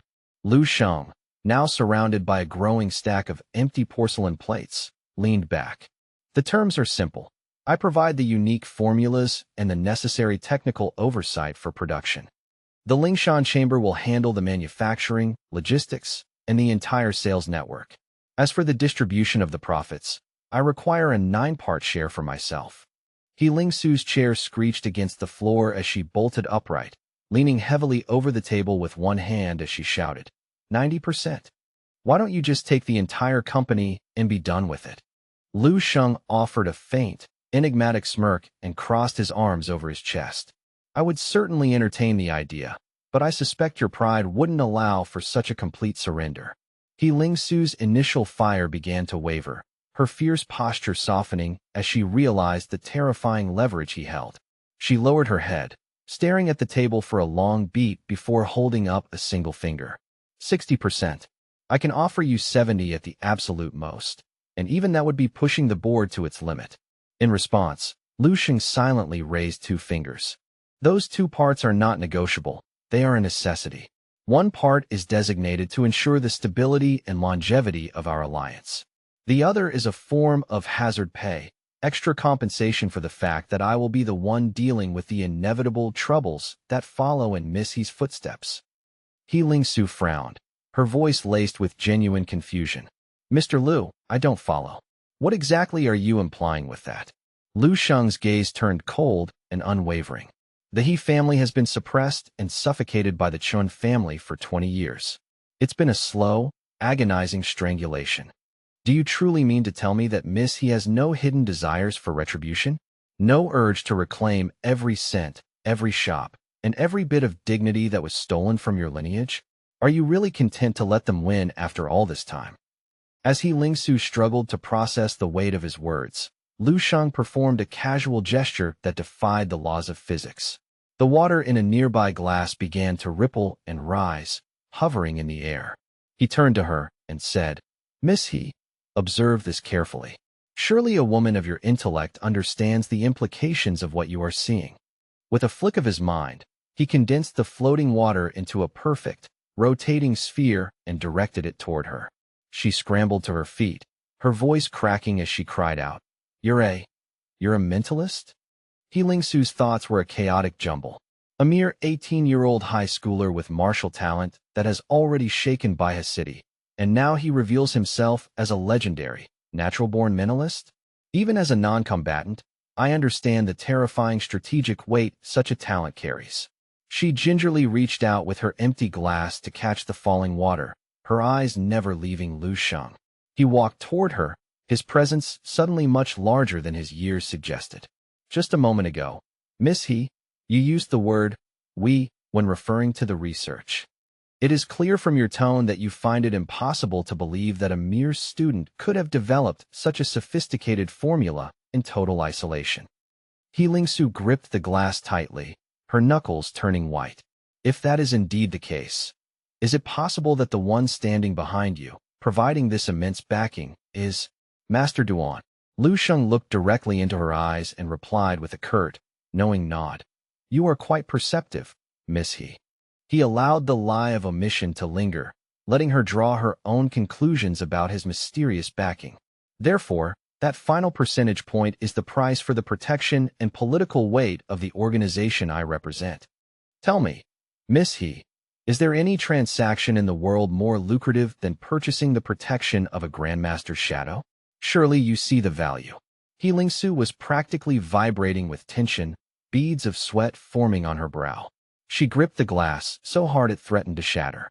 If Lu Sheng is telling the truth about everything, then a direct confrontation with the Chun family is no longer a possibility. It is an inevitability. Even if I have suppressed my resentment for 20 years, the Chun family will never truly let us go. This formula and the partnership with Lu Sheng will serve as the perfect catalyst for them to strike. As the saying goes, a man's wealth is his own ruin. This boy, he is a monster of a genius. He Lingsu took a deep, shaky breath and turned to look Lu Sheng in the eye. Very well. I accept your terms. I agree to grant you 90% of the profits from this venture. To herself, she added, considering the raw intelligence and cold tactical brilliance he's displaying right now, I'd be a fool to refuse. Lu Sheng smiled broadly, sliding a sleek USB drive across the table. Excellent. This contains the preliminary formula and production protocols for the body refining and blood-boosting tonic. He Lingsu reached out to take the drive, a strained, somewhat weary smile touching her lips. I sincerely hope that every promise you have made today, Mr. Lu, can be fulfilled to its fullest extent. Lu Sheng's response was immediate and crisp. You have my word. It will definitely be fulfilled. He Lingsu couldn't help but wonder how far this young man would develop in the coming years. Lu Sheng raised a hand in a small wave. I suggest you head to the Alchemist Association immediately to register the patent. If you don't understand anything about the process, you can ask me anytime. I won't interfere with other things. I believe in your abilities. Also, I want to borrow your refining room soon. Arrange a time. I'm full, so I'll head out if there's nothing else. Happy cooperation. Lu Sheng walked quickly to the door and slammed it shut with a decisive click behind him. He Lingsu sat on her chair and let out a long, ragged sigh, muttering, I thought Lu Sheng was just a student and we could finish discussing everything with 2 or 3 sentences. It didn't feel like I was dealing with an 18-year-old high school student, but some seasoned big shot. Eventually, even the way he addressed me changed from Miss He to just Miss. He completely took control of the room. Then, the waitress came up to He Lingsu and said, Excuse me, ma'am. Are you ready to pay? At first, He Lingsu was a little surprised, thinking, Dude, you ate and didn't even look at the bill. But she sighed and decided to foot the bill anyway as part of the deal. She asked the waitress, Okay, how much is the total for everything? The waitress printed out a long bill from the machine and replied, 90 servings, totaling 115,200 yuan. Ignoring the minor digits, it was a staggering 115,000 yuan. He Lingsu stared at the bill and the amount due in front of her, totally shocked. She angrily pointed at the massive pile of plates Lu Sheng had just finished and said, What? How could there possibly be 90 servings? You guys only brought up 40. The waitress cheerfully replied, holding the bill with a professional smile. The gentleman here ate 40 servings, and then he ordered another 50 to go, saying he wanted his family to enjoy the quality of our food, too. Will that be cash or card, ma'am? He Lingsu looked at the bill with helpless exasperation, completely speechless at Lu Sheng's audacity. She shakily took out her gold card, her face full of financial pain. Lu Sheng, you absolute brat. The waitress cheerfully replied, Thank you, ma'am. Speaking of Lu Sheng, he was currently carrying 50 servings of premium steak and heading home. When he walked in, his mom's jaw dropped in surprise, and she said, Oh my God, Lu Sheng, what is all this? It's all high-end steak, Mom. No need for you to cook anymore tonight. Eat this. Zheng Yufan picked up one of the containers, looking surprised. Haitian feast? This is that super expensive restaurant downtown. So much, all steak. Ah, you could have just told me you wanted steak. Buying it at a restaurant is so expensive, and they give you so little meat for the price. How much did this cost? Lu Sheng chuckled and explained smoothly. I didn't pay a dime, Mom. A wealthy second-generation friend of mine treated me. Her family is incredibly rich. I told her I didn't need it, but she insisted on giving it to me. Miles away, He Lingsu, who was currently paying the bill, sneezed. Obviously because Lu Sheng had just mentioned her. Zheng Yufan finally relaxed and took the bags inside, saying, Well, that's good then. But don't do that again in the future. Even if they're offering, it's not good to accept such expensive gifts like that. Oh right. Teacher Zhong from your school has come to our house a few times while you were gone, asking about how you're doing. Lu Sheng silently thought, Teacher Zhong, it's been a while since I went to school. All right, I'll go there tomorrow then. Early the next morning, he arrived at Baiha number 3 high school. The sharp, rhythmic sound of knocking echoed in Teacher Zhong's office. The teacher called out from within, Come in. Who is it? When he saw Lu Sheng walk through the door, the teacher was visibly shocked, nearly dropping his pen. Lu Sheng was carefully holding a fresh potted plant. He replied, Teacher Zhong, long time no see. Lu Sheng smiled, handed the pot to Teacher Zhong, and said, I accidentally broke your plant last time, so I specially bought you a new one to make up for it. Teacher Zhong took it, looking a little surprised and embarrassed, saying, Oh, you shouldn't have gone to the trouble. You're too kind, Lu Sheng. Teacher Zhong looked at Lu Sheng and said with genuine astonishment, It hasn't been that long, but your aura, it is completely different from before. The teacher led Lu Sheng inside, gesturing toward a seat. Come in, come in. Sit down and tell me everything. Please, find a seat first, Zhong Jinghua said, his voice carrying a heavy, paternal weight as he gestured toward the guest chair in his office. He paused for a moment, looking at the young man before him with a gaze full of unspoken questions and burgeoning pride. Lu Sheng, the young man inclined his head with quiet, impeccable grace. Yes, Teacher Zhong, I am here, he replied with a tone of genuine humility that belied his newfound power. Teacher Zhong lit a cigarette, the thin trail of smoke curling into the quiet air of the office. The school is already in the midst of preparing for the upcoming summer break. Looking at you now, I have a feeling that the next time I see your face, it might very well be on a national television broadcast, he remarked with a faint, wistful smile. By the way, what are your immediate plans now that the training camp has concluded? Lu Sheng didn't hesitate for even a second. I am preparing to participate in the Qiming General Star Selection. After that, I intend to visit the Spiritualist Association to undergo the formal assessment for my certification.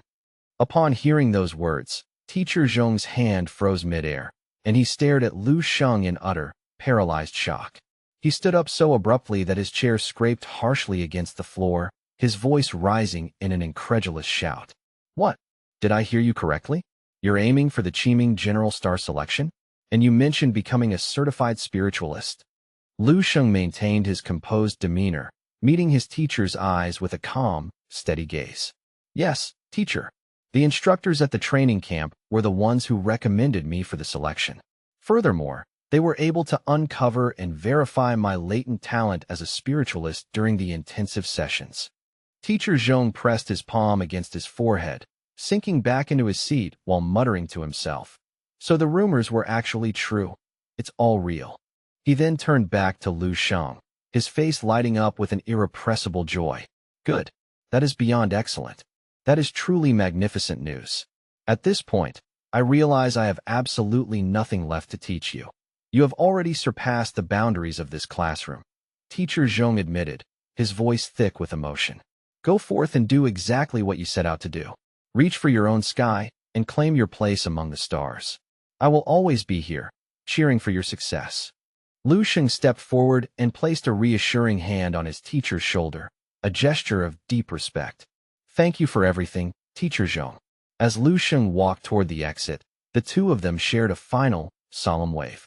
Standing alone in the silence, Teacher Zhong thought, it seems I've vastly underestimated the scale of his destiny.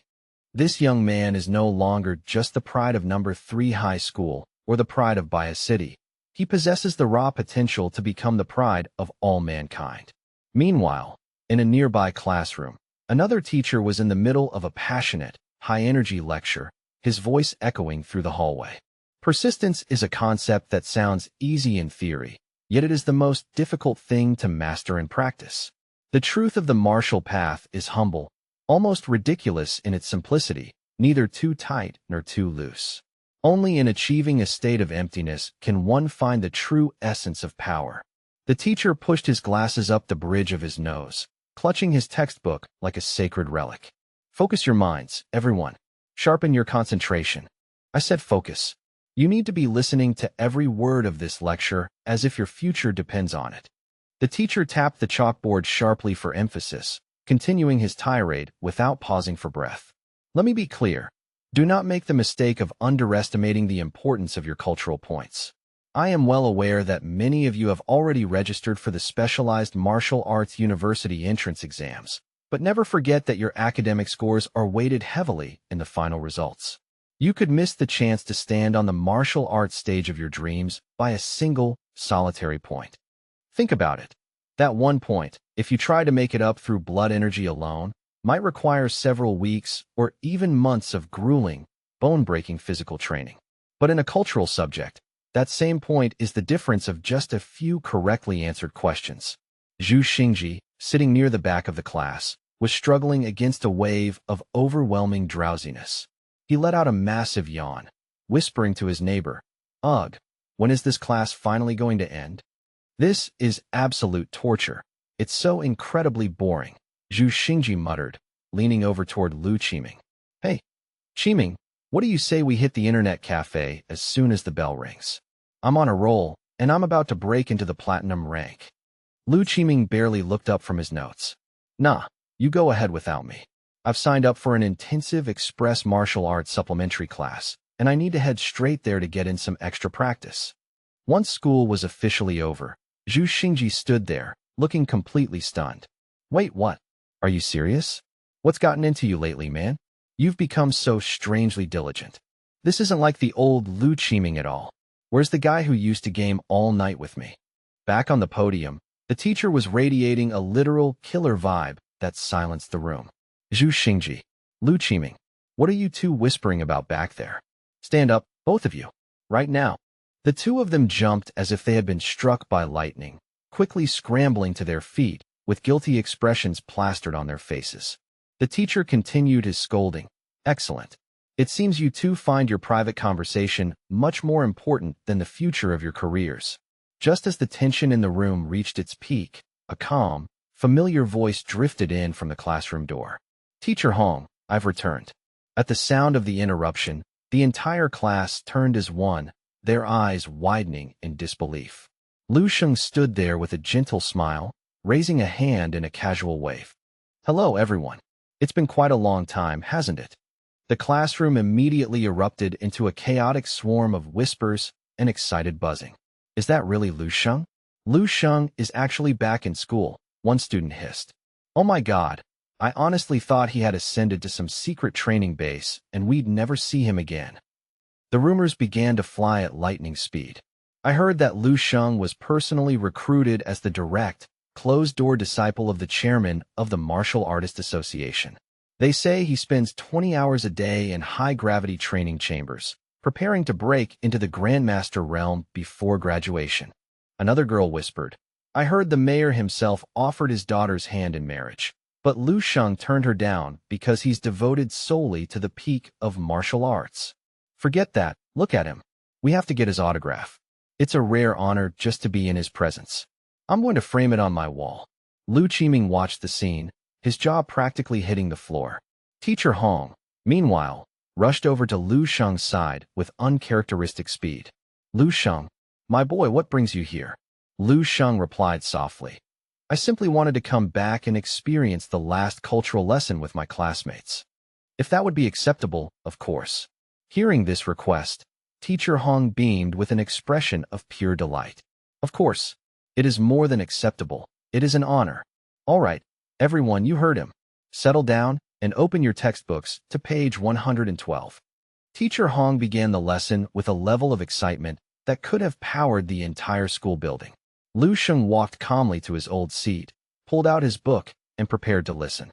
Zhu Xingji leaned over and whispered to Lu Qiming, his eyes wide with awe. Is this for real? We're actually sitting in the same room as Lu Sheng again. Look at that aura of his. It's suffocating.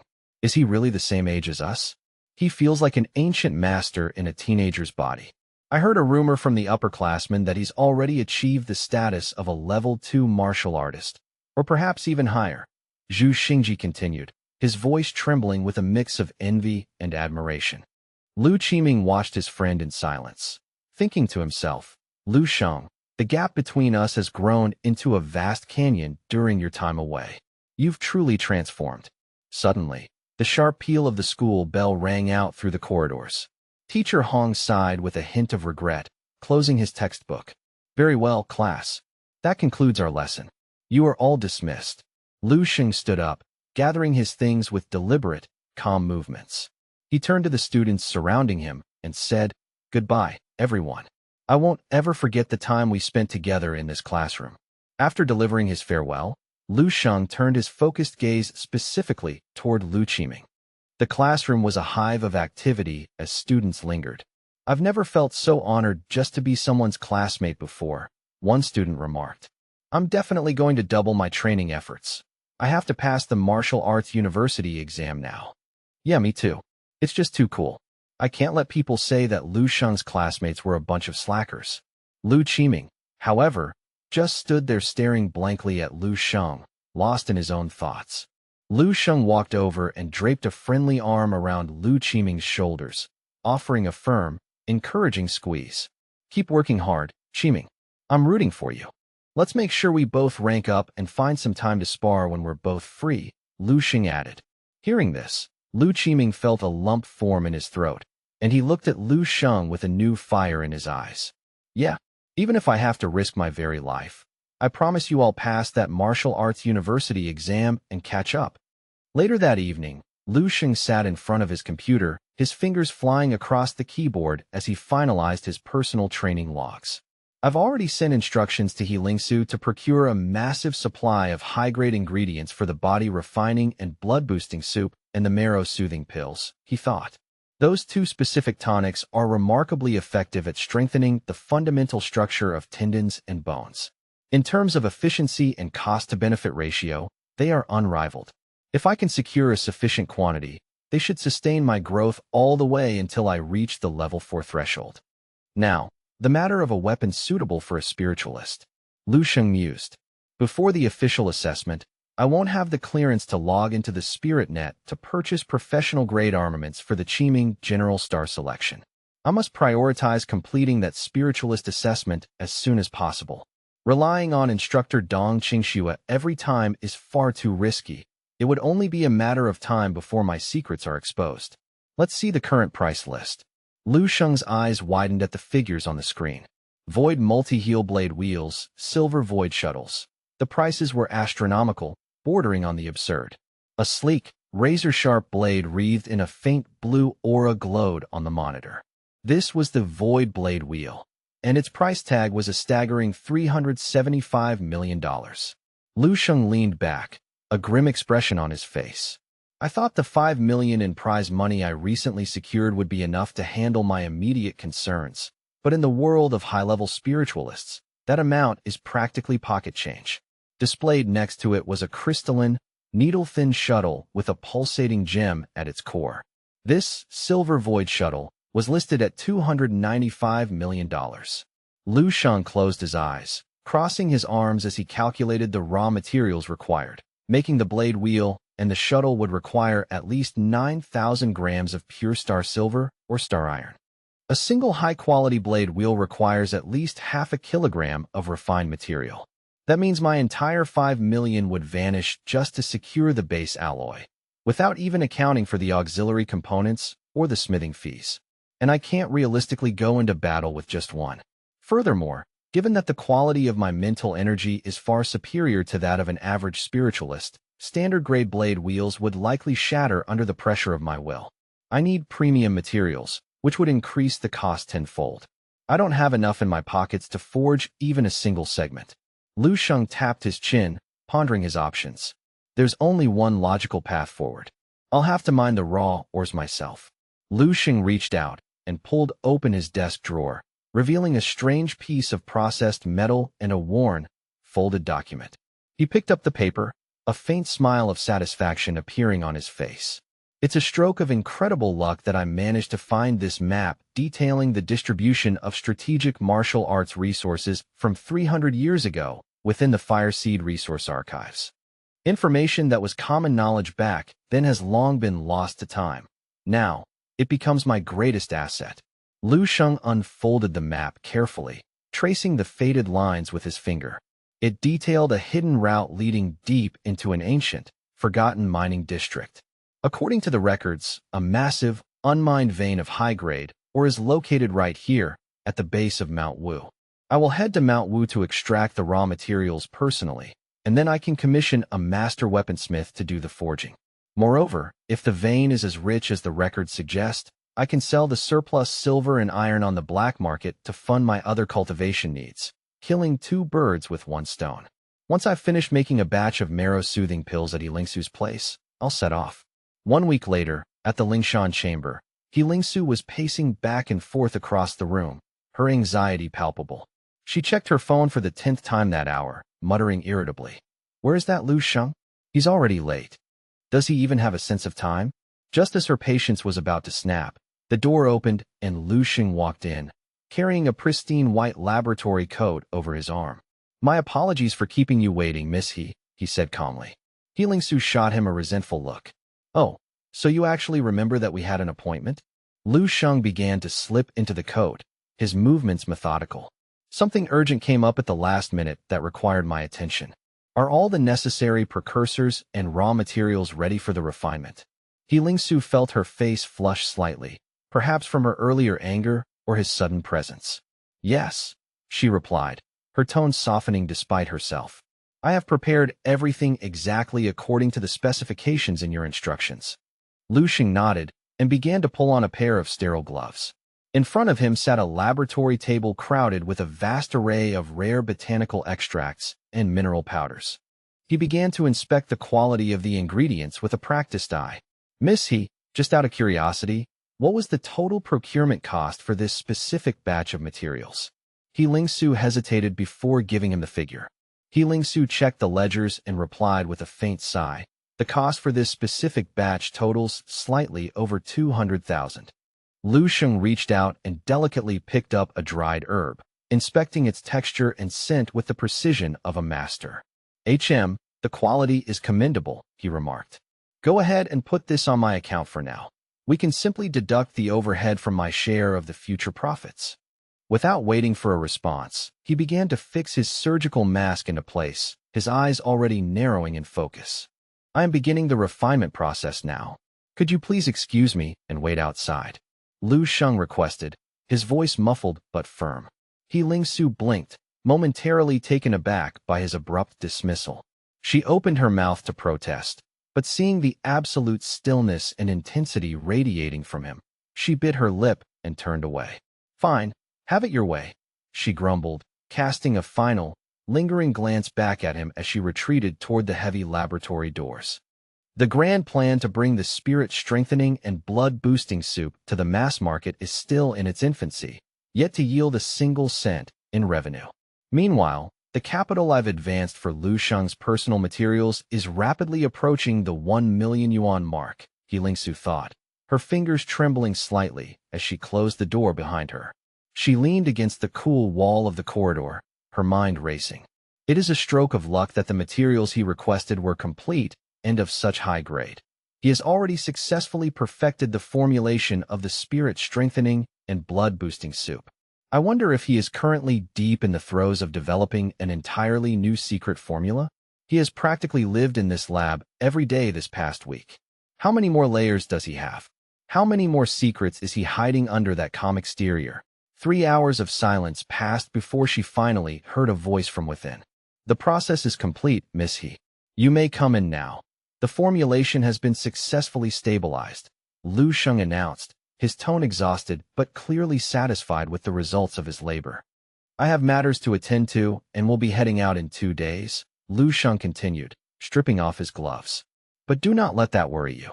Give me a little more time, and I will personally secure the necessary capital required to launch the spirit-strengthening and blood-boosting soup into the competitive market. Healing Su turned her face away, trying to hide the flicker of uncertainty in her eyes, and offered a curt, monosyllabic reply. Oh. Observing her cold and detached reaction, Lu Sheng couldn't help but let out a soft chuckle. He leaned against a workstation, a playful glint in his eyes as he teased her. You really are an incredibly difficult girl to please, aren't you, Healing Su? Healing Su shot a sharp, indignant glance at Lu Sheng, her cheeks flushing slightly. Refusing to give him the satisfaction of a verbal retort, she swept the curtain aside and dashed back into the main hall of the Lingshan chamber, her heart pounding with a mix of irritation and curiosity. I'll handle the rest, she muttered to herself. Laid out before her on the laboratory bench were dozens of test tubes, each containing liquids of various vibrant, swirling colors that shimmered under the fluorescent lights. Healing Su delicately picked up a tube containing a deep blue solution, her eyes widening as she examined its viscosity. As I suspected, she mused, this is an entirely new medicinal compound with a name and origin unknown to our current databases. I've already conducted preliminary tests on its efficacy. The results are staggering. This solution is extremely potent, designed to directly temper and reinforce the skeletal structure. Standard bone-tempering tonics on the open market easily command prices in the millions, yet Lu Sheng was able to concoct a level 4 or level 5 equivalent using only a few 100,000 yuan worth of raw ingredients. If he chooses to mass-produce this, the potential profit margins are astronomical. Just how much wealth is he capable of generating? Healing Su's brow furrowed in deep thought. It seemed as though Lu Sheng's pockets were stuffed to bursting with revolutionary new formulas, each one more valuable than the last. Suddenly, her train of thought was interrupted by a blonde assistant who hurried over. Miss He, I have carried out the task exactly as you instructed, the man reported in a hushed tone. However, there is a problem. I personally monitored the surveillance feeds throughout the entire duration of the refinement process and detected absolutely nothing out of the ordinary. The assistant continued, his voice trembling slightly. It was as if the cameras were malfunctioning. The footage was distorted or frozen, returning to perfectly normal operation only after Lu Sheng exited the room. Healing Su sighed, resting her chin on her hand as she frowned. Yeah, I should have seen that coming.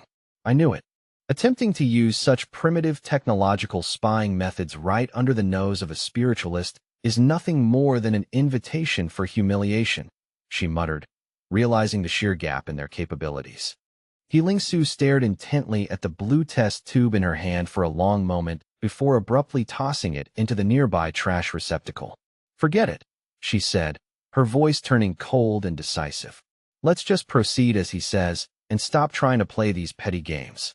After all, he represents the only true hope we have for restoring the prestige of the He family. Meanwhile, far from the city, in a region characterized by magnificent, mist-shrouded peaks and lush greenery, a tour bus rattled along a narrow, winding road at the foot of the mountains. The tour guide stood at the front, addressing the passengers with practiced enthusiasm. Distinguished guests, our final destination is Shanlin Village, nestled deep within the majestic reaches of Mount Wu. It is a place of breathtaking natural beauty, pristine and far removed from the noise of modern life, officially recognized as one of the elite 5A level scenic areas in Dongning Province.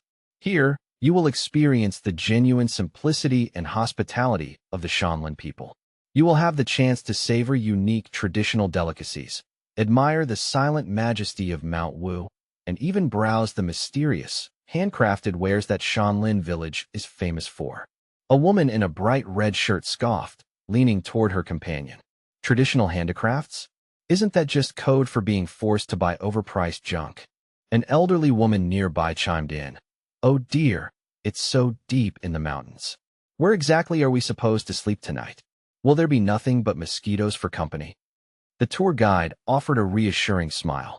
Rest assured, madam, we are a fully legitimate and reputable agency. There is absolutely no forced commerce here. This evening, everyone will be comfortably lodged together at the Shanlin Village Guest House. The facilities are excellent, featuring full air conditioning and modern televisions. In the back corner of the bus, Lu Sheng sat quietly, his gaze fixed on the rugged scenery passing by the window. This past week, I managed to refine a total of 93 marrow-soothing pills, enough to sustain my training for quite some time. This area is indeed as remote as the record suggested. At this distance from civilization, it's highly probable that the mithril or veins hidden within the mountain remain completely undiscovered. If I can locate them, I might be able to monopolize the entire source for my own needs. While he was deep in strategic thought, a small yellow ball suddenly bounced down the aisle and rolled toward his feet, snapping him back to reality. A young girl with light brown hair scrambled after it, reaching for the ball before looking up at Lu Sheng with wide, curious eyes. "Big brother, will you play with me?" she asked brightly. Almost immediately, a beautiful young woman hurried over, gently scooping the little girl into her arms. "Don't be naughty, sweetheart," she whispered with an embarrassed smile. "You shouldn't bother the other passengers. Be a good girl and sit still until we arrive," the mother instructed. She then turned to Lu Sheng, dipping her head in a polite gesture of apology. "I'm so sorry for the interruption." Lu Sheng simply nodded in response, his expression calm and unbothered. "It's perfectly fine," he replied. However, as his gaze shifted slightly, his eyes suddenly widened. He noticed a young man wearing thick-rimmed glasses sitting right next to the mother and daughter. The man was smiling and teasing the girl, but to Lu Sheng's spiritual perception, the stranger's entire body was enveloped in a faint, pulsing purple luminescence. Lu Sheng couldn't help but let out a soft, intrigued chuckle. In his own vision, the air around himself was radiating a subtle green energy. How very interesting, he thought. It turns out I am not the only spiritualist on this tour bus heading toward Mount Wu today. Further up the bus, Zheng Dandan was waving her hand frantically in front of her face, trying to generate even a hint of a breeze. "This is miserable. It is so incredibly freaking hot in here." Despite wearing light, summery clothes, she felt as though she were being slowly roasted. Zheng Dandan struggled to endure the stifling humidity, constantly grumbling to her companion. Was I out of my mind to agree to come to this godforsaken wilderness just to relax for 3 days and 2 nights? At this rate, I'm not going to survive the trip. Lin Zishan, sitting calmly beside her, was the picture of tranquility. Unlike the sweating Dandan, she seemed entirely unaffected by the heat, holding a traditional fan and responding with a cool smile. "Don't forget, Zheng Dandan, you weren't tied up and dragged onto this bus. You volunteered to come along of your own free will." Zheng Dandan's eyes flared with annoyance at the reminder. "Hey," she barked, reaching out and playfully snatching the fan from Lin Zishan's hand. "Isn't it because I was worried about you being heartbroken? I was terrified you'd wander off into some remote mountain corner and do something drastic to yourself." The more she spoke, the more Zheng Dandan seemed to regret her altruism. "My genuine kindness is being treated like ill intentions." Seeing her friend so worked up, Lin Zishan quickly spoke up to soothe her. Okay, I know you're my best friend and you care about me. Please don't worry so much. I'm not nearly that fragile. It's just been a very long time since I've had the chance to travel, so I simply wanted to use this opportunity to get away from everything and clear my head." Lin Zishan smiled warmly at Zheng Dandan. This tour group might be a bit unpolished, but the natural scenery of Mount Wu is legendary for its beauty. I promise, once you see the peaks, you won't regret coming here." Dandan huffed, giving a perfunctory, Fine, no regrets." Suddenly, the bright, innocent laughter of a child rang out from the seats directly behind Lin Zishan and Zheng Dandan. The little girl was playing happily, reaching out to pat her ball towards someone across the aisle. "Here, Catch my ball, she squealed. The recipient of the ball was none other than Lu Sheng. He caught the toy effortlessly against his chest with both hands, offering the child a nod of approval. You're actually quite skilled at playing ball, he praised, his voice gentle. As Lu Sheng spoke, a rare and genuinely beautiful smile spread across his face, softening his sharp features. Zheng Dandan happened to turn around at that exact moment and was instantly frozen in place, her complaints forgotten. Her eyes sparkled with sudden interest as she stared at Lu Sheng, mesmerized by his presence. Lin Zishan, observing her friend's sudden and dramatic shift in demeanor, felt a wave of suspicion. She hummed knowingly. Suddenly, the little girl's ball was hit slightly off course, bouncing wildly away from the intended target. My ball! The little girl cried out as the yellow sphere flew toward Zheng Dandan. Dandan scrambled to catch it, her heart racing with a mix of surprise and sudden nervousness. Hey, I caught the ball for you, she called out to Lu Sheng, her voice higher than usual. With a quick, jerky motion, she raised her hand and threw the ball back toward him. Lu Sheng tracked the flight easily, reaching out with one hand to snag it from the air with effortless grace. Holding the ball, he looked toward Zheng Dandan and gave her a very sincere, polite smile. Thank you, he said simply. For Zheng Dandan, it was like a lightning bolt. She had fallen completely in love at first sight. Hearing him address her directly caused her face to flush a deep, brilliant crimson, and she stammered out a shy, No problem. Witnessing her friend's uncharacteristically bashful behavior, Lin Zishan couldn't resist teasing her. Well, look at you. You've turned into quite the softy all of a sudden. After another 2 hours of navigating the winding mountain passes, the bus finally pulled into the village. Dandan climbed out and looked at the surrounding peaks, unimpressed. Is this it? It looks like a perfectly ordinary mountain to me. I can't believe this is considered a 5A tourist area. Lin Zishan, however, ignored the complaints and studied her map with interest. It actually looks quite promising. I've heard there's a magnificent waterfall hidden further up the trail. We'll find out for sure when we start the trek tomorrow, Lin Zishan added. Dandan continued to pout, though deep down, she was content as long as Lin Zishan was happy. Fine, as long as you like it, I guess I can tolerate it. As she scanned the bustling crowd of disembarking tourists, Dandan's eyes suddenly landed on a familiar figure. Her face lit up with an immediate, joyful glow. There he is, she whispered excitedly. Lu Sheng had just stepped off the bus, and the little girl who had been his playmate during the ride immediately ran to his side, grabbing his hand and looking up at him with hope. Big brother, promise me you'll play with me tomorrow, too. Recognizing the child, Lu Sheng crouched down to her level and gently patted her head. Of course, if I find some free time during the hike tomorrow, I'll definitely play with you. The little girl beamed, her smile wide and toothy. Hee, that's great. Seeing the two of them together, Zheng Dandan hurried over and interjected. Hey there, little one. Do you think I could join you and Big Brother for your games tomorrow? Standing just behind Dandan was Lin Zishan, struggling with their luggage and watching her friend's antics with a weary, tired expression. The little girl, however, did not seem pleased by the prospect of sharing Lu Sheng's attention. She took a protective step toward him, wrapping an arm around his as she pulled down her lower eyelid and stuck out her tongue in a defiant refusal. No way. She's annoying and she keeps trying to take my ball. I don't want to play with her at all. I only want to play with Big Brother. The surrounding tourists couldn't help but chuckle at the scene, whispering, Whoa, that's quite a rejection. A clear voice cut through the bustle like a bell, calling her name with familiar warmth. Tang's daughter, come on, over here. Let's head into the campsite. Tang's daughter turned her head at once, eyes bright, still clinging to Lu Sheng's hand as if it were an anchor. She looked up to her mother for permission, then answered obediently. Okay, Mom.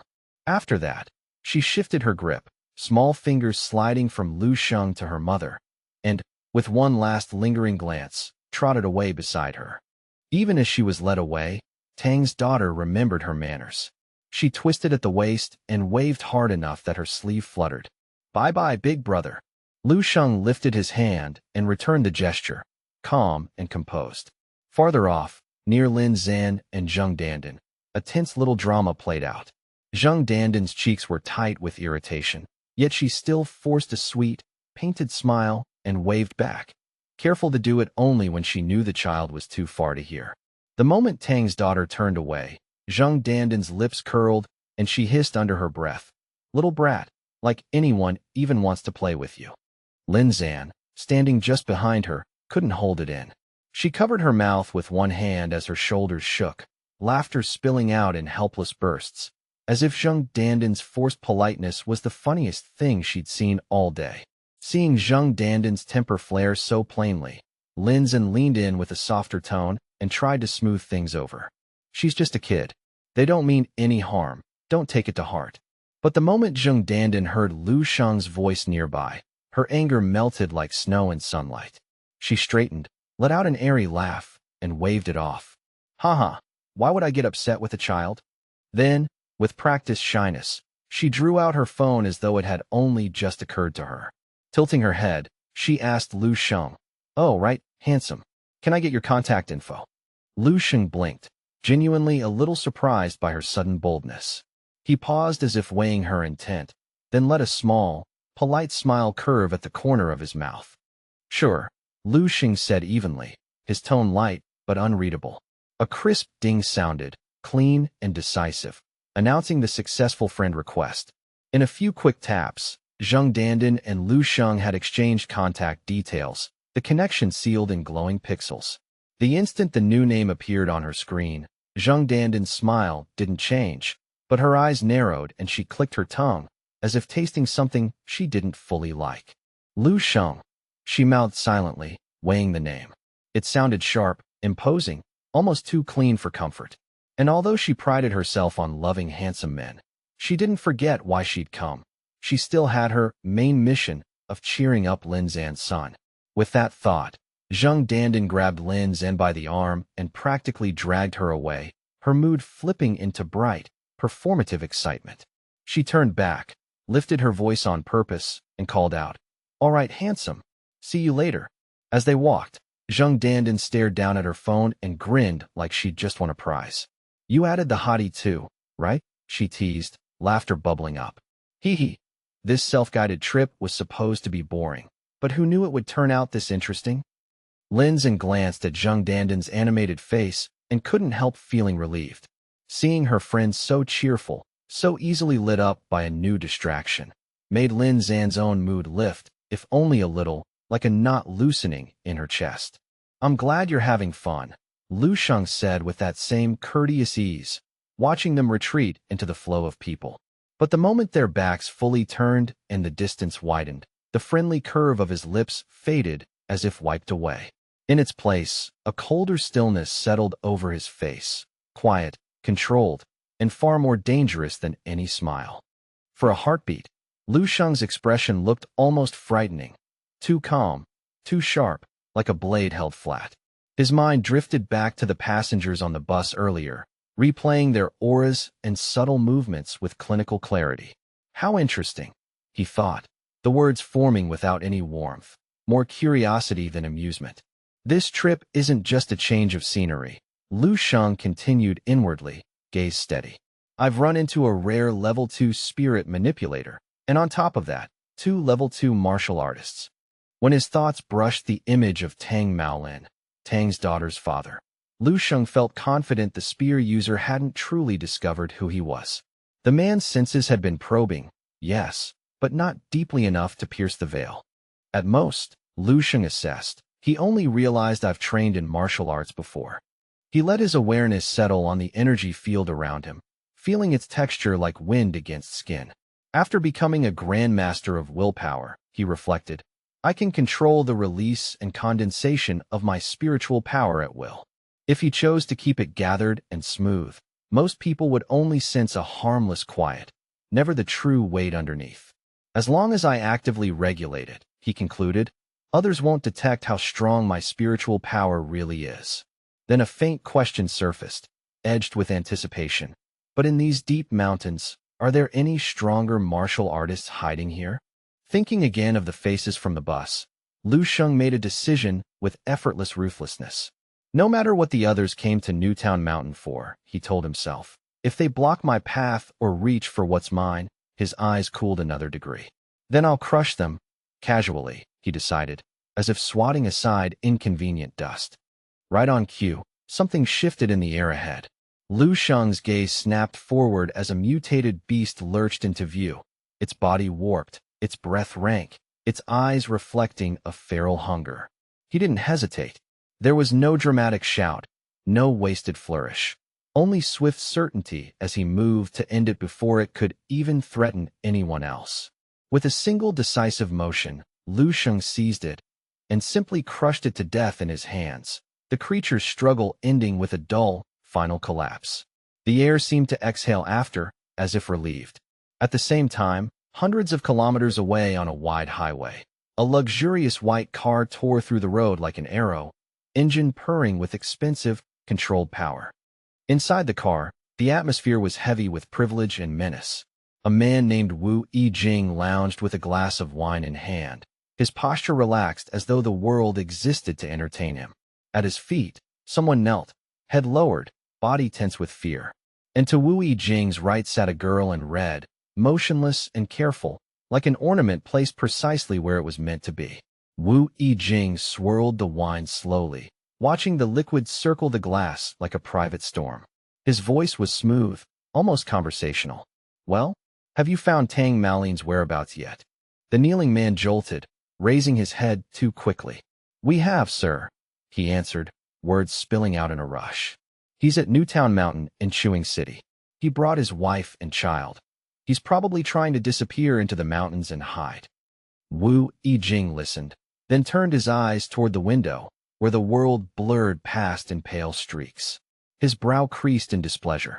"Oh, Tang Maolin is a little clever," he said, voice sharpening. "If he vanishes into the deep mountains, even I won't be able to catch him easily." The thought seemed to irritate him, like a stain on his pride he couldn't wipe away. Hearing that, the man on the ground scrambled to prove his worth. "Don't worry, sir. We've already sent people to watch him closely. Even if Tang Maolin tries to live like a caveman, I guarantee we'll know exactly which rat hole he crawls into."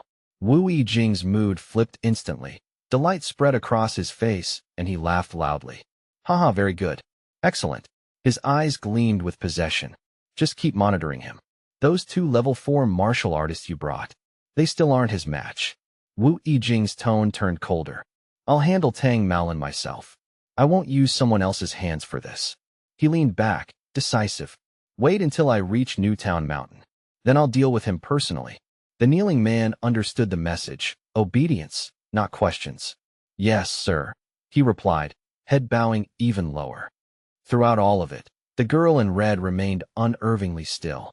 She didn't shift, didn't blink noticeably, didn't make a sound, like a doll posed beside him. The silence around her felt wrong, too deliberate. Wu Yijing, intoxicated by the thought of capturing Tang Maolin soon, threw his head back and drained his wine in one gulp. He didn't even care as some spilled down his chin and onto his clothes. "Tang Maolin," he murmured with venom, "don't blame me for being ruthless. If you offend me and I don't kill you, people will think Wu Yijing is easy to bully." After swallowing the last mouthful, Wu Yijing's face twisted into something truly sinister, an expression that made the air feel colder. His thoughts churned with arrogance and fury. "How dare a stray dog like you __ on my head?" he thought, the insult sharpening into an obsession that begged for blood. Wu Yijing lifted the empty glass toward the silent girl, almost casually, as if requesting a refill. Only then did she move. She raised her head, and the sight was horrifying. Purple liquid began to pour from her eye sockets and from her mouth, thick and unnatural, the color matching the wine Wu Yijing had just drunk, as if it were the same substance returned to its source. The purple liquid didn't stop. It grew more abundant, spilling steadily as though her body were a broken vessel. Drop by drop, stream by stream, it flowed into the glass Wu Yijing held out. The glass filled, and still the eerie pour continued, the scent in the air turning sweet in a way that made the stomach uneasy. Wu Yijing took a slow sip, savoring it with the smug patience of someone tasting a rare vintage.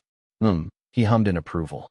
That innocent love, that youthful breath of 16, truly fragrant, truly intoxicating. The thin purple droplets kept flowing, tracing grotesque lines down the girl's delicate features. Her beauty remained, but it was warped by the horror of it, making her face look terrifying in that moment, like a pretty mask drenched in poison. Wu Yijing lifted a photo in his hand, studying it with a collector's cold attention. So Tang Maolin even brought his daughter along, he said softly, as if amused by the extra leverage fate had handed him.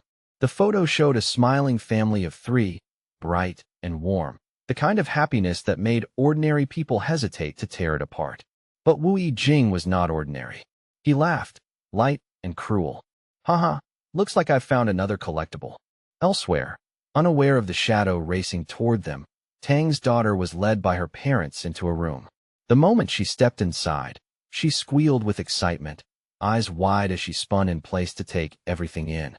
Her mother watched her dash around and couldn't help smiling, even while scolding gently. Slow down, honey. The floor here isn't even. Be careful, don't fall. Tang's daughter's father, Tang Maolin, didn't share the child's carefree joy. His gaze moved methodically over corners, windows, and shadows, and his posture was taut with vigilance. With practiced control, he began to activate his ability, testing the space like a hunter testing the wind.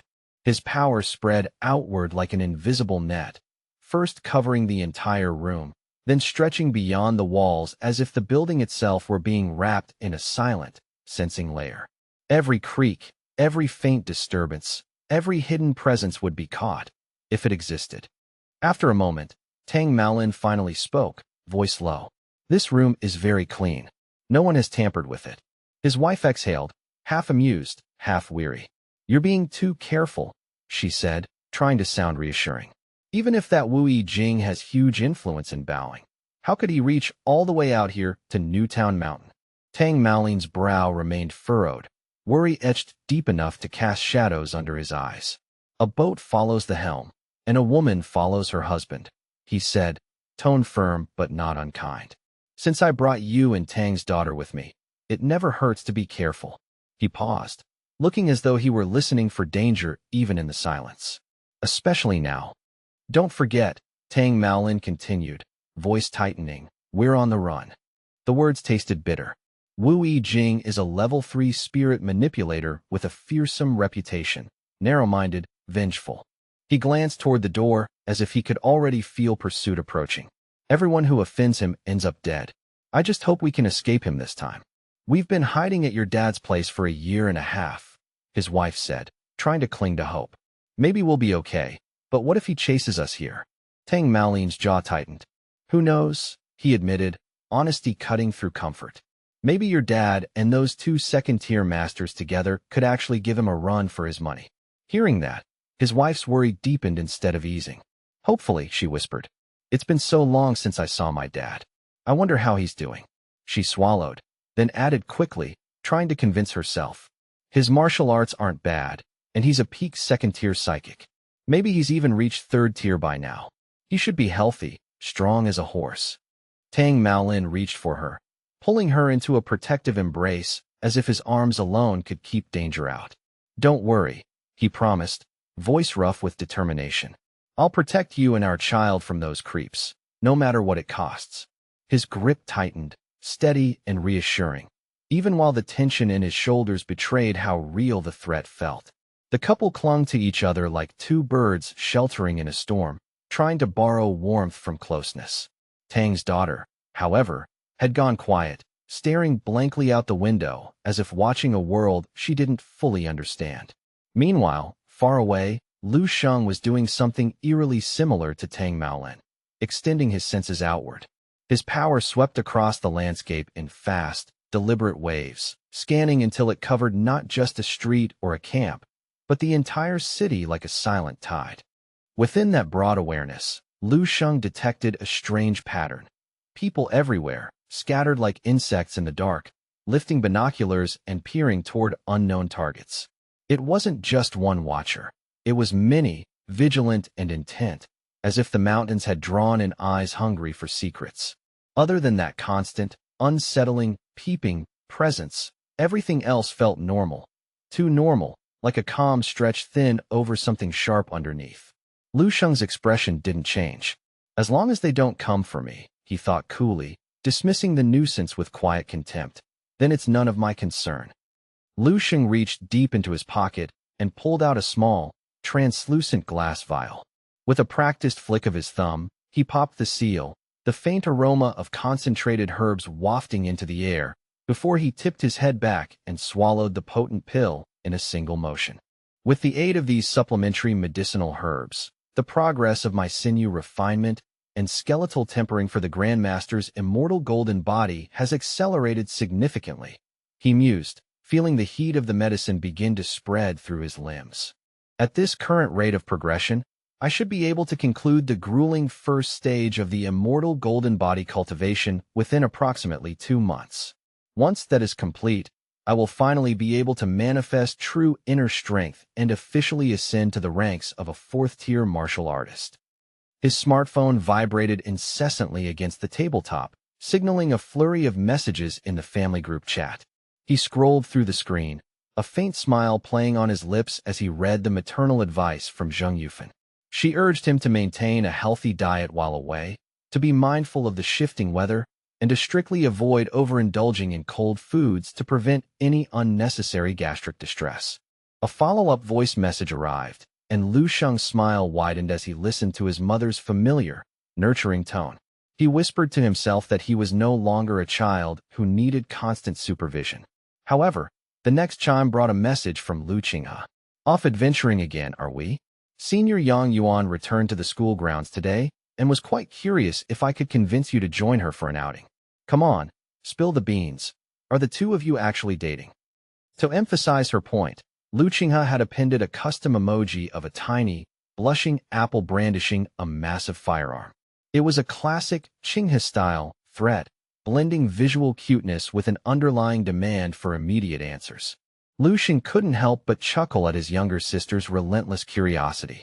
He tapped out a reply, his tone playful, yet carrying the authority of an elder brother. You should be focusing your energy on your martial arts training instead of playing detective with my social life, he wrote back. Make sure you are diligently consuming the tonics I prepared for you every single day, he continued. If your blood energy count hasn't surpassed 13 by the time I return home, don't be surprised when I decide to give you some extra intensive lessons. He finished the message with a cheeky kitten pointing at a face emoji, then set the device aside and settled onto the bed, mentally bracing himself to review the fruits of his recent training within the dreamscape. Lu Sheng closed his eyes and drifted with practiced ease into the dark, silent expanse of the dream realm. The transition was smoother than before. He had already begun to master the intricate Ten Sun skill inherited from the late Grandmaster's memories. In this psychic landscape, the lurching zombies that once posed a threat were now easily dispatched with efficient strikes. His movements were beginning to incorporate a nascent form of a Grandmaster's will, creating a presence so formidable that it seemed almost nothing in this sector could stand in his path for long. Each punch he delivered detonated with the concussive force of a high-yield explosive. The resulting shockwaves sent the undead soaring through the air, their remains charred to a crisp by the searing, radiant heat generated by his nascent solar power. Suddenly, the environment shifted. A pathway of jagged, crystalline ice blades manifested out of the gloom, radiating a frigid mist that began to frost the ground. Lu Sheng halted, his eyes narrowing in surprise at the sudden environmental change. He sensed a presence further ahead, something vastly different from the mindless drones he had been fighting. A potent, suffocating aura began to permeate the area, heavy with lethal intent and cold power. Out of the swirling frost, a figure emerged. It was a woman with cascading curly hair and majestic, spectral wings sprouting from her back, her footsteps leaving intricate frost patterns on the broken pavement. Her face was completely concealed behind a cold, unyielding iron mask that glinted under the phantom light of the dreamscape. With a fluid motion, she brandished a long, ornate spear. As she swung the weapon, the surrounding atmosphere froze instantly, coating the ruins in a thick layer of azure ice. A storm of razor-sharp ice shards was whipped up by her momentum, hurtling toward Lu Sheng like a volley of lethal arrows. Lu Sheng's blood ran cold as he recognized the tier of power before him. This was no ordinary monster. It was a Grandmaster-level entity. As the ice shards clouded the air, the masked figure seemed to dissolve into the mist, vanishing from his immediate line of sight. In the next heartbeat, his vision was plunged into an absolute, crushing blackness, as if the very light of the dream world had been extinguished. The entity had vanished completely from his physical and spiritual senses. Panic began to claw at the edges of his perception as he realized he had lost track of a lethal predator in a realm where the stakes were higher than he imagined. Then, the attack came from above. The female Grandmaster descended with terrifying velocity, her spear wreathed in a swirling vortex of energy. Only as the weapon closed the distance did Lu Sheng recognize the sheer complexity of the strike. It was a true Grandmaster-level skill, executed with heart-stopping perfection. In the dreamscape, Lu Sheng's mental projection was instantly overwhelmed. The enormous power of the downward thrust crashed through his defenses, and his image was violently torn asunder as the energy detonated. Lu Sheng bolted upright in the real world with a violent jolt. His heart was hammering against his ribs like a trapped bird, and his skin was slick with cold sweat. A phantom pain lingered in his torso, a terrifying echo of the lethal strike he had just suffered in the dream. He clutched his chest, his brow furrowed as he gasped for air, his face contorted in a mask of lingering agony. His body felt as though it had been physically ripped apart, the sensation so vivid it felt more real than the bed he sat on. "Is this what it feels like to face true death?" he wheezed, trying to steady his frantic breathing. "Thank the heavens. It was only a dream, a mere psychic illusion," he whispered to the empty room, forcing his tense muscles to relax. He knew that if that strike had landed in the physical world, his journey would have ended right there. He lowered his head into his hands, the memory of being annihilated in a single hit haunting his thoughts. Even though he had poured every ounce of his considerable mental energy into his defense, he hadn't been able to withstand her assault for even a fraction of a second. The disparity in power was crushing. Her strength was so immense that it defied comparison with any opponent he had ever encountered. He realized he had become complacent, assuming that his progress in the dream realm would remain unchallenged. He had even toyed with high-level monsters in distant maps, relying on his wits to survive, but this encounter had shattered his arrogance. The dream realm was no longer the safe playground he had envisioned. Forcing himself to calm down, Lu Sheng shifted into a cross-legged position to begin a restorative meditation. His thoughts drifted back to the desolate landscape of the dream world. In a world where civilization had collapsed, perhaps only through the crucible of blood and fire could a true savior be forged.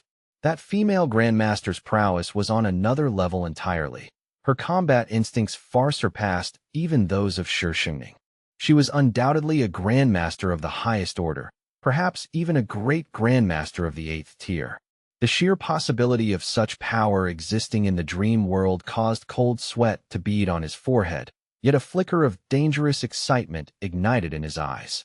That shimmering river of power he had glimpsed might very well be the physical manifestation of a Grandmaster will.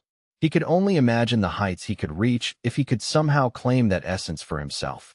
If he had utilized his comprehensive state and his high-level boxing skills more instinctively, perhaps the outcome would have been different. Part of him burned with the desire to return and test himself again. Driven by that spark of ambition, Lu Sheng straightened his posture and closed his eyes, attempting to plunge back into a meditative trance to re-enter the realm. However, the moment he tried to breach the dreamscape, a crippling headache hammered into his skull. He clutched his head, his face twisting in surprise at the sharp resistance. It seemed he was barred from the dream world for the time being. Perhaps his death in that realm had caused a temporary severance to protect his psyche from further trauma. It appeared he would have to spend the rest of the night in the waking world. Just as Lu Sheng was rubbing his temples from the headache, his phone suddenly buzzed. He checked the screen to find a string of messages from Zheng Dandan, each one more overtly flirty than the last. "Handsome, have you reached the inn yet? Are you finished unpacking your things? Why is it so quiet over there? Would you like to go adventuring together tomorrow? You should know that I'm a real martial artist. I'm more than capable of protecting you." The messages continued. "It's almost dinner time. Want to grab a bite together? Why aren't you answering? Are you even looking at your phone?" Lu Sheng sighed as he scrolled through the barrage, feeling a twinge of regret for ever accepting her friend's request. However, as the hollow ache in his stomach began to grow into a persistent rumble, he decided to set his annoyance aside. He needed fuel for his recovery and his continued cultivation, regardless of the company. He made his way down to the inn's common dining hall. He had barely crossed the threshold when Zheng Danden's voice rang out clearly across the room. "Lu Sheng, over here. I saved a spot for you right next to me. Would you like me to continue with the next chapter where Lu Sheng navigates his dinner with Zheng Danden and reveals more of his plans for Manhwa? Over here, handsome." The cheerful, high-pitched voice of the little girl Lu Sheng had encountered just a few days prior rang out from a nearby table. She waved her small hand with innocent enthusiasm, her eyes bright with recognition. Lu Sheng offered a soft, genuine smile in return, raising his hand in a brief, friendly greeting. Observing the interaction, Tang's daughter's father offered a respectful and polite nod toward Lu Sheng, silently acknowledging the brief but pleasant connection between the youth and his child. Lu Sheng maintained his steady, composed pace, not allowing the brief distraction to linger or break his stride. He navigated through the bustling, noisy dining area toward a specific table in the corner where Zheng Danden and Lin Zishan were already seated, their presence providing a familiar anchor amidst the sea of hungry tourists. The moment Lu Sheng pulled out a chair, Zheng Danden moved with practiced ease to sit right beside him, her focus entirely captured by his arrival. She seemed blissfully indifferent to the heavy, helpless sigh that escaped Lin Zishan's lips just behind them. "Why didn't you join us from the start?" Zheng Danden asked, her voice brimming with a mix of curiosity and genuine warmth. "It's always much more enjoyable to share a meal when there's a lively group to talk to, don't you think?" Lu Sheng offered a faint, somewhat forced chuckle to mask his internal thoughts about the social pressure.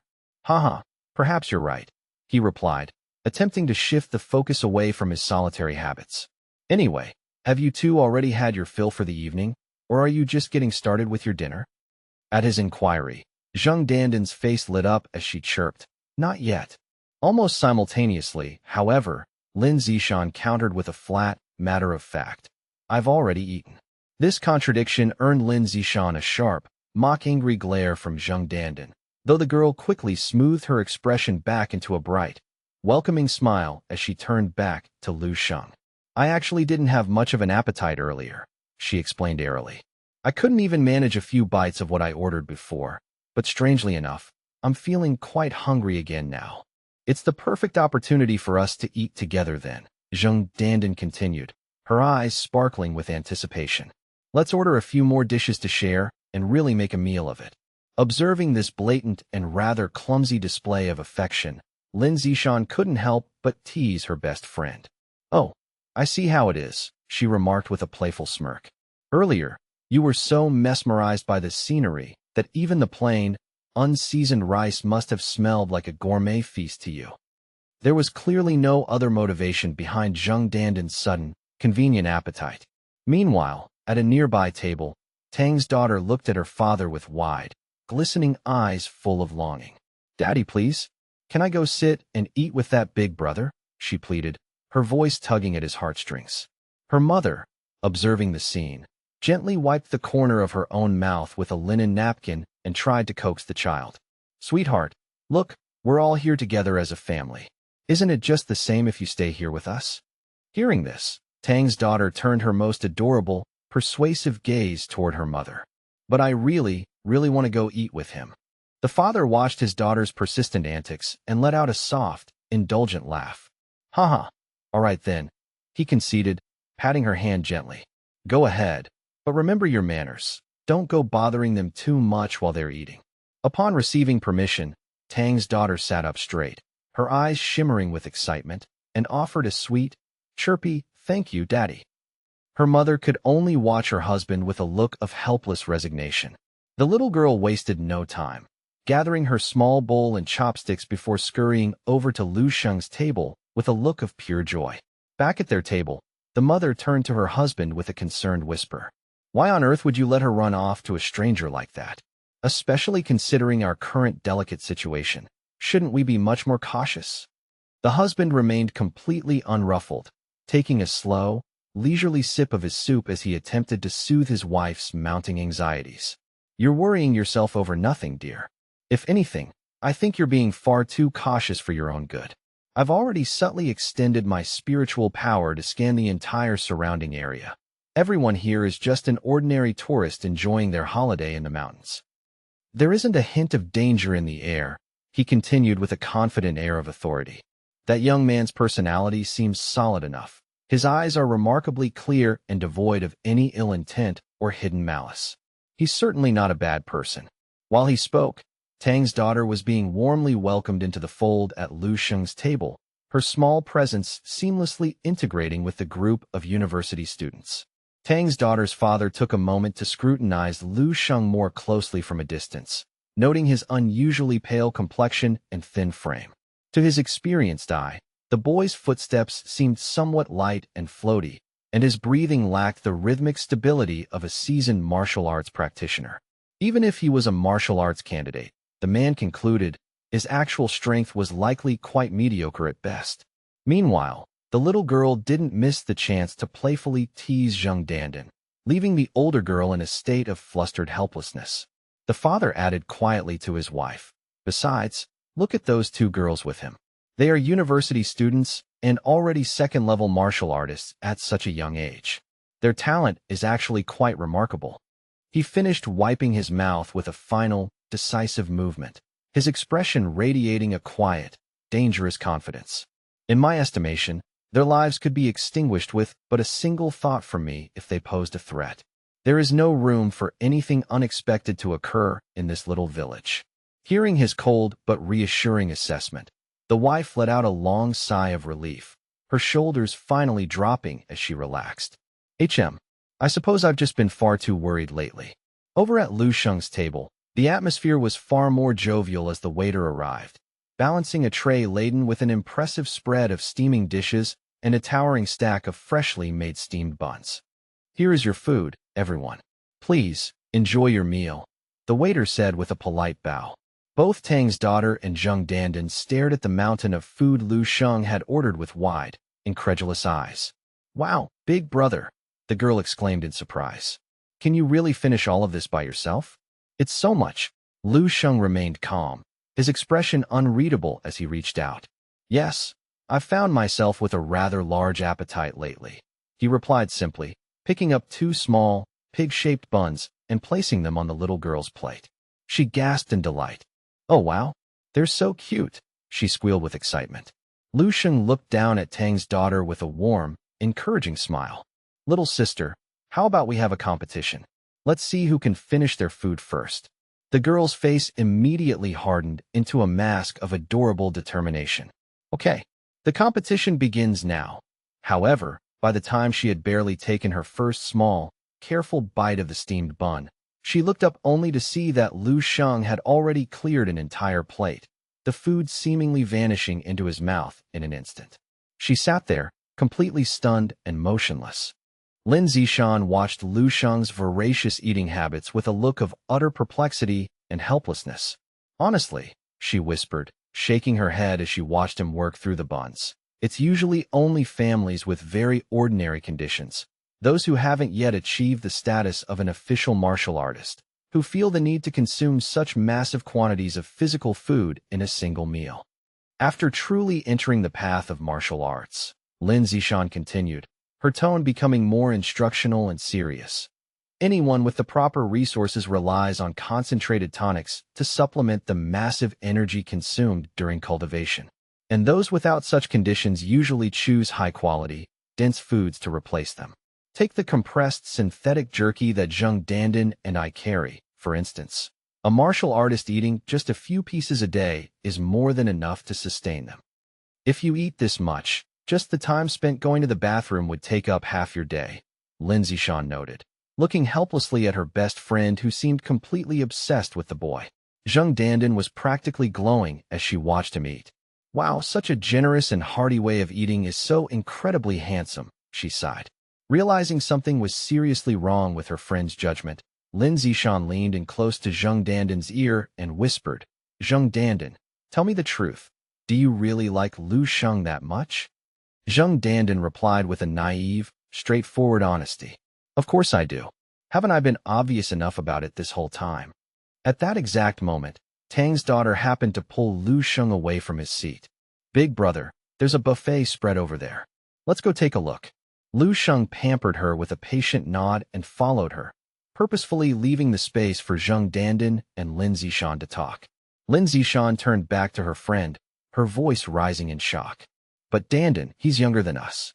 He's still just a high school student. I can also clearly see that his internal breath is quite unstable. Lin Zishan pressed, trying to be the voice of reason. I'm afraid his martial arts aptitude and family background are not very good. While you are an outstanding student of Dongning Martial Arts University and a formal second-level martial artist. Zheng Dandan heard the criticism but remained perfectly calm. There's only a 3 or 4 year difference between us, she argued softly. Age isn't a problem at all. I believe this is fate. Meeting him again here at Mount Wu must be an arrangement made by God. Zheng Dandan's eyes remained full of enthusiasm as she spoke. Lin Zishan persisted. But if you two actually get together, how will you live in the future? A long-distance relationship is hard. No matter how deep the love is, after a few years, you'll be at the head of the river and he'll be at the end. And consider the reality, Lin Zishan added. He is not yet even an official martial artist. After he graduates, it will likely cost at least 6,000 yuan a month just to support his basic needs. What about buying a house? What about a car? How will he manage those expenses? Seeing that Zheng Dandan had no visible reaction, Lin Zishan continued to try and stop her. Love isn't just a momentary feeling. It's the grind of everyday life and its trivialities. Eventually, as your martial arts strength grows greater and greater, the distance between your worlds will become an unbridgeable chasm. Zheng Dandan simply laughed and explained to her friend, what you're saying aren't real problems. I am a second-level martial artist. I can guide Lu Sheng in his training myself. Even if he doesn't get into Dongning, I can still take a bus to find him every single week. It doesn't matter if he doesn't have a car or a house, Zheng Dandan said, clasping her hands together as she beamed at Lin Zishan. Even if Lu Sheng is just an ordinary person, I can happily be an ordinary person right by his side.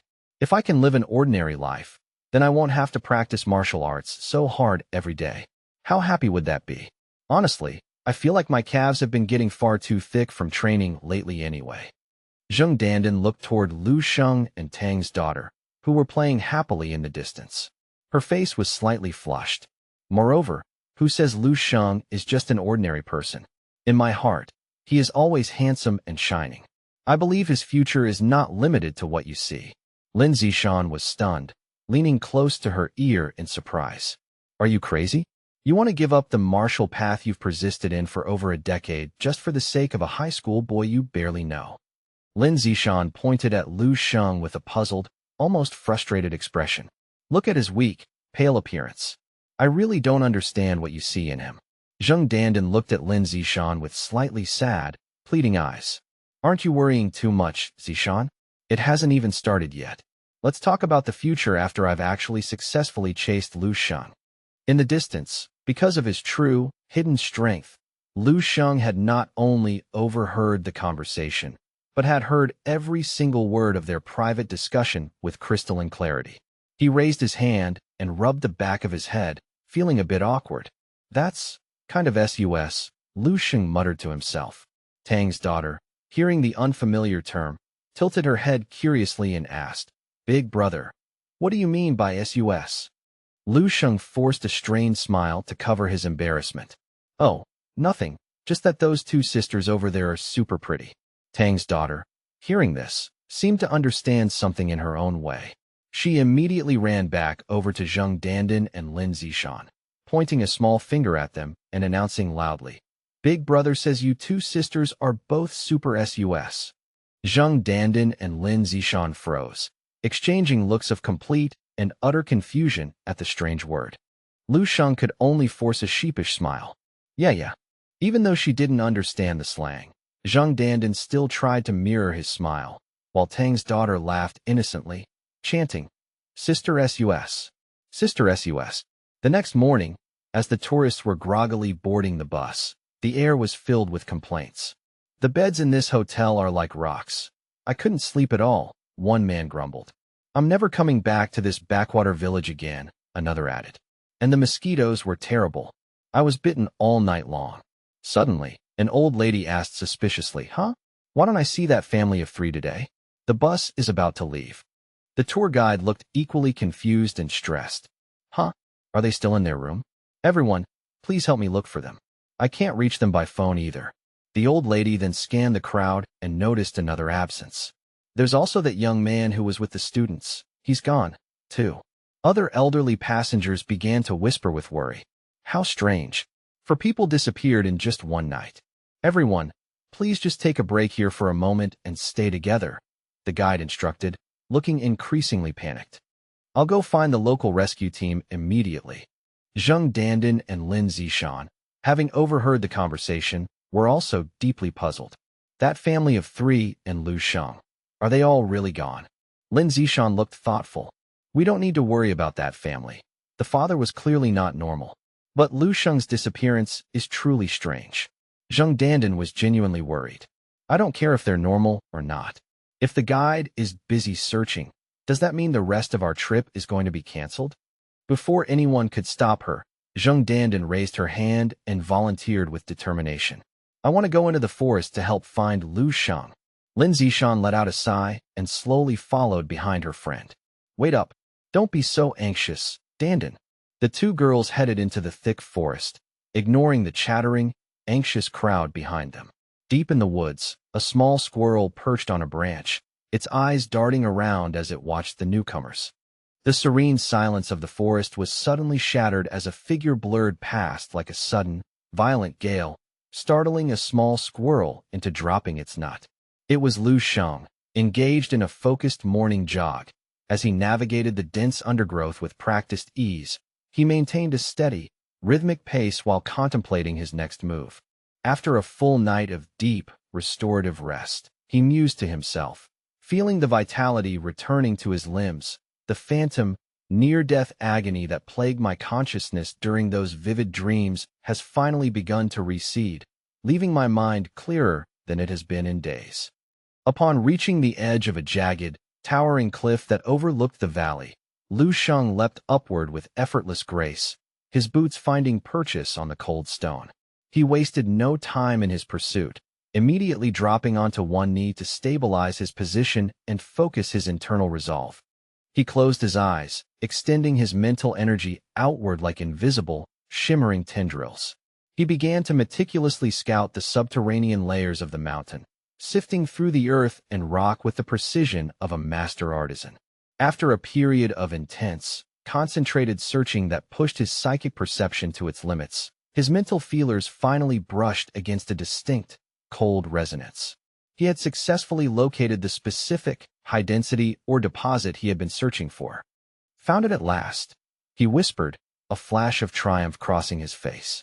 Harnessing his formidable mental energy, he exerted a powerful telekinetic pull, causing a massive, heavy chunk of soil to groan and lift from the ground, suspended in the air by his sheer force of will. The raw or tumbled out from its earthen shell, glittering dimly in the mountain light. With a casual flick of his finger toward the pile, Lu Sheng commanded the mental pressure to condense, causing the large, jagged chunks of ore to fracture and compress until they became smooth, pebble-sized stones floating weightlessly around his hand. Is this truly the fabled mithril? He wondered aloud, his eyes narrowed with intense curiosity. To verify its legendary properties, he began to pour a steady stream of his concentrated mental energy directly into the small, hovering stones, waiting to see how the metal would respond to his psychic touch. The metal proved its authenticity instantly. Under the influence of his psychic power, the mithril became as malleable as liquid silk, allowing him to change its shape at a whim. He slowly manipulated the stones into a long, shimmering string. Watching it swirl in a hypnotic circle, Lu Sheng calculated its worth. This haul is roughly 2 to 3 caddies. If the market value matches the official documents, this pile alone is worth well over 2 billion yuan. However, he knew this was merely the beginning of a long process, as this was only the rawest form of the ore. To forge weapons capable of channeling the power of a high-level mental power user, the metal would require dozens of rigorous refining cycles. By the end, those 2 or 3 caddies of raw mithril might dwindle down to a mere half caddy of pure essence, if he was lucky. Let's see if the purity of this particular vein is actually high enough to be worth the effort, Lu Sheng remarked, though his expression soured as he inspected the site further. Calling this a small-scale deposit is being overly generous. It's barely a pocket of ore, and it looks like 70% of the total volume has already been depleted. If a commercial mining team found this, it would be picked clean in less than a week. He turned his gaze back to the pile of raw metal, grappling with the logistical nightmare of transport. How am I supposed to move this much or out of the mountains without attracting unwanted attention? It's far too conspicuous. I originally planned to take just a small sample, but I got carried away. I'll have to seek help with the transportation. For now, I'll hide it. With a resigned sigh, he threw the mithril back into the pit, buried it under fresh soil, and stomped the ground flat to erase any trace of his work. Perfectly concealed, he noted, praising his own handiwork with a small nod. He then began to scan his memories of the local geography. I recall there's a secluded little village just a few kilometers from here. It's quiet enough that I might be able to find a few capable hands to help me carry the load. The villagers there lived in near total isolation from the modern world, often maintaining a simple and honest way of life. He figured that offering a generous wage should be enough to secure their cooperation without issue. However, he remained wary. He knew that the sight of immense wealth could often blind even the most virtuous of men, and he imagined a dark scenario where the hired help might turn on him out of sheer greed. A cold, meaningful smile flickered across his face as he tightened his grip on the mithril pebble he had kept, his eyes flashing with a dangerous light. If it comes to that, he thought darkly, I suppose I could just casually squeeze the life out of them. Realizing the brutality of his own thought process, he suddenly stopped and slapped his forehead in self-reproach. Damn it, my instincts are becoming far too violent and vicious. We live in a modern society governed by the rule of law. I need to keep that in mind. He stood at the cliff's edge, gazing down at the peaceful village below while his hands subconsciously tightened. Feeling a wave of uncharacteristic nervousness, he took a deep breath and centered himself. I have to approach this civilly. I can't just resort to violence at the first sign of trouble. I must strive to subdue people with virtue and reason rather than raw power. Elsewhere in the dense forest, Lin Zishan and Zheng Dandan were still desperately searching for any sign of Lu Sheng. Zheng Dandan was frantically scanning every bush and hollow, her voice thick with anxiety.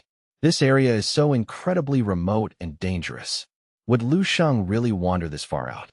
Lin Zishan, while swatting away a relentless cloud of mosquitoes, grumbled, You were the one so set on finding him, and now you're losing heart already? Wait, suddenly, Lin Zishan froze, catching sight of something unusual. She grabbed Zheng Dandan's arm and pointed toward the undergrowth. What on earth is that doing here? What are you looking at? Zheng Dandan asked, her curiosity piqued. She leaned in closer and was surprised to discover a bright plastic ball, the kind Tang's daughter was always playing with, lying abandoned in the tall grass.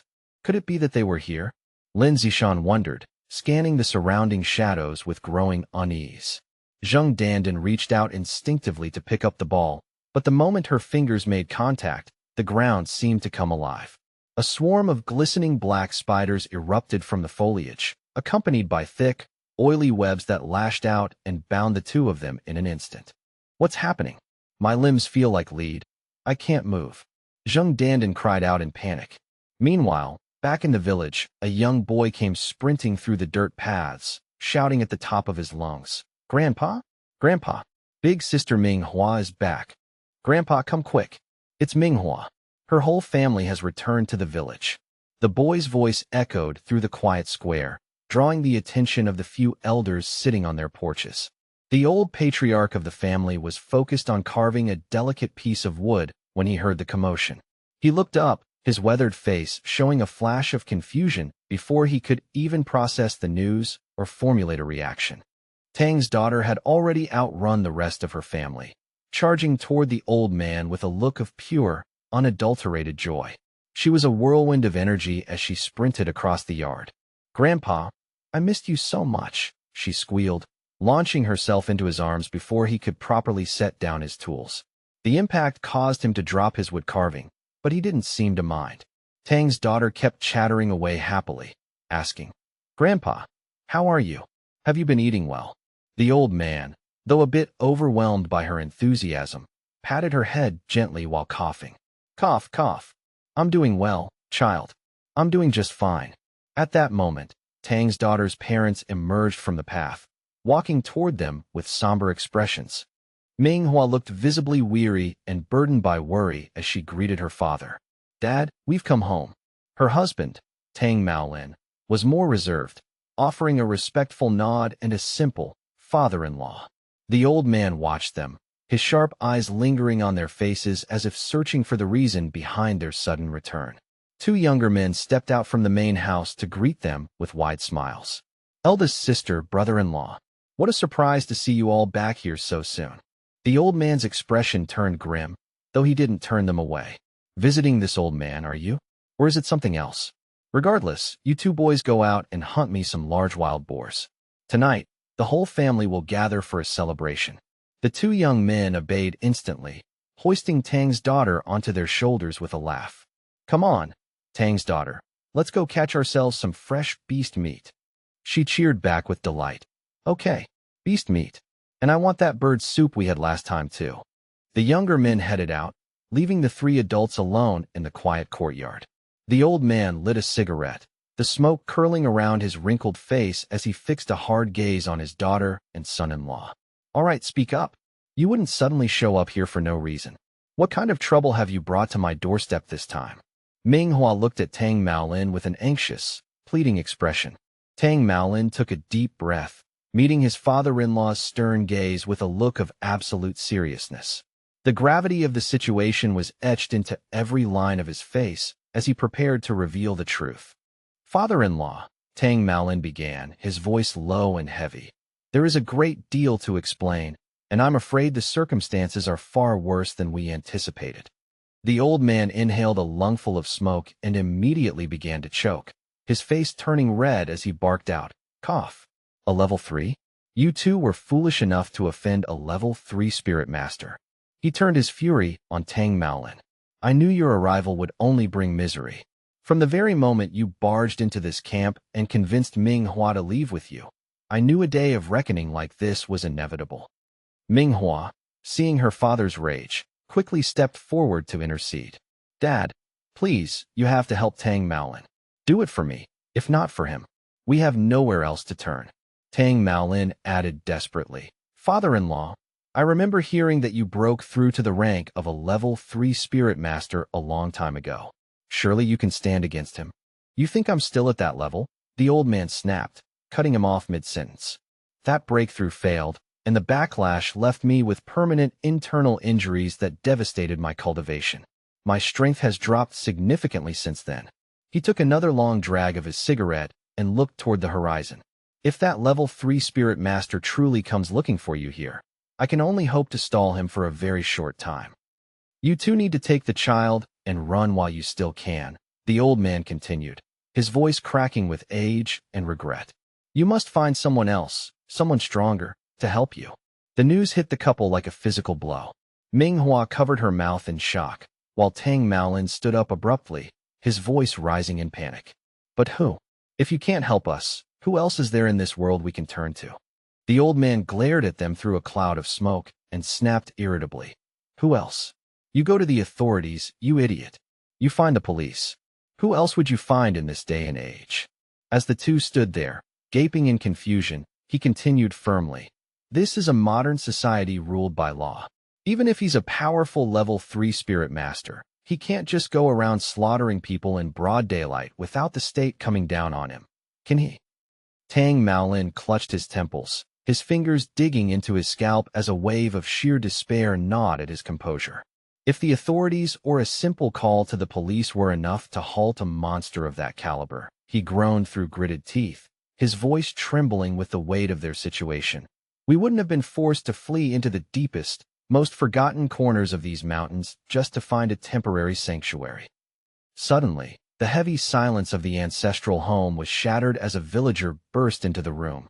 gasping for breath with a face that had turned a ghostly shade of white. "Village chief. Someone is barging through the gates.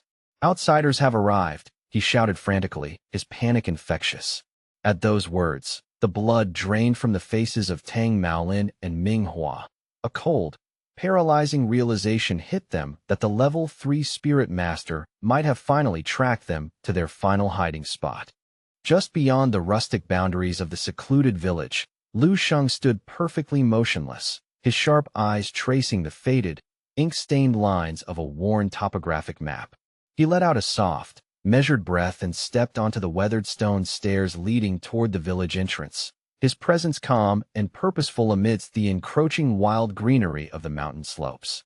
As the rough-hewn wooden walls and the sight of local laborers going about their daily tasks came into view, Lu Sheng raised a skeptical eyebrow.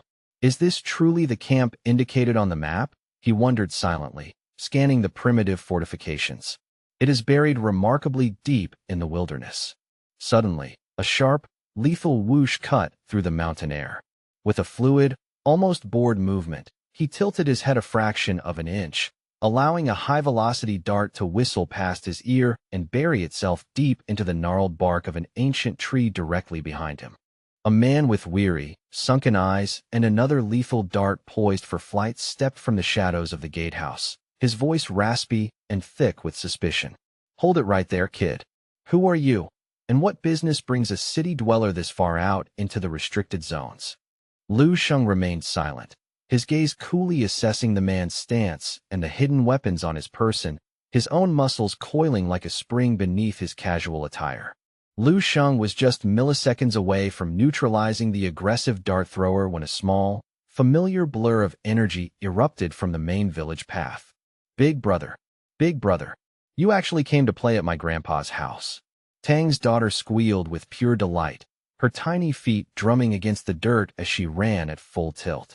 She threw herself straight into Lu Sheng's arms with a force that would have toppled a lesser man, catching him completely off guard as he reflexively caught her. At that moment, Tang Maolin, Manhwa, and the village elder hurried out from the central courtyard, their expressions shifting from paralyzing dread to profound relief. "Thank goodness, it's only the young man we met on the tour," Manhwa exhaled, leaning heavily against the wooden frame of the gate. The village elder looked between them with a suspicious glint in his eye. "Wait, you've encountered this traveler before?" Tang Maolin nodded quickly and turned to Lu Sheng. "How on earth did you manage to find this hidden camp?" Lu Sheng maintained a calm, neutral demeanor as he offered a seamless excuse. "I found the pace of the group tour far too stifling, so I ventured out on a solo hike and got turned around in the thicket.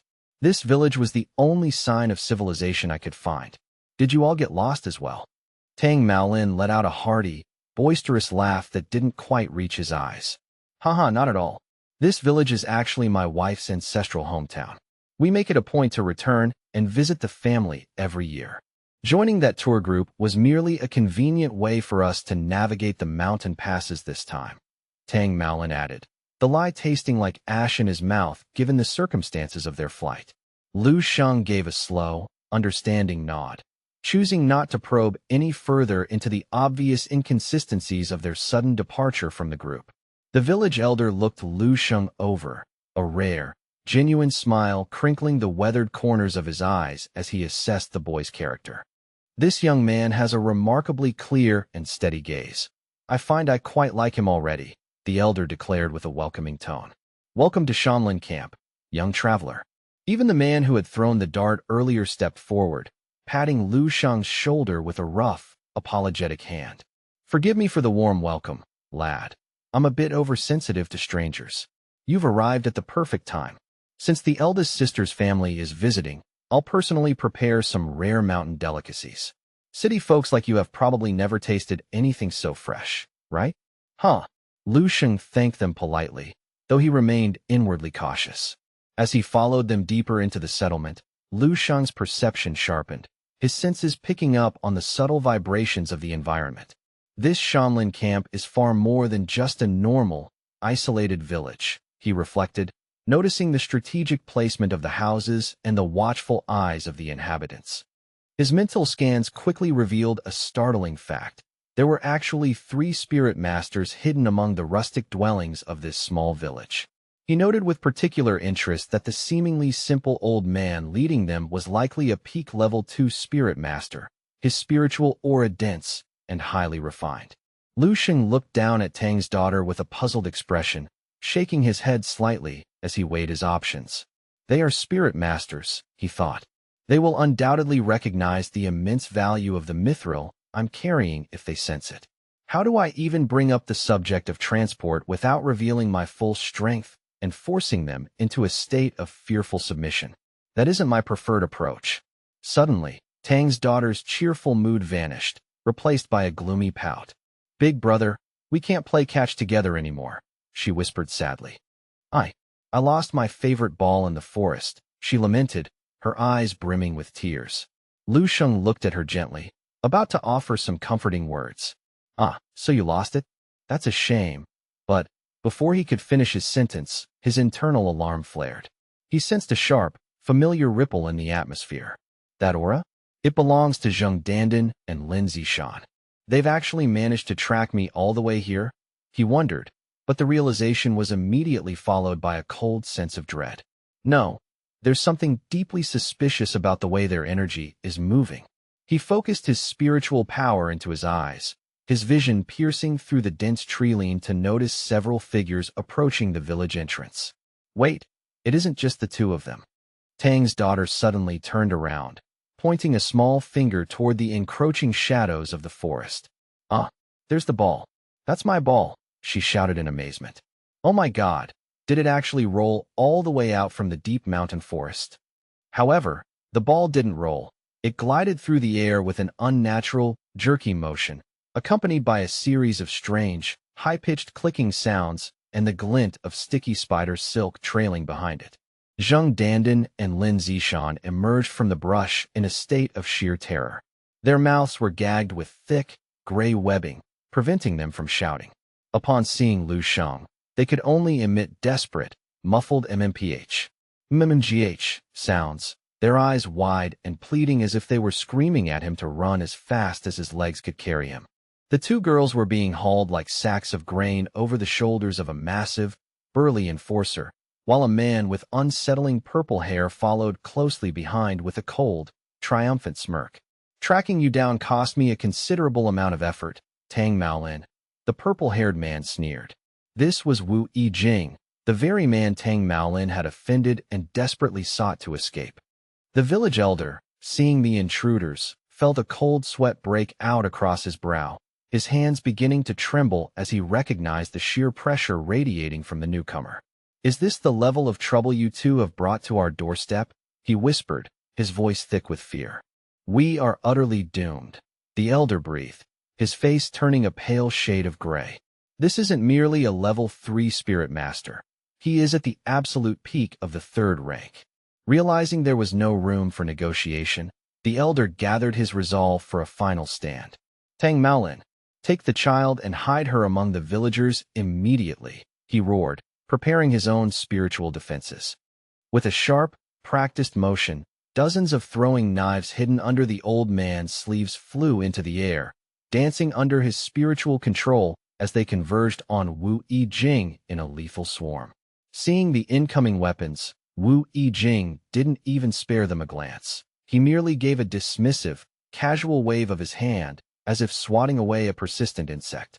The entire swarm of throwing knives froze instantly in midair, their momentum completely neutralized by a superior invisible force. A pathetic sneak attack. Wu Yijing mocked, his voice dripping with condescension. Surely that isn't the best you've got. Is this decrepit old man really the only backing you could find? Tang Maolin. Both Tang Maolin and the elder were utterly dumbfounded by the ease with which their attack was halted. Humph. Such thin, illusory spirit power is an insult to our craft, Wu Yijing spat, his eyes gleaming with a malicious light.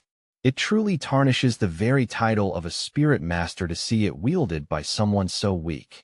He began to stride forward with predatory grace, a thick, cloying purple smoke condensing around his palms. All right then. I shall proceed to systematically crush every shred of hope you have left, letting you taste the true flavor of despair.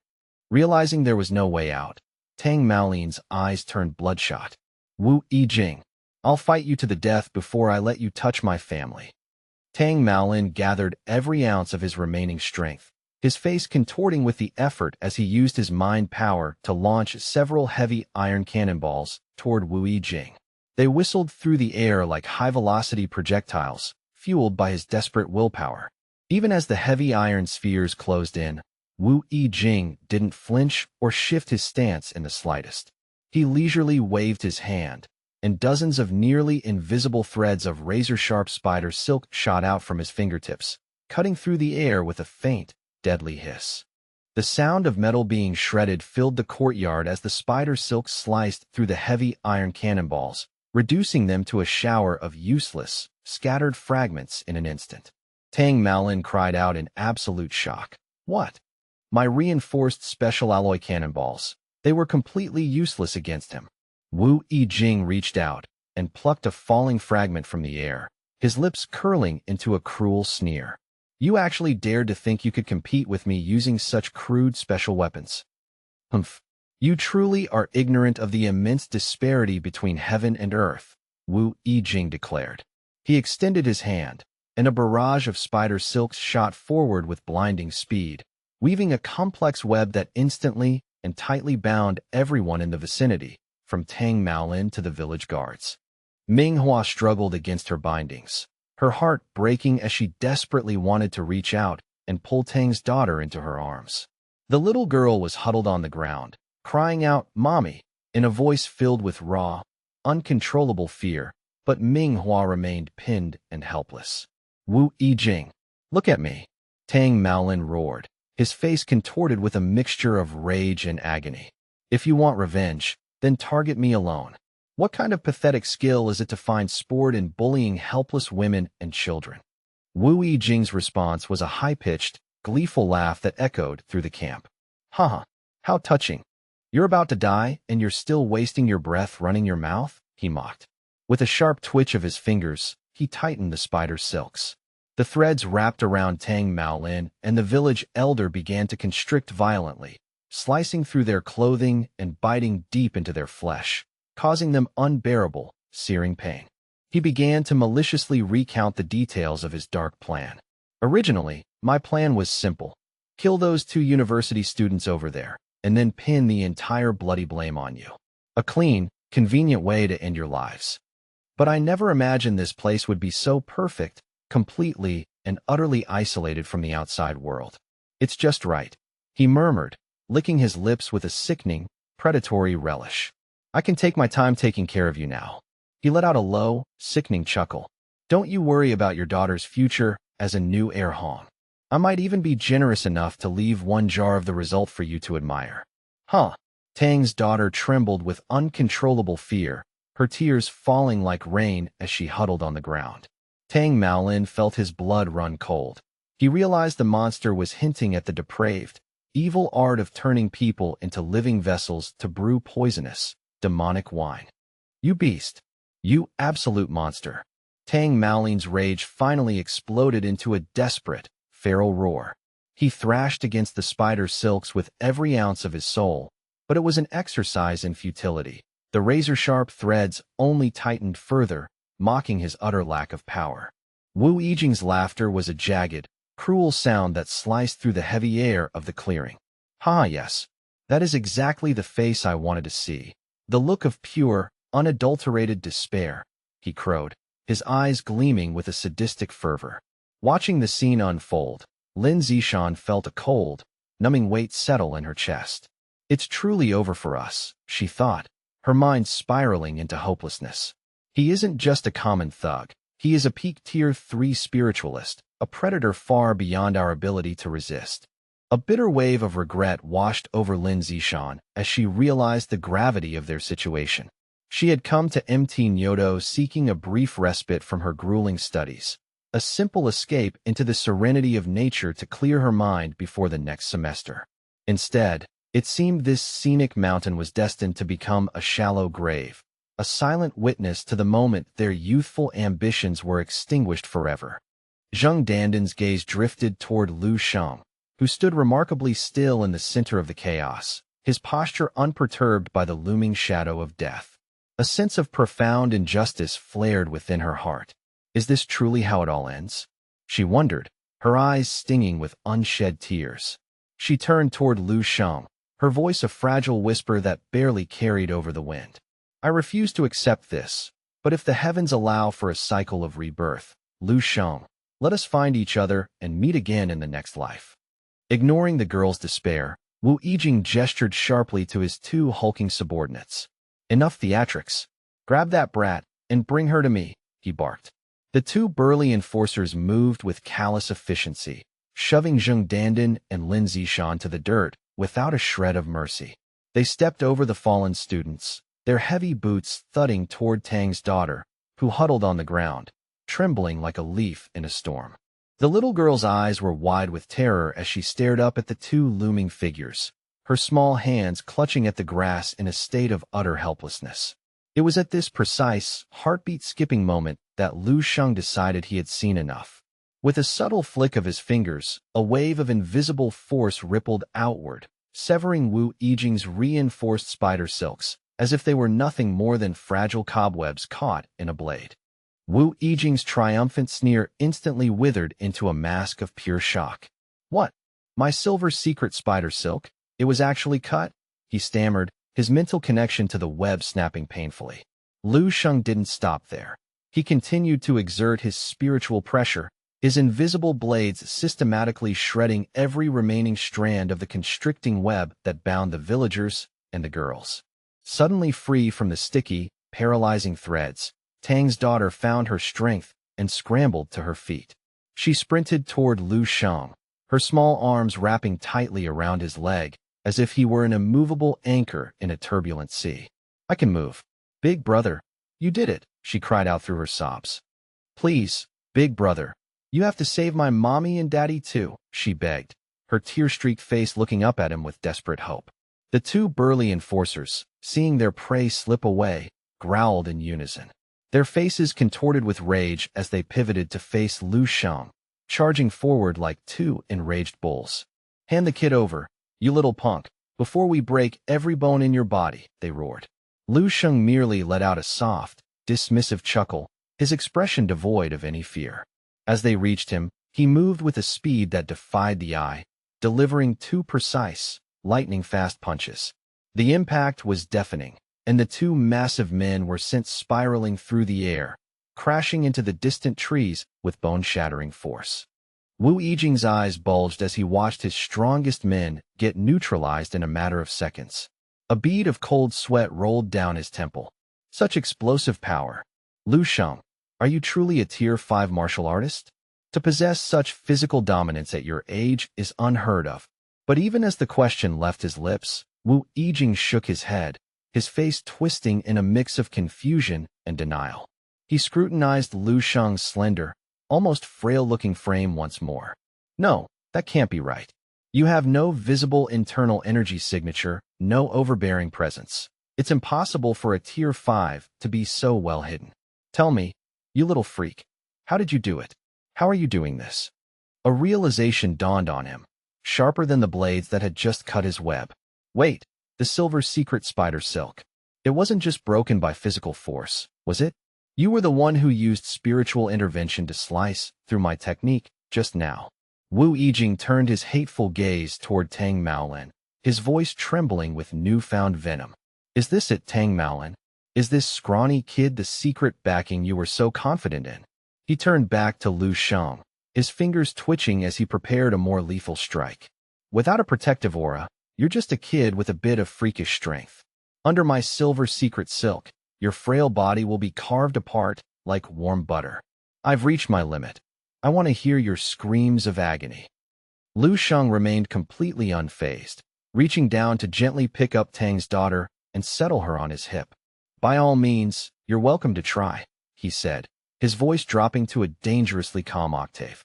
He patted the little girl's head reassuringly. Don't be afraid, little one. I'm right here. Nothing is going to hurt you. Wu Yijing was livid, his pride stung by the boy's blatant disregard for his authority. Driven by a desperate need to reassert his dominance, Wu Yijing unleashed his full spiritual reservoir, manifesting a gargantuan, shimmering spider construct that lunged toward Lu Sheng. However, Lu Sheng merely extended a single hand.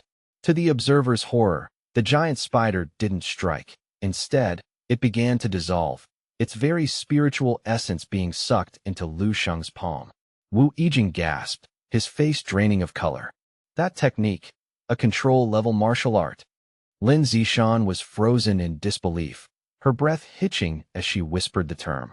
Control level, the pinnacle of mastery where one holds the very laws of the engagement within their palm. Good heavens, I've only ever read about this in the most advanced martial archives.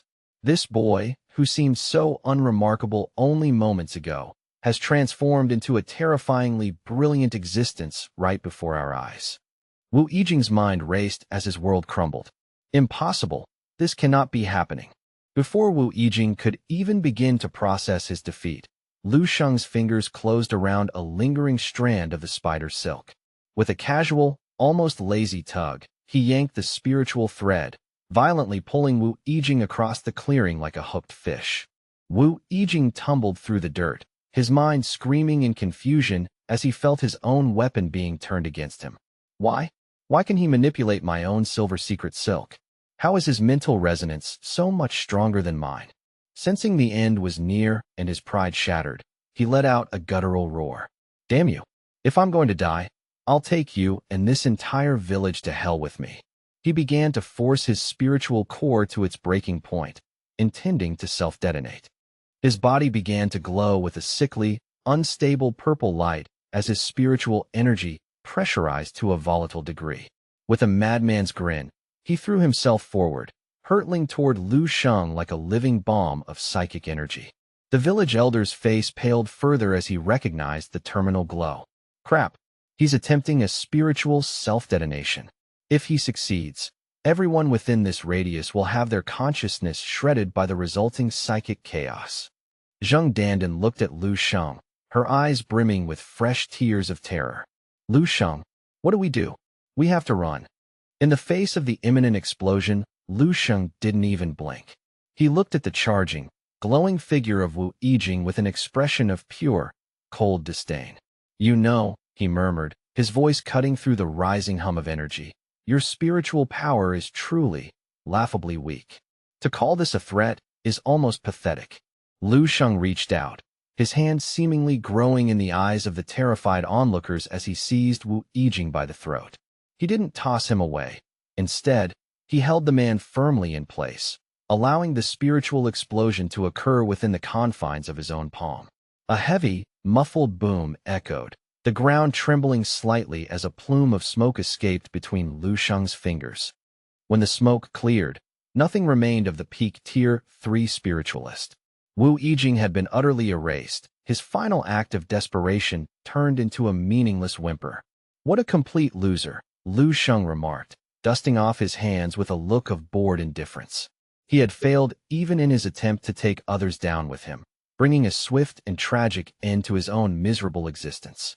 Lu Sheng offered a final, public word of scorn before shifting his focus to the ground. However, he noted, picking up a metallic remnant, this material is far from worthless. All high-end spiritualist weapons are forged from refined silver secret metal. With a masterful display of telekinesis, Lu Sheng manipulated the remaining strands of spider silk, causing them to dance through the air and untie every captive villager and student simultaneously. Once the task was done, he beckoned the silver threads back, coiling them into a compact bundle in his hand. Upon further observation, this material is something I can put to good use, he thought. Seeing the danger had passed, Tang's daughter let out a joyful cry and lunged forward, hugging Lu Sheng's legs with all her might. Wow, big brother, you're the most amazing person ever. Thank you for saving my mommy and everyone else, she squealed. Lu Sheng looked down at the little girl and felt a rare, slight blush touch his cheeks. In the background, Tang Maolin and the village elder gasped for air, their bodies trembling from the aftereffects of the psychic suppression.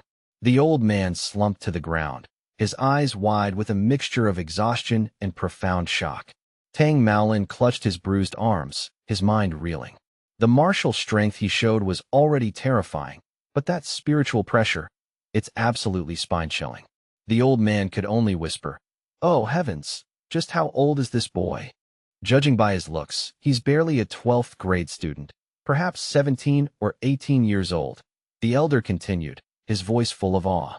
Yet he already possesses a martial cultivation of level 5, has mastered a control-level martial art with such freakish perfection, and his spiritual power easily crushed Wu Yijing.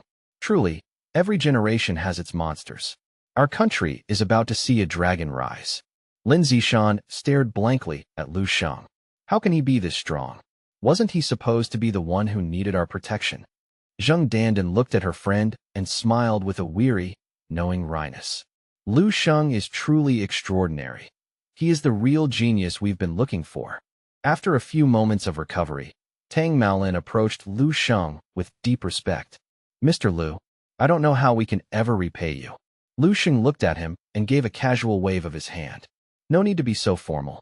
I just happened to run into an ignorant pervert who didn't know his place. It wasn't a problem.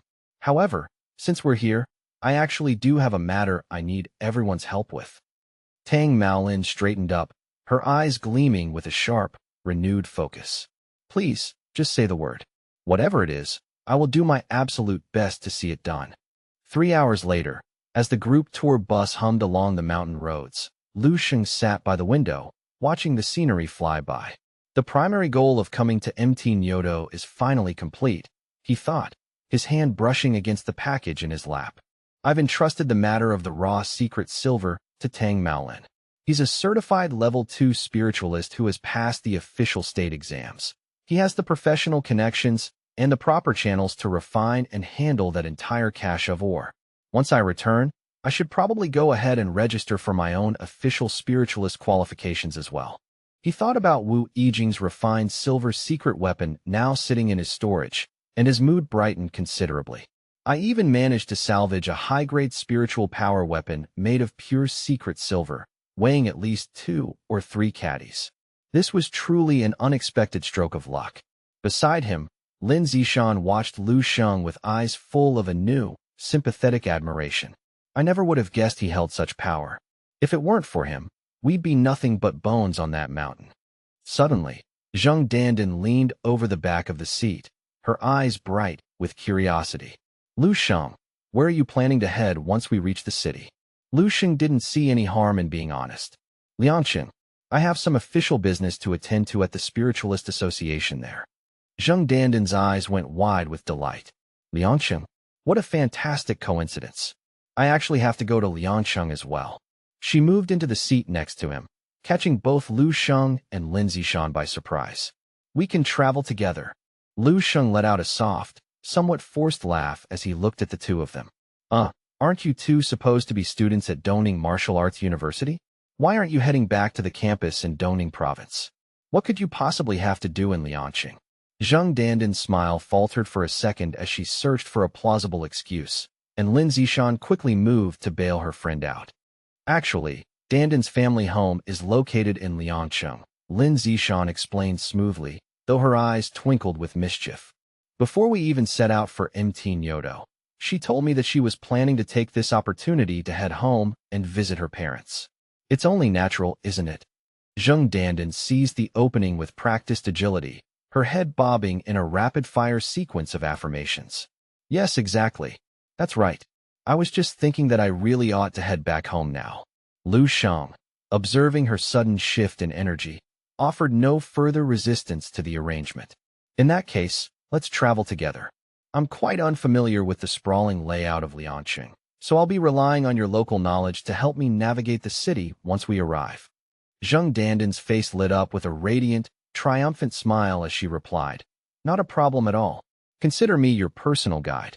And if you find yourself without a place to stay, you're more than welcome at my house," Zheng Dandan added, her tone hopeful as she spoke. Lu Sheng felt a quiet, inward sigh escape his lips. He found himself questioning the nature of their burgeoning dynamic. Was he unintentionally encouraging her, or was there a genuine spark of interest buried beneath his stoic exterior? He quickly dismissed the thought. His schedule was far too crowded with the weight of his ambitions. He resolved to make a clean break once they reached the heart of Liangqing. Just as he was settling into this decision, the sharp, insistent vibration of his phone cut through his thoughts. He answered with a curt, "Hello? Lu Shang, it's me, Dong Qingxue." The voice on the other end responded with its characteristic crisp authority. Recognizing the caller instantly, he straightened his posture. "Hello, Instructor Dong. To what do I owe the pleasure?" Dong Qingxue's tone turned serious, a hint of a frown audible in her voice as she broke the news. The selection timeline for the Kaming General Star program has been moved forward significantly. Tell me your exact coordinates. I'll come to retrieve you personally. Lu Sheng was momentarily taken aback by the sudden urgency, yet his response remained decisive. Accelerating the schedule is fine by me. I'm currently on approach to the Liangqing bus terminal. Hearing this, she gave a sharp nod of approval. Understood. I can be there in approximately 15 minutes. Wait for me at the station entrance. Just as the trio prepared to disembark, Lu Sheng halted and made an abrupt announcement. I've had a sudden change in plans. I won't be accompanying you into Liangqing after all. It seems this is where we part ways for now. Zheng Dandan's expression immediately crumbled into a mask of disappointment. Oh, but where are you heading? If it's a matter of transport, I can have someone drive you wherever you need to go. Before she could finish her offer, a collective gasp rippled through the surrounding crowd. Onlookers stood with their mouths agape, pointing toward a sleek, imposing silhouette pulling up to the curb. Good heavens, look at that. Is that the newest edition of the Shu Emperor's heart? My God, it's actually the real thing. Only a true titan of industry or high-ranking official could own one. The opulent luxury vehicle glided to a halt directly in front of Zheng Dandan, drawing every eye in the vicinity. A young woman stepped out and rushed over, enveloping Zheng Dandan in an enthusiastic, bone-deep hug. "Dandan, you're finally back. Let's get you home." Zheng Dandan was visibly startled by the sudden appearance. "Wenhui, why are you two here so quickly?" From the driver's seat, a blond youth offered a casual wave and a smug grin. "Hey there, Dandan. It's been far too long. You've certainly grown even more stunning since we last met." The blond youth's gaze eventually shifted toward Lu Sheng, lingering with a hint of suspicion. "And who might this be? Aren't you going to introduce your new friend?"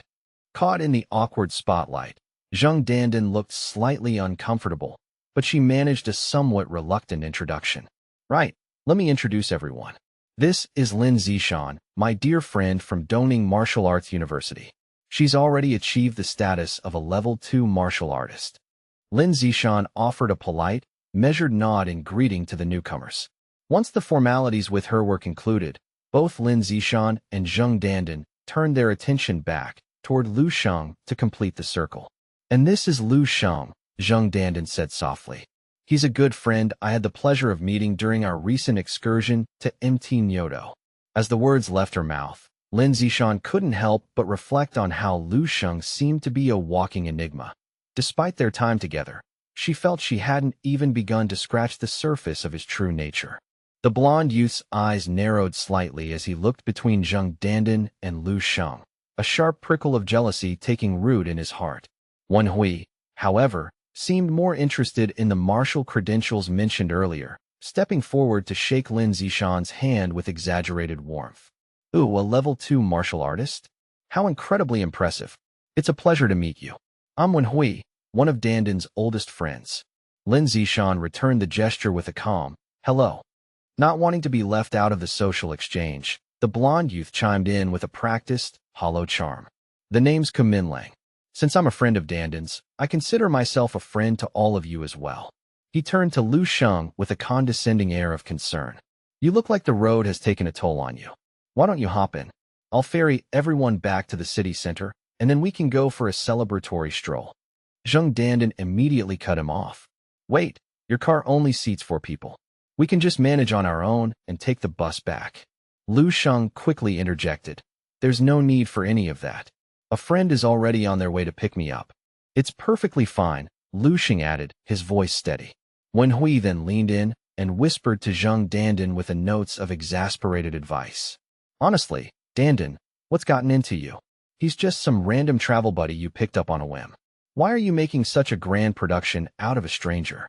We're the ones who have been by your side for years." Don't tell me you've actually developed a crush on this boy.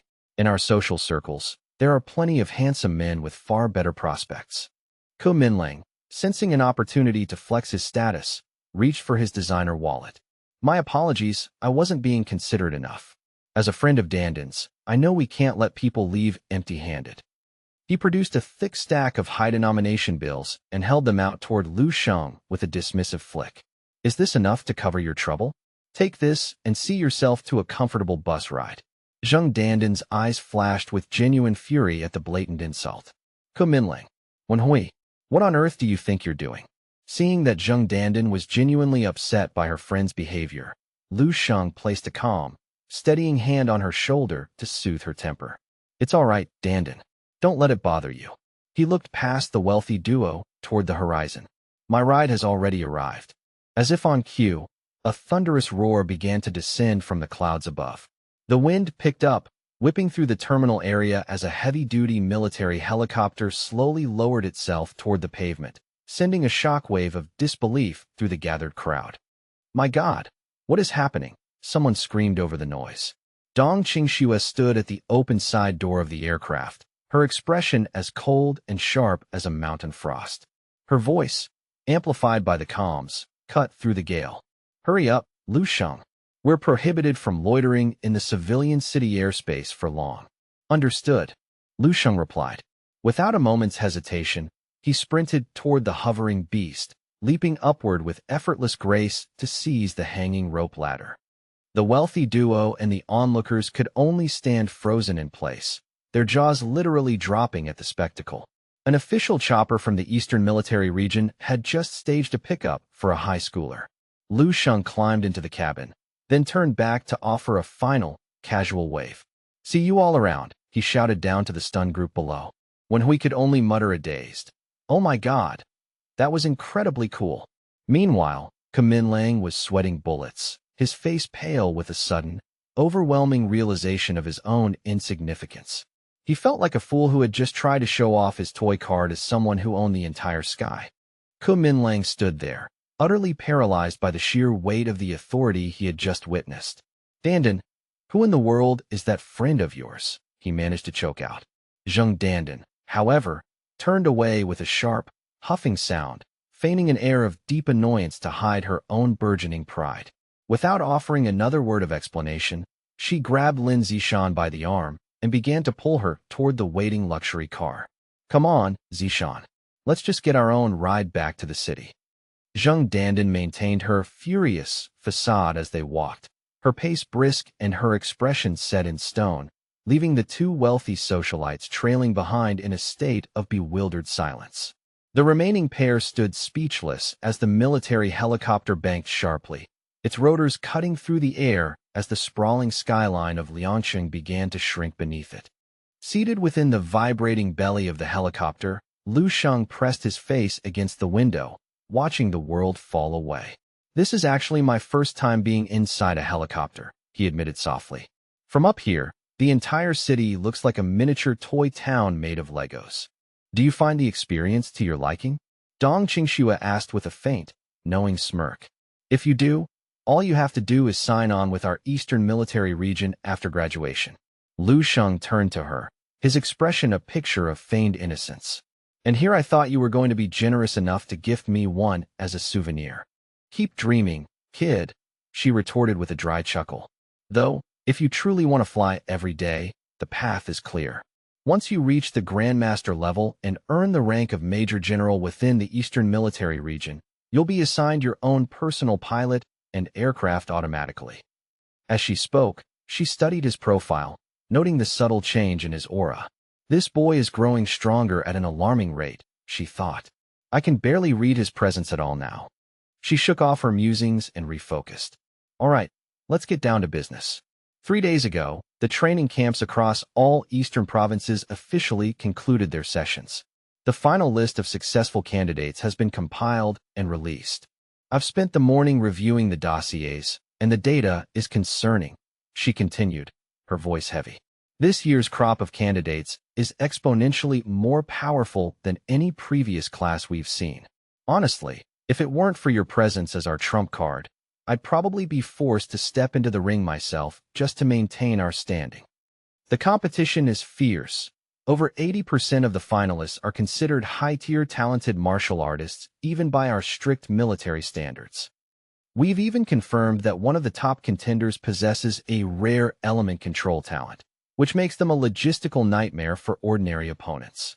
Furthermore, there's a candidate who managed to breeze through the Level 2 Spiritualist Mental Aptitude Test, and over 20 others are acknowledged geniuses with the raw strength of a Level 3 or higher. And to top it all off, there is a terrifying Level 4 anomaly lurking among the ranks. She finished, looking for a reaction. Lu Sheng, however, merely offered a flat, disinterested, "Oh." Dong Qingxue let out a wry, slightly frustrated laugh. "Lu Sheng, are you truly that detached? Does hearing about these monsters and their overwhelming strength not stir a single emotion in you?" Lu Sheng looked up and gave a hollow, unconvincing nod. "Of course. I'm absolutely trembling with shock. They sound incredibly formidable." "You are a terrible actor," she sighed, shaking her head. "But I suppose when you're a monster yourself, you don't really care how big the other fish in the pond are. Let me tell you about the potential rewards for the winner of the General Star Selection." The moment the word rewards left her lips, Lu Sheng's eyes flared with a sharp, sudden interest. He sat up straight, his entire demeanor shifting into one of intense focus. "I thought that might get your attention," she noted. "This selection is particularly prestigious. The commander of the Eastern Military Region will be in attendance personally to observe the finals. Because of this, we won't be using standard sparring formats this year. The test will involve something far more visceral. You'll be pitted against live savage beasts." Upon hearing this, Lu Sheng's focus sharpened to a razor's edge. Savage beasts, the relentless, catastrophic threat that remained the single greatest danger to the survival of the human race in this world. These monstrous entities crawl from the abyssal rifts that scar both the heavens and the earth, emerging as a tide of primal ferocity. Savage beasts are not merely strong. They are an endless, overwhelming force that defies conventional logic. Despite the countless martial experts who hurl themselves into the furnace of battle every year, humanity finds itself powerless to halt the slow erosion of its territory, watching helplessly as our living space is devoured bit by agonizing bit.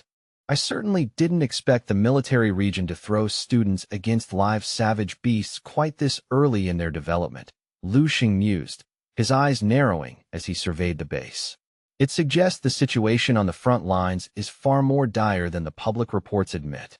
Dong Qingxue nodded grimly. "You're not wrong. The nation's top experts are desperate to find a breakthrough. Consequently, the High Command has decided that for geniuses like you, those with astronomical potential, the traditional, cushioned approach is no longer viable. Instead of shielding you, they intend to submerge you in the raw pressure of the battlefield, tempering that weight into a relentless motivation for your martial path," she explained. As one high-ranking official famously put it, "A true peak expert cannot be cultivated in a greenhouse. They must be forged within the crucible of blood and fire." Make no mistake, Lu Sheng, you shouldn't view this selection as merely a harder hurdle to clear. Because the stakes have been raised so dramatically, the military has authorized rewards that are exponentially more precious than anything offered in years past. "Oh, I'm listening," Lu Sheng replied, his interest piqued. Dong Qingxue continued, "Simply securing a spot in the top 10 will grant you a concentrated portion of refined savage beast blood. However, the stakes escalate for the top 3. They are granted direct access to the savage blood pool for a comprehensive physical baptism. And for the one who claims the ultimate victory, first place earns a privilege that most martial artists only dream of," she said, her voice dropping to a whisper. "Commander, you will personally authorize your entry into the legendary Savage Marrow Pond." Hearing this, Lu Sheng felt a surge of genuine surprise. He knew that savage blood and savage marrow were not mere buzzwords. They represented the concentrated, purified essence extracted from the gargantuan biological engines of high-level beasts. This energy was incomparable to the simple beast meat served at the training camps, which was merely a crude, entry-level form of nourishment.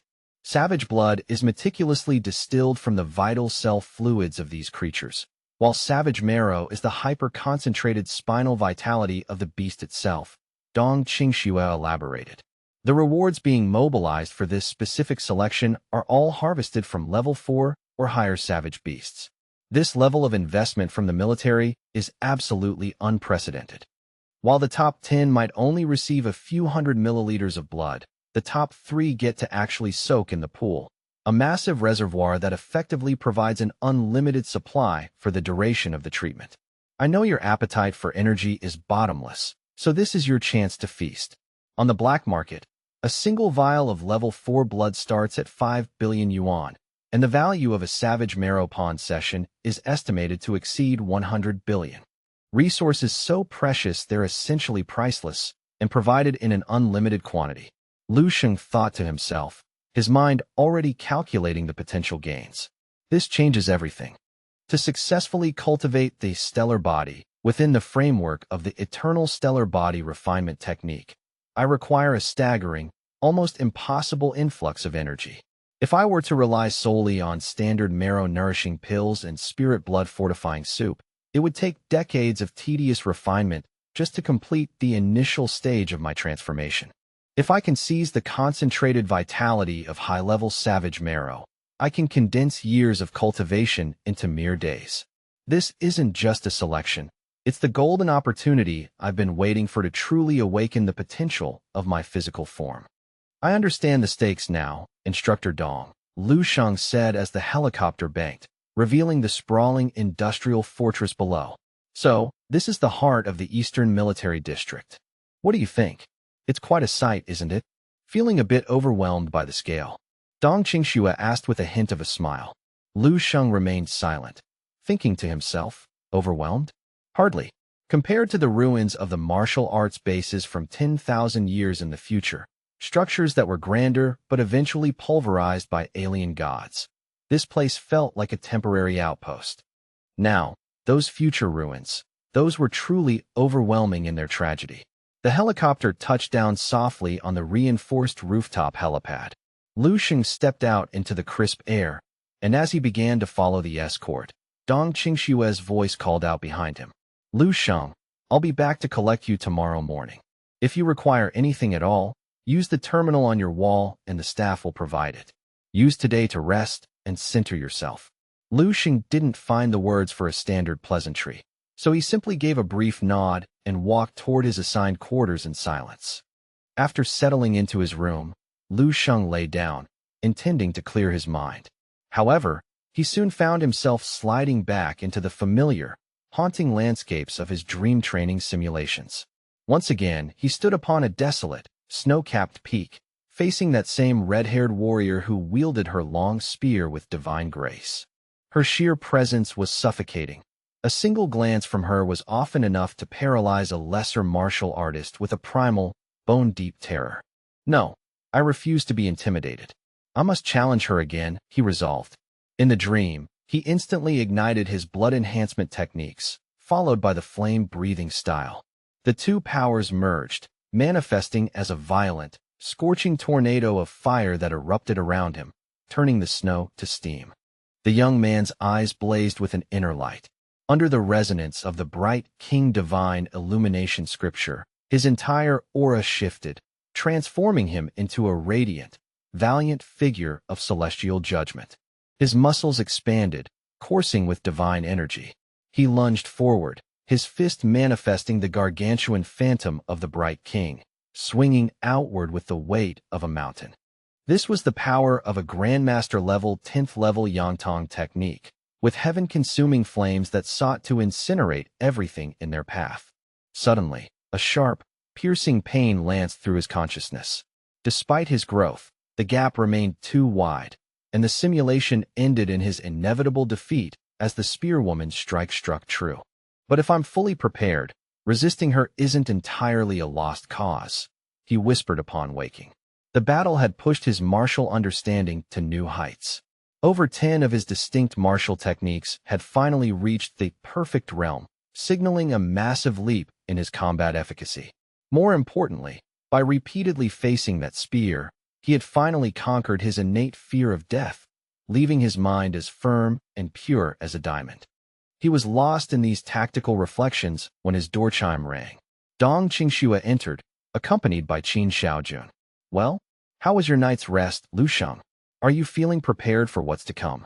"It was adequate, I suppose," Lu Sheng replied, stretching his limbs. Though the room felt somewhat stuffy and excessively warm toward the end, I could barely stand the atmosphere. Qin Xiaojun chuckled, explaining, "The Eastern Military District is positioned here for a reason. A few hundred kilometers more, and you're at the front lines where alien beasts are thickest. Many of those creatures spew toxic gases, so the base's air filtration is incredibly aggressive and airtight." Dong Qingxue, however, wasn't listening to the technical explanation.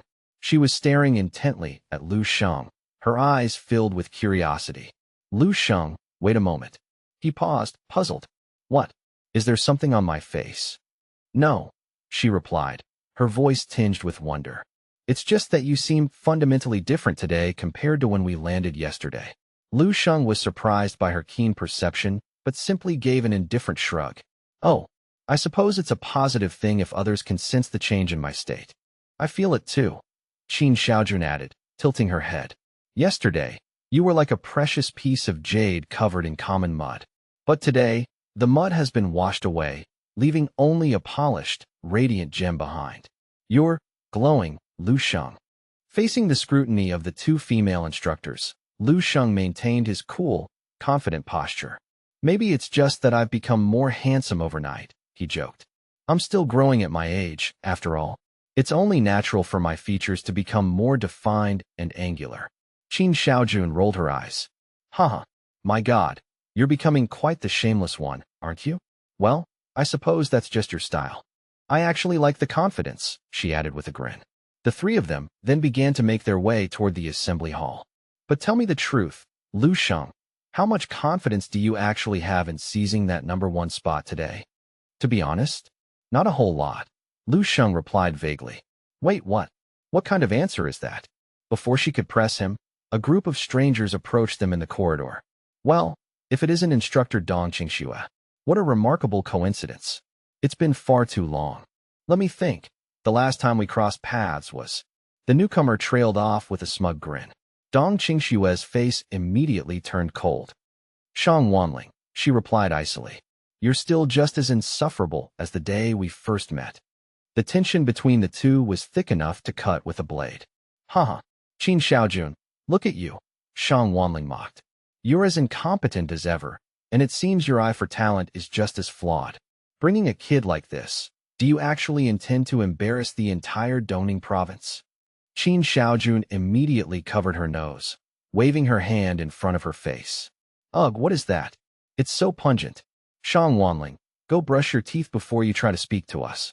You're spewing a stench everywhere.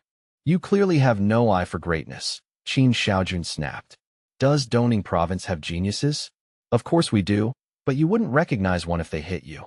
Oh, I see your files don't have many stars next to your representatives' names either.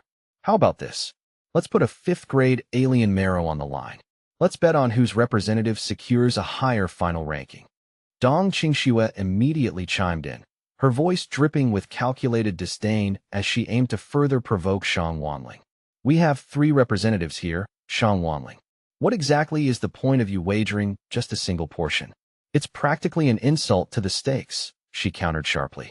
As soon as the words left her lips, the trio turned to depart, but not before Qin Xiaojun raised a defiant middle finger toward the man. "There's absolutely nothing for you to brag about, so quit acting like you're some untouchable prodigy. It's honestly embarrassing to witness. It's clear as day that Shang Wanling simply doesn't have the courage to actually take this bet." The instructors and Lu Sheng had only managed to traverse a few steps down the polished corridor when Shang Wanling's voice rang out, sharp and sudden, halting their progress. "Hey, wait a second," he barked, his pride finally pushed to the breaking point by their blatant mockery. "Fine then, 3 portions it is. We shall bet 3 full portions of 5th grade alien marrow on this outcome," Shang Wanling declared, a predatory smirk stretching across his face. He leaned forward, his eyes locked onto Dong Qingxue's with a challenging glint. "Tell me, Dong Qingxue, Are you actually trembling with fear now? Or were you merely raising the stakes in a desperate attempt to make me back down so you could avoid the humiliation of losing? Who's the one who lacks the nerve to play the game now? Huh? Dong Qingshue's jaw tightened, her teeth gritting as she weighed the immense risk against the necessity of standing her ground. Fine, she hissed. I accept your terms. Shang Wanling's triumphant laughter echoed through the hallway as he reached out to clap the student beside him on the shoulder. Very good. Xiaolai, take note. This is what true courage looks like. These 3 portions of 5th grade alien marrow will be more than enough to catalyze your fire control talent and push it to an entirely new level. Aren't you going to offer your heartfelt thanks to instructor Dong Qingxue for her generous contribution? A smug, insincere grin spread across the young man's face as he mimicked his mentor's arrogance. Haha, most certainly. I would like to extend my deepest thanks to instructor Dong Qingxue in advance for the gift she is about to provide. Qin Xiaojuan's eyes widened in genuine shock as the weight of that revelation hit her like a physical blow. What did you just say? She exclaimed, her voice rising in pitch. A martial artist possessing elemental control talent? Damn it all, Shang Wanling. You deliberately withheld that information just to lure us into this trap? You dare to trick us so blatantly. Haha. Whoever said we were required to document every single advantage in the official files? Shang Wanling sneered, clearly enjoying their distress. It's not my fault if you people are too dim-witted to see the hidden blades. You'd better start preparing those 3 portions of 5th grade alien marrow now. Huh? Qin Xiaojun stood there, her face a mask of simmering fury and frustration, while Lu Sheng remained an island of preternatural calm beside her. Dong Qingxue, interestingly, seemed to have already regained her composure, appearing largely unfazed by the sudden turn of events. Slowly, the tension in Qin Xiaojuan's shoulders bled away as she let out a dry cough. Cough. So how was that? Was my performance convincing enough just now? Did you really feel the despair in my acting? Dong Qingxue turned away, her voice a low murmur meant only for their ears. In this world, everyone with half a brain hides a portion of their true strength. Only an arrogant fool like Shang Wanling believes he's the only one playing with a hidden hand. Elemental control is undeniably potent, but I find myself wondering how it truly stacks up against a 3rd-level psychic. It was then that Lu Sheng looked at Qin Xiaojun and spoke with blunt honesty. No, it was absolutely not convincing. The expressions were far too exaggerated, and your movements were undeniably stiff. To be blunt, instructor Qin Xiaojun, your acting was quite terrible, Lu Sheng added, though his tone was devoid of malice. Qin Xiaojun sighed, her expression turning somber. The Shang family, the Dong family, and the Qin family have been locked in these power struggles for generations. None of them are easy to deal with. That man, Shang Wanling, is particularly notorious for his venomous tongue. He never misses an opportunity to provoke us.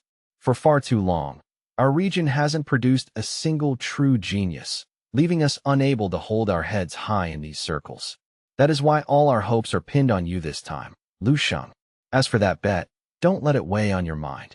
I made the decision to agree to those terms on my own authority, Qin Xiaojun continued, her voice firm. If the worst should happen and we lose, I will take full responsibility for providing all 3 portions. However, if we win, my entire share of the winnings will be handed over to you as well. A bright, encouraging smile finally returned to Qin Xiaojuan's face as she looked at him with unwavering confidence. You can have my portion as well, kid, Dong Qingxue added as they reached the heavy metal doors of the facility. This is where we part ways. From this point forward, we can't accompany you. A dedicated officer inside will explain the specific selection rules. Go on. Lu Sheng offered a respectful nod. Understood. Thank you, instructors.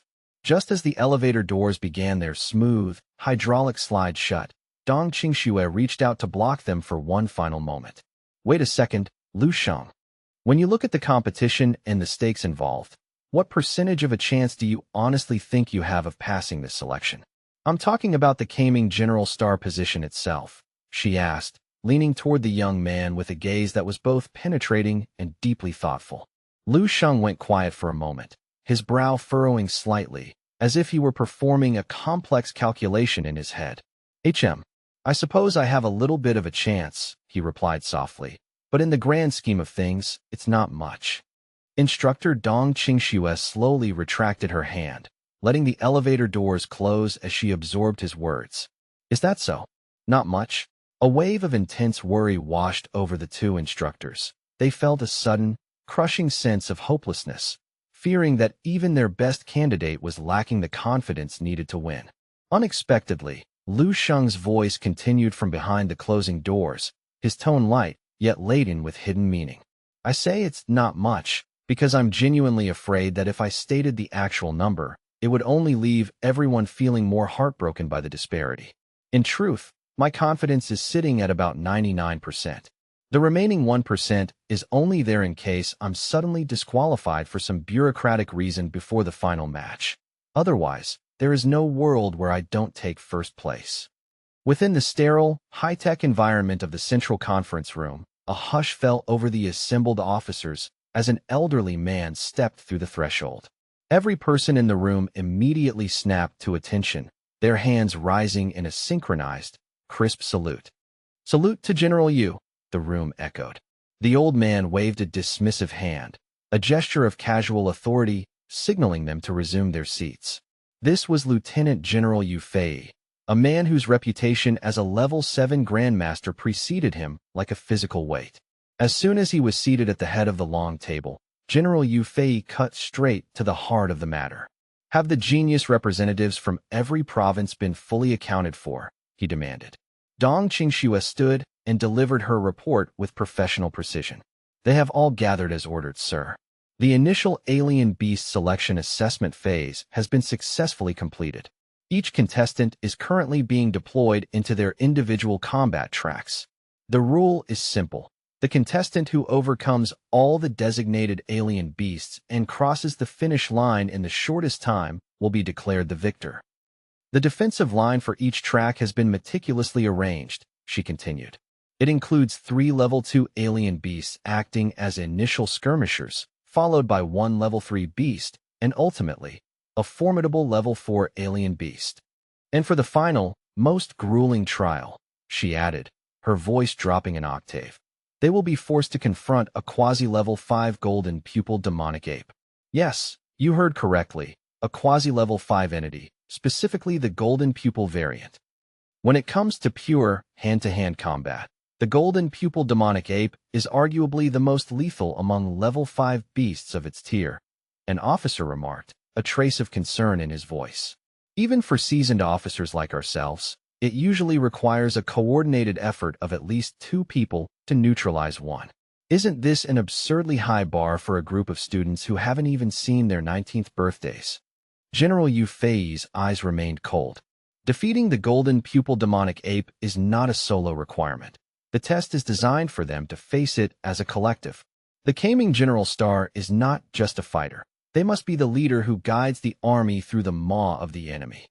Knowing how to gather all available forces and forge them into a single blade is the only true path to victory, the general emphasized. In the face of an existential threat, even the fiercest rival competitors must find common ground, or they will all fall.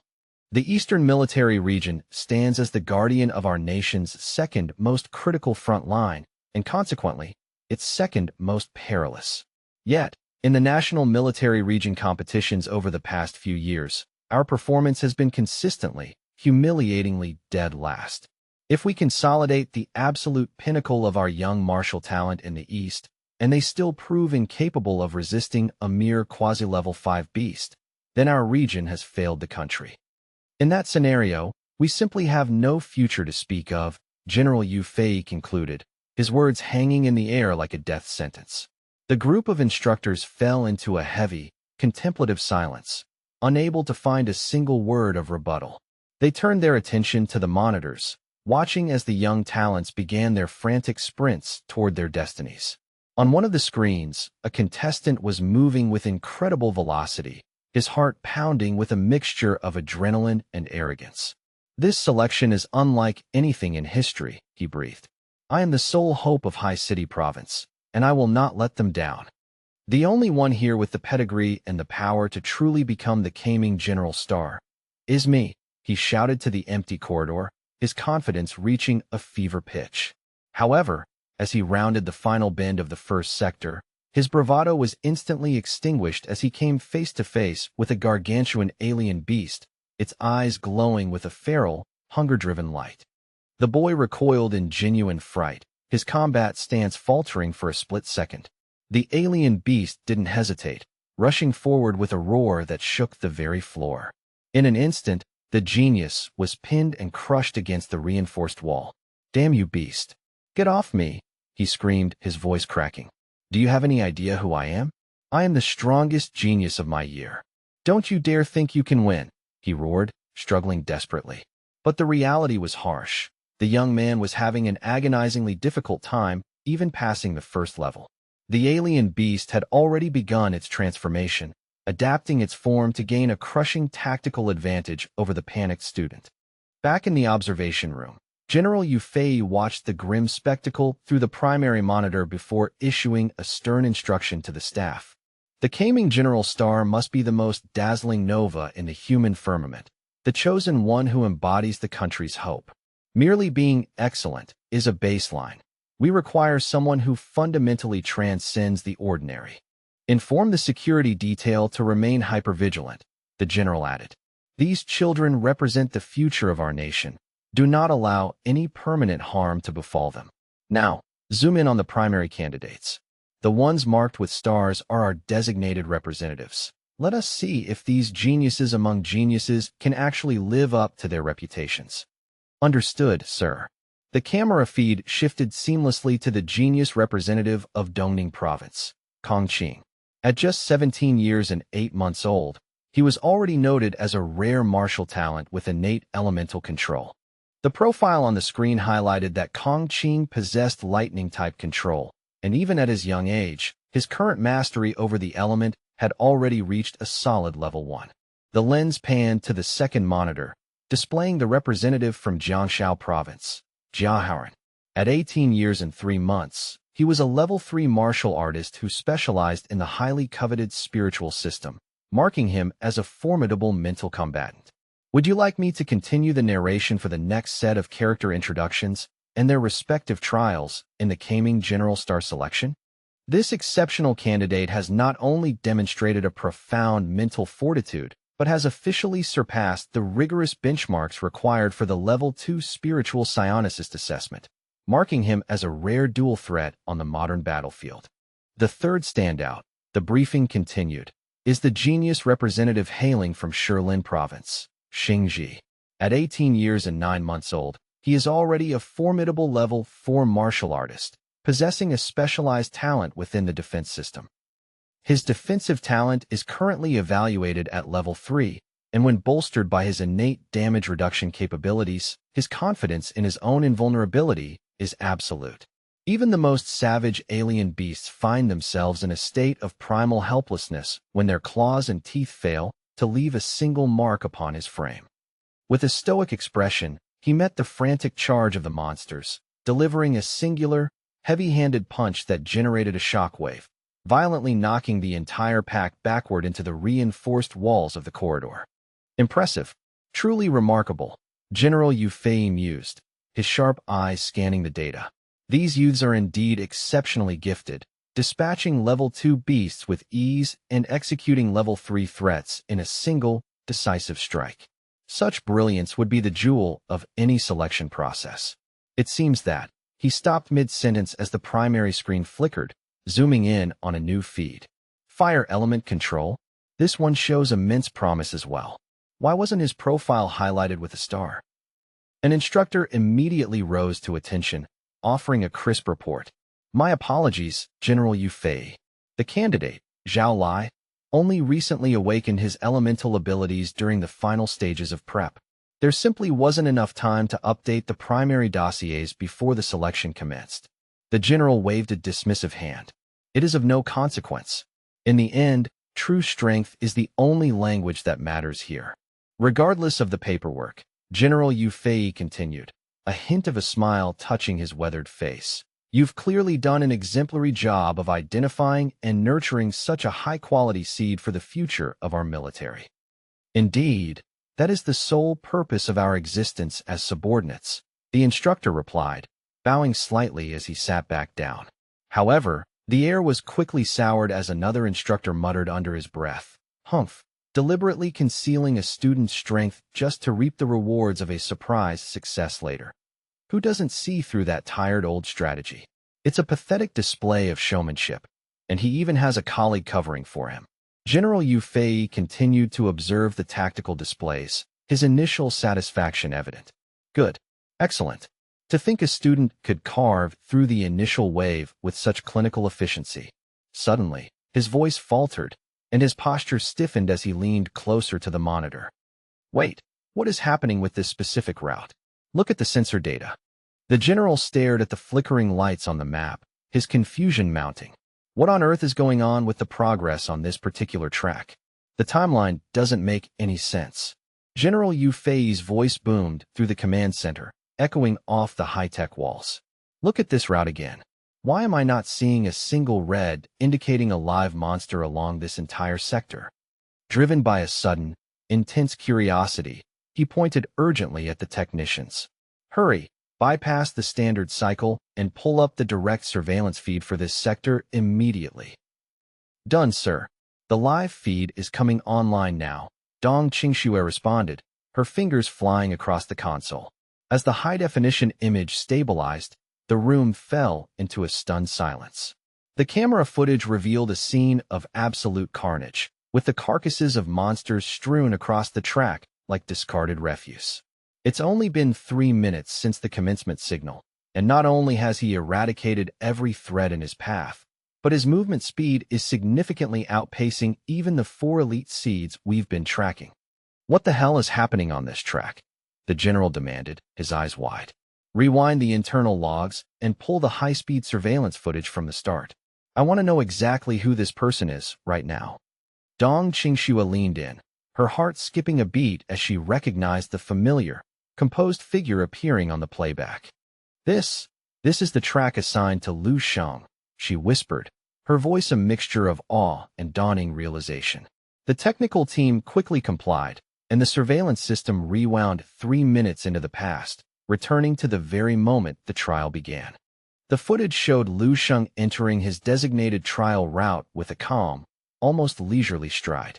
Almost immediately, he was intercepted by a gargantuan monster that lunged from the shadows. Without a hint of hesitation, Lu Sheng countered. In a blur of motion, the beast was beaten into a literal pulp, its biological fragments painting the walls as the young man sighed. So, this is what passes for a monster in this selection. Are there any significantly stronger ones further in? Lu Sheng mused aloud. As if in response to his challenge, 2 more monstrosities slithered out from a concealed hydraulic door, their eyes glowing with predatory intent as they prepared to charge the intruder. Witnessing their packmate reduced to a heap of gore, the remaining 2 beasts succumbed to a primal, bloodthirsty frenzy. They let out guttural roars and lunged simultaneously, their minds consumed by a singular, frantic desire for revenge. Their fury was met with clinical indifference. The moment the lead beast entered his strike zone, Lu Sheng's hand shot out like a lightning bolt, seizing the creature and crushing its vital systems with an audible, sickening crunch. The beast emitted a final, miserable scream that was cut short as Lu Sheng pivoted, slamming the second monster into the cold concrete with such overwhelming force that the creature was flattened into a mangled silhouette of its former self. How interesting, Lu Sheng whispered, feeling the raw power thrumming through his veins. This sensation was reminiscent of the mastery realm of martial arts, yet it felt far more refined, more absolute. In this state, his power didn't just explode. It flowed with an omniscient grace, pinpointing every structural weakness and executing the perfect counter before the enemy could even process the threat. This was the true essence of the perfect martial art. Even as he reflected on his own growth, the sharpened tip of a claw belonging to yet another lurking predator poked out from behind a heavy ventilation duct. The creature slowly manifested its full, terrifying form directly behind Lu Sheng's blind spot. Unfazed, Lu Sheng continued his forward march, his steps steady despite a small, jagged stone caught beneath the sole of his shoe. As he took his next stride, he applied a subtle, precise pressure. The stone beneath his sole was flicked backward with the velocity of a sniper's bullet, striking the lurking monster exactly between the eyes just as it prepared its lethal pounce. General Yu Fei, observing this through the high-speed camera, found the scene utterly surreal. This contestant's velocity and efficiency are beyond comprehension, he noted, his voice strained. He has already cleared the intermediate zones and is approaching the final checkpoint of the track. The surrounding instructors nodded in silent, stunned agreement. On the surface, his movements appear normal, almost standard, one remarked, but the sheer destructive power channeled through his punches is terrifying. It's as if he's operating on an entirely different physical plane. Every single monster is being neutralized with a solitary, effortless punch. There has been no need for a follow-up strike, General Yu Fei observed. Do we have his dossier? I want the full file on this contestant immediately. Read it aloud. Let us see who this boy really is. A technician scrambled to comply. Candidate representing Dongning Province. Lu Sheng, aged 18 years and 10 months. Officially registered as a level 3 martial artist with a specialized talent in the power system. Hearing this, Shang Wanling felt a cold prickle of suspicion. Did Dong Qingxuet deliberately downplay his abilities in the documents to manipulate the betting odds? He wondered as the room erupted into animated discussion. He doesn't have an overly flashy combat style, nor has he displayed any overt supernatural abilities, one officer noted. While his physical metrics are clearly at the peak of a level 3 martial artist, he doesn't seem to have crossed into the 4th level yet. General Yu Fei immediately corrected him. You're missing the forest for the trees. This boy has mastered at least 4 distinct martial styles to the perfect level or higher. His footwork and boxing techniques, in particular, have reached a state of sublime perfection. That is the true source of his dominance. Furthermore, the general added, his voice dropping to a whisper, at least 2 of those techniques have crossed into the micro level of control. And he is only 18. Even if he had begun his training from the very moment of conception, achieving such a height should be fundamentally impossible. It has been generations since I have witnessed such a pure, unadulterated martial arts genius, General Yu Fei remarked. Not since the golden age of the martial arts boom a century ago have we seen someone with this level of fundamental mastery. He suddenly gasped, his eyes darting to the monitor. Wait, look there. A camouflaged monster is clinging to the ceiling directly above Lu Sheng. Lu Sheng seemed to sense the displacement in the air before the threat even moved. Almost simultaneously, the monster triggered its primary ability, manifesting a dozen high-speed clones that rushed toward the young man from every conceivable angle. The clones quickly formed a tight perimeter, effectively surrounding Lu Sheng in a killing circle. They lunged in unison, their jaws snapping as they sought to tear him limb from limb. Suddenly, a violent vortex of sapphire blue energy erupted from Lu Sheng's core, shielding him as he continued to delve deeper into the mastery of his own techniques. It seems that the true potential of the perfect martial art is far more vast than I had ever dared to imagine, Lu Sheng reflected, his mind operating at a speed that made the world around him appear to move in slow motion. With a fluid, almost bored movement, he reached out and seized the primary monster by the throat, his fingers clamping down like a hydraulic press. Would you like me to continue with the next part of Lu Sheng's trial, or focus on the reactions of the other genius representatives? With a sudden burst of explosive power, Lu Sheng seized the thrashing monster, his grip tightening like a vise of cold steel. He propelled himself into the air, soaring high above the battlefield in a breathtaking arc. As he reached the apex, he pivoted with predatory grace, channeling his entire momentum into a devastating descent that slammed the creature into the concrete with bone-shattering force. In the wake of the impact, Lu Sheng turned and walked away, his expression masked by a chilling, indifferent frost. Behind him, the mangled remains of the beast twitched sporadically in the settling dust, a final rhythmic tremor before its life force fully extinguished, sending its soul to the depths to answer to King Yao. Duan Yifeng surged to his feet, his face etched with a mask of pure, unadulterated disbelief. He couldn't fathom how a mere 4th-level scout could possess such terrifying prowess. Before he could voice his shock, Yu Fei interjected with a sharp, discerning tone. You've misjudged him. That boy's combat technique hasn't just touched the micro level. It has ascended to the lofty heights of true mastery. The instructor thoughtfully stroked his chin, a contemplative silence hanging over him. He recalled Lu Shang's seemingly bizarre mention of 99 pico henries and suddenly let out a low, appreciative chuckle. So, that is the secret behind the 99 pico henries remark. It's no wonder he exuded such absolute, unshakable confidence. How truly remarkable. The memory of their recent wager flashed through Shangguan Ling's mind, leaving him drenched in a sudden, icy cold sweat. He gnashed his teeth in a fit of bitter regret, the weight of his poor decision pressing down on him. Observing his colleague's distress, the instructor raised a hand and pointed a single, mocking finger at him, his eyes sparkling with taunting amusement. Hey, you mindless brute. It seems you're the final obstacle standing in my way, Lu Sheng muttered under his breath. He could feel that the first stage of the perfect martial Tao had been pushed to its absolute breaking point. Moving forward, a thick, oppressive aura of primal violence permeated the air. At the next checkpoint, a colossal gorilla stood waiting, its massive, muscled frame confined within a heavily reinforced iron cage. So, you're the one supposed to test me? Lu Sheng asked, his gaze hardening. If this trial is finally coming to an end, then I suppose there is no longer any need for me to hold back my true strength. In response to his challenge, the giant gorilla unhinged its massive jaws and unleashed a ferocious, earth-shaking roar that echoed through the entire facility. The creature was a wall of black fur and raw aggression, a truly terrifying spectacle of nature's wrath. Unmoved by the display, Lu Sheng raised his fist, the air around it shimmering with high-frequency vibrations, and struck a composed, legendary pose that radiated absolute authority. The stage is set and the world is watching, he whispered, his eyes fixed on the recording drones. It is time to make every viewer sitting comfortably behind their screens tremble with awe as they witness the birth of a monster. Standing before Lu Sheng now was a legendary nightmare, a near-rank 5 demonic beast known as the giant golden-eyed ape.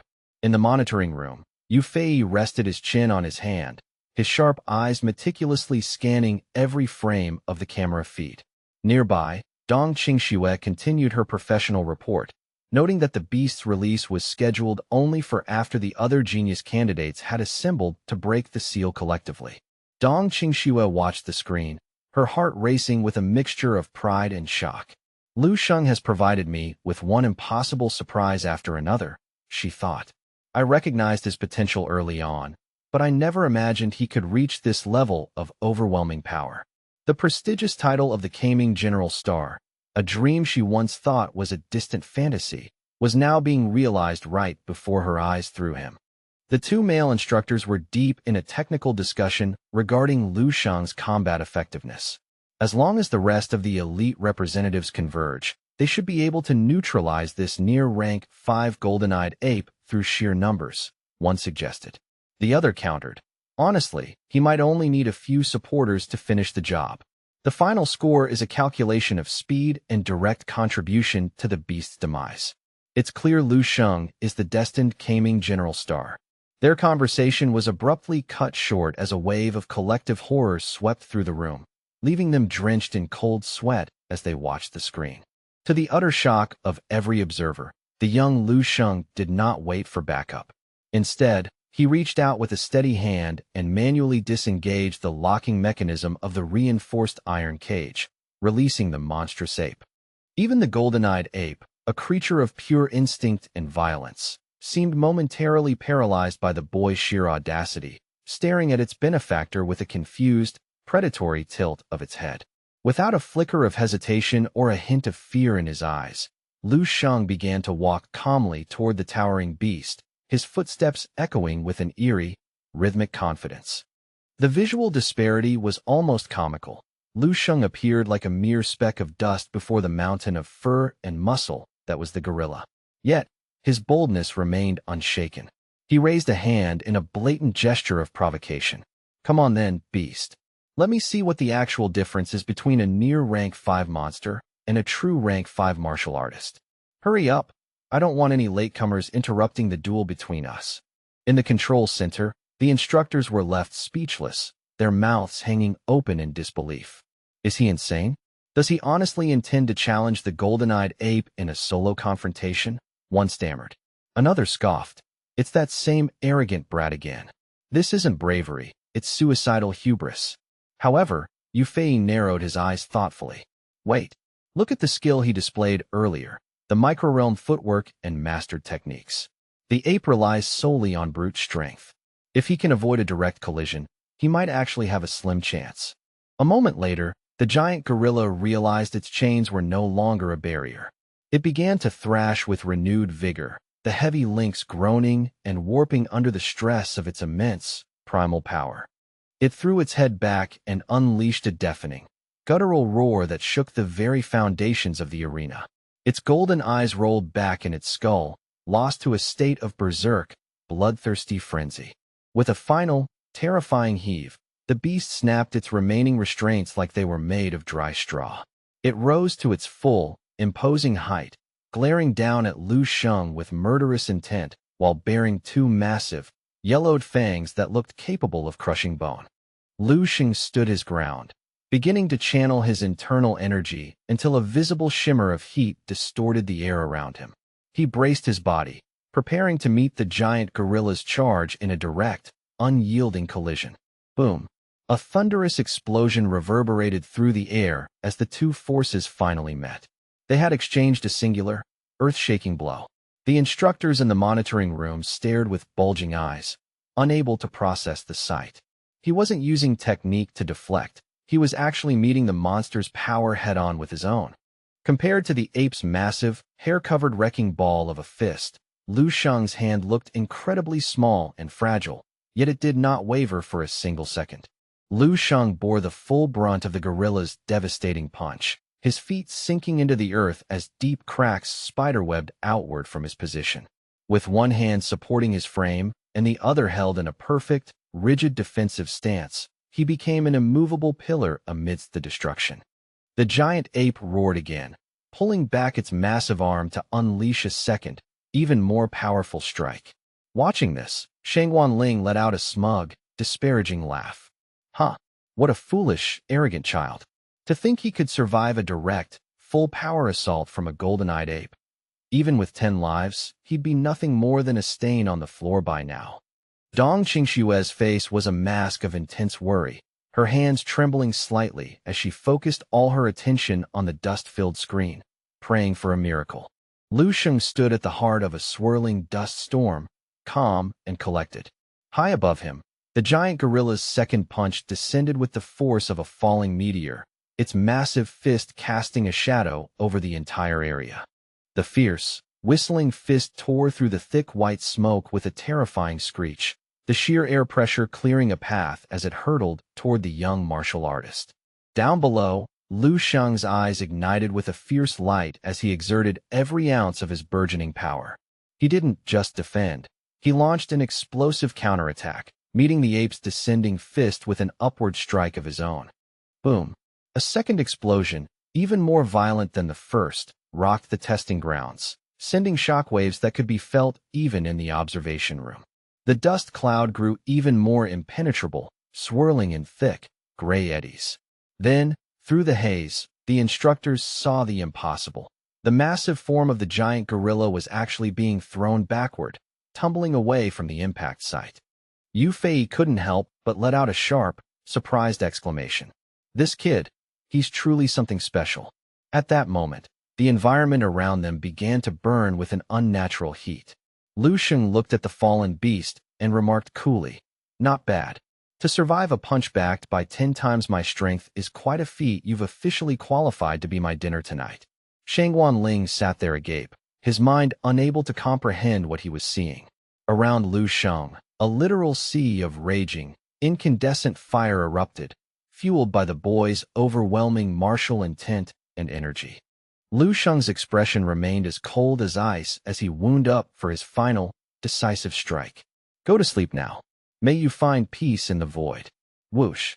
The punch was unleashed with such incredible velocity that it created a blinding, dazzling light, making it impossible for anyone to see the final moment of impact. Yu Fei leaned forward, staring intently at the screen without blinking, his breath hitched. Beside him, Dong Qingxue gripped the edge of the console, her face pale with an agonizing mixture of hope and fear. A blood-curdling, miserable shriek erupts from the golden-eyed ape, echoing through the chamber as a testament to its agony. At the center of the devastation, Lu Sheng stands firm, channeling every ounce of his explosive physical power into a singular, devastating punch that seems to shatter the very air around his fist. The impact is catastrophic, sending the colossal frame of the giant gorilla hurtling through the air like a ragdoll caught in a gale. It crashes into the distance, completely overwhelmed by the sheer kinetic force of the strike. A torrential sea of fire erupts, consuming the beast in a blistering inferno. Watching the feed, Yu Fei is struck with a sense of profound disbelief, his eyes wide with shock. This is the manifestation of a grandmaster's will, he exclaims, a burst of manic laughter escaping him. It is absolutely staggering to witness a youth of his age actually condensing such a sublime intent. The threshold to rank 7 has been forcibly thrown open before him.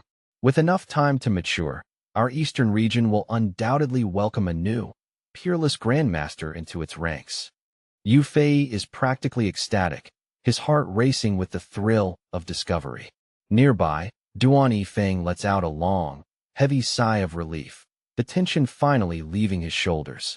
This little monster, Lu Sheng, has already ascended to a level of strength that likely surpasses my own, he mutters with a wry, self-deprecating smile. What a terrifyingly gifted brat.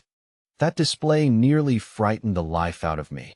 Duan Yifeng continues, wiping a bead of sweat from his brow. The beast's aura has completely vanished from my senses. It appears the final trial of this stage has reached its conclusion.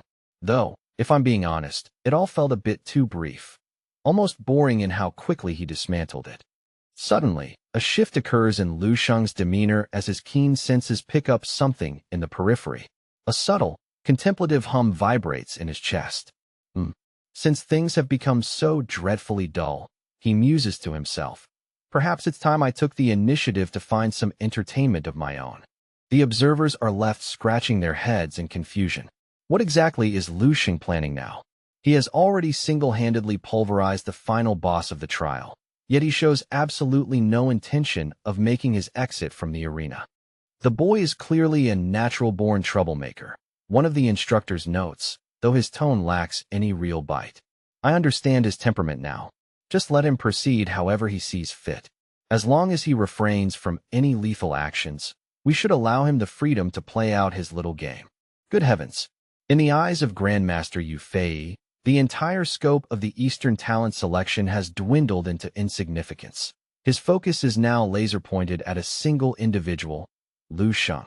When he mentioned not killing everyone, was he implying that minor casualties or permanent injuries among the others are acceptable?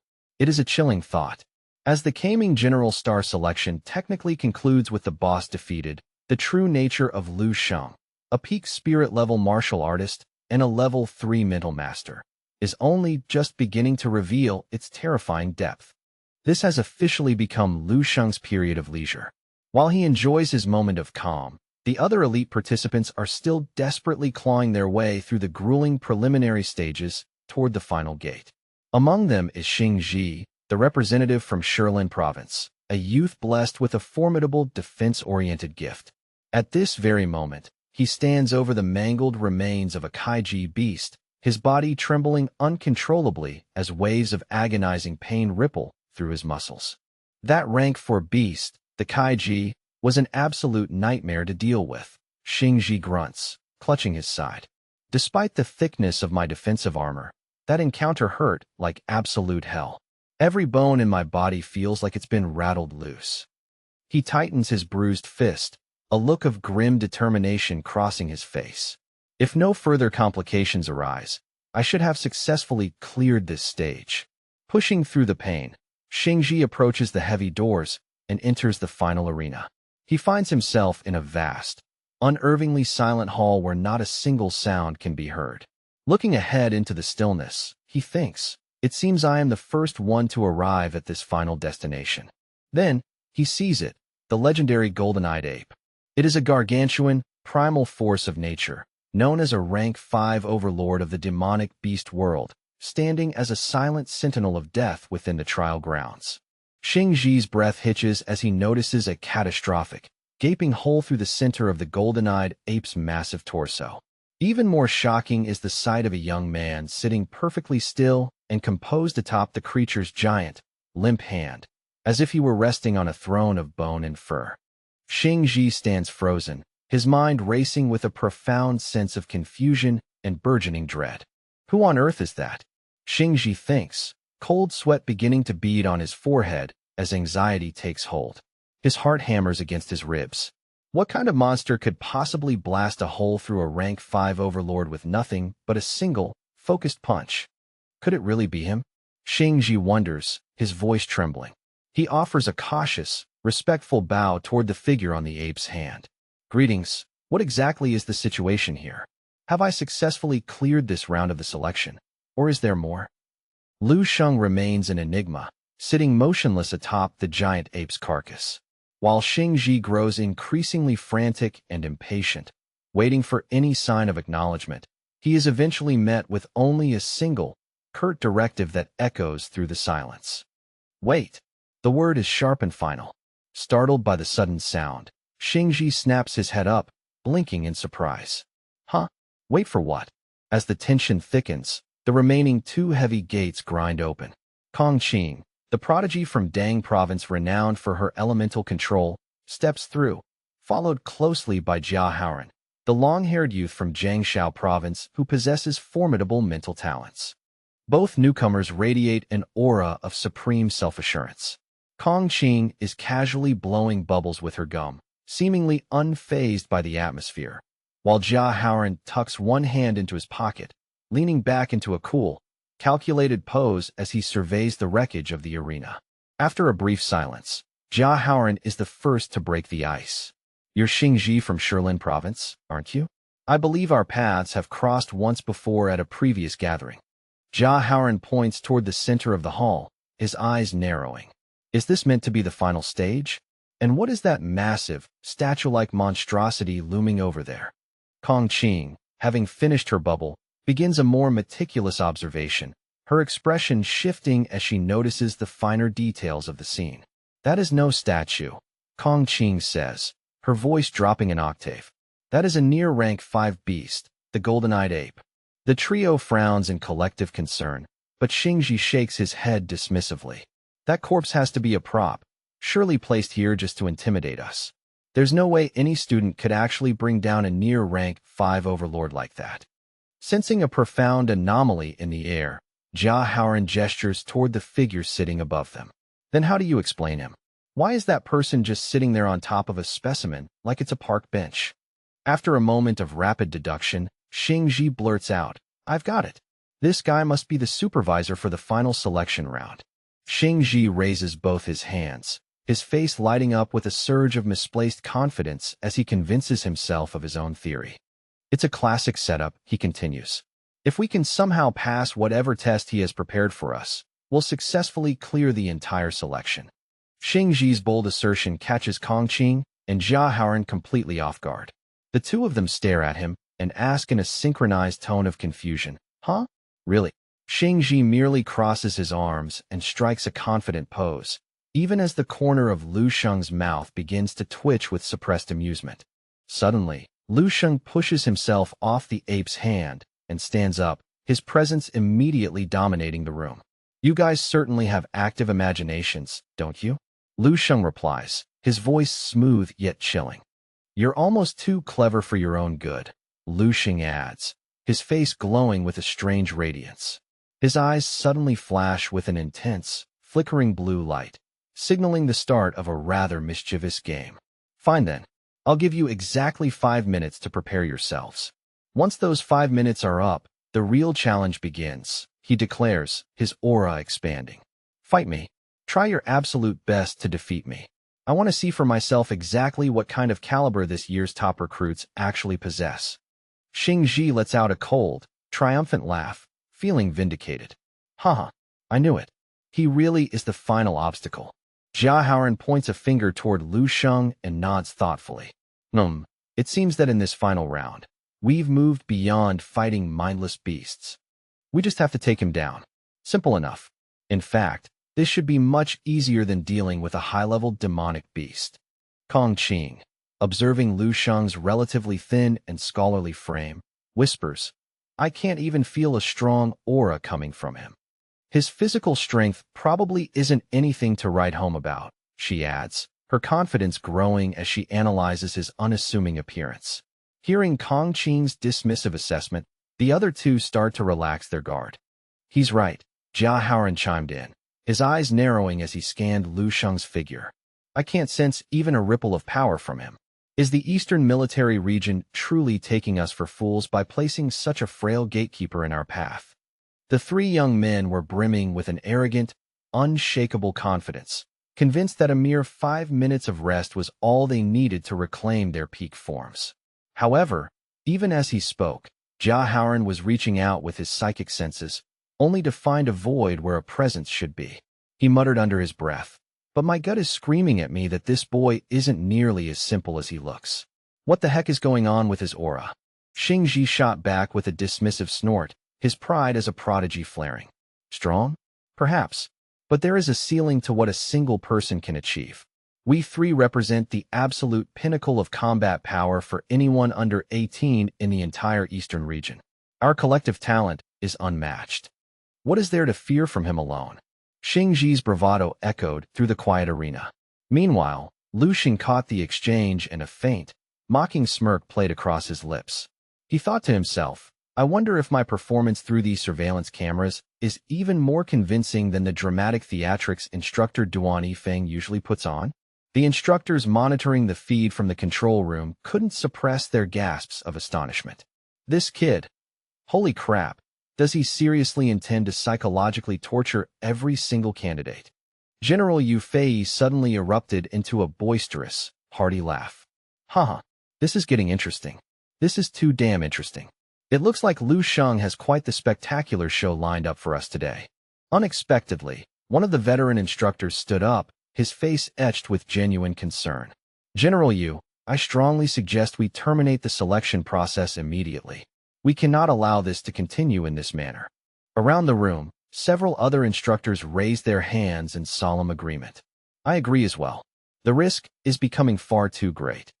The genius representing Dongning province is operating on a plane of power that is simply incomparable to the other candidates. The instructor continued. He is likely to cause irreparable physical and mental damage to them.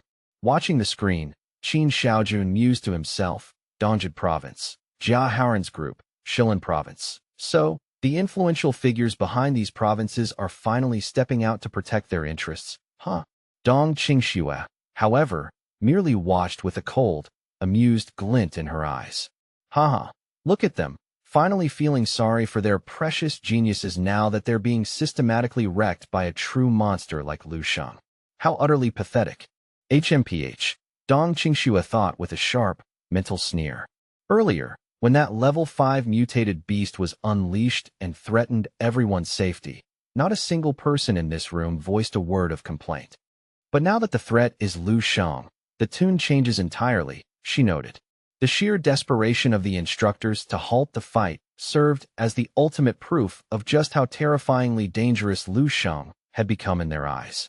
General Yu Fei remained unmoved, sticking firmly to his decision. Enough. The selection will proceed. However, the supervisors must remain extra vigilant and ready to intervene at a moment's notice to protect the candidates. Just ensure Lu Sheng doesn't seriously or permanently injure them. Dong Qingxue immediately acknowledged the order with a sharp nod. Yes, sir.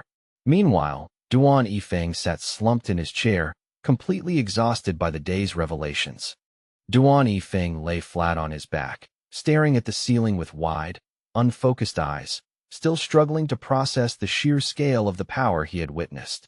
How can the student Dong Qingxue scouted be this monstrously strong? He wondered, his mind spinning.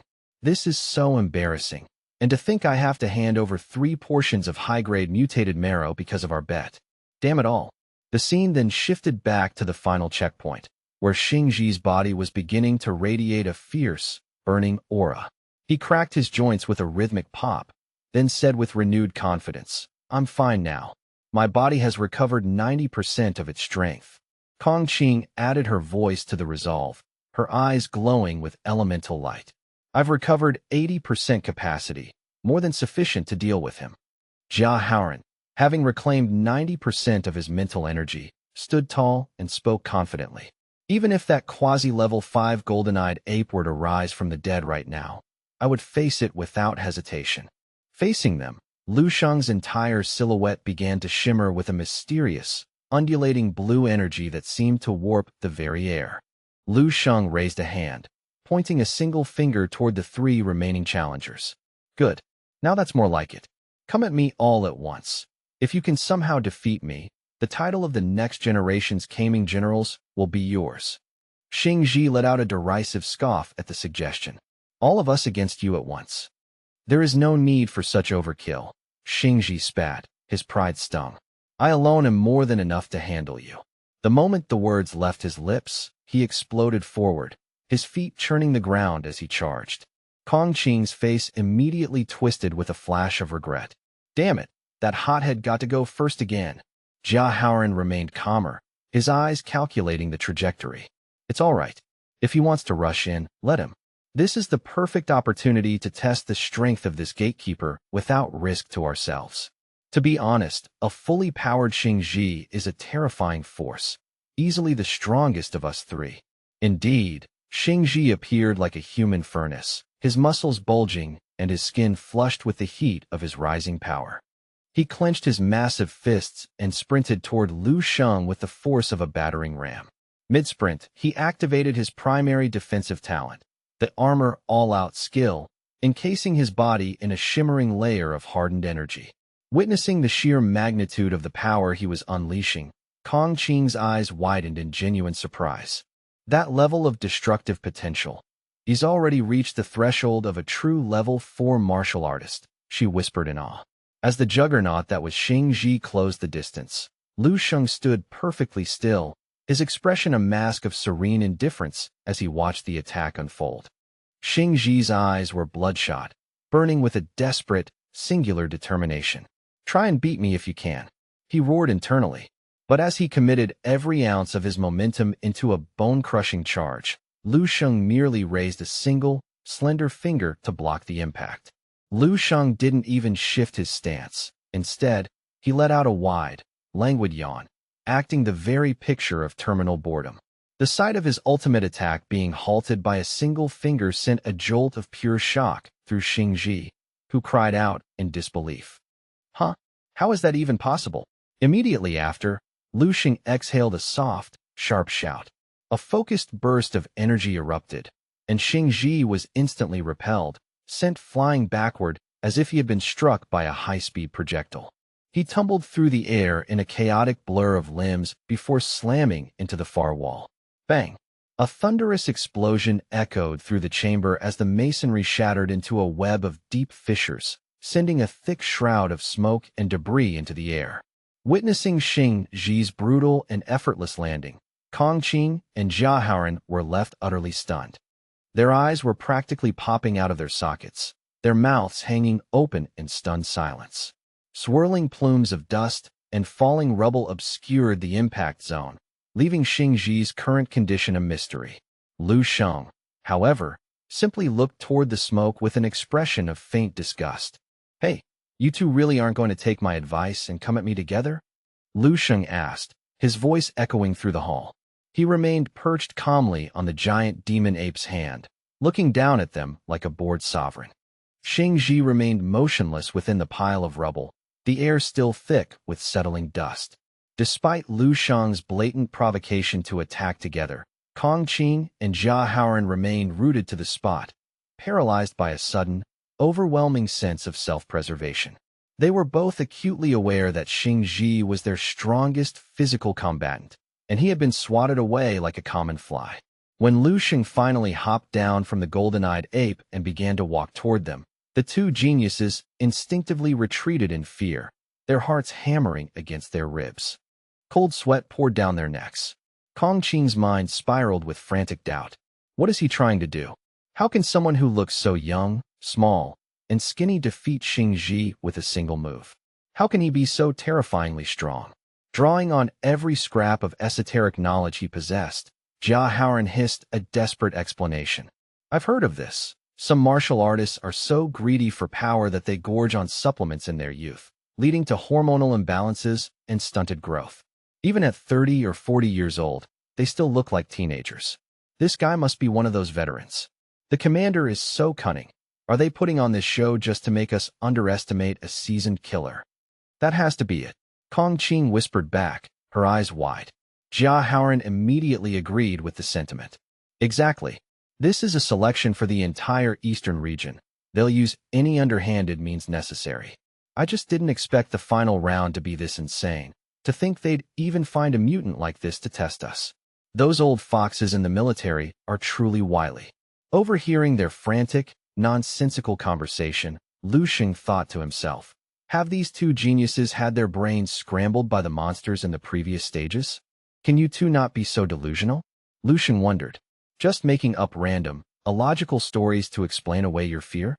After waiting for several moments for them to snap out of it, Lu Xing finally spoke up, his voice tinged with a growing impatience. Are you two quite finished talking? The sudden question startled the pair, leaving them momentarily stunned. Seeing this, Lu Xing shrugged. All right, then let's change the rules. If the two of you can force me to take just one step back, or if you manage to block even a single one of my attacks, I'll count you as having passed. How does that sound? Is that really all? Jia Haoran muttered, his eyes darting between Lu Xing and his teammate. Hearing the offer, both Kong Qing and Jia Haoran remained deeply doubtful, sensing a trap in the simplicity of the task. But the perceived insult to her pride finally snapped something in Kong Qing. Her entire being suddenly surged with a brilliant, intense blue light. Her eyes turned a solid, frightening white, and she opened her mouth wide, shrieking at Lu Xing. Do not you dare look down on me. Beside her, Jia Haoran also gritted his teeth, abandoning his caution. His body was enveloped in a sinister purple energy, and a series of wickedly sharp purple iron nails materialized in the air around him. With a sharp, resounding clap of his palms, he unleashed his technique. Those purple iron nails, humming with psychic intent, shot through the air with lethal velocity toward Lu Xing. Seeing them finally take the initiative, Lu Xing welcomed the challenge with a faint nod. Well, that's more like it. Meanwhile, Jia Haoran thought venomously, what? I don't care if you're a green kid or a confused old geyser. No matter how strong you are, if you dare look down on a level 2 mental master, you'll definitely live to regret it. Let's see how you dodge these nails. Lu Xing merely reached out, releasing a pulse of the powerful energy refined within his body. He formed a perfect defensive stance, easily halting Jia Haoran's psychically propelled iron nail attack midair. Right after, all of Jia Haoran's iron nails were gathered into a neat cluster and tossed carelessly to the ground by Lu Xing. Seeing his ultimate attack discarded so effortlessly, Jia Haoran was drenched in cold sweat, his face turning a ghostly pale. How is this possible? I shot those nails with all my might, yet he caught them barehanded. His hands must be harder than tempered steel. What exactly are you, you absolute monster? Jia Haoran hissed through gritted teeth, his voice trembling with a mixture of awe and suppressed terror. You damned, unholy freak of nature. Lu Xing remained utterly unfazed, choosing to completely ignore Jia Haoran's frantic, senseless babbling as if it were nothing more than the buzzing of a distant insect. He turned his gaze toward the young girl with the distinctive hairstyle, his expression unreadable. Next up, it's your turn, Pikachu. Because she possessed the rare talent to unleash a staggering 10,000 volts of raw bioelectricity and wore her hair in twin buns that vaguely resembled pointed ears, Lu Xing had impulsively dubbed her Pikachu. Enraged by the childish nickname, Kong Qing charged forward with reckless abandon. Lu Xing stood his ground with zen-like calm, arms crossed over his chest as he waited for the impact. Kong Qing shrieked in frustration, "What the hell? He's still calling me by a cartoon character's name in the middle of a battle." Before she could even register his movement, Lu Xing's hand shot out like a lightning bolt, firmly snatching Kong Qing's wrist out of the air before her strike could land. Something is fundamentally wrong with your approach, Lu Sheng remarked, his voice cool and instructional. You should never allow your focus to waver during the heat of a confrontation. Didn't your mentor ever drill that basic principle into your head?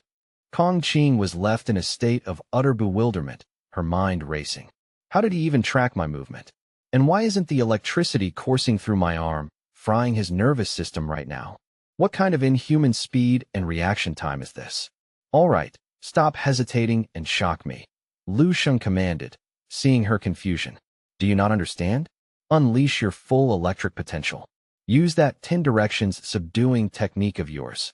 If the intensity of the discharge is sufficient to satisfy my requirements, I might actually consider granting you a passing grade. Kong Qing gnashed her teeth in fury. Did you really just tell me not to underestimate you, only to treat me like a battery? In a fit of desperate rage, Kong Qing channeled every spark of energy in her core, unleashing a massive, blinding surge of high-voltage electricity that illuminated the entire arena. Not bad at all. Keep it coming just like that, Lu Sheng murmured. As he felt the violent electric currents coursing through his meridians, he immediately activated the natural breathing technique, skillfully absorbing and tempering the raw lightning power to augment his own internal energy. A thunderous explosion rocked the facility, the resulting shockwave causing the floor to shudder violently. Through the billowing smoke, Lu Sheng's calm voice cut through the silence. Is that all? I haven't even begun to move yet, and you're already spent. By utilizing the natural breathing technique at its 4th level variant, the lightning breathing, Lu Sheng had successfully harvested the high-voltage current Kong Qing released. Thanks to her desperate assault, he had managed to further refine his technique. He turned back to the exhausted girl and said with a rare nod of approval, "That was actually quite helpful." To the shock of everyone watching, Lu Sheng walked up and casually pinched the girl's reddened cheek, a gesture that was both patronizing and strangely intimate. "Consider yourself passed for the final selection," he stated plainly. Kong Qing's eyes widened to the size of saucers, her mouth agape in a state of total cognitive dissonance. What did he just say? What is happening? I passed because I shocked him? Oh my God, this guy is a complete and utter pervert.